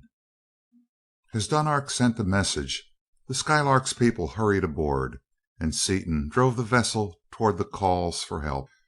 With its great speed, it reached the monster before the plane was overtaken. Focusing the attractor upon the enormous metallic beak of the Carlon, Seaton threw on the power, and the beast halted in midair as it was jerked backward and upward. As it saw the puny size of the attacking Skylark, it opened its cavernous mouth in a horrible roar and rushed at full speed. Seaton, unwilling to have the repellers stripped from the vessel, turned on the current actuating them. The Carlon was hurled backward to the point of equilibrium of the two forces, where it struggled demoniacally. Seaton carried his captive back to the smelter, where finally, by judicious pushing and pulling, he succeeded in turning the monster flat upon its back and pinning it to the ground in spite of its struggles to escape. Soon the scientists arrived and studied the animal thoroughly at as close a range as its flailing arms permitted. "I wish we could kill him without blowing him to bits," wirelessed Dunark. "Do you know any way of doing it?" "We could if we had a few barrels of ether, or some of our own poison gases, but they are all unknown here, and it would take too long to build the apparatus to make them. I'll see if I can't tire him out, and get him that way as soon as you've studied him enough. We may be able to find out where he lives, too." The scientists having finished their observations, Seaton jerked the animal a few miles into the air and shut off the forces acting upon it. There was a sudden crash, and the Carlon, knowing that this apparently insignificant vessel was its master, turned in headlong flight. "Have you any idea what caused that noise just then, Dick?" asked Crane, who with characteristic imperturbability had taken out his notebook and was making exact notes of all that transpired. "I imagine we cracked a few of his plates," replied Seaton with a laugh, as he held the Skylark in place a few hundred feet above the fleeing animal. Pitted for the first time in its life against an antagonist who could both outfly and outfight it, the Carlon redoubled its effort and fled in a panic of fear. It flew back over the city of Condillac, over the outlying country, and out over the ocean, still followed easily by the Skylark. As they neared the Mardonale border, a fleet of warships rose to contest the entry of the monster. Seaton, not wishing to let the foe see the rejuvenated Skylark, jerked his captive high into the thin air. As soon as it was released, it headed for the ocean in an almost perpendicular dive, while Seaton focused an object compass upon it. "Go to it, old top," he addressed the plunging monster. "We'll follow you clear to the bottom of the ocean, if you go that far." There was a mighty double splash as the Carlon struck the water, closely followed by the Skylark. The girls gasped as the vessel plunged below the surface at such terrific speed, and seemed surprised that it had suffered no injury and that they had felt no jar. Seaton turned on the powerful searchlights and kept close enough so that he could see the monster through the transparent walls. Deeper and deeper the quarry dove, until it was plainly evident to the pursuers that it was just as much at home in the water as it was in the air. The beams of light revealed strange forms of life, among which were huge, staring-eyed fishes, which floundered about blindly in the unaccustomed glare. As the Carlon bored still deeper, the living things became scarcer, but still occasional fleeting glimpses were obtained of the living nightmares which inhabited the oppressive depths of these strange seas. Continuing downward, the Carlon plumbed the nethermost pit of the ocean and came to rest upon the bottom, stirring up a murk of ooze. "How deep are we, Mart?" "About 4 miles. I have read the pressure, but we will have to calculate later exactly what depth it represents, from the gravity and density readings." As the animal showed no signs of leaving its retreat, Seaton pulled it out with the attractor and it broke for the surface. Rising through the water at full speed, it burst into the air and soared upward to such an incredible height that Seaton was amazed. "I wouldn't have believed that anything could fly, in air this thin!" he exclaimed. "It is thin up here," assented Crane. "Less than 3 pounds to the square inch. I wonder how he does it." "It doesn't look as though we are ever going to find out. He's sure a bear cat," replied Seaton, as the Carlon, unable to ascend further, dropped in a slanting dive toward the lowlands of Kondal, the terrible swampy region covered with poisonous vegetation and inhabited by frightful animals and even more frightful savages. The monster neared the ground with ever increasing speed. Seaton, keeping close behind it, remarked to Crane, "He'll have to flatten out pretty quick or he'll burst something, sure." But it did not flatten out. It struck the soft ground head foremost and disappeared, its tentacles apparently boring a way ahead of it. Astonished at such an unlooked for development, Seaton brought the Skylark to a stop and stabbed into the ground with the attractor. The first attempt brought up nothing but a pillar of muck.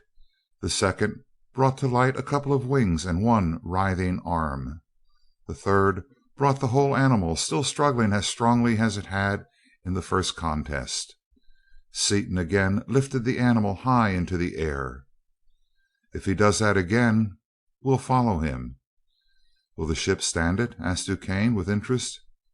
"Yes. The old bus wouldn't have, but this one can stand anything. We can go anywhere that thing can go, that's a cinch. If we have enough power on, we probably won't even feel the jolt when we strike ground." Seaton reduced the force acting upon the animal until just enough was left to keep the attractor upon it, and it again dived into the swamp. The Skylark followed, feeling its way in the total darkness, until the animal stopped, refusing to move in any direction, at a depth estimated by Crane to be about 3/4 of a mile.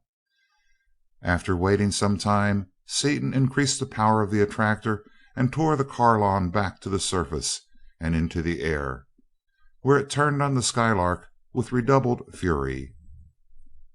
"We've dug him out of his last refuge, and he's fighting like a cornered rat," said Seaton, as he repelled the monster to a safe distance. "He's apparently as fresh as when he started, in spite of all this playing. Talk about a game fish!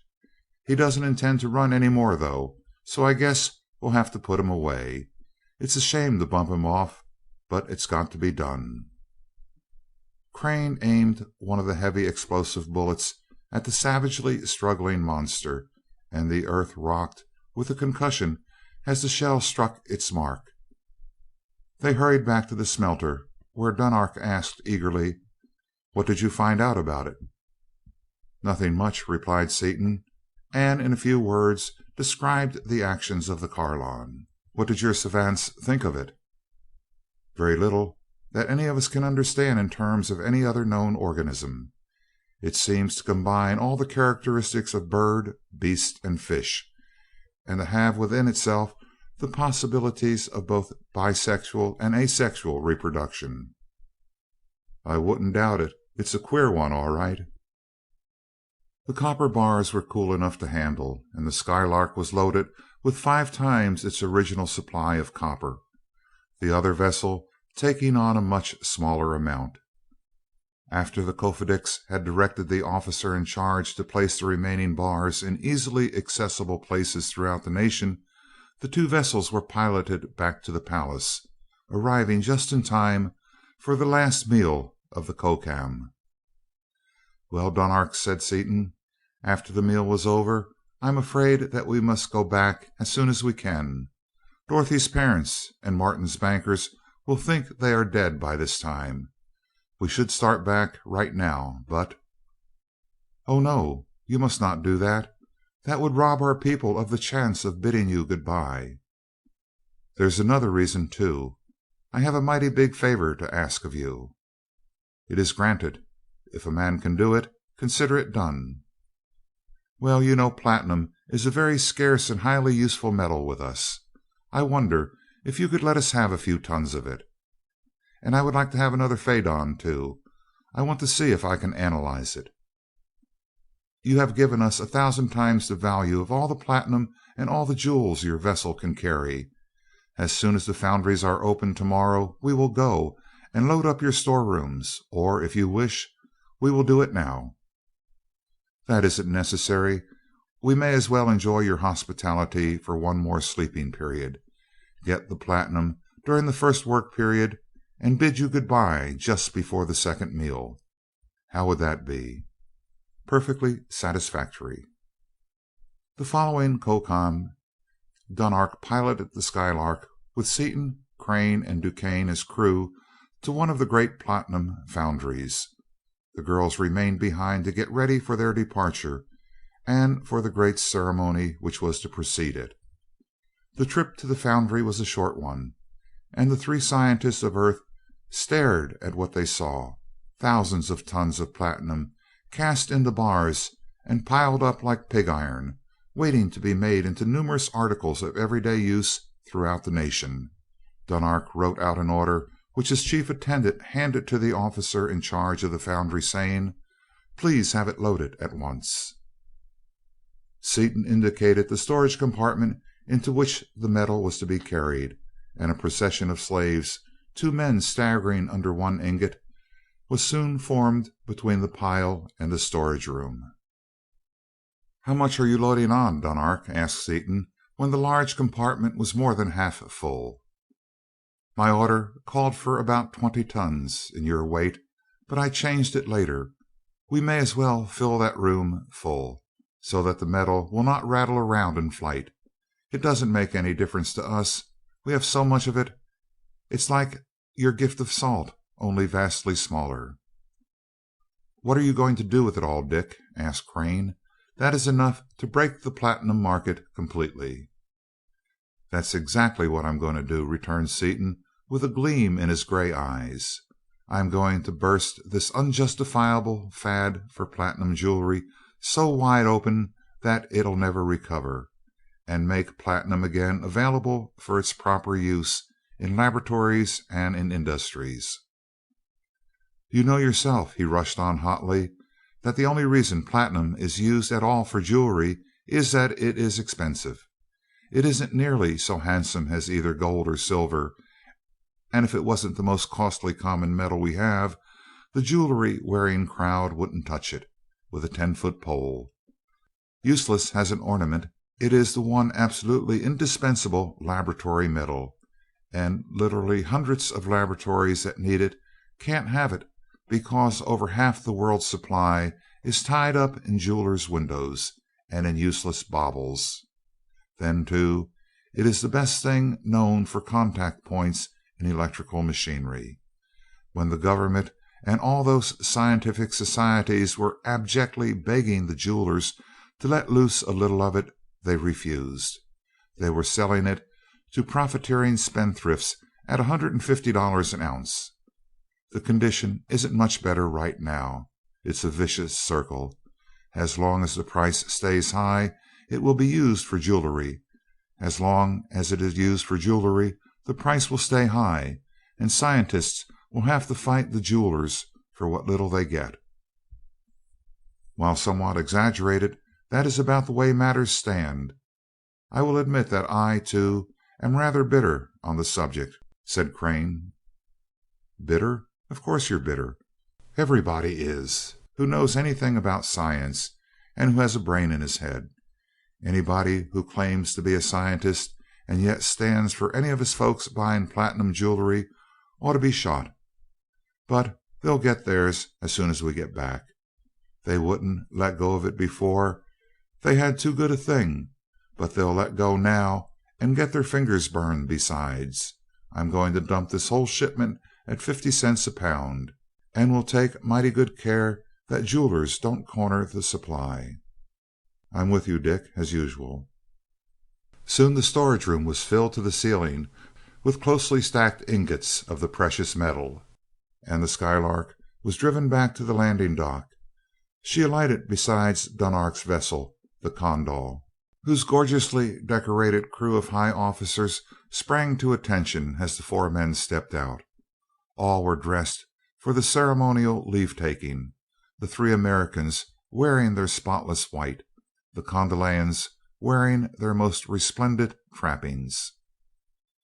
"This formal stuff sure does pull my cork," exclaimed Seaton to Dunark. "I want to get this straight. The arrangement was that we were to be here at this time, all dressed up, and wait for the ladies, who are coming under the escort of your people?" "Yes. Our family is to escort the ladies from the palace here.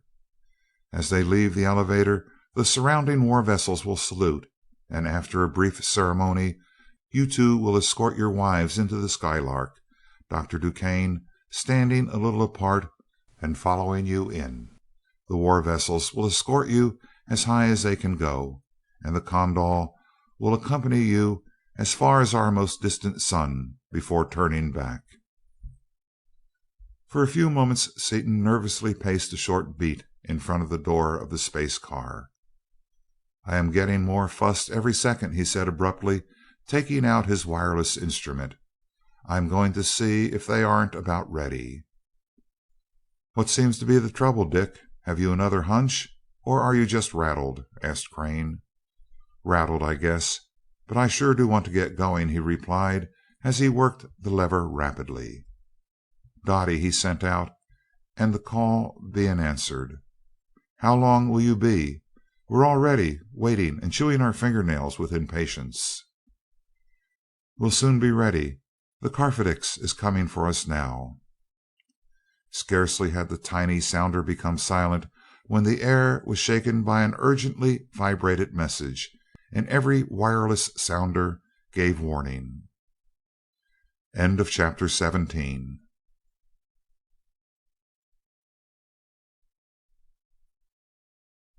Chapter 18 of the Skylark of Space by E. Doc Smith. The Invasion.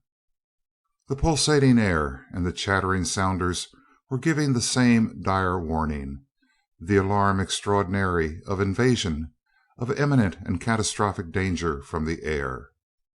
"Don't try to reach the palace. Everyone on the ground will have time to hide in the deep, arenak protected pits beneath the buildings, and you would be killed by the invaders long before you could reach the palace. If we can repel the enemy and keep them from landing, the women will be perfectly safe, even though the whole city is destroyed. If they effect a landing, we are lost."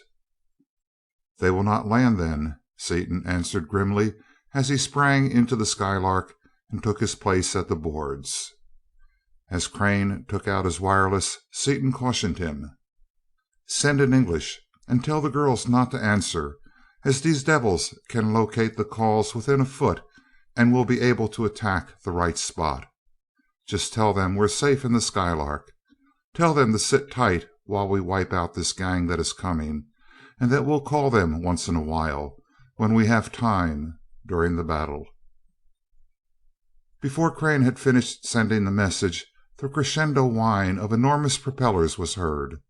Simultaneously there was a deafening concussion, and one entire wing of the palace disappeared in a cloud of dust, in the midst of which could be discerned a few flying fragments. The air was filled with Mardoniale warships. They were huge vessels, each mounting hundreds of guns, and the rain of high explosive shells was rapidly reducing the great city to a widespread heap of debris. Seaton's hand was upon the lever which would hurl the Skylark upward into the fray. Crane and DuQuesne, each hard of eye and grim of jaw, were stationed at their machine guns. "Something's up," exclaimed Seaton. "Look at the Kondal." Something had happened indeed. Dunark sat at the board, his hand upon the power lever, and each of his crew was in place, grasping his weapon, but every man was writhing in agony, unable to control his movements.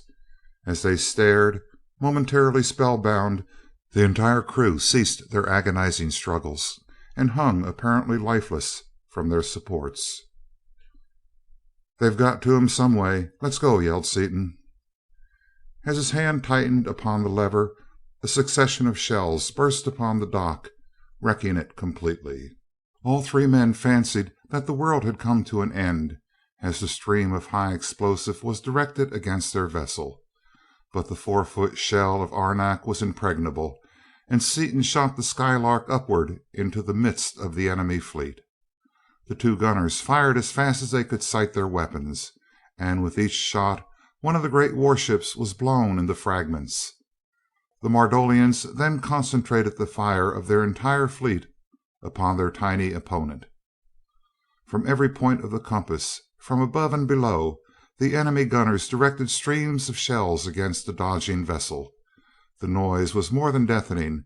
It was one continuous shattering explosion, and the Earthmen were surrounded by such a blaze of fire from the exploding shells that they could not see the enemy vessels. Seaton sought to dodge the shells by a long dive toward one side, only to find that dozens of new opponents had been launched against them. The deadly airplane torpedoes of Osnomian. Steered by wireless and carrying no crews, they were simply winged bombs carrying thousands of pounds of terrific electrical explosive, enough to kill the men inside the vessel by concussion of the explosion, even should the arenak armor be strong enough to withstand the blow. Though much faster than the Osnomian vessels, they were slow beside the Skylark, and Seaton could have dodged a few of them with ease. As he dodged, however, they followed relentlessly, and in spite of those which were blown up by the gunners, their number constantly increased until Seaton thought of the repellers. "Nobody home is right," he exclaimed as he threw on the power, actuating the copper bands which encircled the hull in all directions. Instantly the torpedoes were hurled backward, exploding as the force struck them, and even the shells were ineffective, exploding harmlessly as they encountered the zone of force. The noise of the awful detonations lessened markedly. "Why the silence, I wonder?" asked Seaton, while the futile shells from the enemy continued to waste their force some hundreds of feet distant from their goal, and while Crane and DuQuesne were methodically destroying the huge vessels as fast as they could aim and fire. At every report one of the monster warships disappeared, its shattered fragments and the bodies of its crew hurtling to the ground. His voice could not be heard in even the lessened tumult, but he continued: "It must be that our repellers have set up a partial vacuum by repelling even the air." Suddenly the shelling ceased, and the Skylark was enveloped by a blinding glare from hundreds of great reflectors, an intense, searching, bluish-violet light that burned the flesh and seared through eyelids and eyeballs into the very brain. "Ultraviolet!" yelled Seaton at the first glimpse of the light as he threw on the power. "Shut your eyes. Turn your heads down." Out in space, far beyond the reach of the deadly rays, the men held a short conference, then donned heavy leather and canvas suits, which they smeared liberally with thick red paint, and replaced the plain glasses of their helmets with heavy lenses of deep ruby glass. "This'll stop any ultraviolet ray ever produced," exulted Seaton as he again threw the vessel into the Mardonian fleet. A score of great vessels met their fate before the Skylark was located, and although the terrible rays were again focused upon the intruder in all their intensity, the carnage continued. In a few moments, however, the men heard, or rather felt, a low, intense vibration, like a silent wave of sound, a vibration which smote upon the eardrums as no possible sound could smite, a vibration which racked the joints and tortured the nerves as though the whole body were disintegrating. So sudden and terrible was the effect that Seaton uttered an involuntary yelp of surprise and pain as he once more fled into the safety of space. "What the devil was that?" demanded DuQuesne. "Was it infrasound? I didn't suppose such waves could be produced."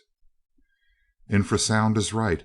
They produce almost anything here," replied Seaton, and Crane added: "Well, about 3 fur suits apiece, with cotton in our ears, ought to kill any wave propagated through air." The fur suits were donned forthwith, Seaton whispering in Crane's ear: "I found out something else, too. The repellers repel even the air. I'm going to shoot enough juice through them to set up a perfect vacuum outside. That'll kill those air waves." Scarcely were they back within the range of the fleet when DuQuesne, reaching for his gun to fire the first shot, leaped backwards with a yell. "Beat it!"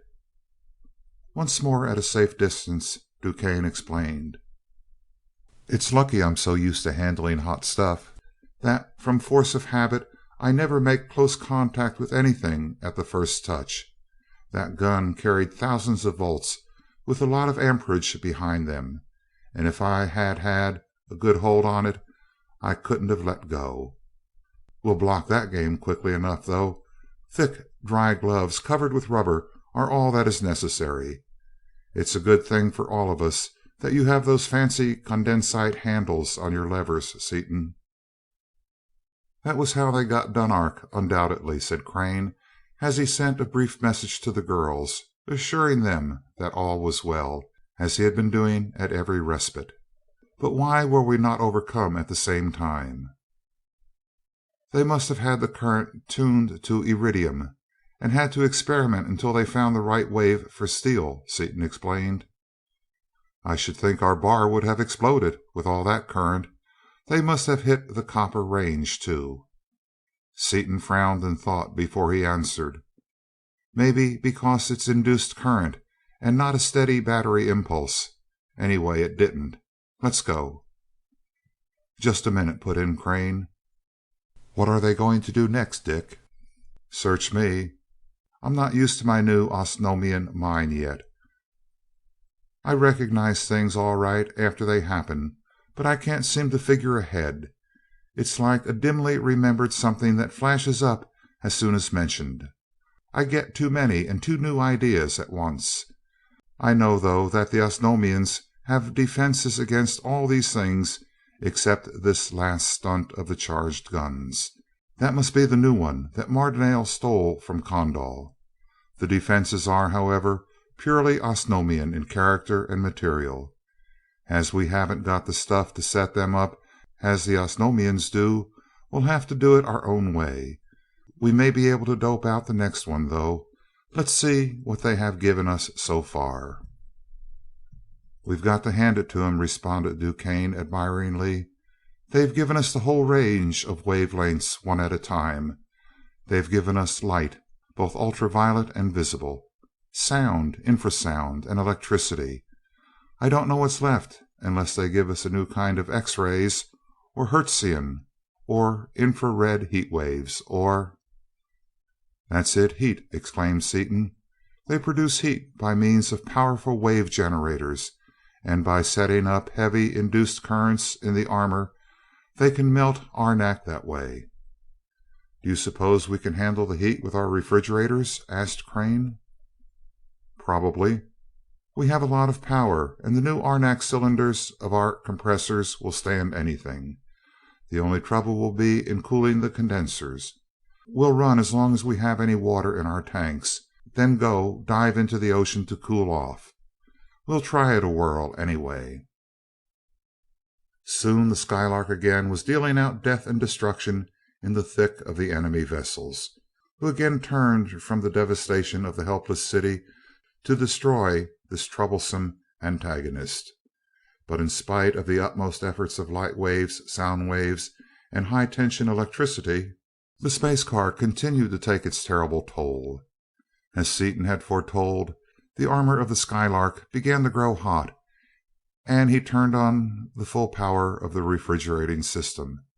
In spite of the cooling apparatus, however, the outer walls finally began to glow redly, and although the interior was comfortably cool, the ends of the rifle barrels, which were set flush with the surface of the revolving arenak globes which held them, softened, rendering the guns useless. The copper repellers melted and dripped off in flaming balls of molten metal, so that shells once more began to crash against the armor. DuQuesne, with no thought of quitting apparent in his voice or manner, said calmly: "Well, it looks as though they had us stopped for a few minutes. Let's go back into space and dope out something else." Seaton, thinking intensely, saw a vast fleet of enemy reinforcements approaching, and at the same time received a wireless call directed to Dunark. It was from the Grand Fleet of Kondal, hastening from the bordering ocean to the defense of the city. Using Dunark's private code, Seaton told the Karbix, who was in charge of the fleet, that the enemy had a new invention which would wipe them out utterly without a chance to fight, and that he and his vessel were in control of the situation, and ordered him to see that no Kondalian ship came within battle range of a Mardonale. He then turned to Crane and Duquesne, his face grim and his fighting jaw set. "I've got it doped right now. Give the Lark speed enough and she's some bullet herself. We've got 4 feet of arenak. They've got only an inch, and arenak doesn't even begin to soften until far above a blinding white temperature. Strap yourselves in solid. It's going to be a rough party from now on." They buckled their belts firmly, and Seaton, holding the bar toward their nearest antagonist, applied 20 notches of power. The Skylark darted forward and crashed completely through the great airship. Torn wide open by the 40-foot projectile, its engines wrecked, and its helicopter screws and propellers completely disabled, the helpless hulk plunged through 2 miles of empty air, a mass of wreckage. Darting hither and thither, the space car tore through vessel after vessel of the Mardonian fleet. She was an embodied thunderbolt, a huge, irresistible, indestructible projectile, directed by a keen brain inside it, the brain of Richard Seaton, roused to his highest fighting pitch and fighting for everything that man holds dear. Tortured by the terrible silent waves, which, now that the protecting vacuum had been destroyed, were only partially stopped by the fur suits, shaken and battered by the terrific impacts and the even greater shocks occurring every second as the direction of the vessel was changed, made sick and dizzy by the nauseating swings and lurches as the Skylark spun about the central chamber, Seaton's wonderful physique and his nerves of steel stood him in good stead in this, the supreme battle of his life, as with teeth tight locked and eyes gray and hard as the fracture of high carbon steel, he urged the Skylark on to greater and greater efforts. Though it was impossible for the eye to follow the flight of the space car, the mechanical sighting devices of the Mardonian vessels kept her in as perfect focus as though she were stationary, and the great generators continued to hurl into her the full power of their death-dealing waves. The enemy guns were still spitting forth their streams of high explosive shells, but unlike the waves, the shells moved so slowly compared to their target that only a few found their mark, and many of the vessels fell to the ground, riddled by the shells of their sister ships. With anxious eyes, Seaton watched the hull of his animated cannonball change in color. From dull red it became cherry, and as the cherry red gave place to bright red heat, Seaton threw even more power into the bar as he muttered through his set teeth, "Well, Seaton, old top, you've got to cut out this loafing on the job and get busy." In spite of his utmost exertions, and in spite of the powerful ammonia plant now exerting its full capacity, but sadly handicapped by the fact that its cooling water was now boiling, Seaton saw the arenak shell continue to heat. The bright red was succeeded by orange, which slowly changed, first to yellow, then to light yellow, and finally to a dazzling white, through which, with the aid of his heavy red lenses, he could still see the enemy ships. After a time he noted that the color had gone down to yellow, and he thrilled with exultation, knowing that he had so reduced the number of the enemy fleet that their wave generators could no longer overcome his refrigerators. After a few minutes more of the awful carnage, there remained only a small fraction of the proud fleet which, thousands strong, had invaded Kondal, a remnant that sought safety in flight. But even in flight they still fought with all their weapons, and the streams of bombs dropped from their keel batteries upon the country beneath marked the path of their retreat with a wide swath of destruction. Half inclined to let the few remaining vessels escape, Seaton's mind changed instantly as he saw the bombs spreading devastation upon the countryside. And not until the last of the Mardonale vessels had been destroyed did he drop the Skylark into the area of ruins which had once been the palace grounds, beside the Condor, which was still lying as it had fallen. After several attempts to steady their whirling senses, the three men finally were able to walk, and opening a door, they leaped out through the opening in the still glowing wall. Seaton's first act was to wireless the news to Dorothy, who replied that they were coming as fast as they could. The men then removed their helmets, revealing faces pale and drawn, and turned to the helpless space car. "There's no way of getting into this thing from the outside," Seaton began, when he saw that the Kofedix and his party were beginning to revive. Soon Dunark opened the door and stumbled out. "I have to thank you for more than my life this time," he said, his voice shaken by uncontrollable emotion as he grasped the hands of all three men. "Though unable to move, I was conscious and saw all that happened. You kept them so busy that they didn't have a chance to give us enough to kill us outright. You saved the lives of millions of our nation, and have saved Condor itself from annihilation." "Oh, it's not that bad," answered Seaton uncomfortably. "Both nations have been invaded before." "Yes, once when we developed the ultraviolet ray, once when Mardonale perfected the machine for producing the silent sound wave, and again when we harnessed the heat wave. But this would have been the most complete disaster in history. The other inventions were not so deadly as was this one, and there were terrible battles from which the victors emerged so crippled that they could not completely exterminate the vanquished, who were able to reestablish themselves in the course of time. If it had not been for you, this would have been the end, as not a Condoranian soldier could move. Any person touching iridium was helpless and would have been killed." He ceased speaking and saluted as the Kofedix and his party rounded a heap of boulders. Dorothy and Margaret screamed in unison as they saw the haggard faces of their husbands, and saw their suits dripping with a thick substance which they knew to be red in spite of its purplish black color. Seaton dodged nimbly as Dorothy sought to take him in her arms, and tore off his suit. "Nothing but red paint to stop their light rays," he reassured her as he lifted her clear off the ground in a soul-satisfying embrace. Out of the corner of his eye he saw the Condoranians staring in open-mouthed amazement at the Skylark. Wheeling swiftly, he laughed as he saw a gigantic ball of frost and snow. Again donning his first suit, he shut off the refrigerators and returned to his party, where the Kofedix gave him thanks in measured terms.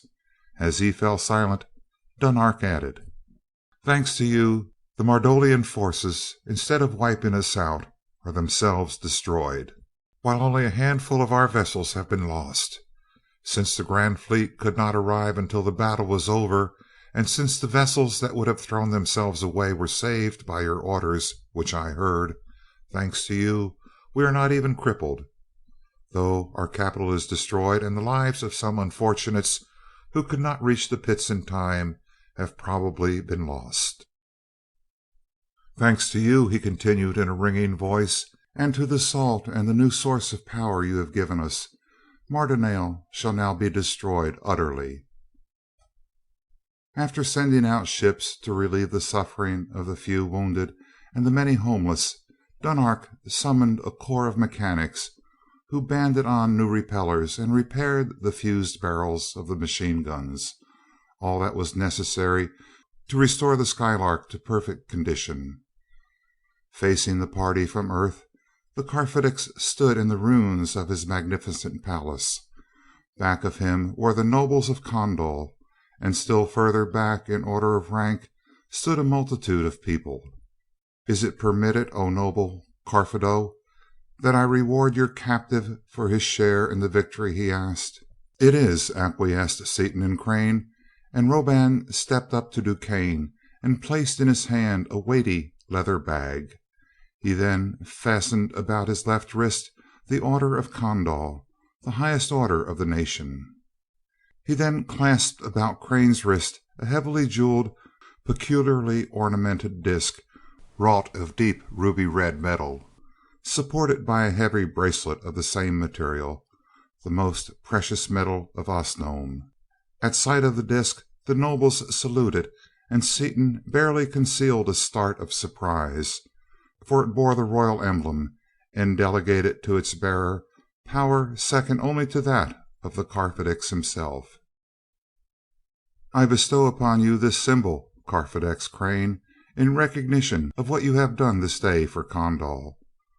Wherever you may be upon Kondalian Osnome, which from this day henceforth shall be all Osnome, you have power as my personal representative, as my eldest son." He drew forth a second bracelet similar to the first, except that it bore 7 discs, each differently designed, which he snapped upon Seaton's wrist as the nobles knelt and the people back of them threw themselves upon their faces. No language spoken by man possesses words sufficiently weighty to express our indebtedness to you, Carfedex Seaton, our guest and our savior. The First Cause has willed that you should be the instrument through which Kondal is this day made supreme upon Osnome. In small and partial recognition of that instrumentality, I bestow upon you these symbols, which proclaim you our overlord, the ultimate authority of Osnome. While this is not the way in which I had thought to bid you farewell, the obligations which you have heaped upon us render all smaller things insignificant. When you return, as I hope and trust you soon will, the city shall be built anew, and we can welcome you as befits your station. Lifting both arms above his head, he continued, "May the great First Cause smile upon you in all your endeavors until you solve the mystery. May your descendants soon reach the ultimate goal. Goodbye." Seaton uttered a few heartfelt words in response, and the party stepped backward toward the Skylark. As they reached the vessel, the standing Carfedex and the ranks of kneeling nobles snapped into the double salute, truly a rare demonstration in Kondal. "What do we do now?" whispered Seaton. "Bow, of course," answered Dorothy. They bowed deeply and slowly and entered their vessel. As the Skylark shot into the air with the greatest acceleration that would permit its passengers to move about, the grand fleet of Kondalian warship fired a deafening salute. It had been planned before the start that each person was to work 16 hours out of the 24.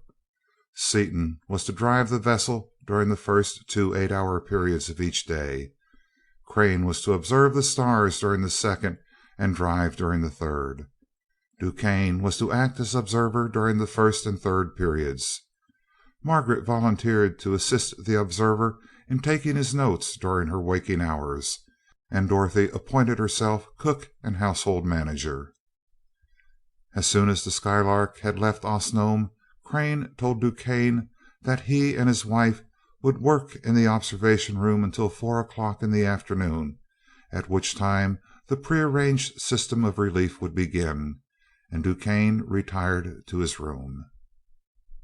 Crane and Margaret made their way to the darkened room, which housed the instruments, and seated themselves, watching intently, making no effort to conceal their emotion, as first the persons beneath them, then the giant war vessels, and finally the ruined city itself were lost to view.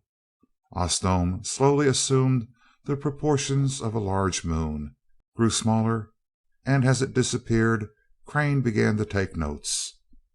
For a few hours the 17 suns of this strange solar system shone upon the flying space car, after which they assumed the aspect of a widely separated cluster of enormous stars, slowly growing smaller and smaller and shrinking closer and closer together. At 4 o'clock in the afternoon, Washington time, DuQuesne relieved Crane, who made his way to the engine room. "It's time to change shifts, Dick. You have not had your 16 hours, but everything will be regular from now on. You two had better get some rest." "All right," replied Seaton, as he relinquished the controls to Crane, and after bidding the new helmsman good night, he and Dorothy went below to their cabin. Standing at the window, with their arms around each other, they stared down with misty eyes at the very faint green star, which was rapidly decreasing in brilliance as the Skylark increased its already inconceivable velocity. Finally, as it disappeared altogether, Seaton turned to his wife and tenderly, lovingly took her in his arms. "Little girl, sweetheart," he whispered, and paused, overcome by the intensity of his feelings. "I know, husband mine," she answered, while tears dimmed her glorious eyes. "It is too deep. With nothing but words, we can't say a single thing." End of chapter 18.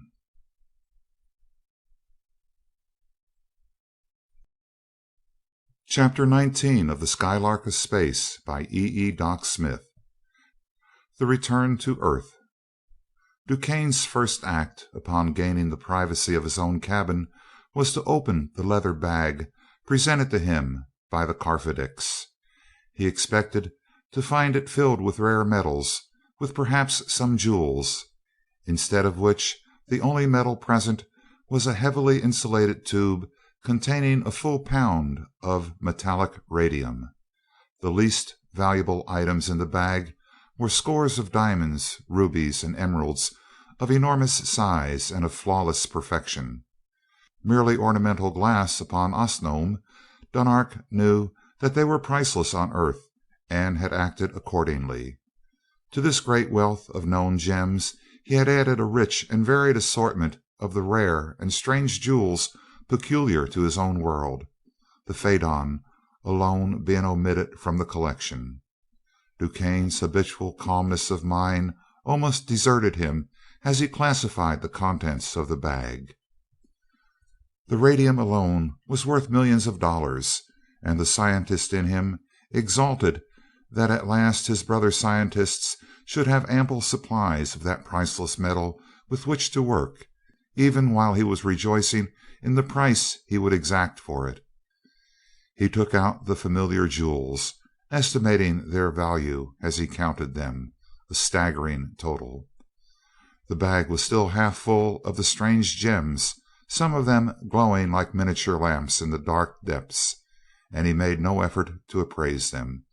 He knew that once any competent jeweler had compared their cold, hard, scintillating beauty with that of any earthly gems, he could demand his own price.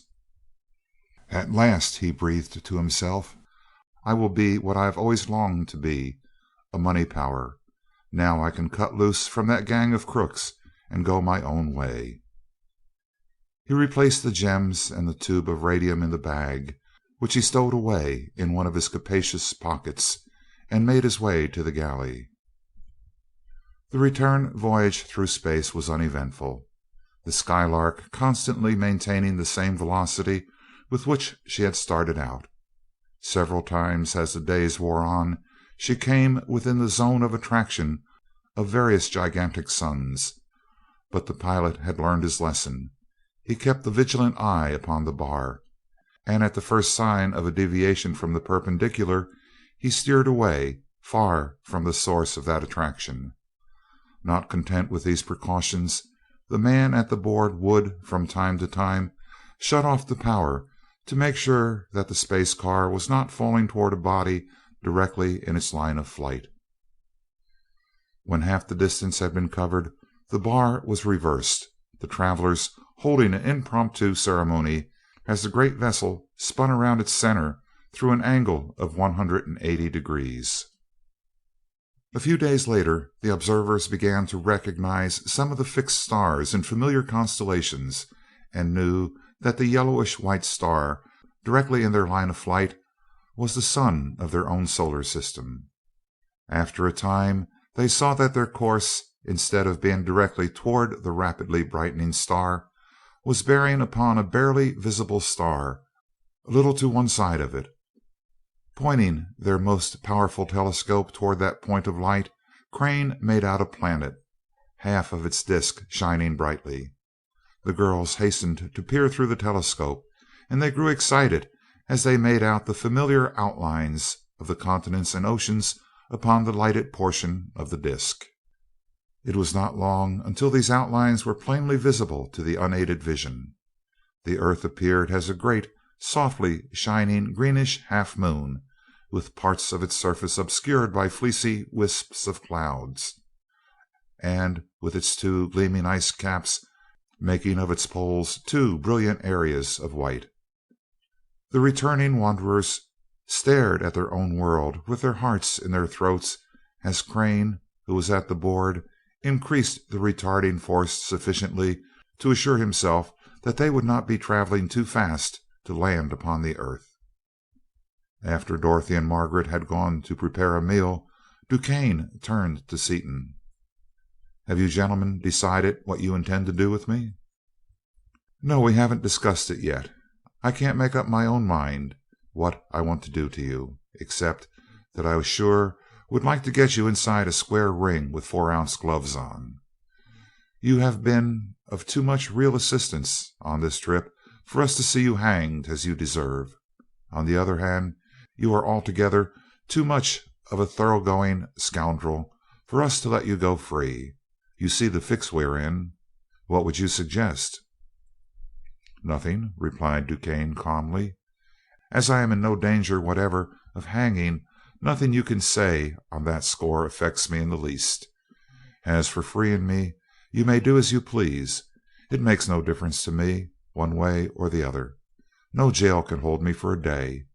I can say, however, that while I have made a fortune on this trip, so that I do not have to associate further with Steel unless it is in my interest to do so, I may nevertheless find it desirable at some future time to establish a monopoly of X. That would, of course, necessitate the death of yourself and Crane. In that event, or in case any other difference should arise between us, this whole affair will be as though it had never existed. It will have no weight either way, whether or not you try to hang me." "Go as far as you like," Seaton answered cheerfully. "If we're not a match for you and your gang, on foot or in the air, in body or in mind, we'll deserve whatever we get. We can outrun you, outjump you, throw you down, or lick you. We can run faster, hit harder, dive deeper, and come up drier than you can. We'll play any game you want to deal, whenever you want to deal it, for fun, money, chalk, or marbles." His brow darkened in anger as a thought struck him, and the steady gray eyes bored into the unflinching black ones as he continued, with no trace of his former levity in his voice. "But listen to this. Anything goes as far as Martin and I personally are concerned. But I want you to know that I could be arrested for what I think of you as a man, and if any of your little schemes touch Dottie or Peggy in any way, shape, or form, I'll kill you as I would a snake, or rather, I'll take you apart as I would any other piece of scientific apparatus. That isn't a threat, it's a promise. Get me?" "Perfectly. Good night." For many hours the earth had been obscured by clouds, so that the pilot had only a general idea of what part of the world was beneath them, but as they dropped rapidly downward into the twilight zone, the clouds parted and they saw that they were directly over the Panama Canal. Seaton allowed the Skylark to fall to within 10 miles of the ground, when he stopped so that Martin could get his bearings and calculate the course to Washington, which would be in total darkness before their arrival. DuQuesne had retired cold and reticent as usual. Glancing quickly about his cabin to make sure that he had overlooked nothing he could take with him, he opened a locker, exposing to view 4 suits which he had made in his spare time, each adapted to a particular method of escape from the Skylark. The one he selected was of heavy canvas, braced with steel netting, equipped with helmet and air tanks, and attached to a strong, heavy parachute. He put it on, tested all its parts, and made his way unobserved to one of the doors in the lower part of the vessel. Thus, when the chance to escape came, he was ready for it. As the Skylark paused over the isthmus, his lips parted in a sardonic smile. He opened the door and stepped out into the air, closing the door behind him as he fell. The neutral color of his parachute was lost in the gathering twilight a few seconds after he left the vessel. The course laid, Seaton turned almost due north, and the Skylark tore through the air. After a short time, when half the ground had been covered, Seaton spoke suddenly. "Forgot about DuQuesne, Mart. We'd better iron him, hadn't we? Then we'll decide whether we want to keep him or turn him loose." "I will go fetch him," replied Crane, and turned to the stairs. He returned shortly with the news of the flight of the captive. He must have made himself a parachute. I didn't think even he would tackle a 60,000-foot drop. I'll tell the world that he sure has established a record. I can't say I'm sorry that he got away, though." "We can get him any time we want him, anyway, as that little object compass in my drawer is still looking right at him," said Seaton. "I think he earned his liberty," declared Dorothy stoutly, and Margaret added, "He deserves to be shot, but I'm glad he's gone. He gives me the shivers." At the end of the calculated time they saw the lights of a large city beneath them, and Crane's fingers clenched upon Seaton's arm as he pointed downward. There were the landing lights of Crane Field, 7 peculiarly arranged searchlights throwing their mighty beams upward into the night. "9 weeks, Dick," he said unsteadily, "and Shiro would have kept them burning 9 years if necessary." The Skylark dropped easily to the ground in front of the testing shed, and the wanderers leaped out, to be greeted by the half hysterical Jap. Shiro's ready vocabulary of peculiar but sonorous words failed him completely, and he bent himself double in a bow, his yellow face wreathed in the widest possible smile. Crane, one arm around his wife, seized Shiro's hand and wrung it in silence. Seaton swept Dorothy off her feet, pressing her slender form against his powerful body. Her arms tightened about his neck as they kissed each other fervently, and he whispered into her ear, "Sweetheart, wife, isn't it great to be back on our good old Earth again?" End of chapter 19. Recording by Richard Kilmer, Rio Medina, Texas. End of The Skylark of Space by E. Doc Smith.